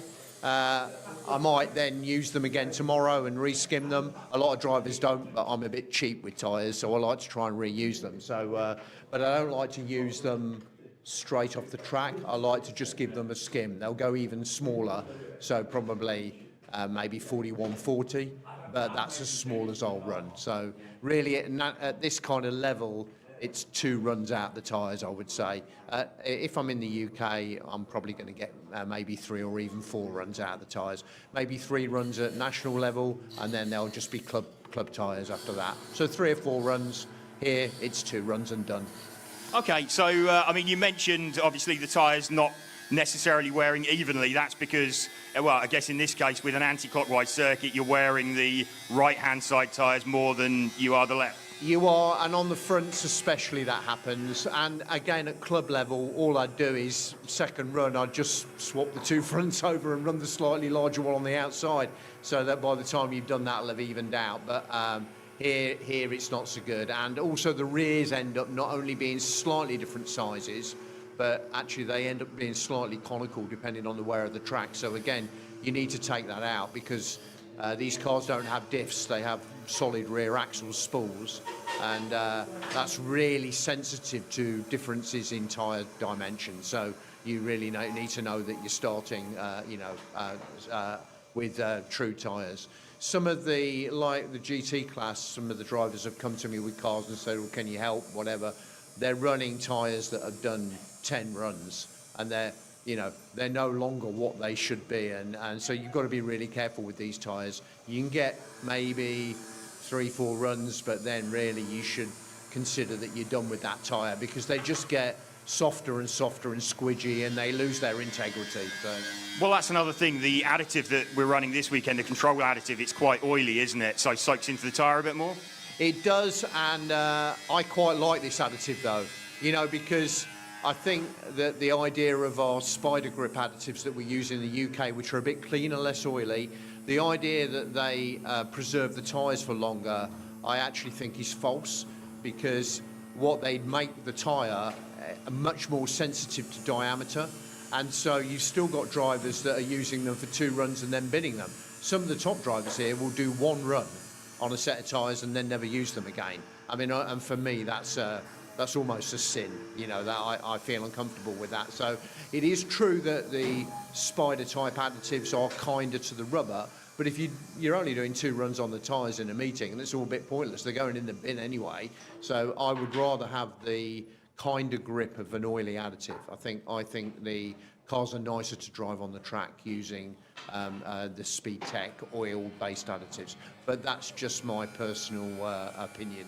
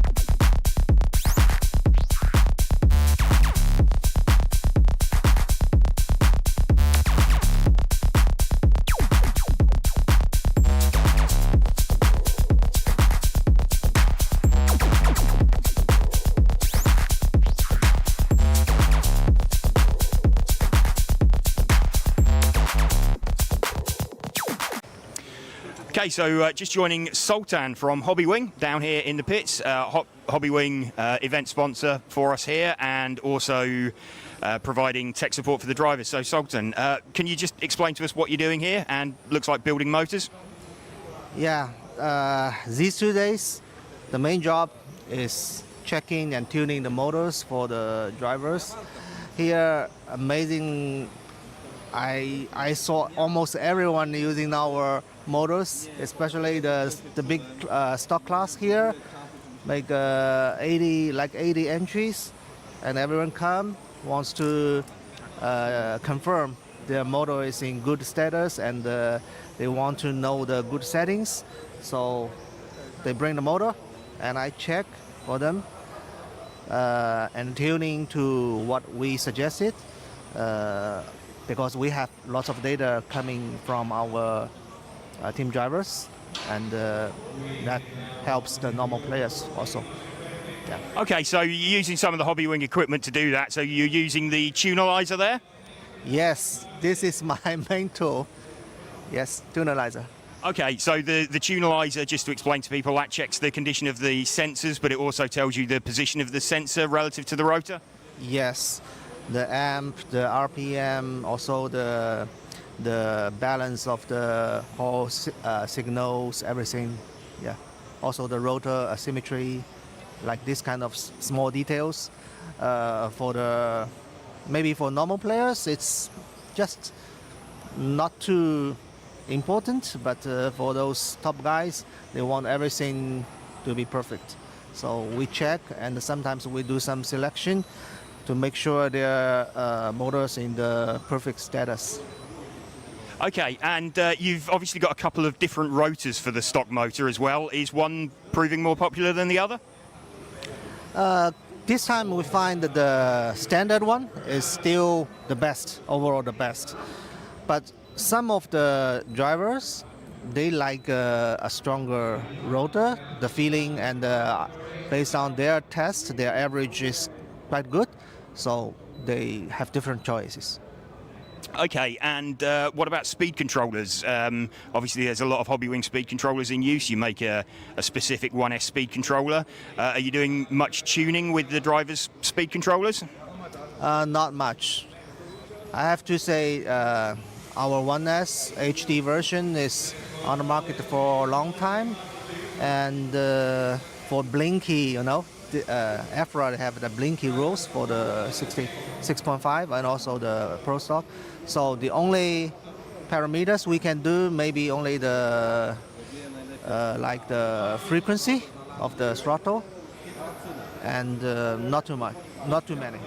Okay, I mean, just to give people, viewers at home, an idea then of the drive frequency. So typically when you lower the drive frequency, you get better, more punch, more torque.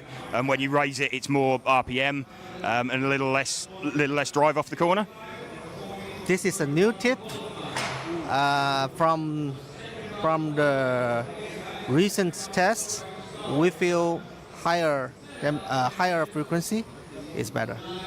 Okay, and so it's better over the course of a run. That's useful information to know. Well, keep up the good work, Sultan. We'll let you get back to building the motor. Thank you very much. Thank you.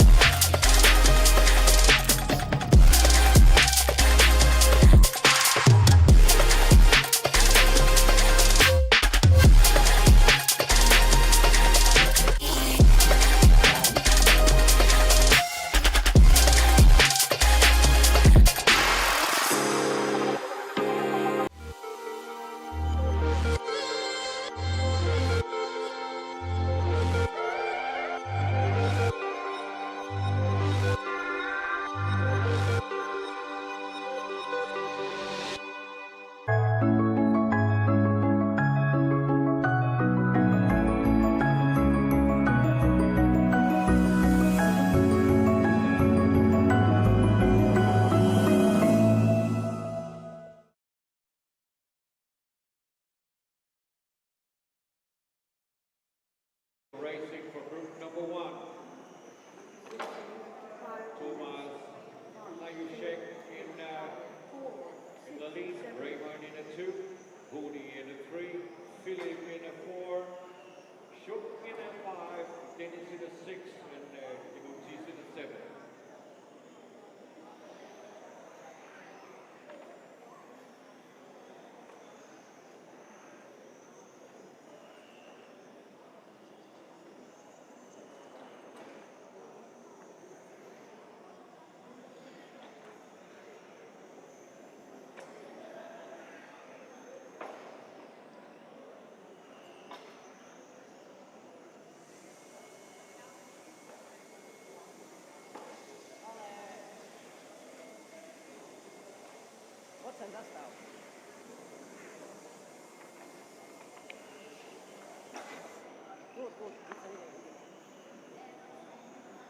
Positioning of distance minutes. 1, 2, 3, 5, 4, 6, 7.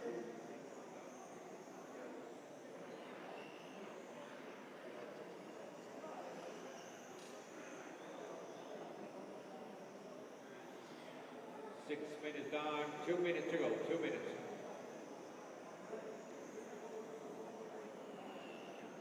Coming into the 6-minute 30 mark. 1 minute 30 to go.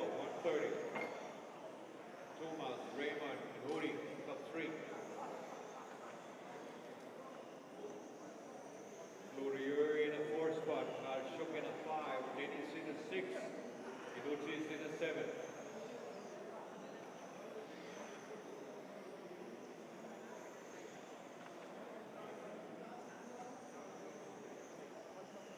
7 minutes down, 1 minute to go, 1 minute. So if you've just tuned in, where have you been? We've been having a fantastic time here in Zwevegem at the EFRA 112 European Championships, brought to you by Hobbywing. And we've had 4 fantastic rounds of qualifying. And we're now into the 5th and final round, which is pretty awesome. The ex-president of EFRA sending me photos of me, I think, and laughing when I look over at him. Anyway, here we are. And as has been customary, the first 2 heats of each round is the GT class, and we allow James to lie down for a moment. So he is currently lying on his back underneath the driver's stand. But he'll be resuming in about a minute's time. No, he won't. We've got Heat 2. So we'll be back with you after Heat 2, when Heat 3 commences with the Spec class. The first of 10 Spec groups. 11. 10 or 11. And then 4 mod, I think.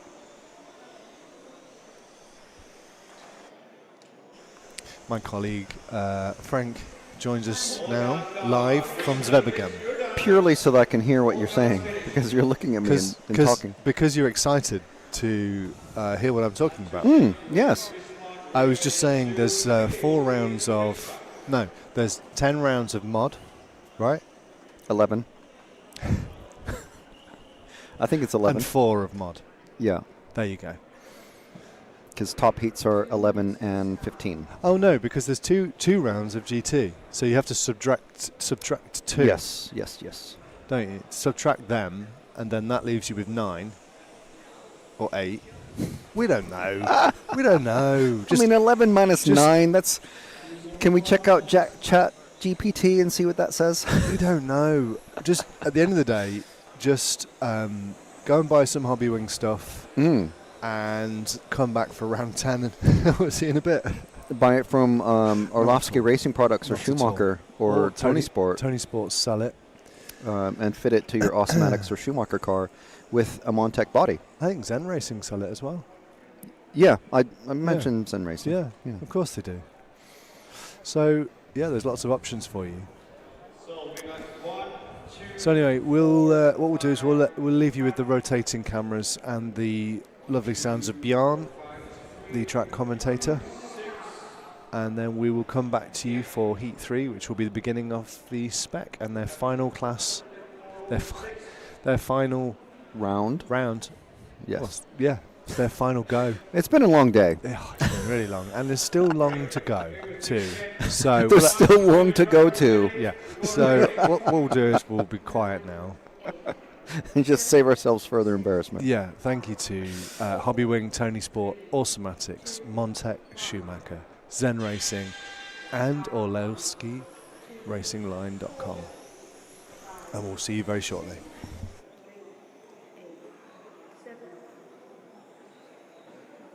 All cars are on the way. All transporters counting. Good luck, drivers. 8 minutes. Last round of qualifying, round number 5.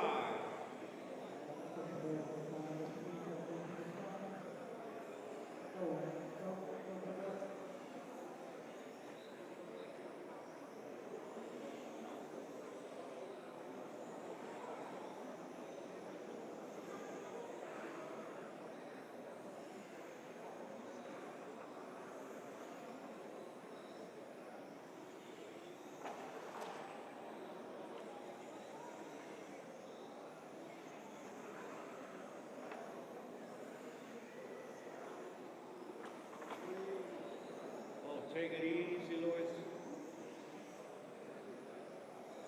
You already got the GQ lowers, so take it easy.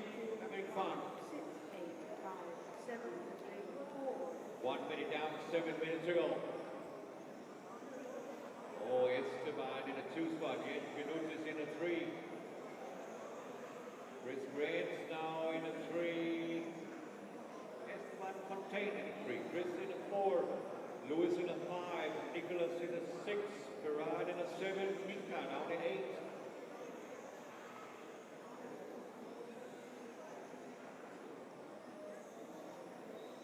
130 down, 6:30 to go.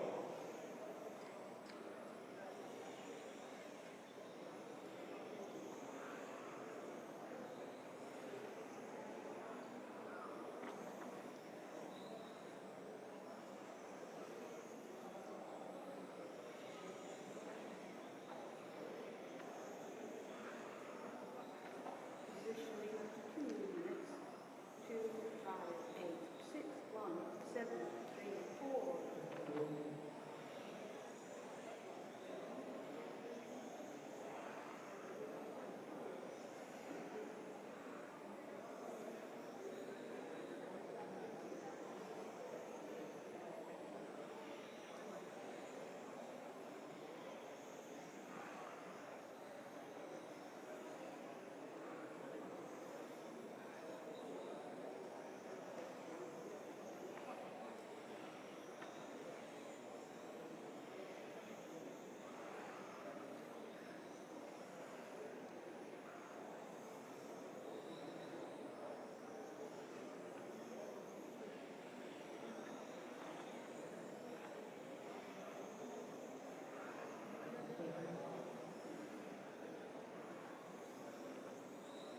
Positioning of 3 minutes, 2, 5, 8, 6, 1, 3, 7, 4.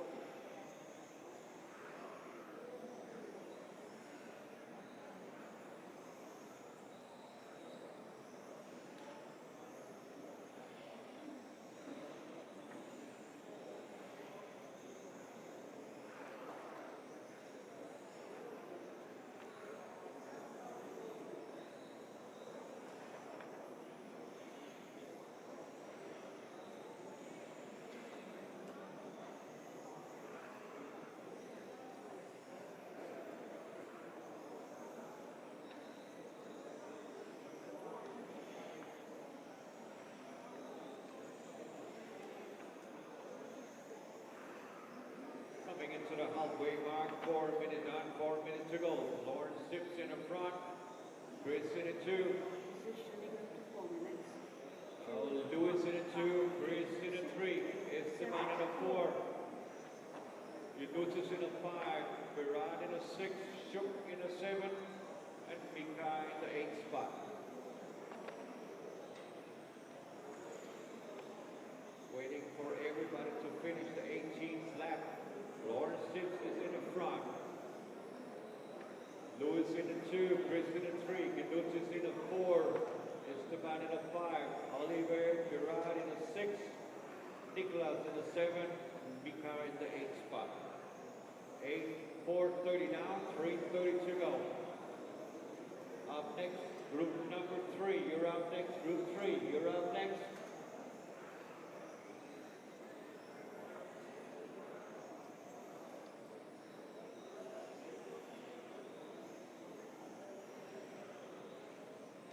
Positioning of 5 minutes, 2, 1, 5, 6, 8, 3, 4, 7.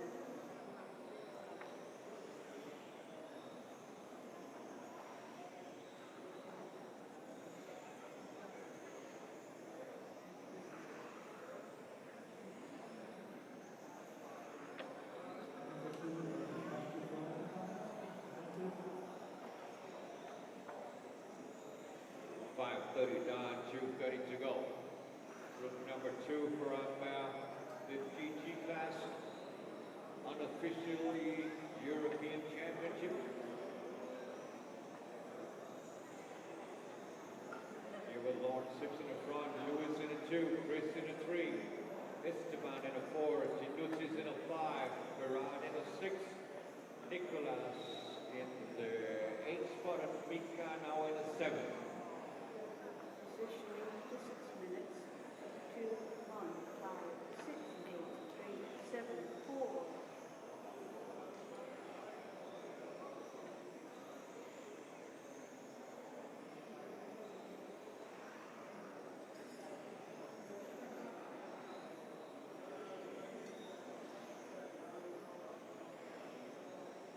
6:30 down, 1:30 to go.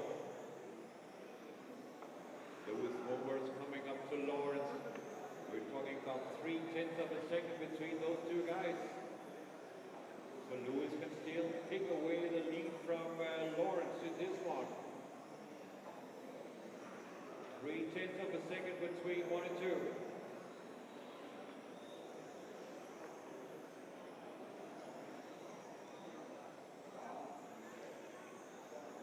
7 minutes down, 1 to go. Positioning for 7 minutes.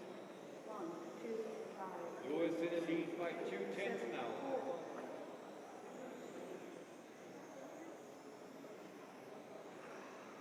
Yeah, Lewis was doing the right thing, showing Lawrence if you want to win, you have to do it. It's over my body.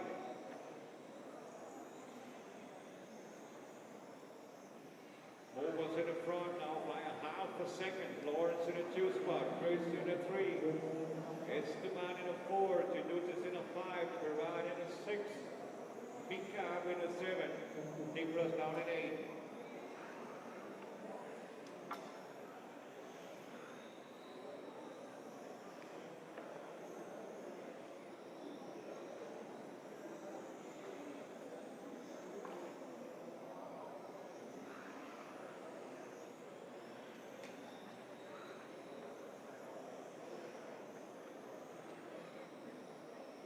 Seconds left on the clock, guys.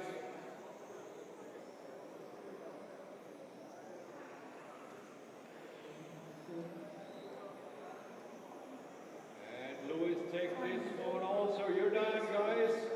Lewis take this one. Lawrence Simpson in a 2 spot. Chris Grange in a 3. Esteban in a 4.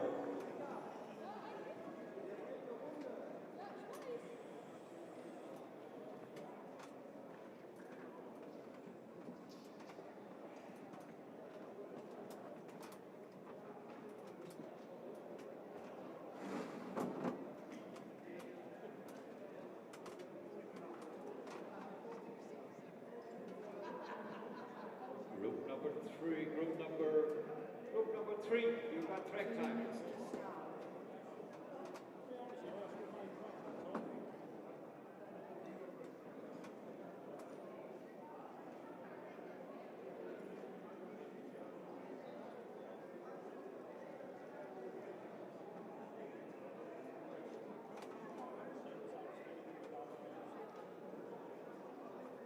Track's open. Track's open, guys. Track's open. Marshall. Come on, guys. Come on, Marshall.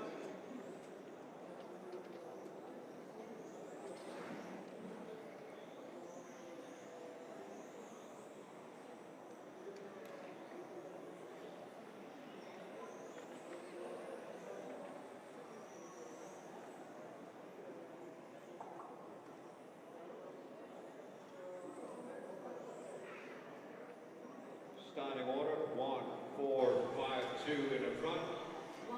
1, 4, 5, 2 in the front. Okay, we are back. Up and running. Had a few questions come in whilst we were away. What chassis is Ollie using? Ollie is using a CRC chassis.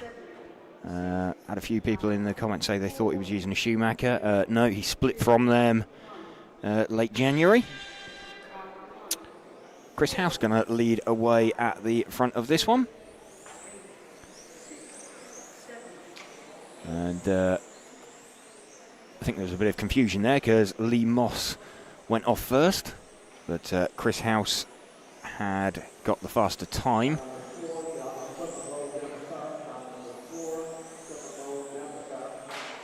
So I think Lee realised his mistake, stopped and corrected, but is now going to have to serve a stop-go. So just saw out of the back of the shot. The car of Lee Moss. We're running with Chris House at the moment, as he's known abroad. Christophe Maison.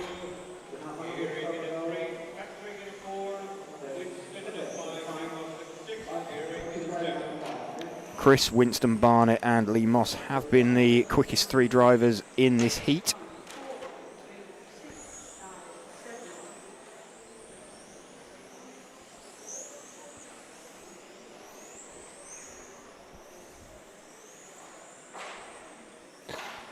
Slightly unfortunate coming together there for Chris. That's got Dennis Marshallot to the front with the 2 car. I think he is the other white and orange coloured car. He's the one just going through out onto the main straight now. Let's just confirm that is the 2 car. It is. Dennis out in front of this one by some 5 seconds at the moment from Chris House.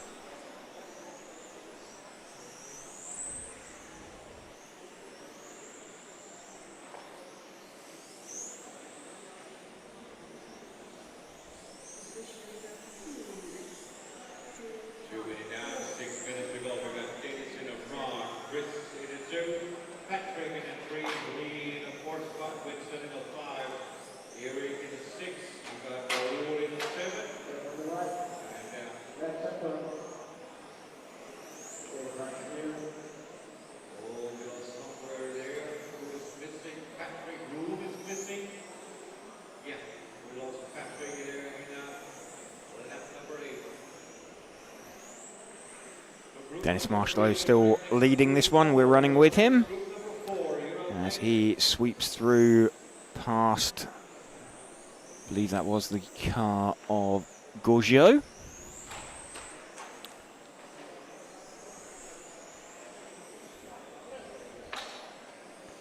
Still the 2 car we're running with, leading from Chris House.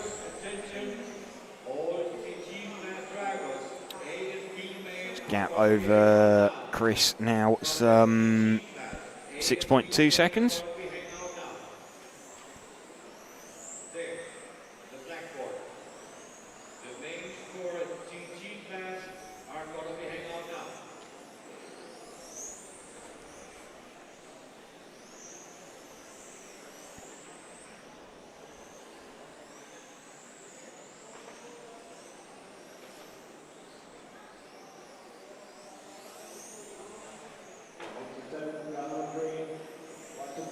Lead car, still Dennis Marshall, still running with him. He is leading by 6 seconds. He's just gone past Winston Barnett. So starting to get it together for the end of qualifying. Welcome to you if you are just joining us here on RC Racing TV for this last round of qualifying today. We've got finals all day tomorrow as well. Slightly scruffy lap there, and lead car getting turned around.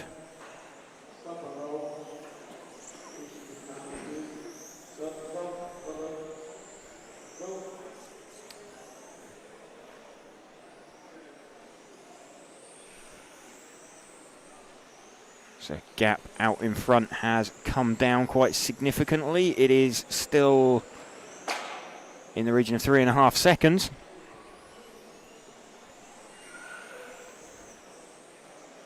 So the lead car we are running with, second place car, is the car just out the front of shot of Chris House. 3 seconds though, the gap between them. Dennis starting out behind.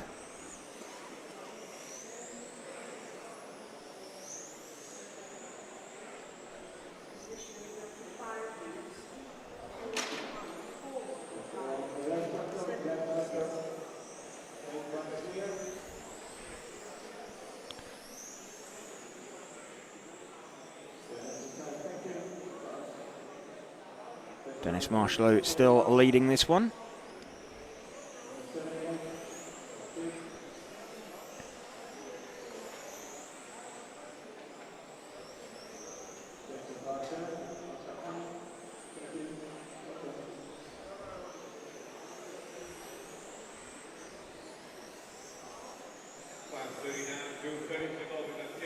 So 2 lead cars running together. Still Chris House just in front of Dennis Marshall, who decides he wants past and rather rudely launches it over the curb. I'm not sure if we're going to get a stop-go now. So, yeah, stop and go for car 2. So we'll see him come into the stop and go area at the end of this lap. There we go. Gets called out and drops in behind. In fact, Lee Moss is going to get himself somewhere in the mix with this one now. because Lee Moss is now sat in between Chris House and Dennis Marshalow. Let's run with Lee Moss for a little bit, the white front, green rear car.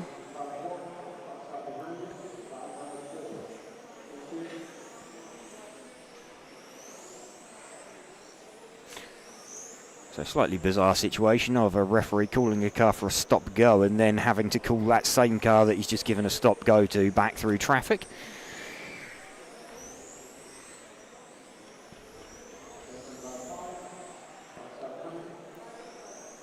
Still running with Lee Moss at the moment, though, as he is chasing the car of Dennis Marshalow. Last track action for all of these drivers for the day. Where are we? We are at 20 to 7. We're running all the way through past 9 p.m.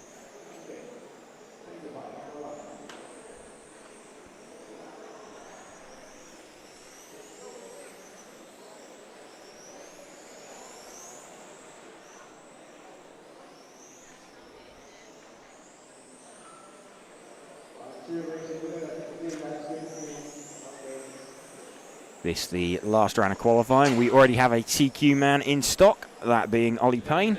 Got a mistake there from Lee Moss. Stows it in the barrier, and is that some kind of breakage for him? No, it's not. Let's pick up the... that's the car off Chris House. Let's move back one orange and white car to the lead car.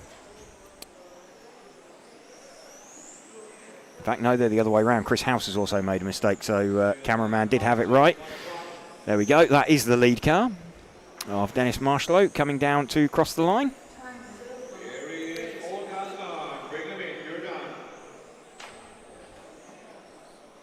Dennis Marshalow taking that one in the end by about 5 seconds from Chris House, Lee Moss, Winston Barnett. So we're going to be bringing you coverage up until around 9:30 p.m. CET.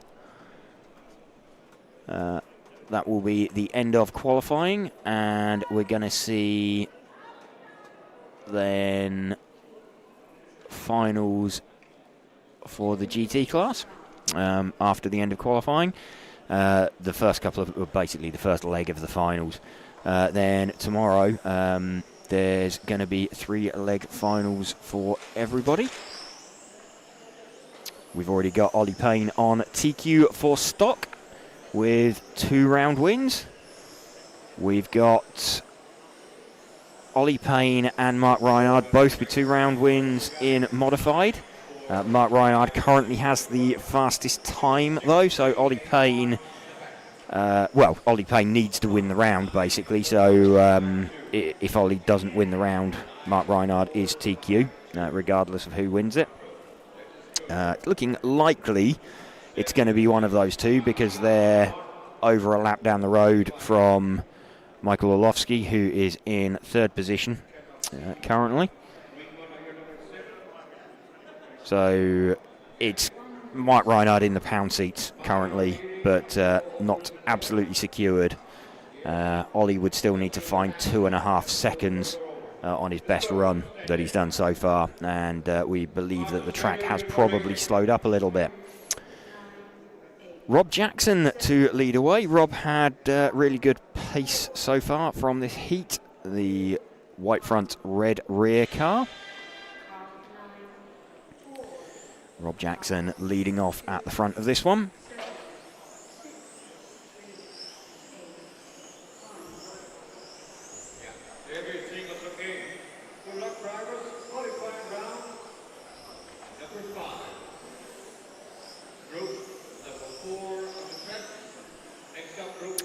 Rob navigates his way out onto the main straight, down the main straight once more. Already starting to put some time into his competitors, although Arthur Hoffman has got himself to the front by about 1/10 of a second.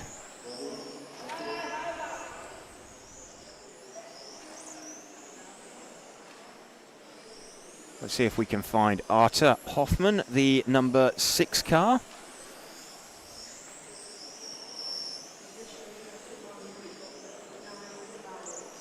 Pretty sure that was one of the all-white coloured cars.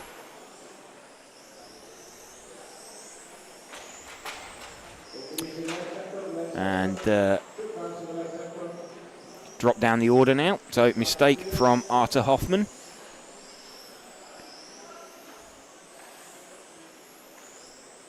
Yuka Hakamis gets himself to the front from Rob Jackson. So it's Yuka with the number 5 car.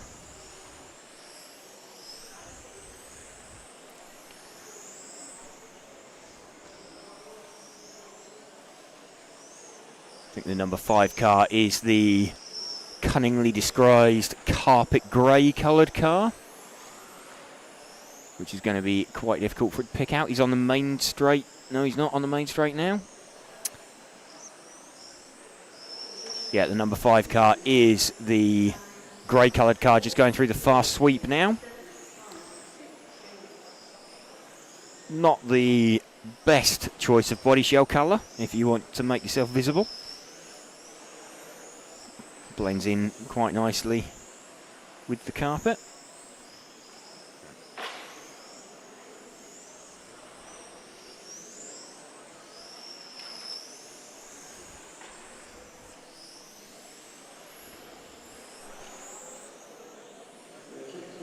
Yuka still leading this one, just gets out of the way of a fast-moving, I think that was Gunnar Blumendal.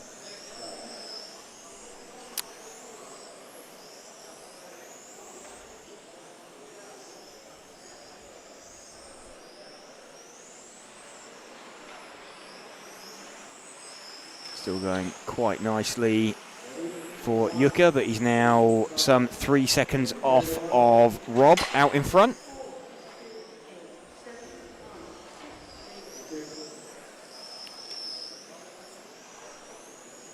Cutting his way through the middle of the circuit. Bit of an over-rotation there. Car just stopping, snatching, grabbing. Not nice when the car does that, when the car's like that.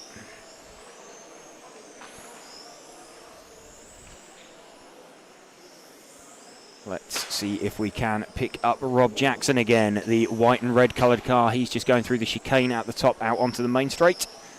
There we go. There is Rob Jackson, our lead car.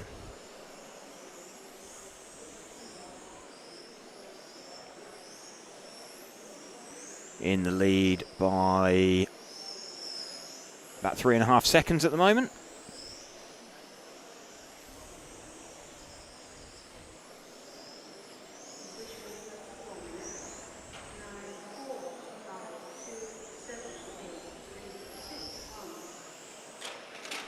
And lucky escape there for Rob, as an assault mounted by the car of Mario Neri bounces over the roof of Rob's car. Rob Jackson still leading this one from Gunnar Blumendal in second position. A few small mistakes starting to creep in. Long days, a lot of driving for these guys. It's a lot of concentration. So no wonder that everybody is starting to feel a little bit jaded. Still got 3 legs of finals to come as well after this. We'll have a look, just check, see where Rob Jackson is sitting currently.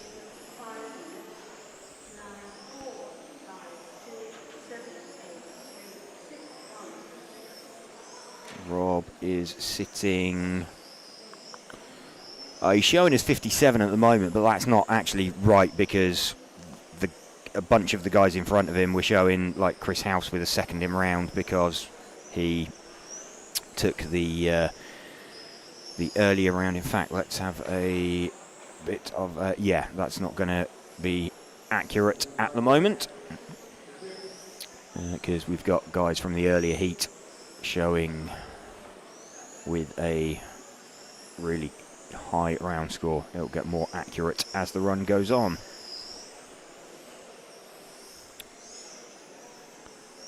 Rob Jackson still leading this one, just over 2 minutes left. Again, has a decent run through the traffic. Rob heading for a 37.806. Gunnar Blumendahl heading for a 37.810.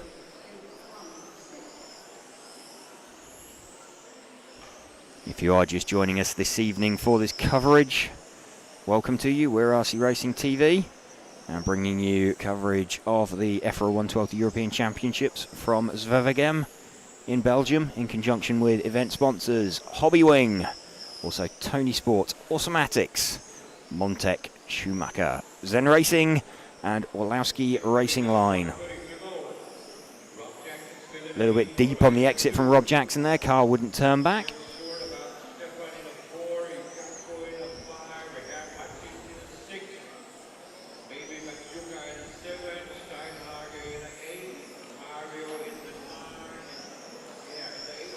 Just over a minute left for Rob Jackson now.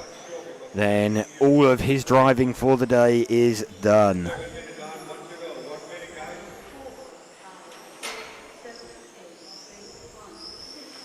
Just be wanting to bring it home. He can see it, feel it, taste it.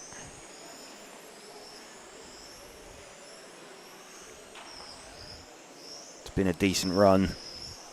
Slightly fraught day for Rob yesterday, but has recovered well from a slightly lower seeding than he would have hoped for. This will be every round of qualifying he'll have taken this heat, so pumped in 5 good scores.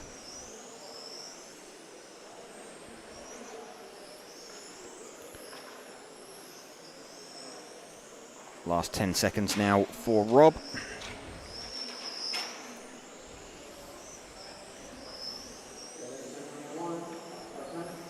Rob on his split lap at the moment. Just has to navigate a slightly wayward car.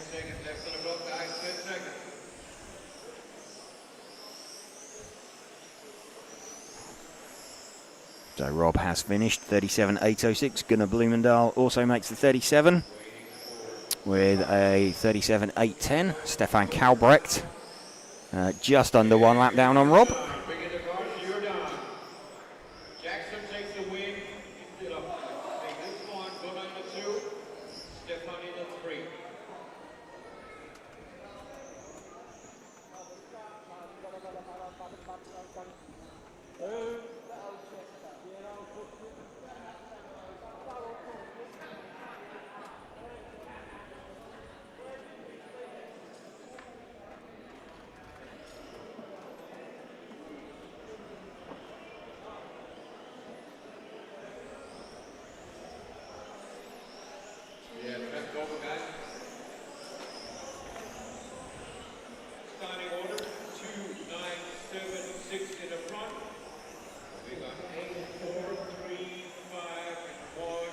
There we go. Qualifying for heat number 4, done and complete.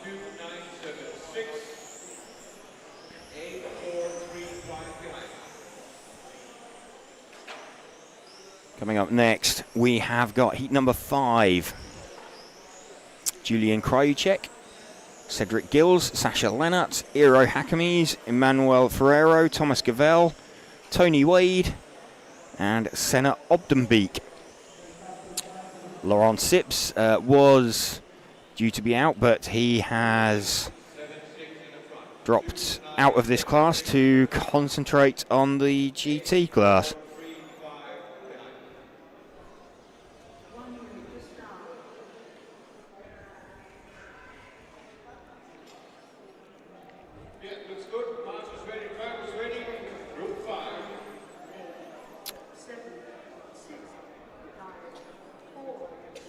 Julian Kryuchek going to lead away with the yellow coloured car with the white cockpit with no windows.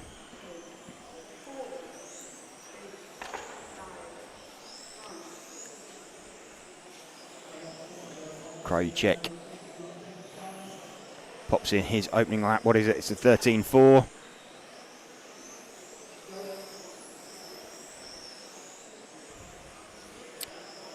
Obdenbeek and Tony Wade with the hot opening laps. In fact, a very quick lap from Obdebeek.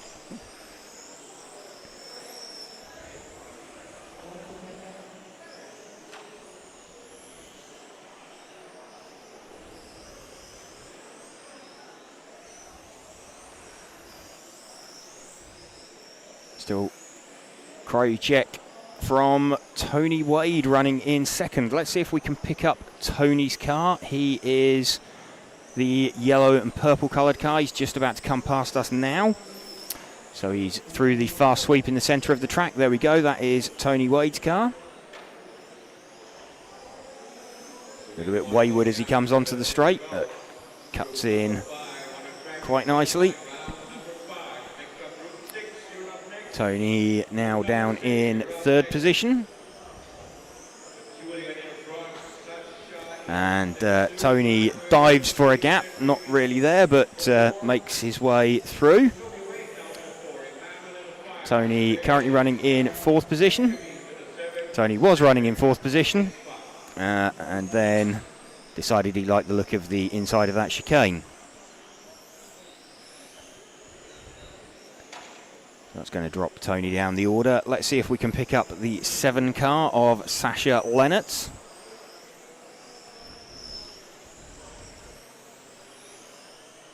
The 7 car should be the yellow front, blue rear car. He's just going through the fast sweep up towards the top of the track now. There we go. That is the second place man of Sasha Lennertz at the moment. He is currently about 2 seconds behind Julian Krajicek. Both of these guys heading for 37 lap runs. Julian heading for a time just slightly quicker than Rob Jackson's time from the previous heat. Sasha Lennertz looking like he's going to be about 5 seconds down. So just showing what a good time Rob managed to put up.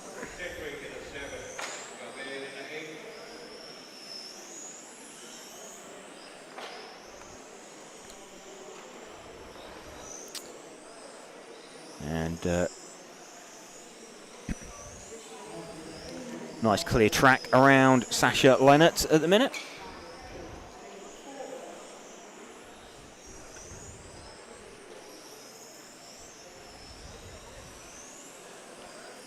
This is the last qualifying action for all of these guys. And then we start getting into the all-action finals.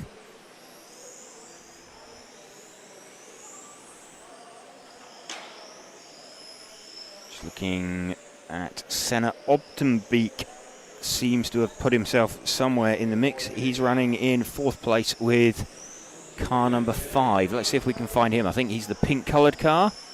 There's 2 pink coloured cars. He's the pink coloured car just about to come out onto the main straight now.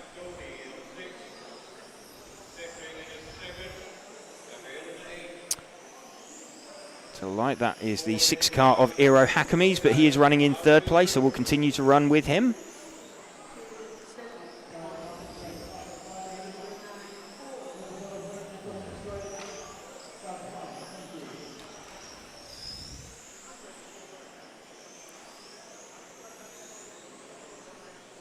This is the car of Eero Häkämies.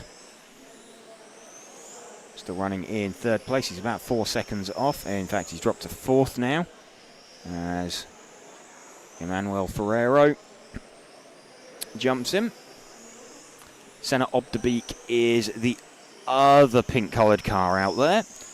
So we did have the coloured bit right. He is just going through the fast sweep up through the chicane at the top of the circuit out onto the main straight now. There we go. There is the pink coloured car of Senna Obdenbeek. Now in 5th position.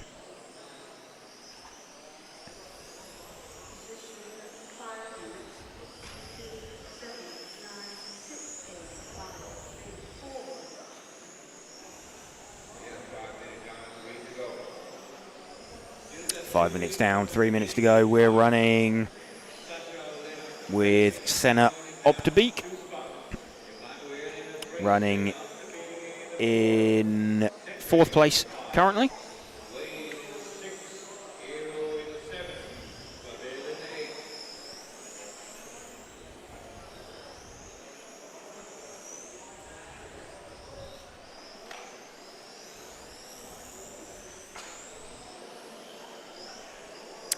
Just over 2 minutes left. Let's see if we can find the lead car of Julian Krajicek again. He is the yellow-coloured car. He's just off the end of the main straight now. So he's come round past us. There we go. Julian Krajicek. Got a lead of 3.9 seconds currently.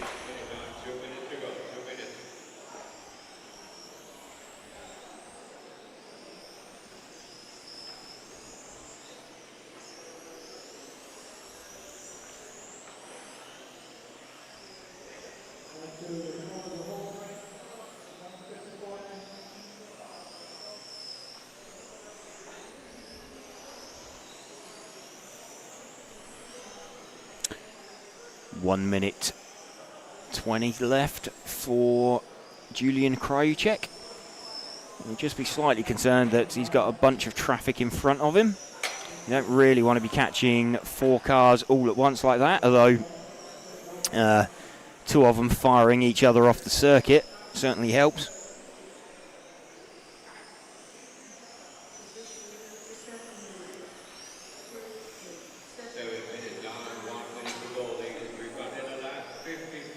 Still with Julian Krajicek into the final minute now.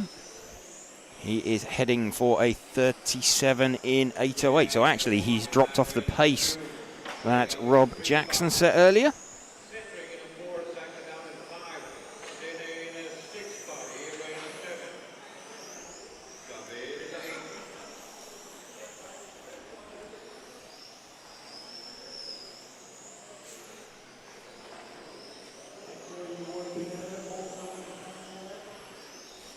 Seconds left on the clock, guys. 30 seconds. 15 seconds left. So Julian Krajicek we're running with at the moment. Makes it through to begin his final lap.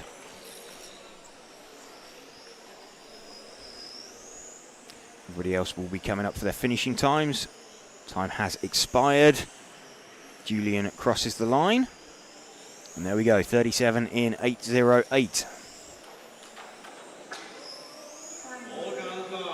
Tony Wade jumps up at the death to 3rd in the heat.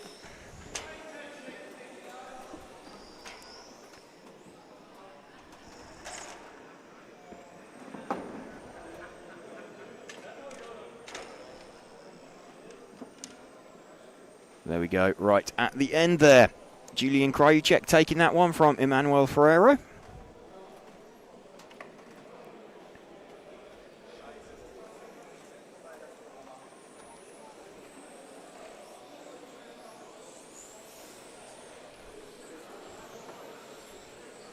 Welcome to you if you are just joining our coverage here on RC Racing TV. Just bringing you the end of today's coverage. Still got a couple of hours remaining. But, bringing you live coverage in conjunction with event sponsors Hobbywing, also Tony Sport, Automatics, Montec, Schumacher, Zen Racing, and Orlovsky Racing Line.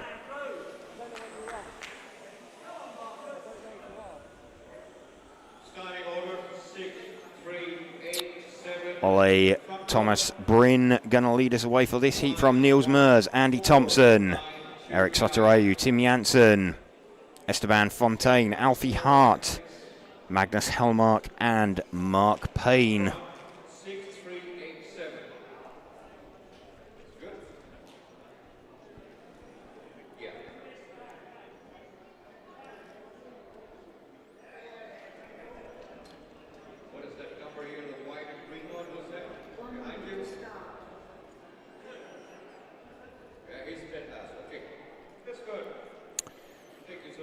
Mark Payne pulling up to the line late and being told to start last, which in the grand scheme of things doesn't feel like a massive penalty.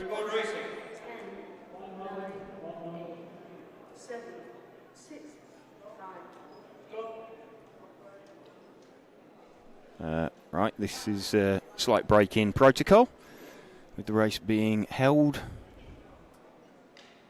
for think that's the car number 5 of Tim Janssen.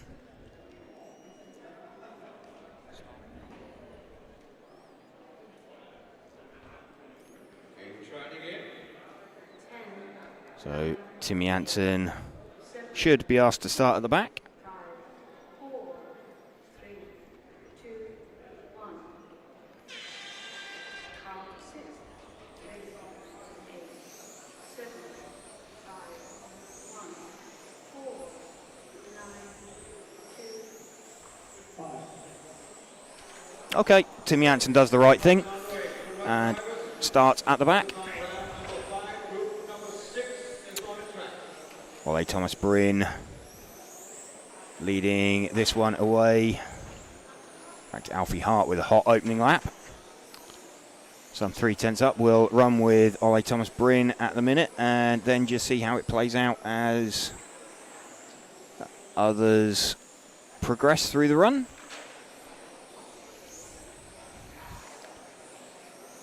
This, the white and green coloured car of Ole Thomas Bryn we're running with at the moment. He is leading by about half a second from Alfie Hart.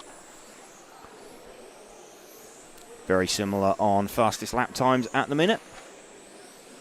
Andy Thompson in 4th position, Niels Mers in 3rd. Ole Thomas Bryn we're running with at the moment, just waiting for the order to refresh. Alfie Hart still up in 2nd position. He is about 1 second down. Let's see if we can pick up Alfie. He is the yellow coloured car out there. He is just going through. There we go, we've got him. Alfie Hart running in 2nd position at the moment, and I think Andy Thompson has retired, so that's dropped him down the field. Still running with Alfie Hart, 2nd place man. Let's just see as he crosses the line where he pops out overall. He is about 1.5 seconds off the lead at the moment. Lap last time round, 13.435. Who else is moving quite quickly out there? We have the 9 car of Magnus Hellmark. See if we can spot the 9. That is the blue, yellow and red car. He's just through the fast sweep and heading out onto the main straight now. There we go, that is Magnus Hellmark.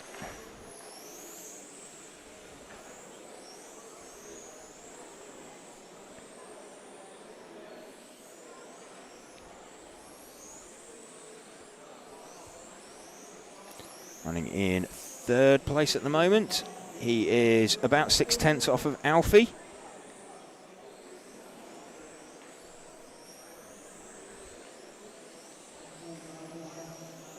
Just waiting for times to update. Alfie is he's around 3.5 seconds off the lead.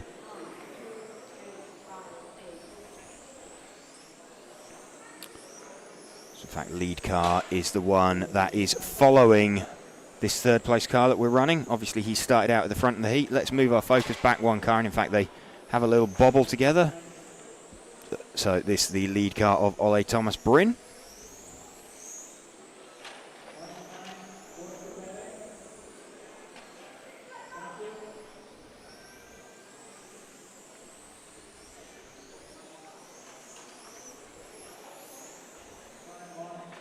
Was Mark Payne ended up on his roof. His day of woe continues.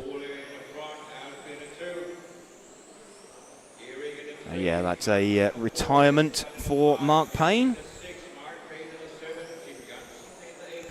So we'll see him drop down the order. There we go, Mark dropping to bottom with Andy Thompson. Ole Thomas Bryn we are running with at the moment. Alfie Hart in 2nd position currently. Let's just see as Alfie crosses the line where he updates to. He is about 3.5 seconds back. So 3.5 seconds between Ole Thomas Bryn and Alfie Hart out in the front of this one. with only 2 scores from 5 to count. Still some good opportunities to improve late on in the day. Can't really take anything for granted.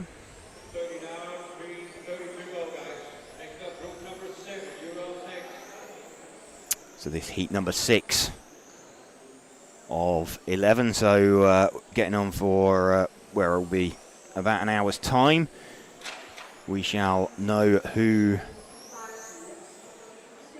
is going to be in the A final.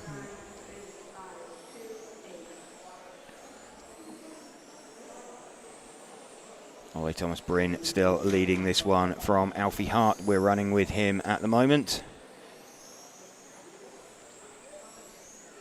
These two kind of established themselves as the pace setters in this heat as the day has gone on.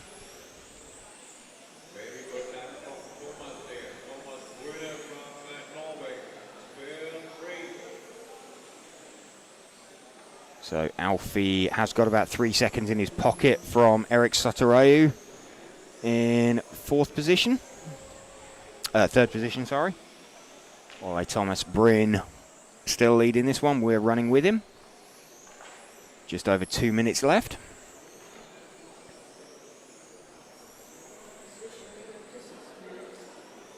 He's trying to close in on the back of Alfie Hart. He'll be the next car. So Ollie down the main straight, about the length of the straight separating them. First and second. Alfie started out later on in the heat.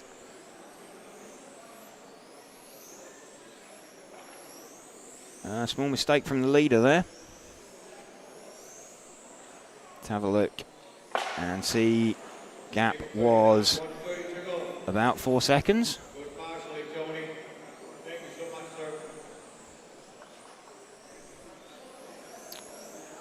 Gap is still around 4 seconds between Ollie and Alfie. Just over a minute left. Ollie Thomas Bryn about to complete his track action for the day. Just over 1 minute remaining.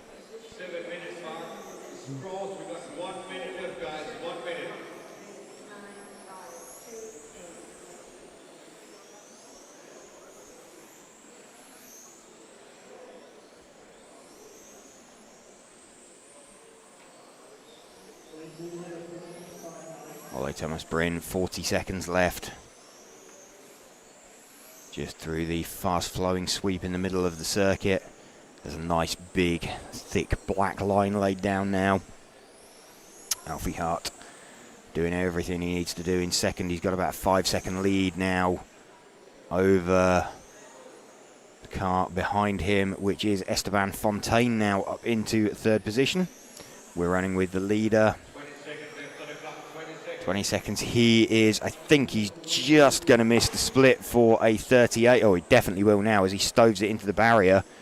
And is that going to give Alfie a chance? I don't think there was enough time there. Let's just watch Alfie as he goes down the main straight. Ollie has finished 4 seconds. Let's have a look at the end. Alfie does get him right at the end. So Alfie taking that one from Ollie Thomas Bryn right at the end with that mistake into the barrier. So Alfie Hart taking the win just at the end there. Great run from Alfie. So really nice job from him. Really nice job there from Alfie to take that one.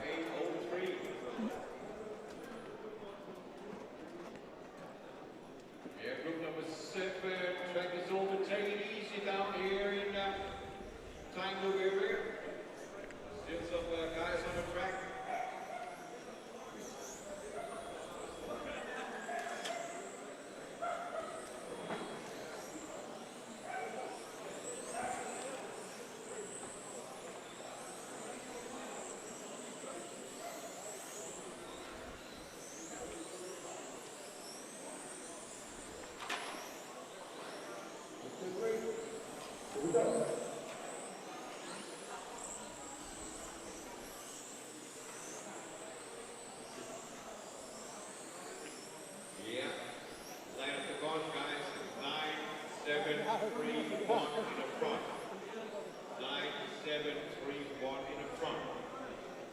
8-6-5-4-2-9.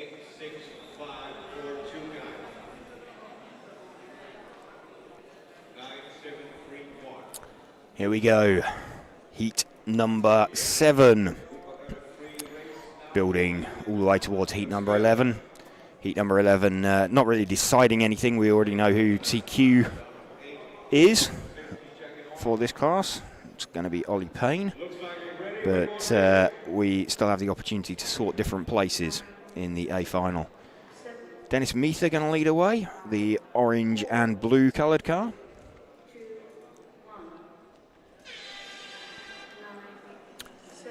Ooh, there we go. We've had a jump start there for the 9 car.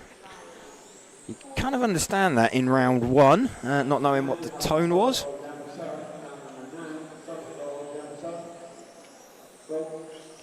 But, being called in for a stop-go for a jump start. So we have got out in front the car of Janne Koivisto, who we are running with. Got a nice clear track in front of him. Let him complete a few laps and then we'll see how the order is starting to shake out.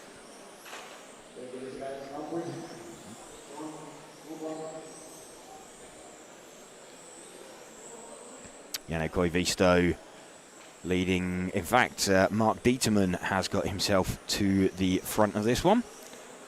Let's see if we can find Mark. He is a green front, white rear. He's just going through the fast sweep now. Through the chicane out at the top of the circuit. There we go. That is Mark Dieterman. See him drop down the order, but then pops up into, well, second place. So he's about half a second off the lead at the moment.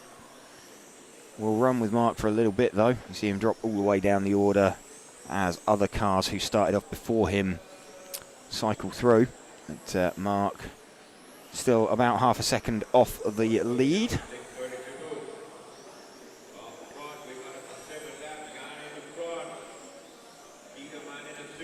Mark Dieterman still running in second position from Janne Koivisto. And small mistake there from Mark.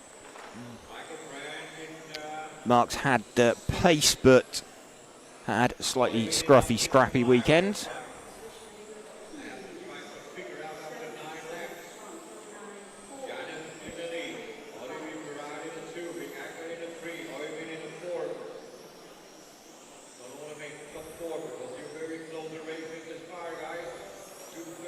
That mistake from Mark Dieterman. Let's see where it's dropped him down to 5th overall, who is running second to Janne Koivisto at the moment.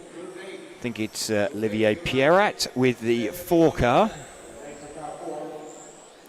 We'll see if we can pick him out somewhere.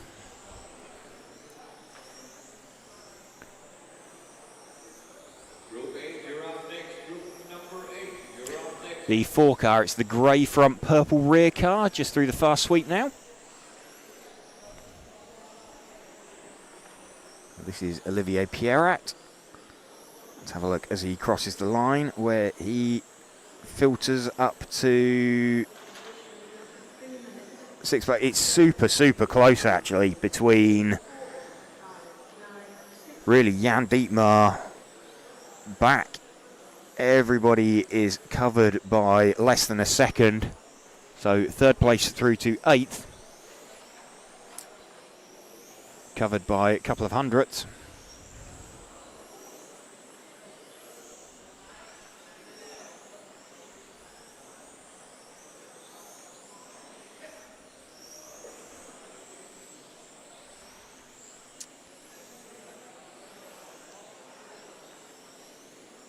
Still Olivier Pierrat.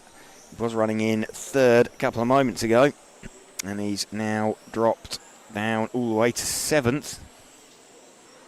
Oyvind Stustal is running in 2nd position. He is, I believe, the minty green coloured car, just going through the chicane and out onto the main straight. Let's pick him up. Oyvind Stustal running in 2nd position.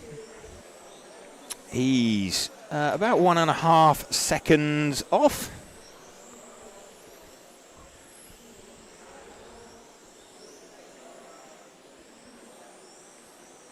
Oivind Stustal heading for a good time. Basically everybody heading for a 38-lap run. It's going to be about 5 seconds across everybody, so pretty close. Very close, super close. All the way through.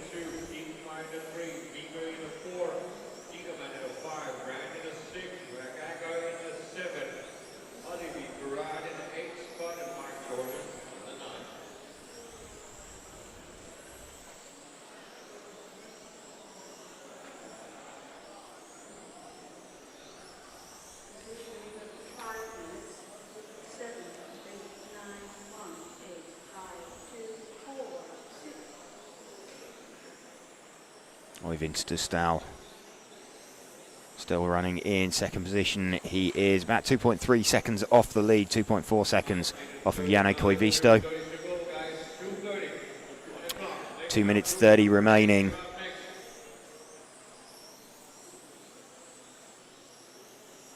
Let's go back and find our leader of Janne Koivisto. He is the blue and yellow coloured car, so he's just going through the fast sweep now up towards the top end of the circuit and out onto the main straight. So there we go.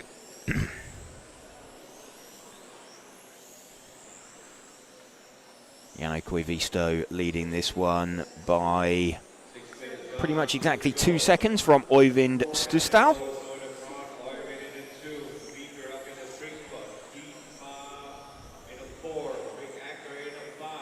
Janne going nicely out in front.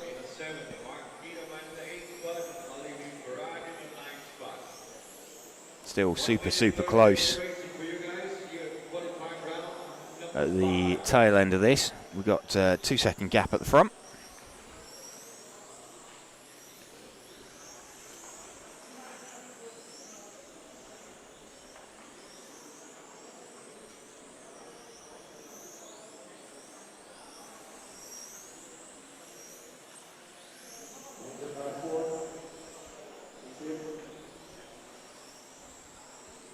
Koivisto still leading this one, just over 1 minute left for Janne.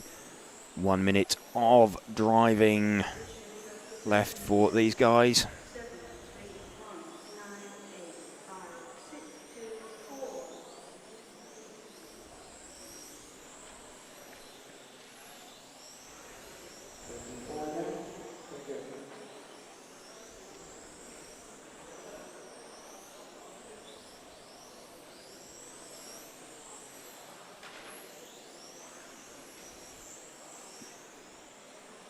Janne Koivisto, 30 seconds left for him now. Just keeping the car moving. Coming towards the end of heat number 7. Remember, it's heat number 11 that is the top heat. After that, we'll have a idea of, well, we'll have pretty certain knowledge, because it's the last round of qualifying, of who is sitting in the pound seat and in the top 10. Who has made that all-important A final? Who is BQ? And will have the Mickey taken out of them mercilessly by their club mates.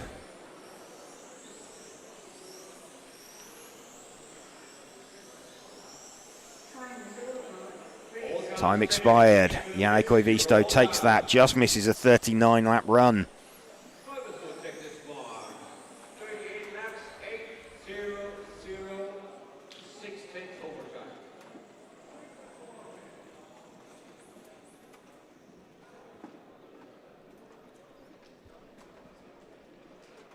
Janne Koivisto taking that then from Oivind Stustal and Dennis Miether.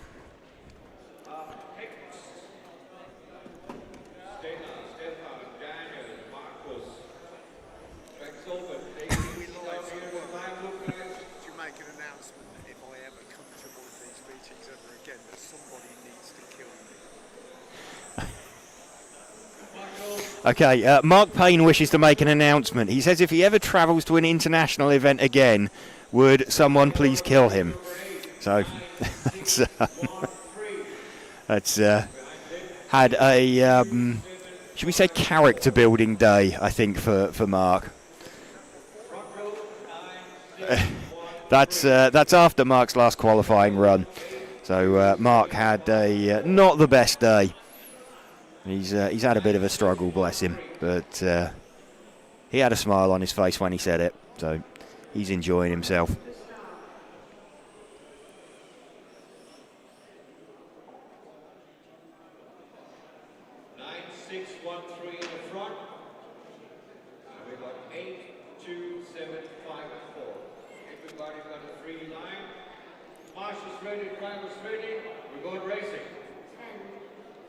Thomas Stenger going to lead away. Heat 8 then.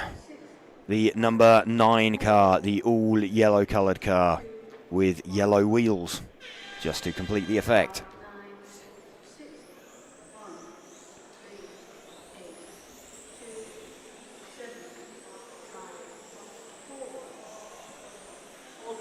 Thomas Stenger leading away.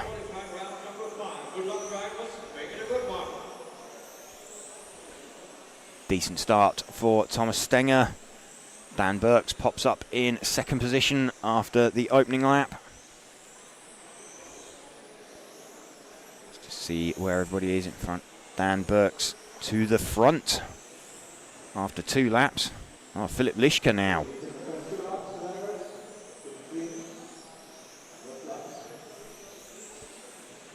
So position swapping around like a slot machine. We'll give it a couple of laps to settle in, and then we'll see who is leading. It's still Dan Burke, so let's see if we can pick him up. Let's move back 2 cars. He is the green and gold coloured car. There we go, of Dan Burke's. Green and gold looks a bit like a bag of Haribo. But car looking decent out there on circuit. Dan Burke's still at the top, leading by about a 10th from Freddie Parker. Dan could do with finding his way past Stefan Hoist just in front of him.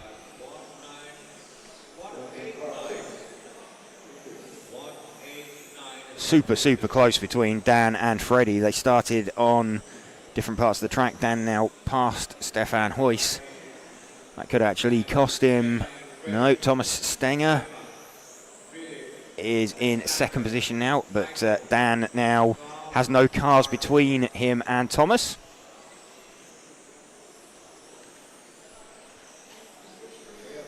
Dan Burke's heading for a 39 lap run currently if he can keep this up. But Freddie Parker somewhere also in the mix. Let's have a look. Freddie Parker to the top now with a... What's he got? His lead about 0.3 of a second. Let's see if we can find Freddie. A orange front, white centre, yellow rear. He's just going through the fast sweep now, so he's 2 cars back from Dan. There we go. That is Freddie Parker. Small mistake there from Freddie, just bounced it over the curb. Still maintains the lead by around 0.2 from Dan. Thomas Stenger has thrown his car off the circuit. So he is now inserted between, there's 2 cars now in between Dan and Freddie, those being Stefan Hoist and Thomas Stenger. Freddie still in front, but it's by less than 0.2 from Dan. Down to the front. Let's have a look. Freddie to the front. Still that 0.2 between Freddie. A little bit deep on the exit there from Freddie. See if he can cut this one back.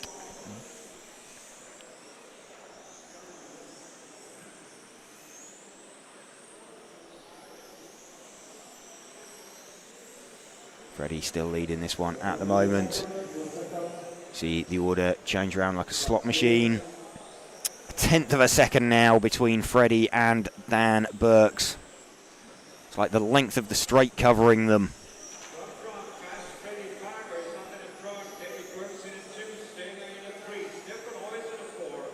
They're now on the same 0.1 Freddie Parker and Dan Burks. We're running with Freddie Parker at the moment. Dan to the top, Freddie back round. Slow lap from Dan that time. Freddie 3/10 up.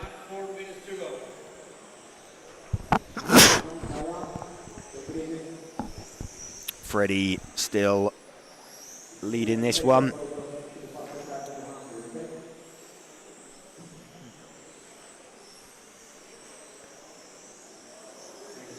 Freddie's made his way past Stefan Huyss. Thomas Stenger up into second position. Dan Burke's down to third. Freddie's lead now a whole 0.4 of a second.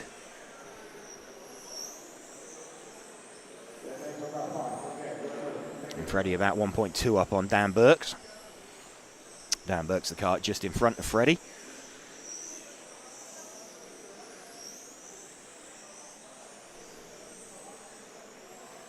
Just looking to see where Thomas Stenger is on track. He is a couple of seconds down the road from these two.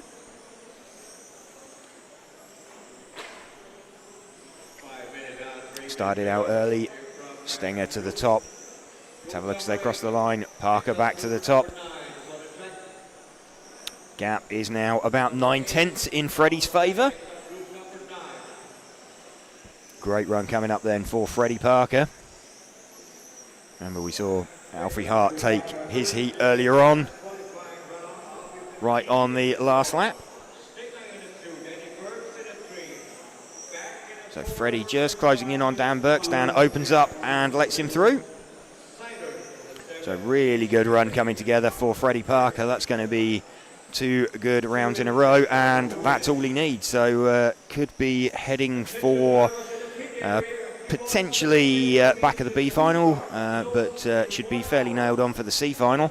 I think, a small mistake there from Freddie, but gets away with it.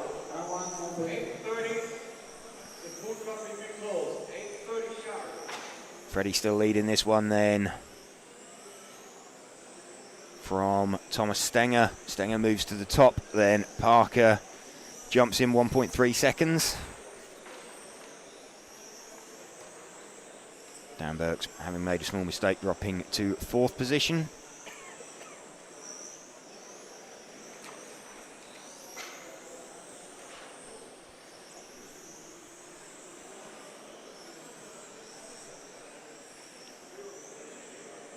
Still with Freddie, still in front. He's got nearly a 2-second lead now over Thomas Stenger. So 1 minute to go. Really good run coming together for Freddie again. Small little bobble over the curb, but gets it back running again.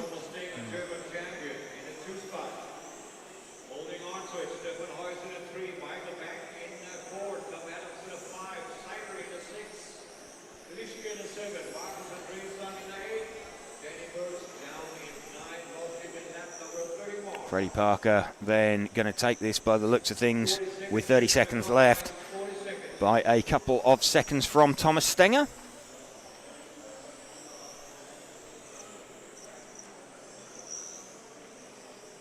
Really good run coming together for Freddie, a 39 in 8:09. Him and Thomas Stenger going to be the only drivers from this heat to make 39 lap runs.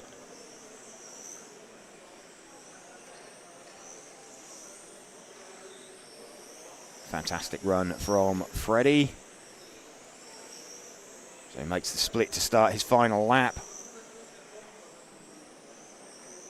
Really, really good run for Freddie Parker. A little bit deep off the end of the straight, but he'll cross the line and jump back to the top. There we go. Gets that by 2 seconds from Thomas Stenger. So awesome drive there from Freddie Parker to take that heat. That's 2 in a row. He's done that. So really, really good run from Freddie Parker.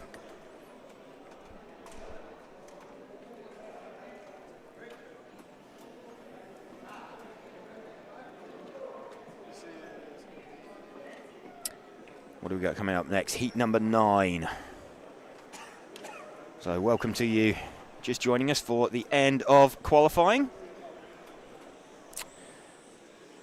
This is round number 5 of qualifying.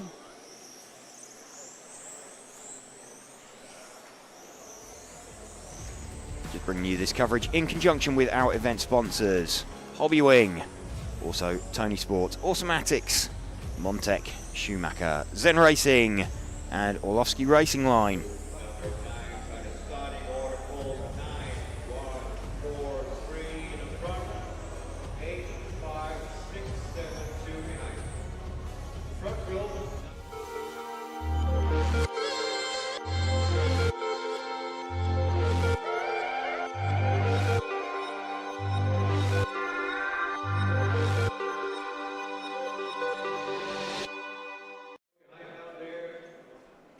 All there? 5 minutes to start. Are you here?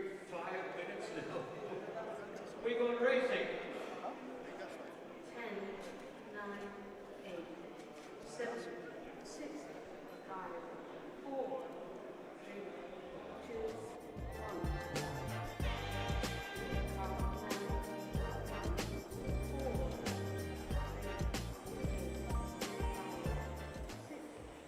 Andrea Torrigiani leading away with the all-white coloured car.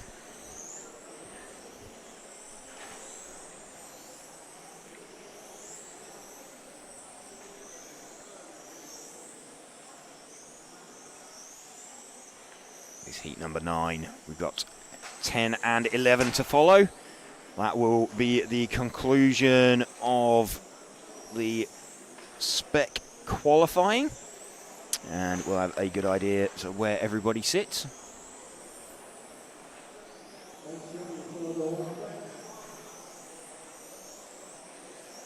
Andrea still leading this one from Werner Spanbruckner. In fact, Werner has got himself into second position. He is about 2/10 down on Andrea, who we're running with at the moment.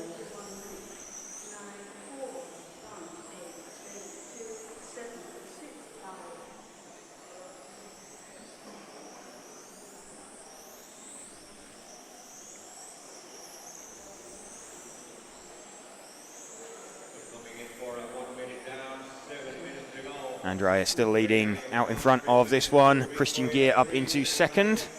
Let's see if we can move our focus back one car onto Christian. He is the white and like sky blue coloured car. There we go. That is the car of Christian Gear. He is just running around in front of the 6 car of Stuart Cartwright, who made an earlier mistake.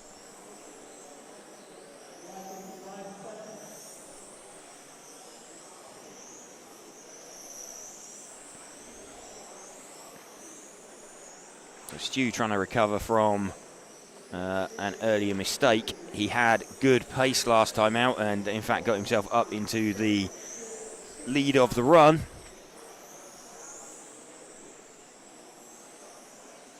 We're running with Christian Gear in currently down in 6th position, but could be all the way up in 3rd. It's super, super close between these guys at the moment.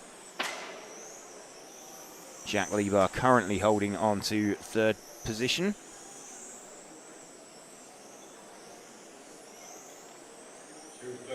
But a couple of seconds covering 2nd through 9th.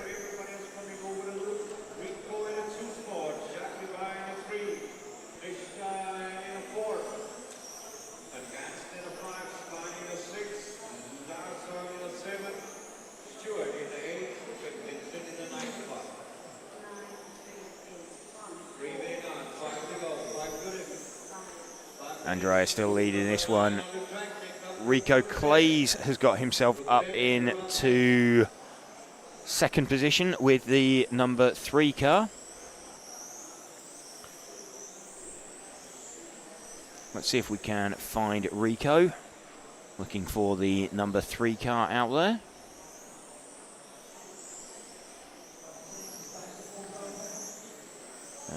think the 3 car is the mainly white with a bit of green car, so he's 2 cars back. There we go. Out down the main straight. This is the 3 car of Rico Clays running in 2nd position at the moment.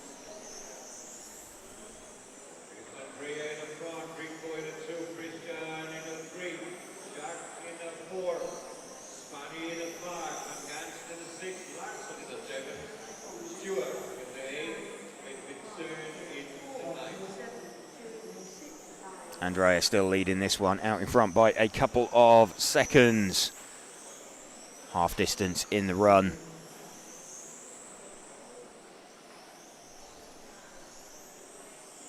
Everybody else with decent times coming together.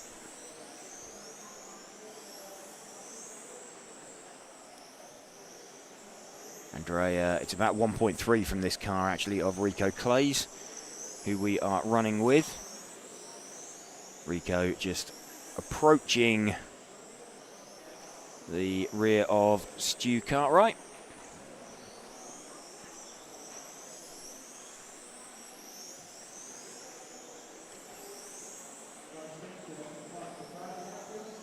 So Stu opens up and lets Rico through.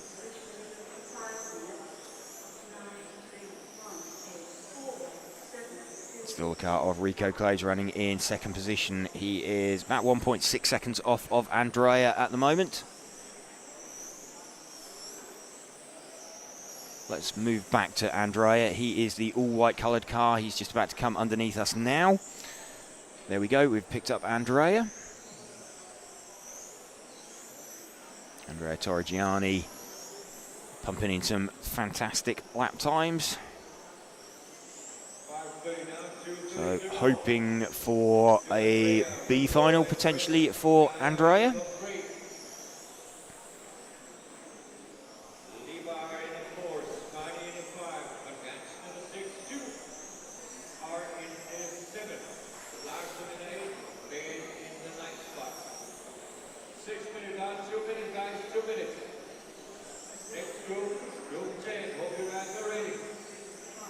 Andrea's car looking nice and comfortable out there. The other thing to bear in mind about Andrea is a lot of the time that he's gained in sort of previous heats, he's always been in the mix till around 6 minutes, and then he's managed to keep on going at the same pace. Let's have a look. At the moment, Andrea with a 12.4 last time round. Rico Clays with a 12.5.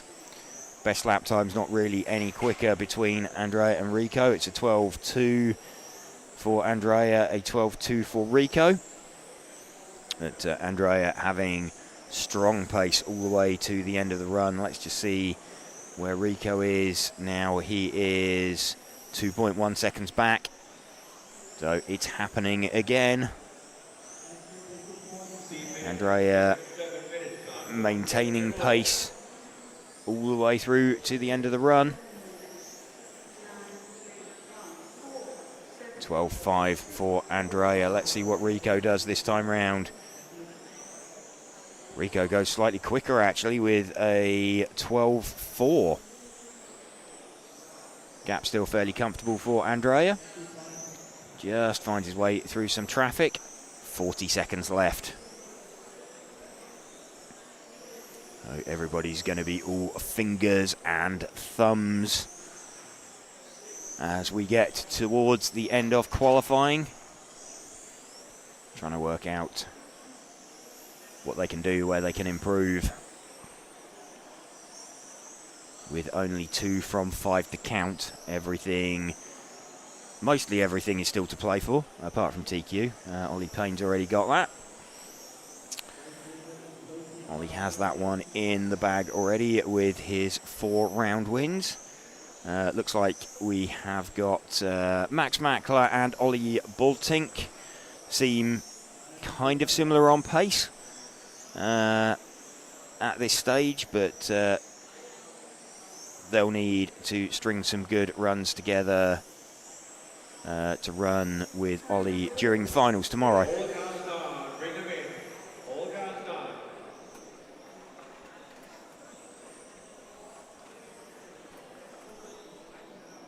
Andrea Torrigiani taking that one then. 39 lap run in 8:06 from Rico Clays.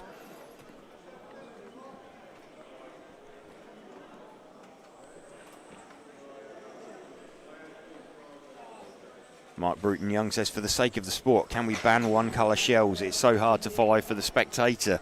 I think that's just a function of the having had sort of like super lightweight shells, really, that people don't want to spend the time painting the bodies that will then get ruined after a single run.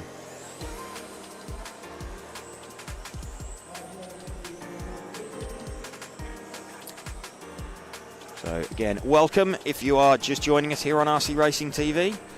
You've missed an awful lot of action today, but the good news is we've got more to bring you tomorrow. Bringing you coverage in conjunction with event sponsors Hobbywing, Tony Sports, Automatics, Montec, Schumacher, Zen Racing and Orlovsky Racing Line.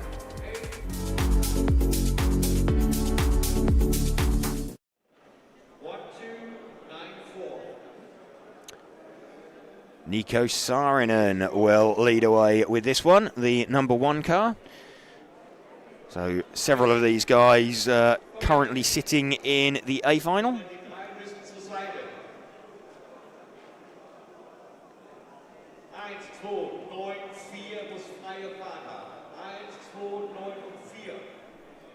So, 3, 5, 7, 6.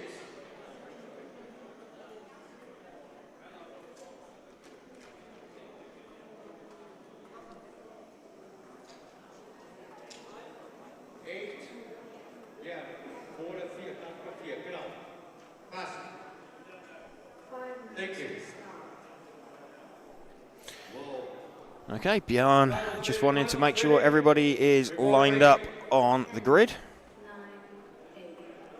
or on the start line.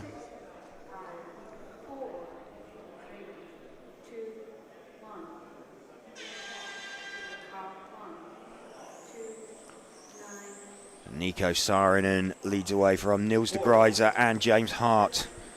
All three of those currently sitting in the A final, as is actually Alexander Anderson. So 4 of these drivers currently occupying A final positions. Nico Saarinen with a 4 and a 5, so he, I would say, would be relatively safe. Niels de Gruyter with a 5 and a 5. James Hart with a 6 and an 8. So James Hart, Alex Anderson are kind of the guys in danger. James with a 6 and an 8. Alex Anderson with a 7 and a 7.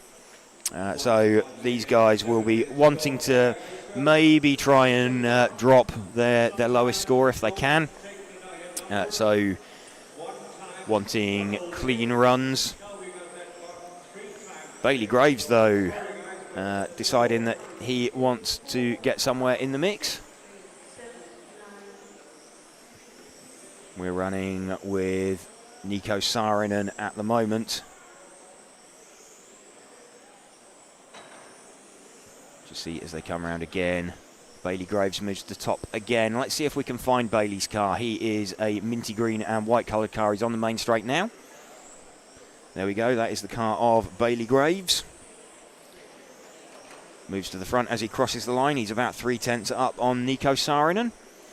Bailey actually has a good round score as well, thinking about it. He's got a 7th in round from round 3. So potentially he could get himself up the order. He's currently 12th. So he'd be wanting like a 5 or something in round, which isn't completely unachievable.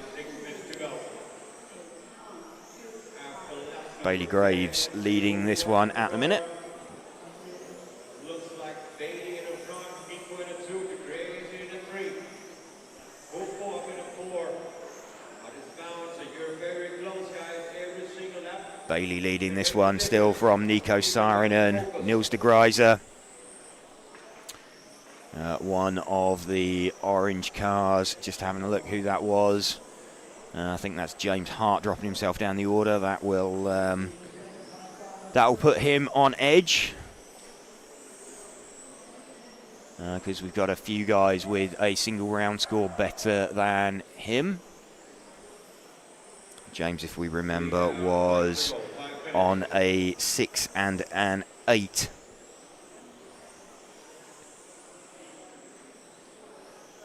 So there's a few guys from the top heat who could yet bump him.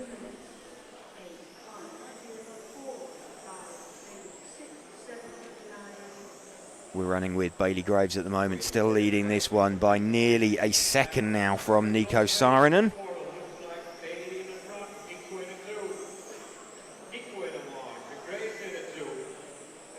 Bailey still leading this one by, what is it, about 8/10 from Nico Saarinen.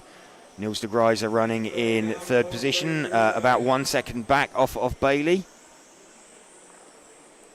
Still running with Bailey. Bailey Graves running through a little bit of a mistake there. He's not going to lose the complete advantage that he had, but it will certainly make it closer.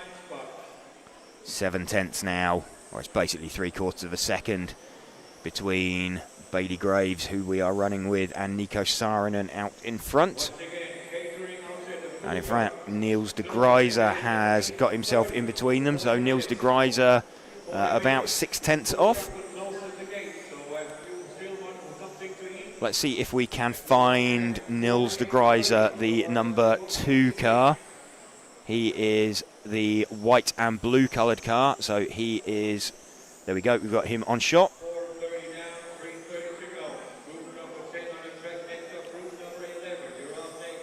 Building towards the top end of qualifying. There's a mistake there for Niels de Gruyter. Bailey Graves to the top then. That's going to be costly for Niels. It won't show up for another lap because he had already crossed the loop. But we're going to see Niels drop down the list, and that's going to push Alex Anderson up the list. So this is going to get super tight. This is going to get super close. Oh, mistake there as well for, who was that? Was that Alex Anderson? That is Alex Anderson with the pink coloured body shell. Bailey Graves from Nico Saarinen from Alex Anderson at the moment. Saarinen moves to the top, but Bailey started out the run quite late. Let's find Nico Saarinen. He has just come past us now, the all-white coloured car. There we go, that is Nico Saarinen showing in the lead at the moment, but then Bailey Graves pops in at the top, about a 10th between Nico Saarinen and Bailey Graves. Saarinen back to the front. Let's have a look as Bailey crosses the line, or when Bailey crosses the line. There we go, back to the front. Less than a 10th in it now. So Nico's pace holding up quite strongly.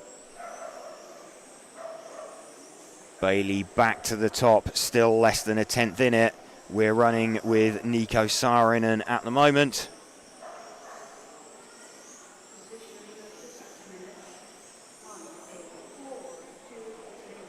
Still Bailey Graves. Almost a 10th of a second his lead. Nico moves back to the top until Bailey crosses the line. Bailey crosses the line once more, goes back to the top. It's still less than a 10th. It's super, super close at the front between this car we are following of Nico Saarinen and the car of Bailey Graves in the middle of the circuit.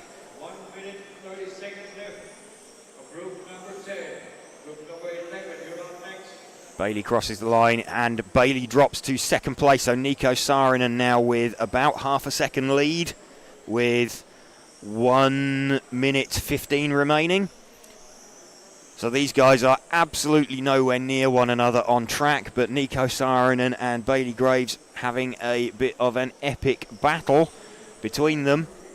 They're like half a lap apart on track, but on the clock they are right together. Nico Saarinen, who we're running with, he's extended that gap. It's up to about 1/4 of a second now. Nico Saarinen over Bailey Graves. Less than a 10th now, so Bailey's come back at Nico.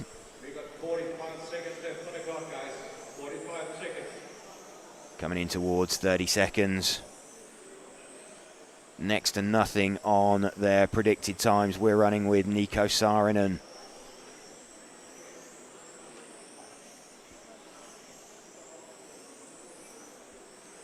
Bailey Graves back to the front now by less than a tenth. So it's going to come down to the split lap.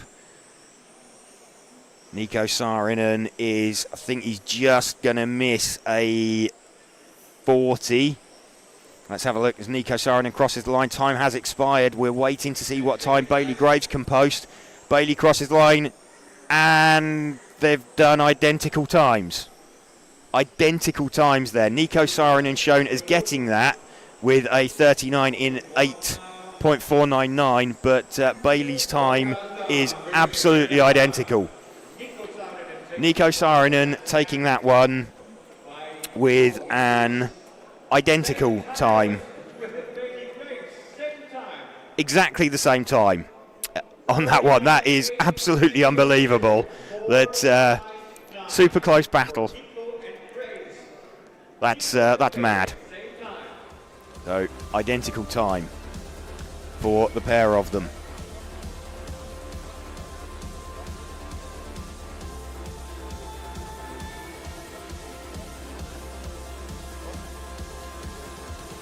Top heat then.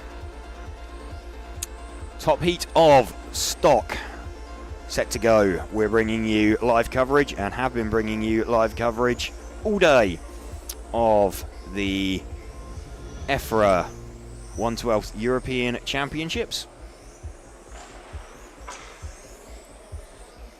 Bringing you the event coverage in conjunction with our event sponsors Hobbywing, also Tony Sport, Automatics, Montec, Schumacher, Zen Racing and Orlovsky Racing Line.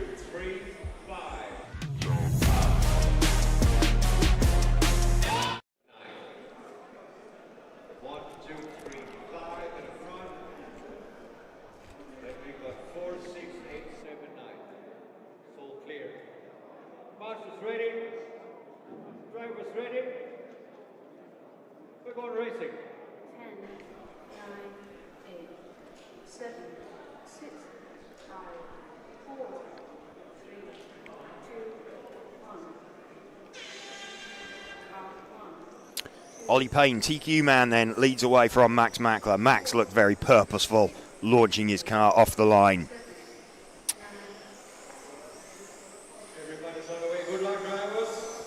Everybody is up and running, up and counting. Opening lap, 11.923 from Ollie Payne.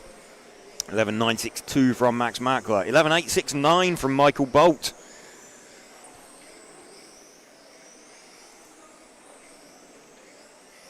So,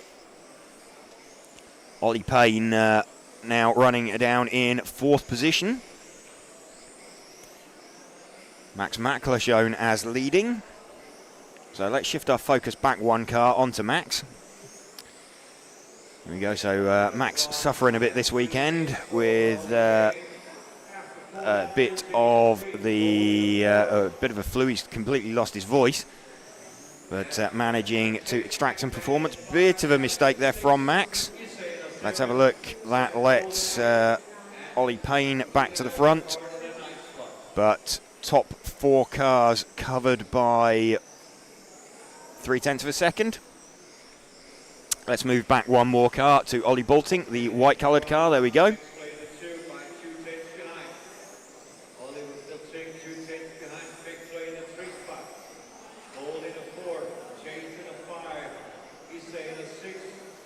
We're running with Ollie Bolting currently running in 3rd position.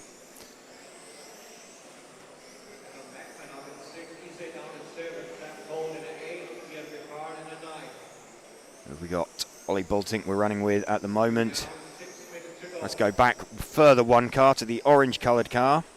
There we go. That is Michael Bolt running in 4th position currently.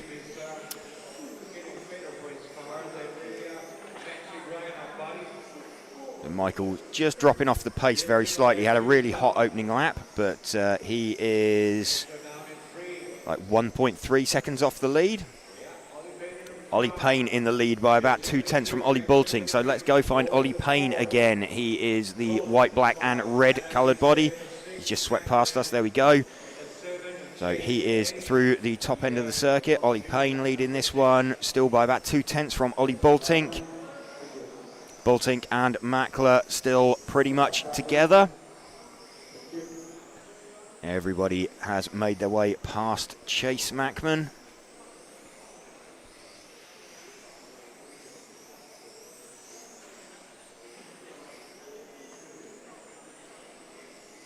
Top three heading for 41 lap runs. Ollie Payne, Ollie Bultink, Max Mackler. We're running with Ollie Payne at the moment. Ollie Payne has already TQ'd this by taking the first 4 rounds.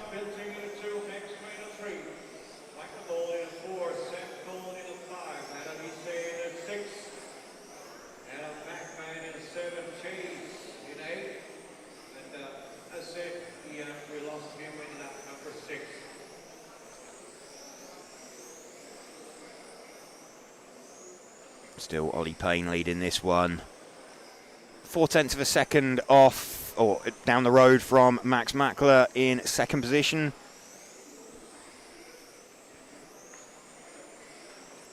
So just looking a little bit more comfortable. Best lap and 11.696 for Ollie Payne. 11.7. So it's like it's half a tenth Ollie Payne's advantage. He's just found his way past Adam Mackman.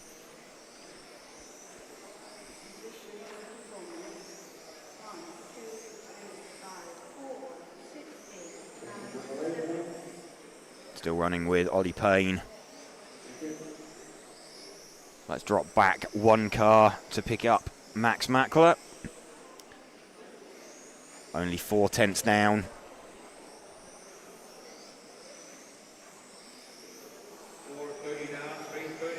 Started to get him on the split. Lauren Mackman says, "Hi everyone from the UK. Sorry I can't be with you guys. Thank you for the amazing coverage so I can watch my boys." That's not a problem, Lauren. Unfortunately, you're just seeing them kind of circulating towards the back of this heat, but it is the top heat. It's super, super high level here. Just seen Max drop off of Ollie's pace very slightly. He's about 0.6 down now. Let's see as they cross the line this time. Still 0.6.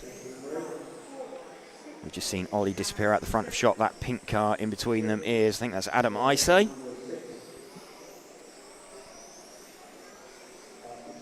It is Adam Isay. So Max, gets a little bit balked by Adam there. Don't think it's going to have made an awful lot of difference. Ollie, though, he's now like 6.5 down the road. So Max has put up a good fight. It's now 0.9. So gap almost to 1 second now between Ollie and Max. Still at 0.9. 6 minutes on, 2 minutes to go. Very, very close. Running with Max Mackler at the moment. Looking good, looking decent. He just can't get underneath that time of Ollie Payne. Let's have a look. Gap is... Ollie lost 0.1 to Max that lap, but we've got, what have we got? 1.5 minutes left. It's going to take a mistake from Ollie, I think, to let Max in on this one. Adam Mackman's got himself up in front of Adam Isay. That could come in handy. 1 minute, 10 seconds, 1:10. And we've got Chase Mackman running in 7th position. About 1/10 off his dad. Yeah, we could have an awkward situation where if Chase just beats his dad to 6th, he might knock his dad down to BQ when Chase can't make it himself. We'll worry about that when we get there. Still, Max Mackler out in front, or out in second place on this one. He is, 7/10 now down on Ollie Payne.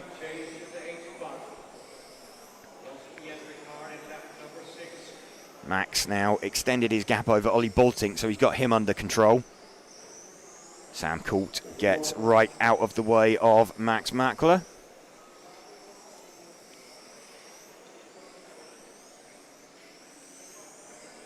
Let's have a look as they cross the line. 15 seconds, so this is going to be their final laps. Gap was about half a second between Ollie and Max. Let's see as they cross the line. So Ollie will cross the line, time has expired, and Max misses it by about 4/10. So it's Ollie Payne from Max Mackler, Ollie Baltink, Michael Bolt, just waiting for finishing times. Sam Colt just made the 40-lap run. So there we go, that is time expired for everybody. Ollie taking every round of that one. But we're just going to have a look at the overalls. There we go, so Ollie Payne on pole from Max Mackler. Ollie Baltink will start third. Michael Bolt starts fourth. Sam Colt makes the A final in fifth position. Nico Saarinen will start sixth. Then Niels de Gruyter, Bailey Graves, Adam Isay, James Hart, Adam Mackman with a 6 and an 8th is BQ. Just misses out. So James Hart's tied on points with him. In fact, what have we got? We've got 3 drivers on a 6 and... we've got, 3 drivers on a 6 and an 8. Bailey Graves made the A final as well. So Bailey Graves, great run from him with a 6 and a 7. Gets himself 8th overall. A bunch of drivers there. Looking else at standouts, we've got battle for the junior title between, I believe, Chase Mackman and Andrea Torrigiani will be taking place in the B final. Freddie Parker made it up into the C final, so great job from him. Dan Burks, DQ, not literally disqualified, but he qualified pole in the D final. Seeing if there's any other standouts down there that we can see. We know Mark Payne was bemoaning his day. Let's just scroll. It's a long scroll. It's a very long scroll down to 59th. But that is the qualifying for Spec done. And we are going into modified now. I'm going to hand you over to Frank briefly.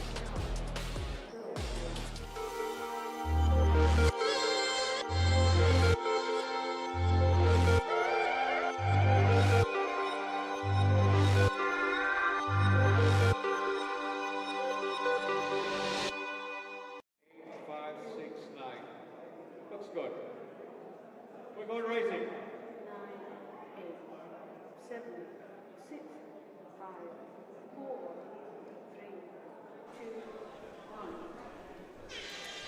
1. All right, so they are setting off once again. Q5 this time, last round of qualifying for this group of racers. Next time they'll be on track, we'll be racing for real. Heads Up Racing. But we are following car number 2 of Arnaud Buffat. Someone's going to have to correct the spelling on that, or pronunciation on that, because I'm sure that's completely wrong. But Arnaud is off in that bright green, already lapping a couple. Ooh, he's got a body tuck on that back. And he's going to get it sorted. Massive shame. That's going to drop him way down. All right, so we'll stick with him, though, because we know he's quick. Who was he battling? Koivisto was who he was battling with the last time I was on the mic. Oh, that's some good air. But not what you want in this kind of racing. Maybe if it was a stunt 12th. Alessandro Lonardi saying once again, go Mario Bond, agitato non muscolato. Go Italy team.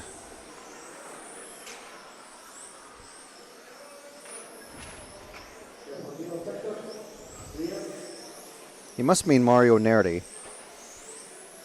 Because there is no Mario Bond, but there is a Mario. So we're with the unfortunate Arnaud from Switzerland. Let's give him a break, though. Let's the car 1, I think, is just about to go through the sweeper. The yellow and blue.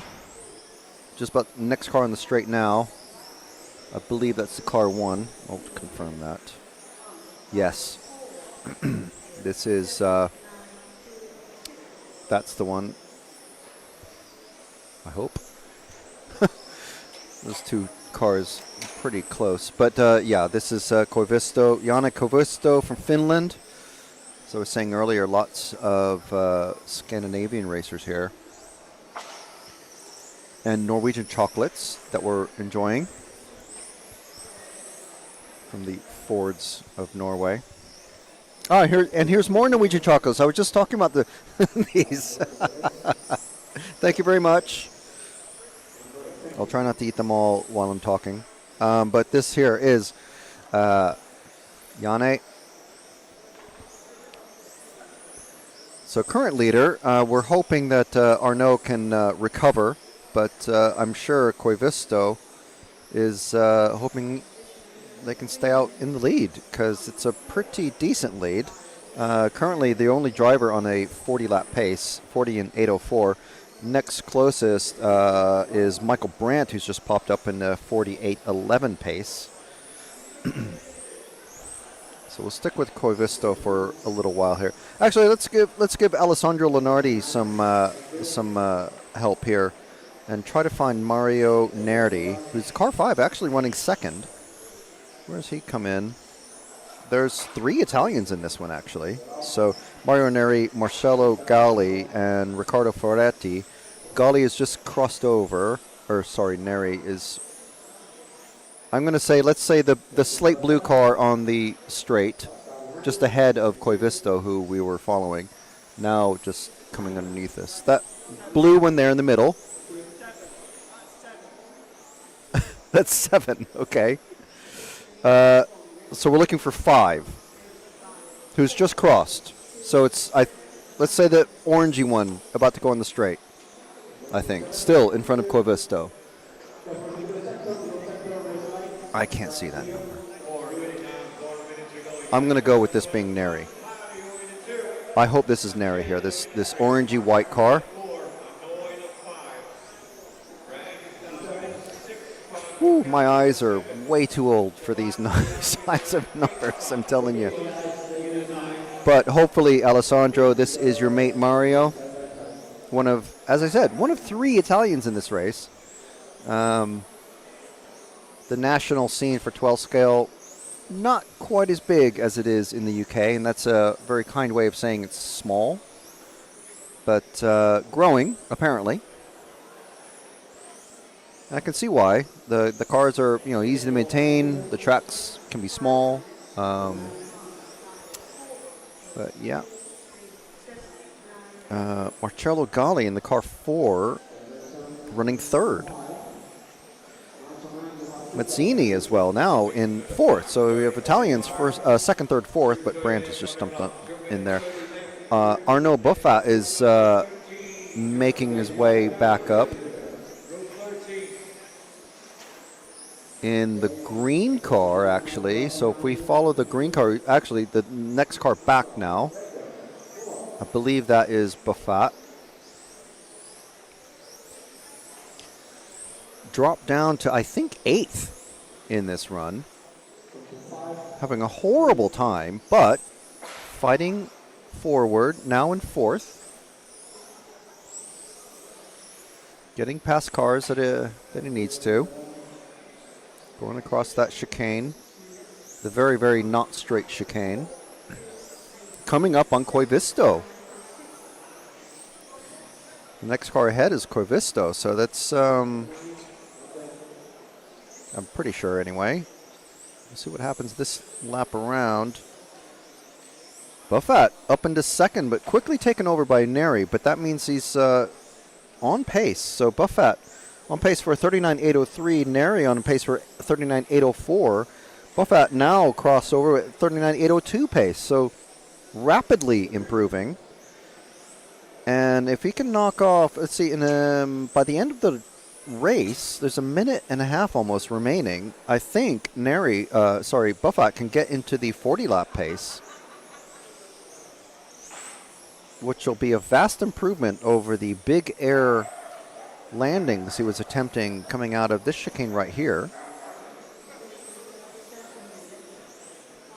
Buffat crossing the line again, see where he finishes, pops back up into second, but with a 39.803, so not improving on that one. So a little bit of a mistake somewhere along the last couple of laps, avoiding crashed car or recovering car. But now lots of open space ahead of him, and a fast car and a couple of slower cars ahead of him, but still catching them.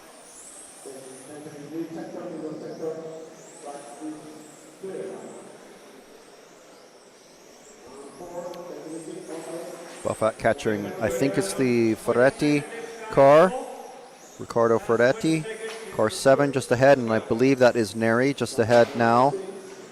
Ooh, and Neri making mistakes, so it's, oh, that's unfortunate, getting hung up, beached on that turn.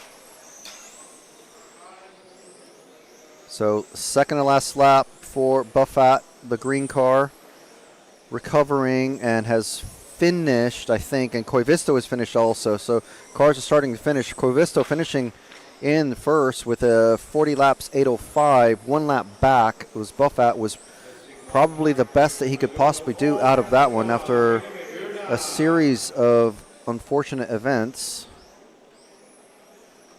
which is pretty much sums up my racing career. But there's your finishing order. So hopefully, Alessandro, you can message your friends and let them know that they were covered on RC Racing TV. So thank you for joining us. The sun has gone down, and we're still about an hour and a quarter or so before we are done with the day here. Qualifying round 5 finishing. 3 more heats to go. Here's the next group that is out on track. And then we're going to have the penultimate group with drivers like Mario Hudi, Hupo Honegel, and someone else who's quick. And then the top guys in heat number 15.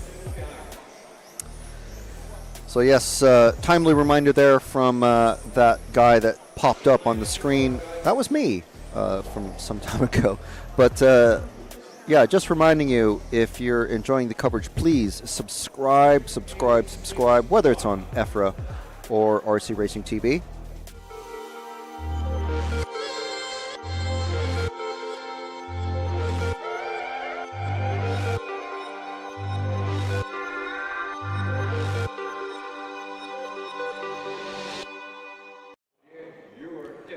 And if you really want to support us, hit join and find out all the perks about being an RCTV member.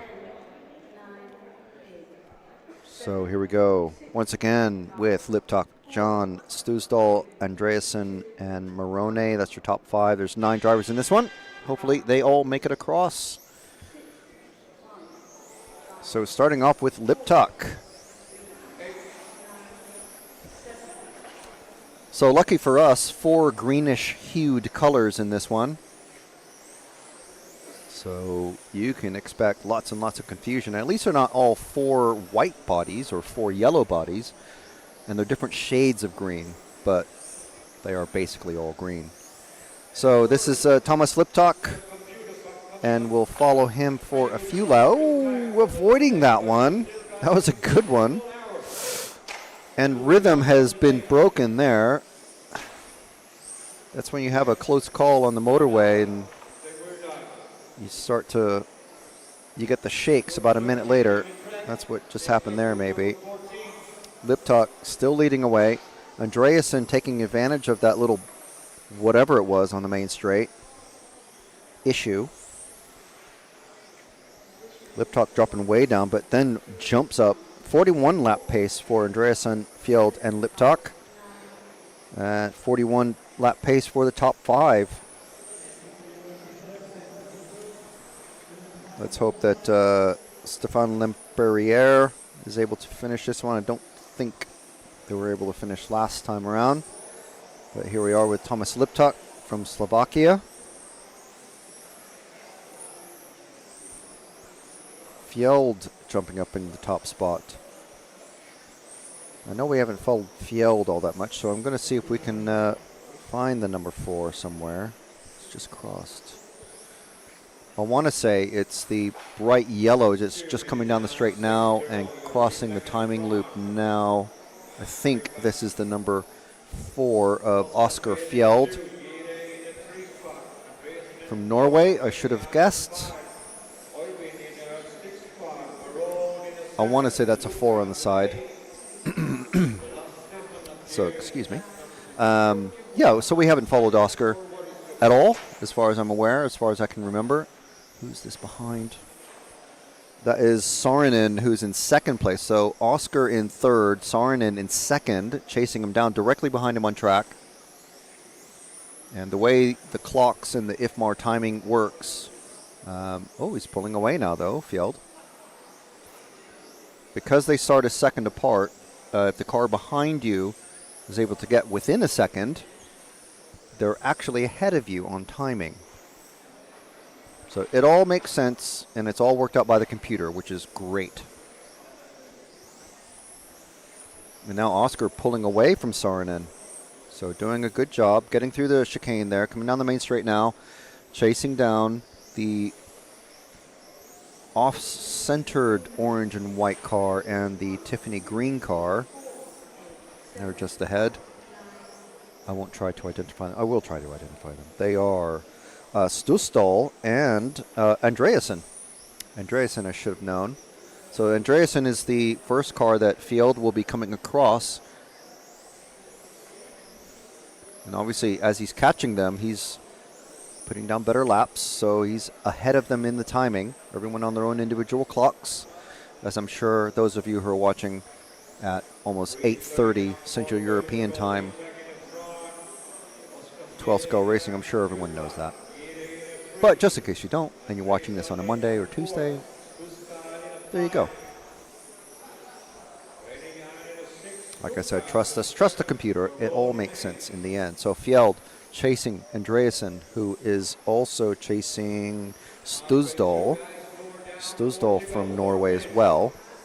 So a couple of Norwegians sandwiching Andreasen from Sweden. So it's a trio of Scandinavian racers, and Andreasen moves aside. There are 2 referees on the rostrum, on the driving stand, telling the drivers through speakers that only they can hear, which is very handy.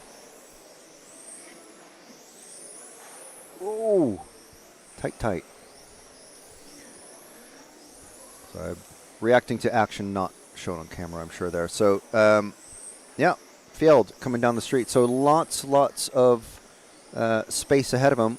Who is he trying to catch next? Is the bluey white car.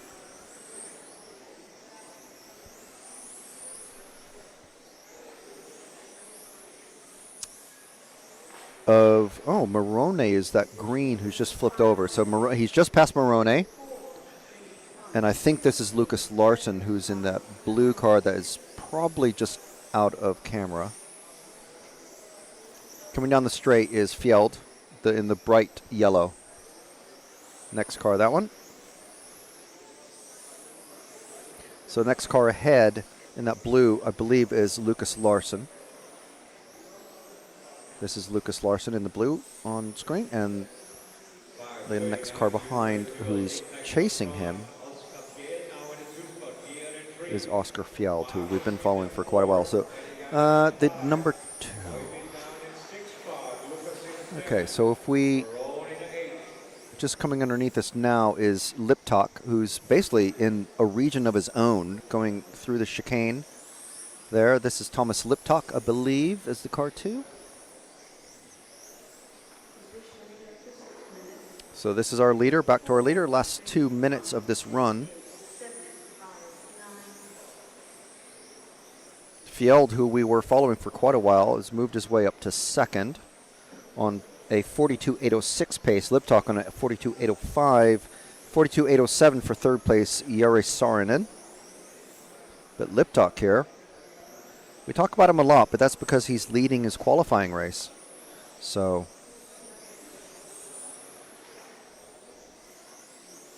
that's how you get attention on RCTV.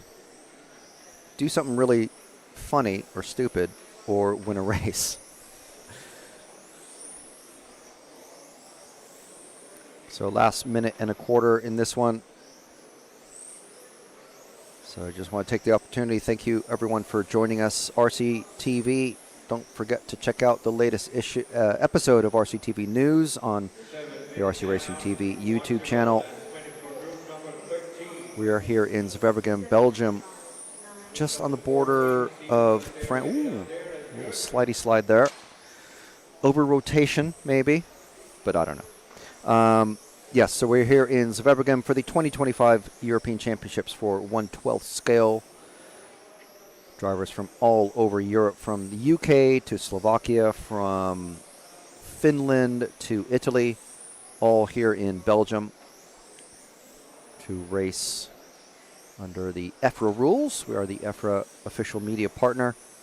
And this coverage, all the broadcasts, all the live broadcasting that you're seeing and all the great video and photo content is sponsored by, or title sponsor of, Hobbywing. So we want to thank Hobbywing, an amazing company.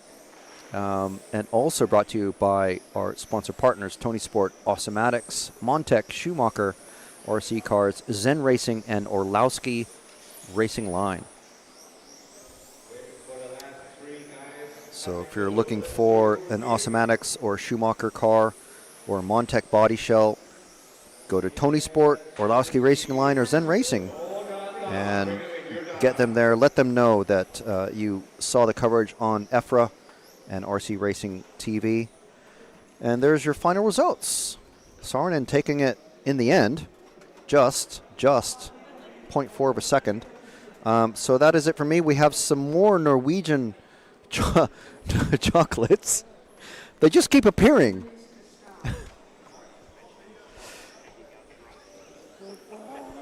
And yeah, so that is it for me for now. I'll just hand over back to James, and so he'll be the next voice that you hear.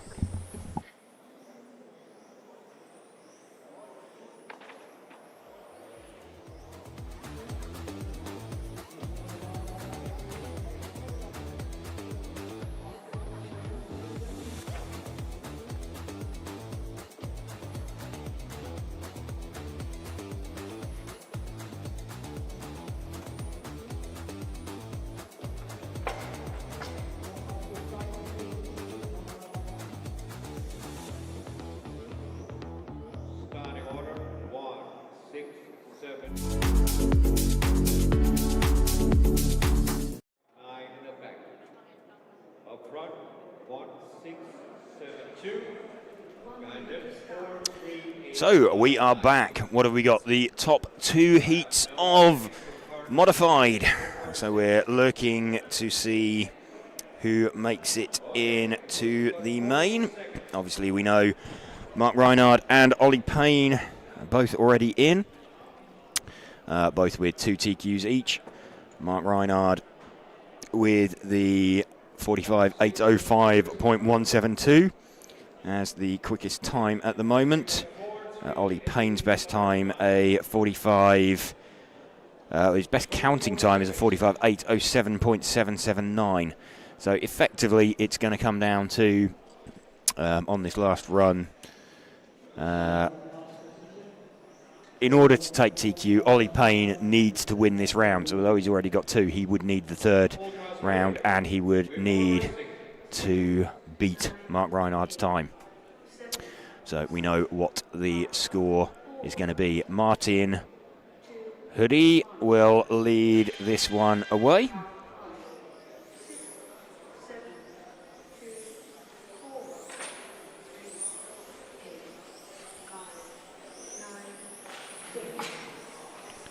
Martin Huddy leading away from Tobias Schutrick. And he's got a big lead already fact, Tobias starting off quite late down the order.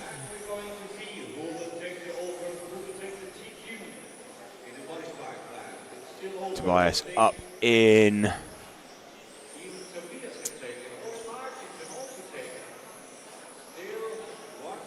second position at the moment. It's taken a while to update because he is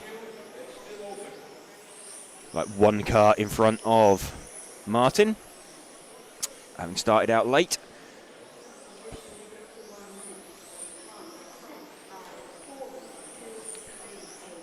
So they're starting to carve their way through traffic. Tobias actually looking like he might have got himself out in front. Let's see if we can pick him up. The white and pink coloured car. He's just going through the fast sweeps now. There we go. So only 2 cars off in front of, or 1 car between Tobias Sutrick and Martin Huddy, but he is at the, or was at the back of the field. There we go. He very, very briefly does pop to the top until Martin Huddy makes it onto the extra lap. So you can see that Tobias is starting to stretch away. In fact, it leads probably about 2 seconds. You'll see Tobias drop down the order.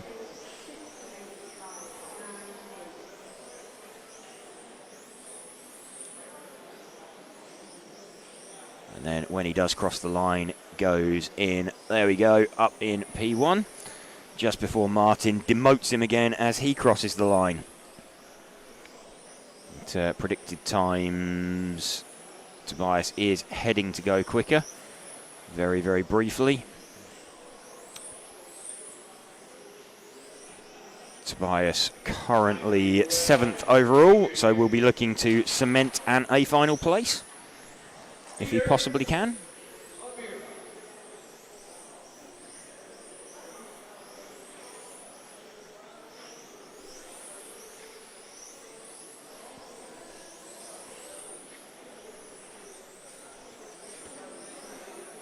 Still with lead car Tobias Sutrick. See Martin Huddy does pop up out in front and up in top.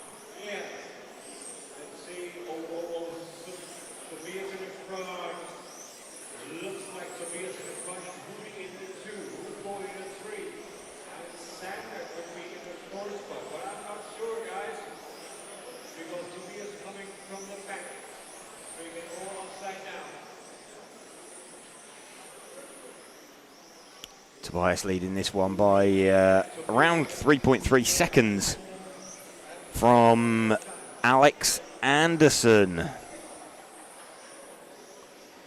So this one quite difficult because of how distended the grid was at the start. So appearing that Martin Huddy is leading, but he will drop down the order to like 3rd or 4th come the end when everything updates.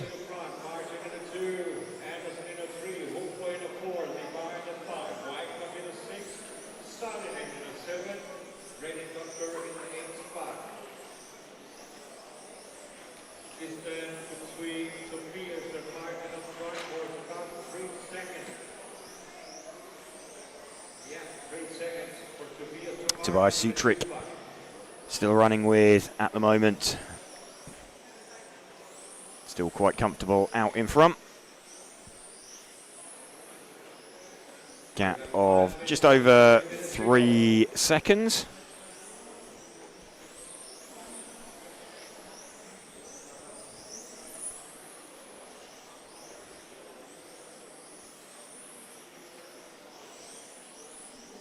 Phoenix Cooper saying we need Chase Mackman. Unfortunately, Phoenix, he has already been out on track every time today.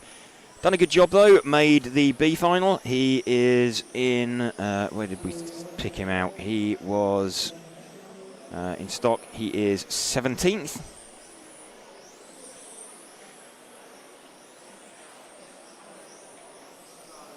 So making the B final for Chase Mackman.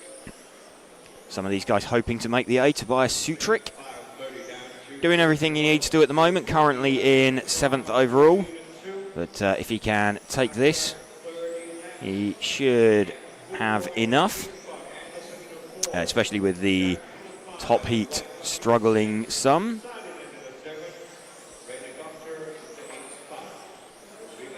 Top heat looking forward to a fairly epic battle going on between Mark Reinhard and Ollie Payne. So bringing you that in the next 5 minutes or so.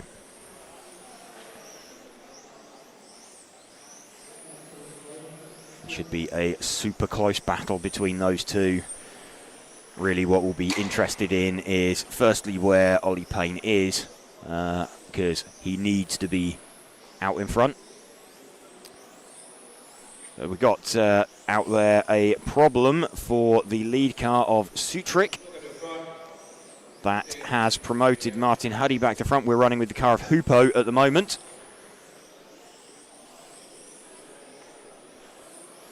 So let's run with Hupo currently in 2nd position.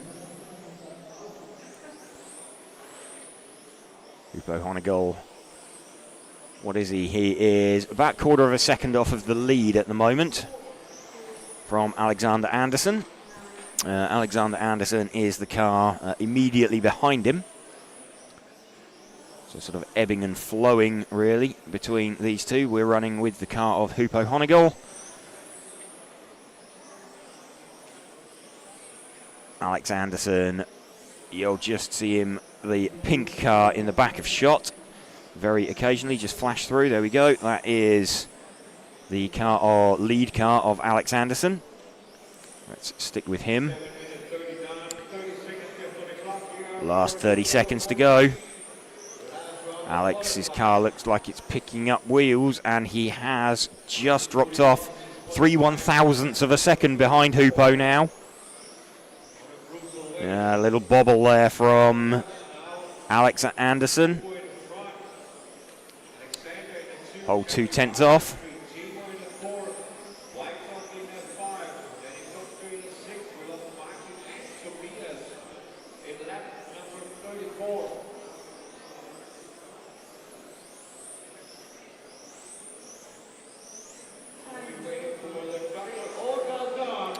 Time has done. So Hupo Honegol just gets that at the end by 3/10 from Alex Anderson.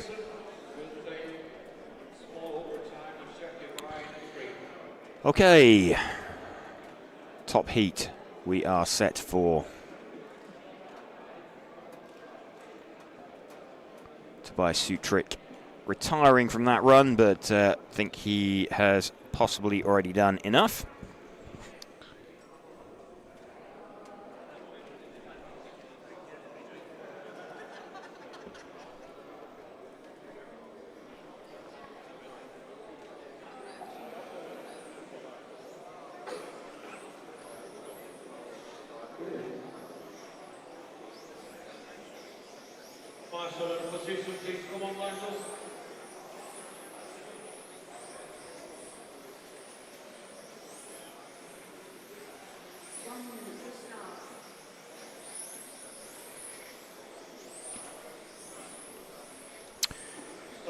Here we go then.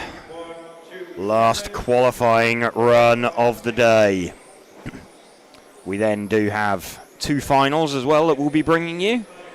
The GT finals. But, so if you have been joining us for this coverage all day, thank you for watching. Join us for the finals again tomorrow. Also shout out to event sponsors Hobbywing, Tony Sport, Automatics, Montec, Schumacher, Zen Racing and Orlowski Racing Line. Mark Reinhard going to lead it away from Ollie Payne. Remember, Ollie Payne needs to win this. He needs to win it with a time that beats a 45.805.172. Still white wheels on the car of Michael Orlowski.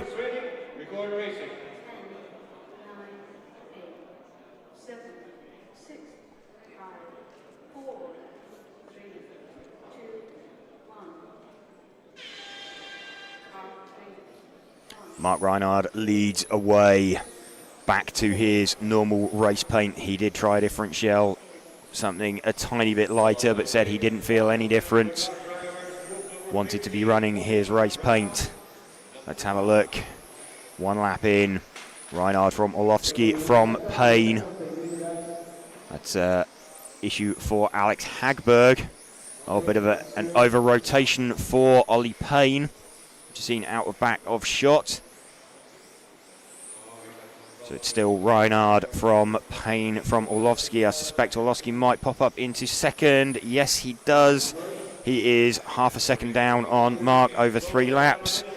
Mark heading for a 44 flat. So no one heading for a 45. As things stand, Mark Reinhard would be on TQ. Basically, Ollie Payne needs to win this round, and he needs to win it with a time of 45 in 8:05.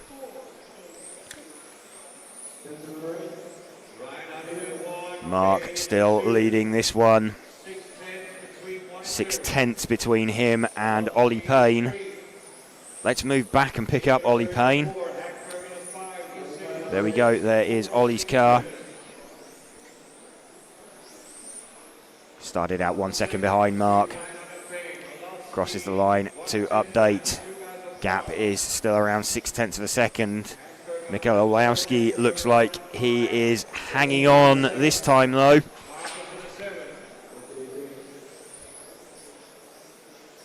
Length of the straight between Mark Reinhard and Ollie Payne. Predicted time, they're now on to 45 lap runs predicted, but it's an 8:08.9 for Mark. It's an 8:09 for Ollie. Mikhailovsky on a 44 predicted and going out at the moment.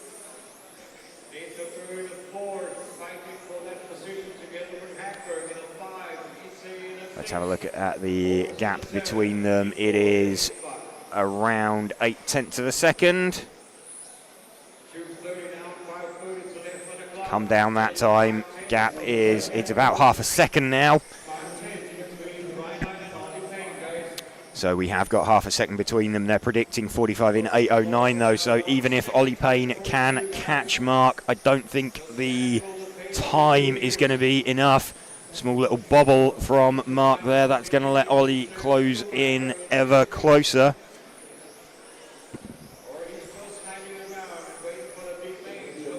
Still Reinhard from Payne. Nothing between them now. Less than a 10th. The pair of them closing in on the rear of Alex Hagberg. Still got Mark leading this one by a 10th from Ollie Payne. Ollie Payne now to the front. Bad lap from Mark. Ollie leading this one by a 10th. Ollie's predicted time and 8:07. Not enough from Ollie, so we could be in a position where Ollie has TQ'd 3 rounds. Mark TQing 2, but Mark having set the faster time. Lasky still in 3rd position. He's hanging on now. Ollie gets past Hagberg. Reinhard to the top. Ollie back to the top. Half a 10th between them. Let's have a look. Ollie still leading this one. Still 2 100ths between them.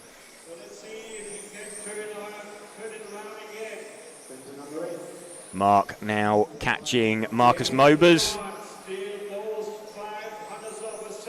Marcus will be looking at Mark in front of him. He'll be looking at Ollie behind him.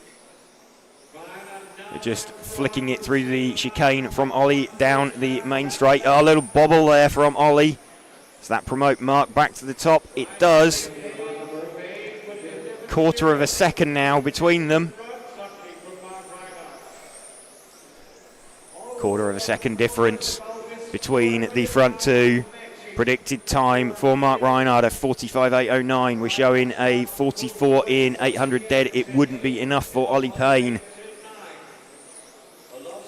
Running with Ollie Payne at the moment. He is the challenger. Mark Reinhard is our potential TQ man.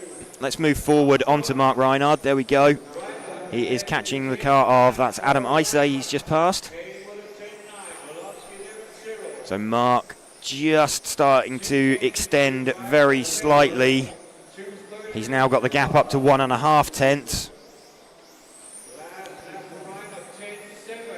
10.7 for Mark, 10.8 for Ollie last time.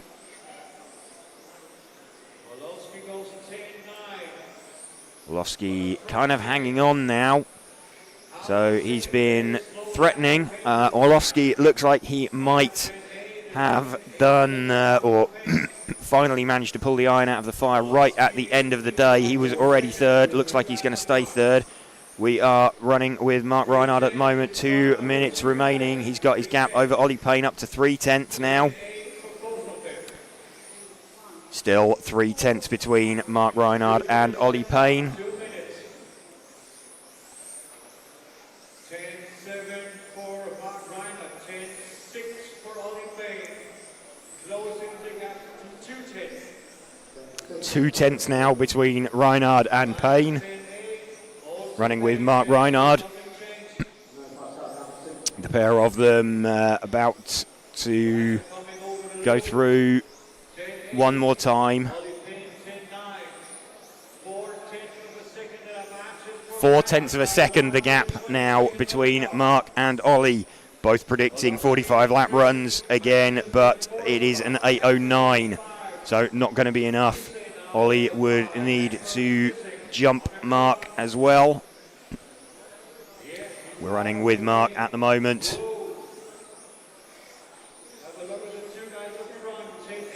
Less than a tenth now between them. So Ollie on a charge. 10.7 from Ollie. It was a 10.9 from Mark. Ollie Payne now hits the front. Ollie Payne back to the front, predicting 45.809. This is going to come down to the last lap then. Ollie Payne now leading this one by about 1.5 tenths from Mark Reinhard. We're running with the car of Ollie Payne, the challenger. He's just trying to hunt down that car of Mark Reinhard. Mark looked like he had got the gap, but Ollie has pulled it back. Coming up to traffic, and that is Marcus Mobers once more. Gets out of the way of Mark. We're into the final 20 seconds. Marcus dives out of the way, gets it a little bit crossed up. Bobble over the curb there for Ollie. Ollie's lead was about half a second. They're going to make it through onto the 45th lap. I don't think, though, it's going to be enough.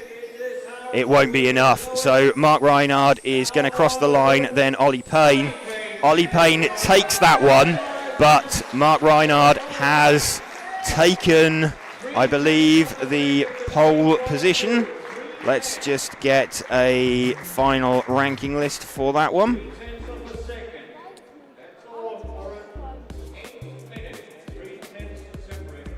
So Ollie Payne taking that one. Let's just get a final qualifying list on that one.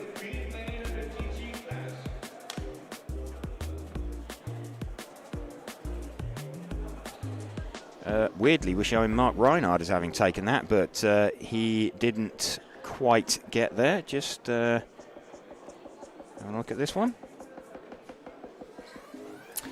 So we're showing Mark Reinhard in pole position.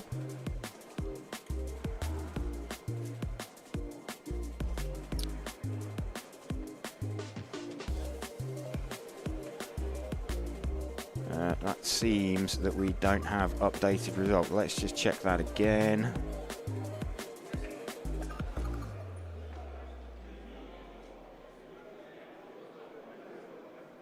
Still not showing correctly.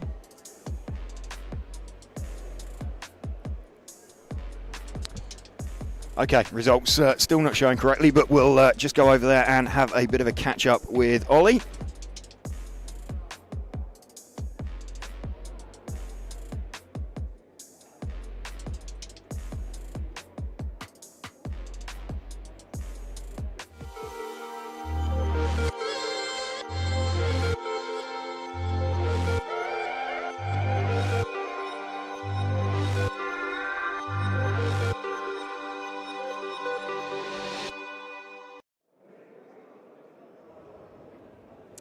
Okay, so just catching up with Ollie, getting that right at the end of that run.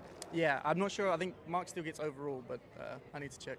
Yeah, I think he's done the faster time. So you've got 3, he's got 2, but Mark's got it on the. I think it was about 4 seconds. Yeah, I mean, I'm pretty happy to do that. I mean, I missed out on the rocket round this morning, so it's what it is. But it shows the pace is there, and I got a good race car. So. Okay, and looks like Michael's made a bit of a step forward as well. He wasn't. You weren't dropping him like you have been. Yeah, I think he's going to be a bit closer. So if there is any drama, I'm sure he'll be there tomorrow. Okay, and what about stock? Obviously, looks like that was a little bit closer that time. Max got a bit closer. Were you experimenting with anything in that run? Yeah, I was trying a different wheel, a slightly softer wheel, which I thought would give me a little bit more drive forward, but it kind of hurt the car more than helped it, so I'll just go back for tomorrow. Okay, so set for the practice finals tomorrow then. You're going to try anything in them or just try and drive away? I'll try some stuff in the morning, for sure. Okay, good. Well done, and yeah, hope to see you tomorrow. Thank you.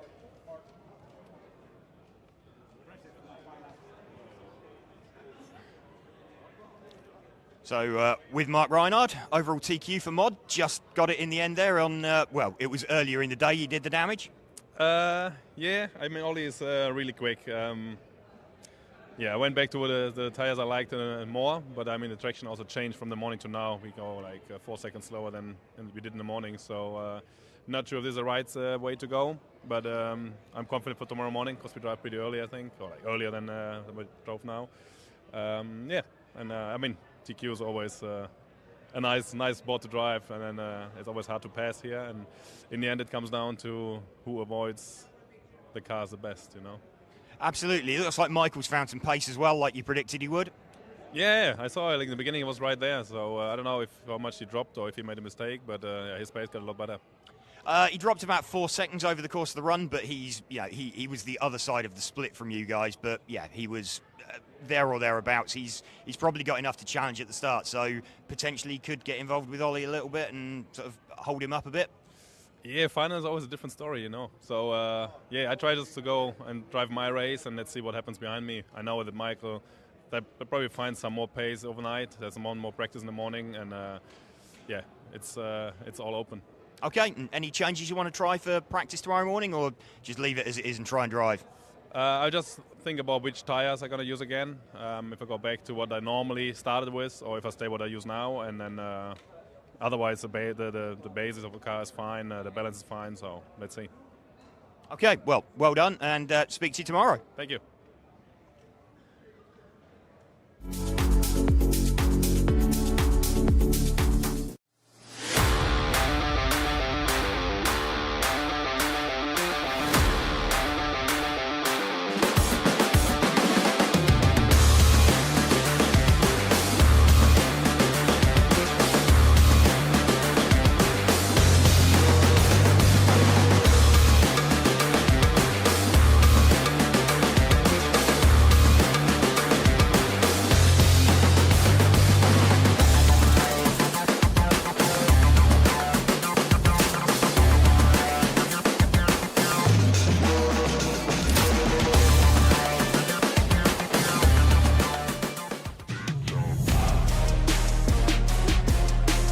Just wanting to cover a bit of an unseen feature, really, of 1/12 and foam tyre class racing, but that's the tyre truing. So just down here in the tyre truing area, next to the pits, going to have a quick chat with Mark Payne. Kindly agreed to have a bit of a chat with us. Mark, very experienced. So Mark, do you just want to explain what you're doing? Yeah, so I'm truing. I've come away with tyres that are maybe a bit too big. So as the grip comes up, I mean, that's a 42mm tyre.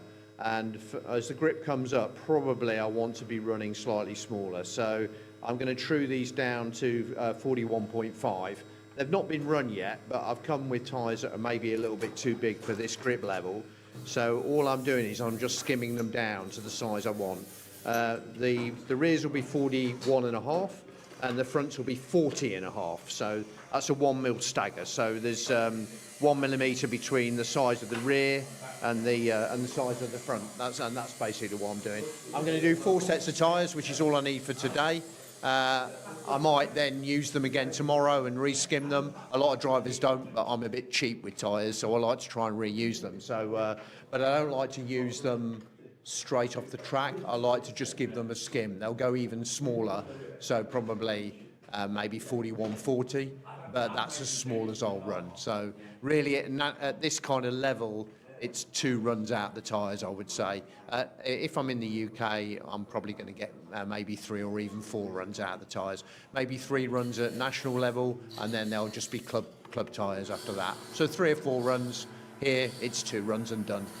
Okay, so, I mean, you mentioned, obviously, the tyres not necessarily wearing evenly. That's because, well, I guess in this case, with an anti-clockwise circuit, you're wearing the right-hand side tyres more than you are the left. You are, and on the fronts especially that happens. And again, at club level, all I'd do is second run, I'd just swap the 2 fronts over and run the slightly larger one on the outside, so that by the time you've done that, it'll have evened out. But here it's not so good. And also the rears end up not only being slightly different sizes, but actually they end up being slightly conical depending on the wear of the track. So again, you need to take that out, because these cars don't have diffs, they have solid rear axle spools, and that's really sensitive to differences in tyre dimensions. So you really need to know that you're starting, with true tyres.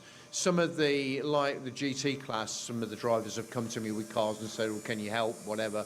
They're running tyres that have done 10 runs, and they're no longer what they should be, and so you've got to be really careful with these tyres. You can get maybe 3-4 runs, but then really you should consider that you're done with that tyre, because they just get softer and softer and squidgy, and they lose their integrity. So. Well, that's another thing. The additive that we're running this weekend, the control additive, it's quite oily, isn't it? So it soaks into the tyre a bit more?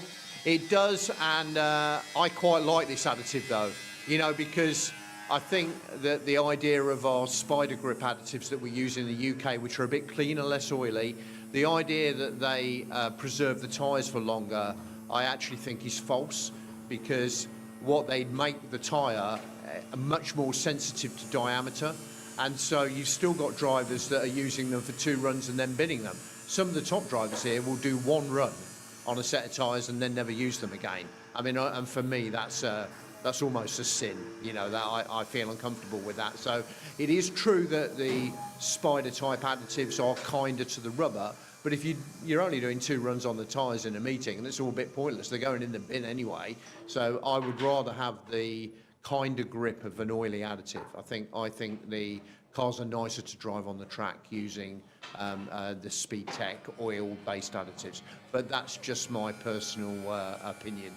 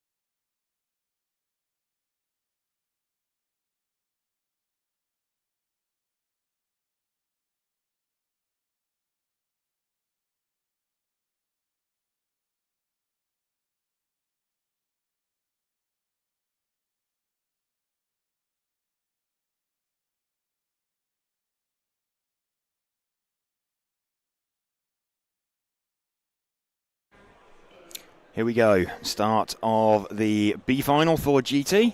4 drivers out there.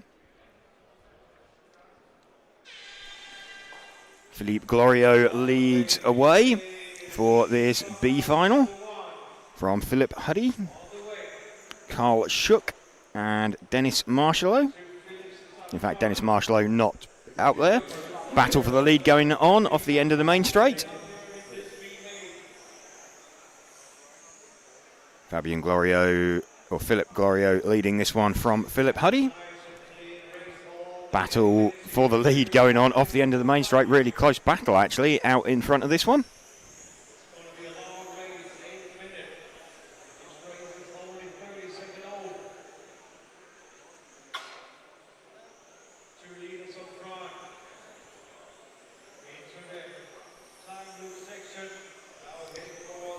Still lead battle going on as they go through the fast sweep into the chicane at the top of the track, and Philip Huddy tries to cut back underneath Philip Glorio. To also let Carl Schuck in.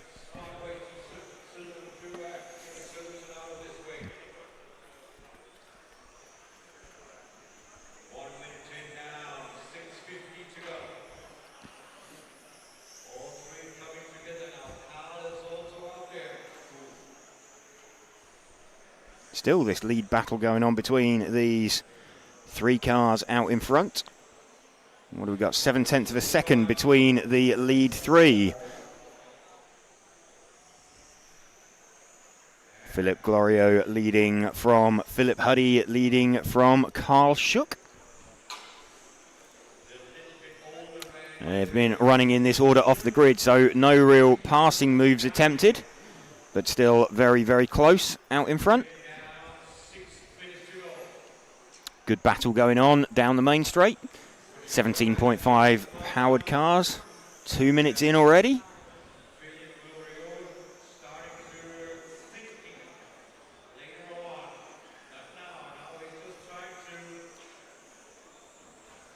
Oh, mistake there from Philip Glorio. Lets Philip Huddy into the lead.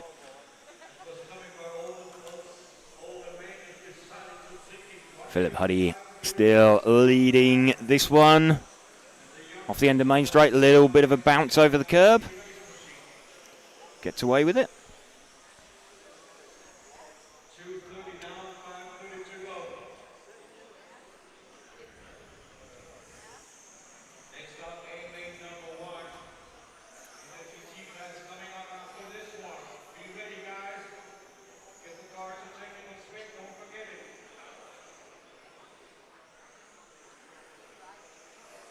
Hearing some news as well of a possible change to the results in the Spec class. We thought James Hart had made it into the A final in 10th, but just hearing Adam Mackman may well have been promoted up into 10th on the countback rules by dint of having set a faster time on one of his counting scores. Still running with Philip Huddy out in front on this one. He passes the car of Henry Guinitus.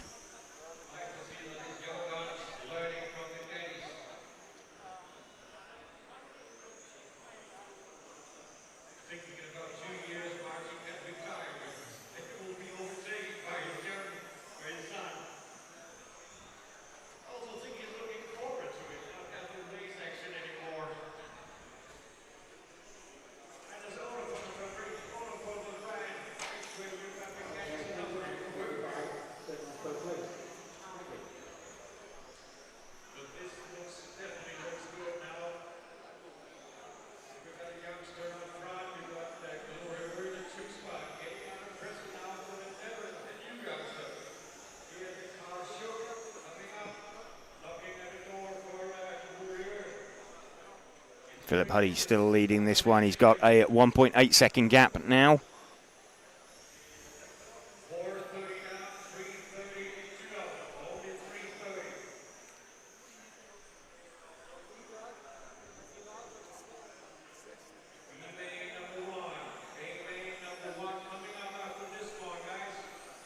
Battle for second place going on between Philip Glorio and Carl Schuck.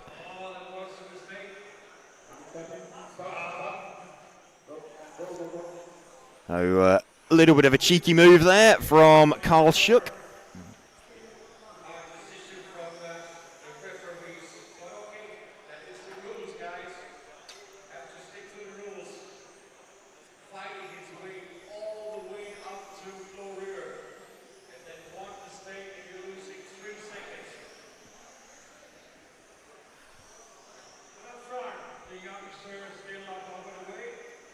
Philip Huddy still leading this one. 2.5 minutes left. 1.8 seconds in the lead.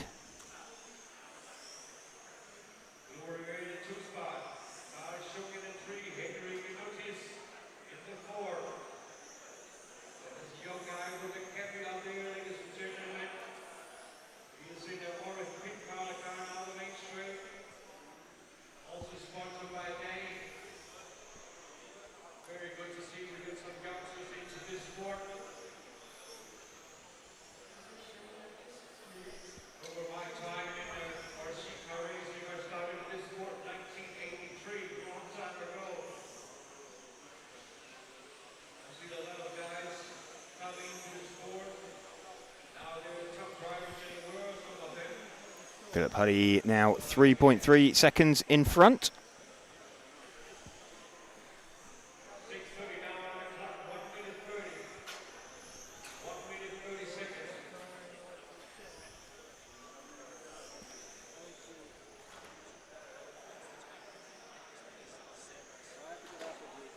The youngster up front here from the family hoodie. Glory in the 2 spot.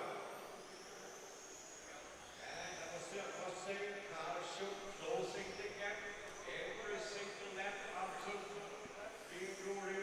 Carl Schuck making a very good job. 14.7 for Glory, 14.6 to start. And then a small mistake again. So this one is almost in the books by 40 seconds left on the clock. 40 seconds left. Philip Huddy leading this one by 3.3 seconds. Now the legs are shaking like a day down there. Thinking all the time, don't make mistakes, don't make mistakes. Just roll. Stay on the track for me. Stay away from the curves. Yeah. Philip Huddy now 4-second lead over Philip Glorio. We're running with him as he heads for home. He is going to make the split onto the extra lap. So it will be a victory lap for Philip Huddy from Philip Glorio. Philip Glorio has finished. This is the victory lap then for Philip Huddy. Philip Huddy takes the win in leg 1 of the B final.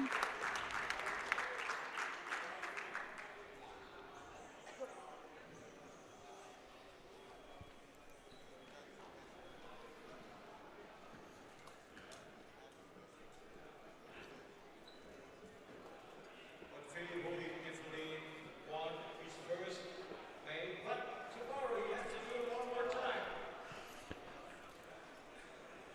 Good win there for Philip Huddy.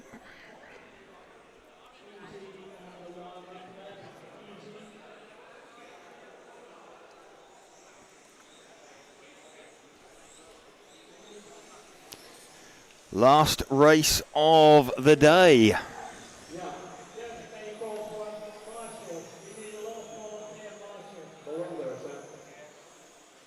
we please have some volunteer marshals to help out the youngsters. Volunteer marshals. There's one. I need two more marshals. You stay there? Good. We need 2 more. 6 and 8. Thank you, guys. I'm making a great effort. This is good. Risco, I need one in here. Are you taking that one? Good. Line up your cars. Line them up, guys. Select your cars to the start position. Lewis in the 1, Lawrence in the 2, Mika in the 3, Chris in the 4. So Lewis Mobers will be leading away from Lawrence Sips and Mika Mobers out in front of this one.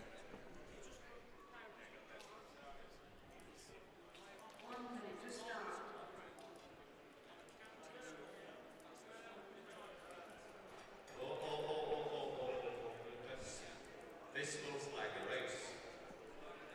10 cars. A main. GG class. What are we going to get? A lot of young guys and a lot of old guys like me. So, who will have to pick this one? The young ones or the Please, smart marshals. ones? Marshals on the middle of the track. Marshals on the middle of the track, can you hear me? Marshals number 3 and 4. Can you go on the other side? Then you go to the other side of the ring. Ready for 8 minutes of action. Lewis Mobers going to lead off from Lawrence Sips and Mika Mobers.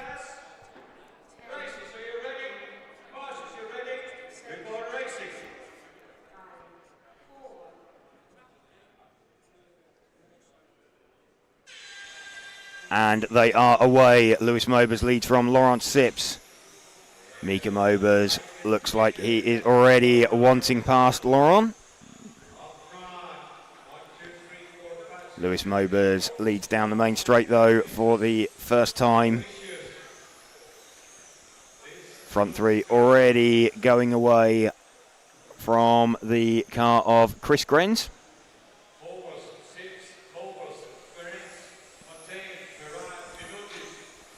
Lewis Mobers just starting to stretch a bit of a gap over Laurent Sips. Laurent has seemingly got that gap held at about 7/10 of a second at the moment.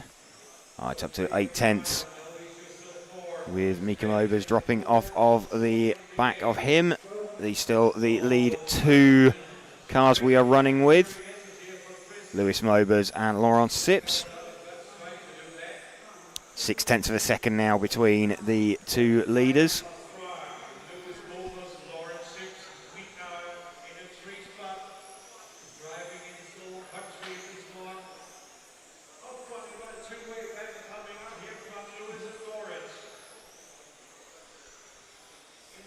Gap between the lead two now, 1/4 of a second. Laurent Sips applying pressure to Lewis Mobers. 3/10 of a second now. The end of Main Straight, super close racing between these two. Laurent Sips taking one of the rounds of qualifying earlier. Lewis Mobers. Oh, there's a mistake there from Lawrence, and is that a broken car for Laurent Sips? So we now have a Mobers 1-2. Marcus won't know which one of the two to watch out in front.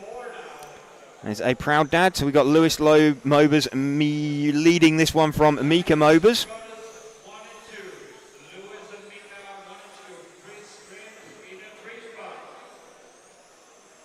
Lewis and Mika running 1 and 2. This is the car of Mika just crossing the line. Lewis, his brother, 1.8 seconds down the road.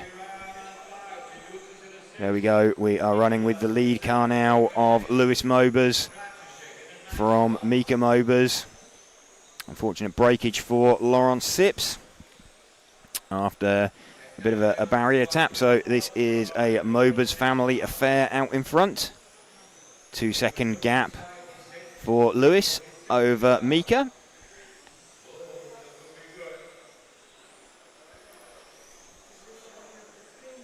Just coming in to 5 minutes remaining.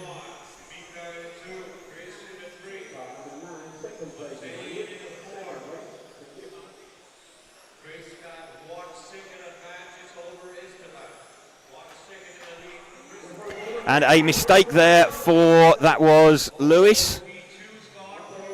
That was Mika Mobers dropping down the field. So we still have Lewis leading. It's now from Chris Grenz. So Lewis Mobers leading this one by 4 seconds now from Chris Grenz. Everybody else fairly evenly spaced. Battle going on is between, let's have a look, just off the end of the main straight. It's just coming past us now. This is the battle for 4th and 5th. This is Olivier Pierrat versus Mika Mobers, who made the earlier mistake.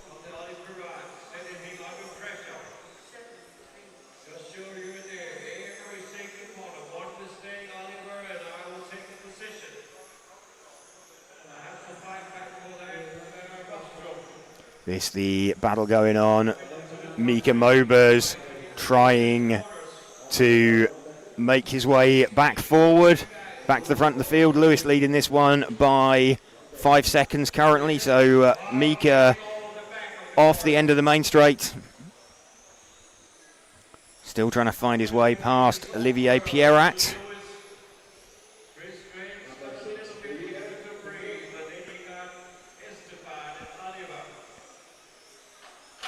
Oh, change for position there. So Mika Mobers up into 4th position.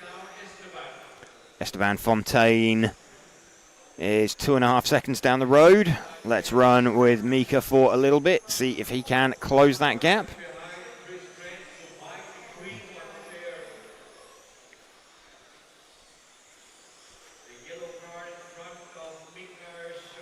Still running with Mika Mobers as he tries to close down the gap to Esteban Fontaine. Gap is 2.5 seconds. Oh, mistake there from Mika. Launched it over the curb. The battle for second looks like it is hotting up, which is Chris Grenz versus Esteban Fontaine off the end of the main straight. They're just sweeping past us. This the battle for second place, quarter of a second between them. Lewis Mobers 7 seconds down the road from this, looking very, very comfortable.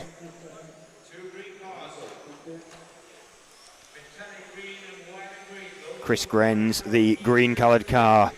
Esteban Fontaine, the white and green-coloured car. Little bobble over the curb there for Chris Grenz. Fontaine just holding on at the moment. Dropping back very slightly. The gap was 0.6 of a second. It looks like more than that now that Chris Grenz has got. 7.5 seconds off of Lewis Mobers.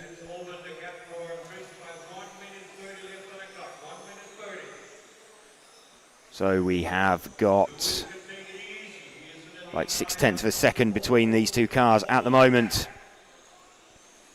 Some good racing going on in this class.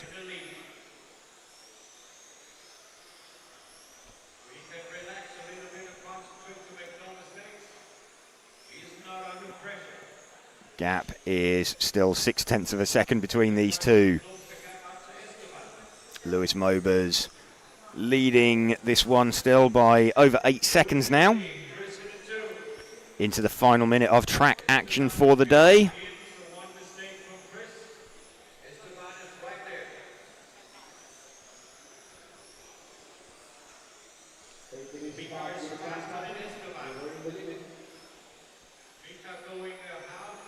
Final 30 seconds now.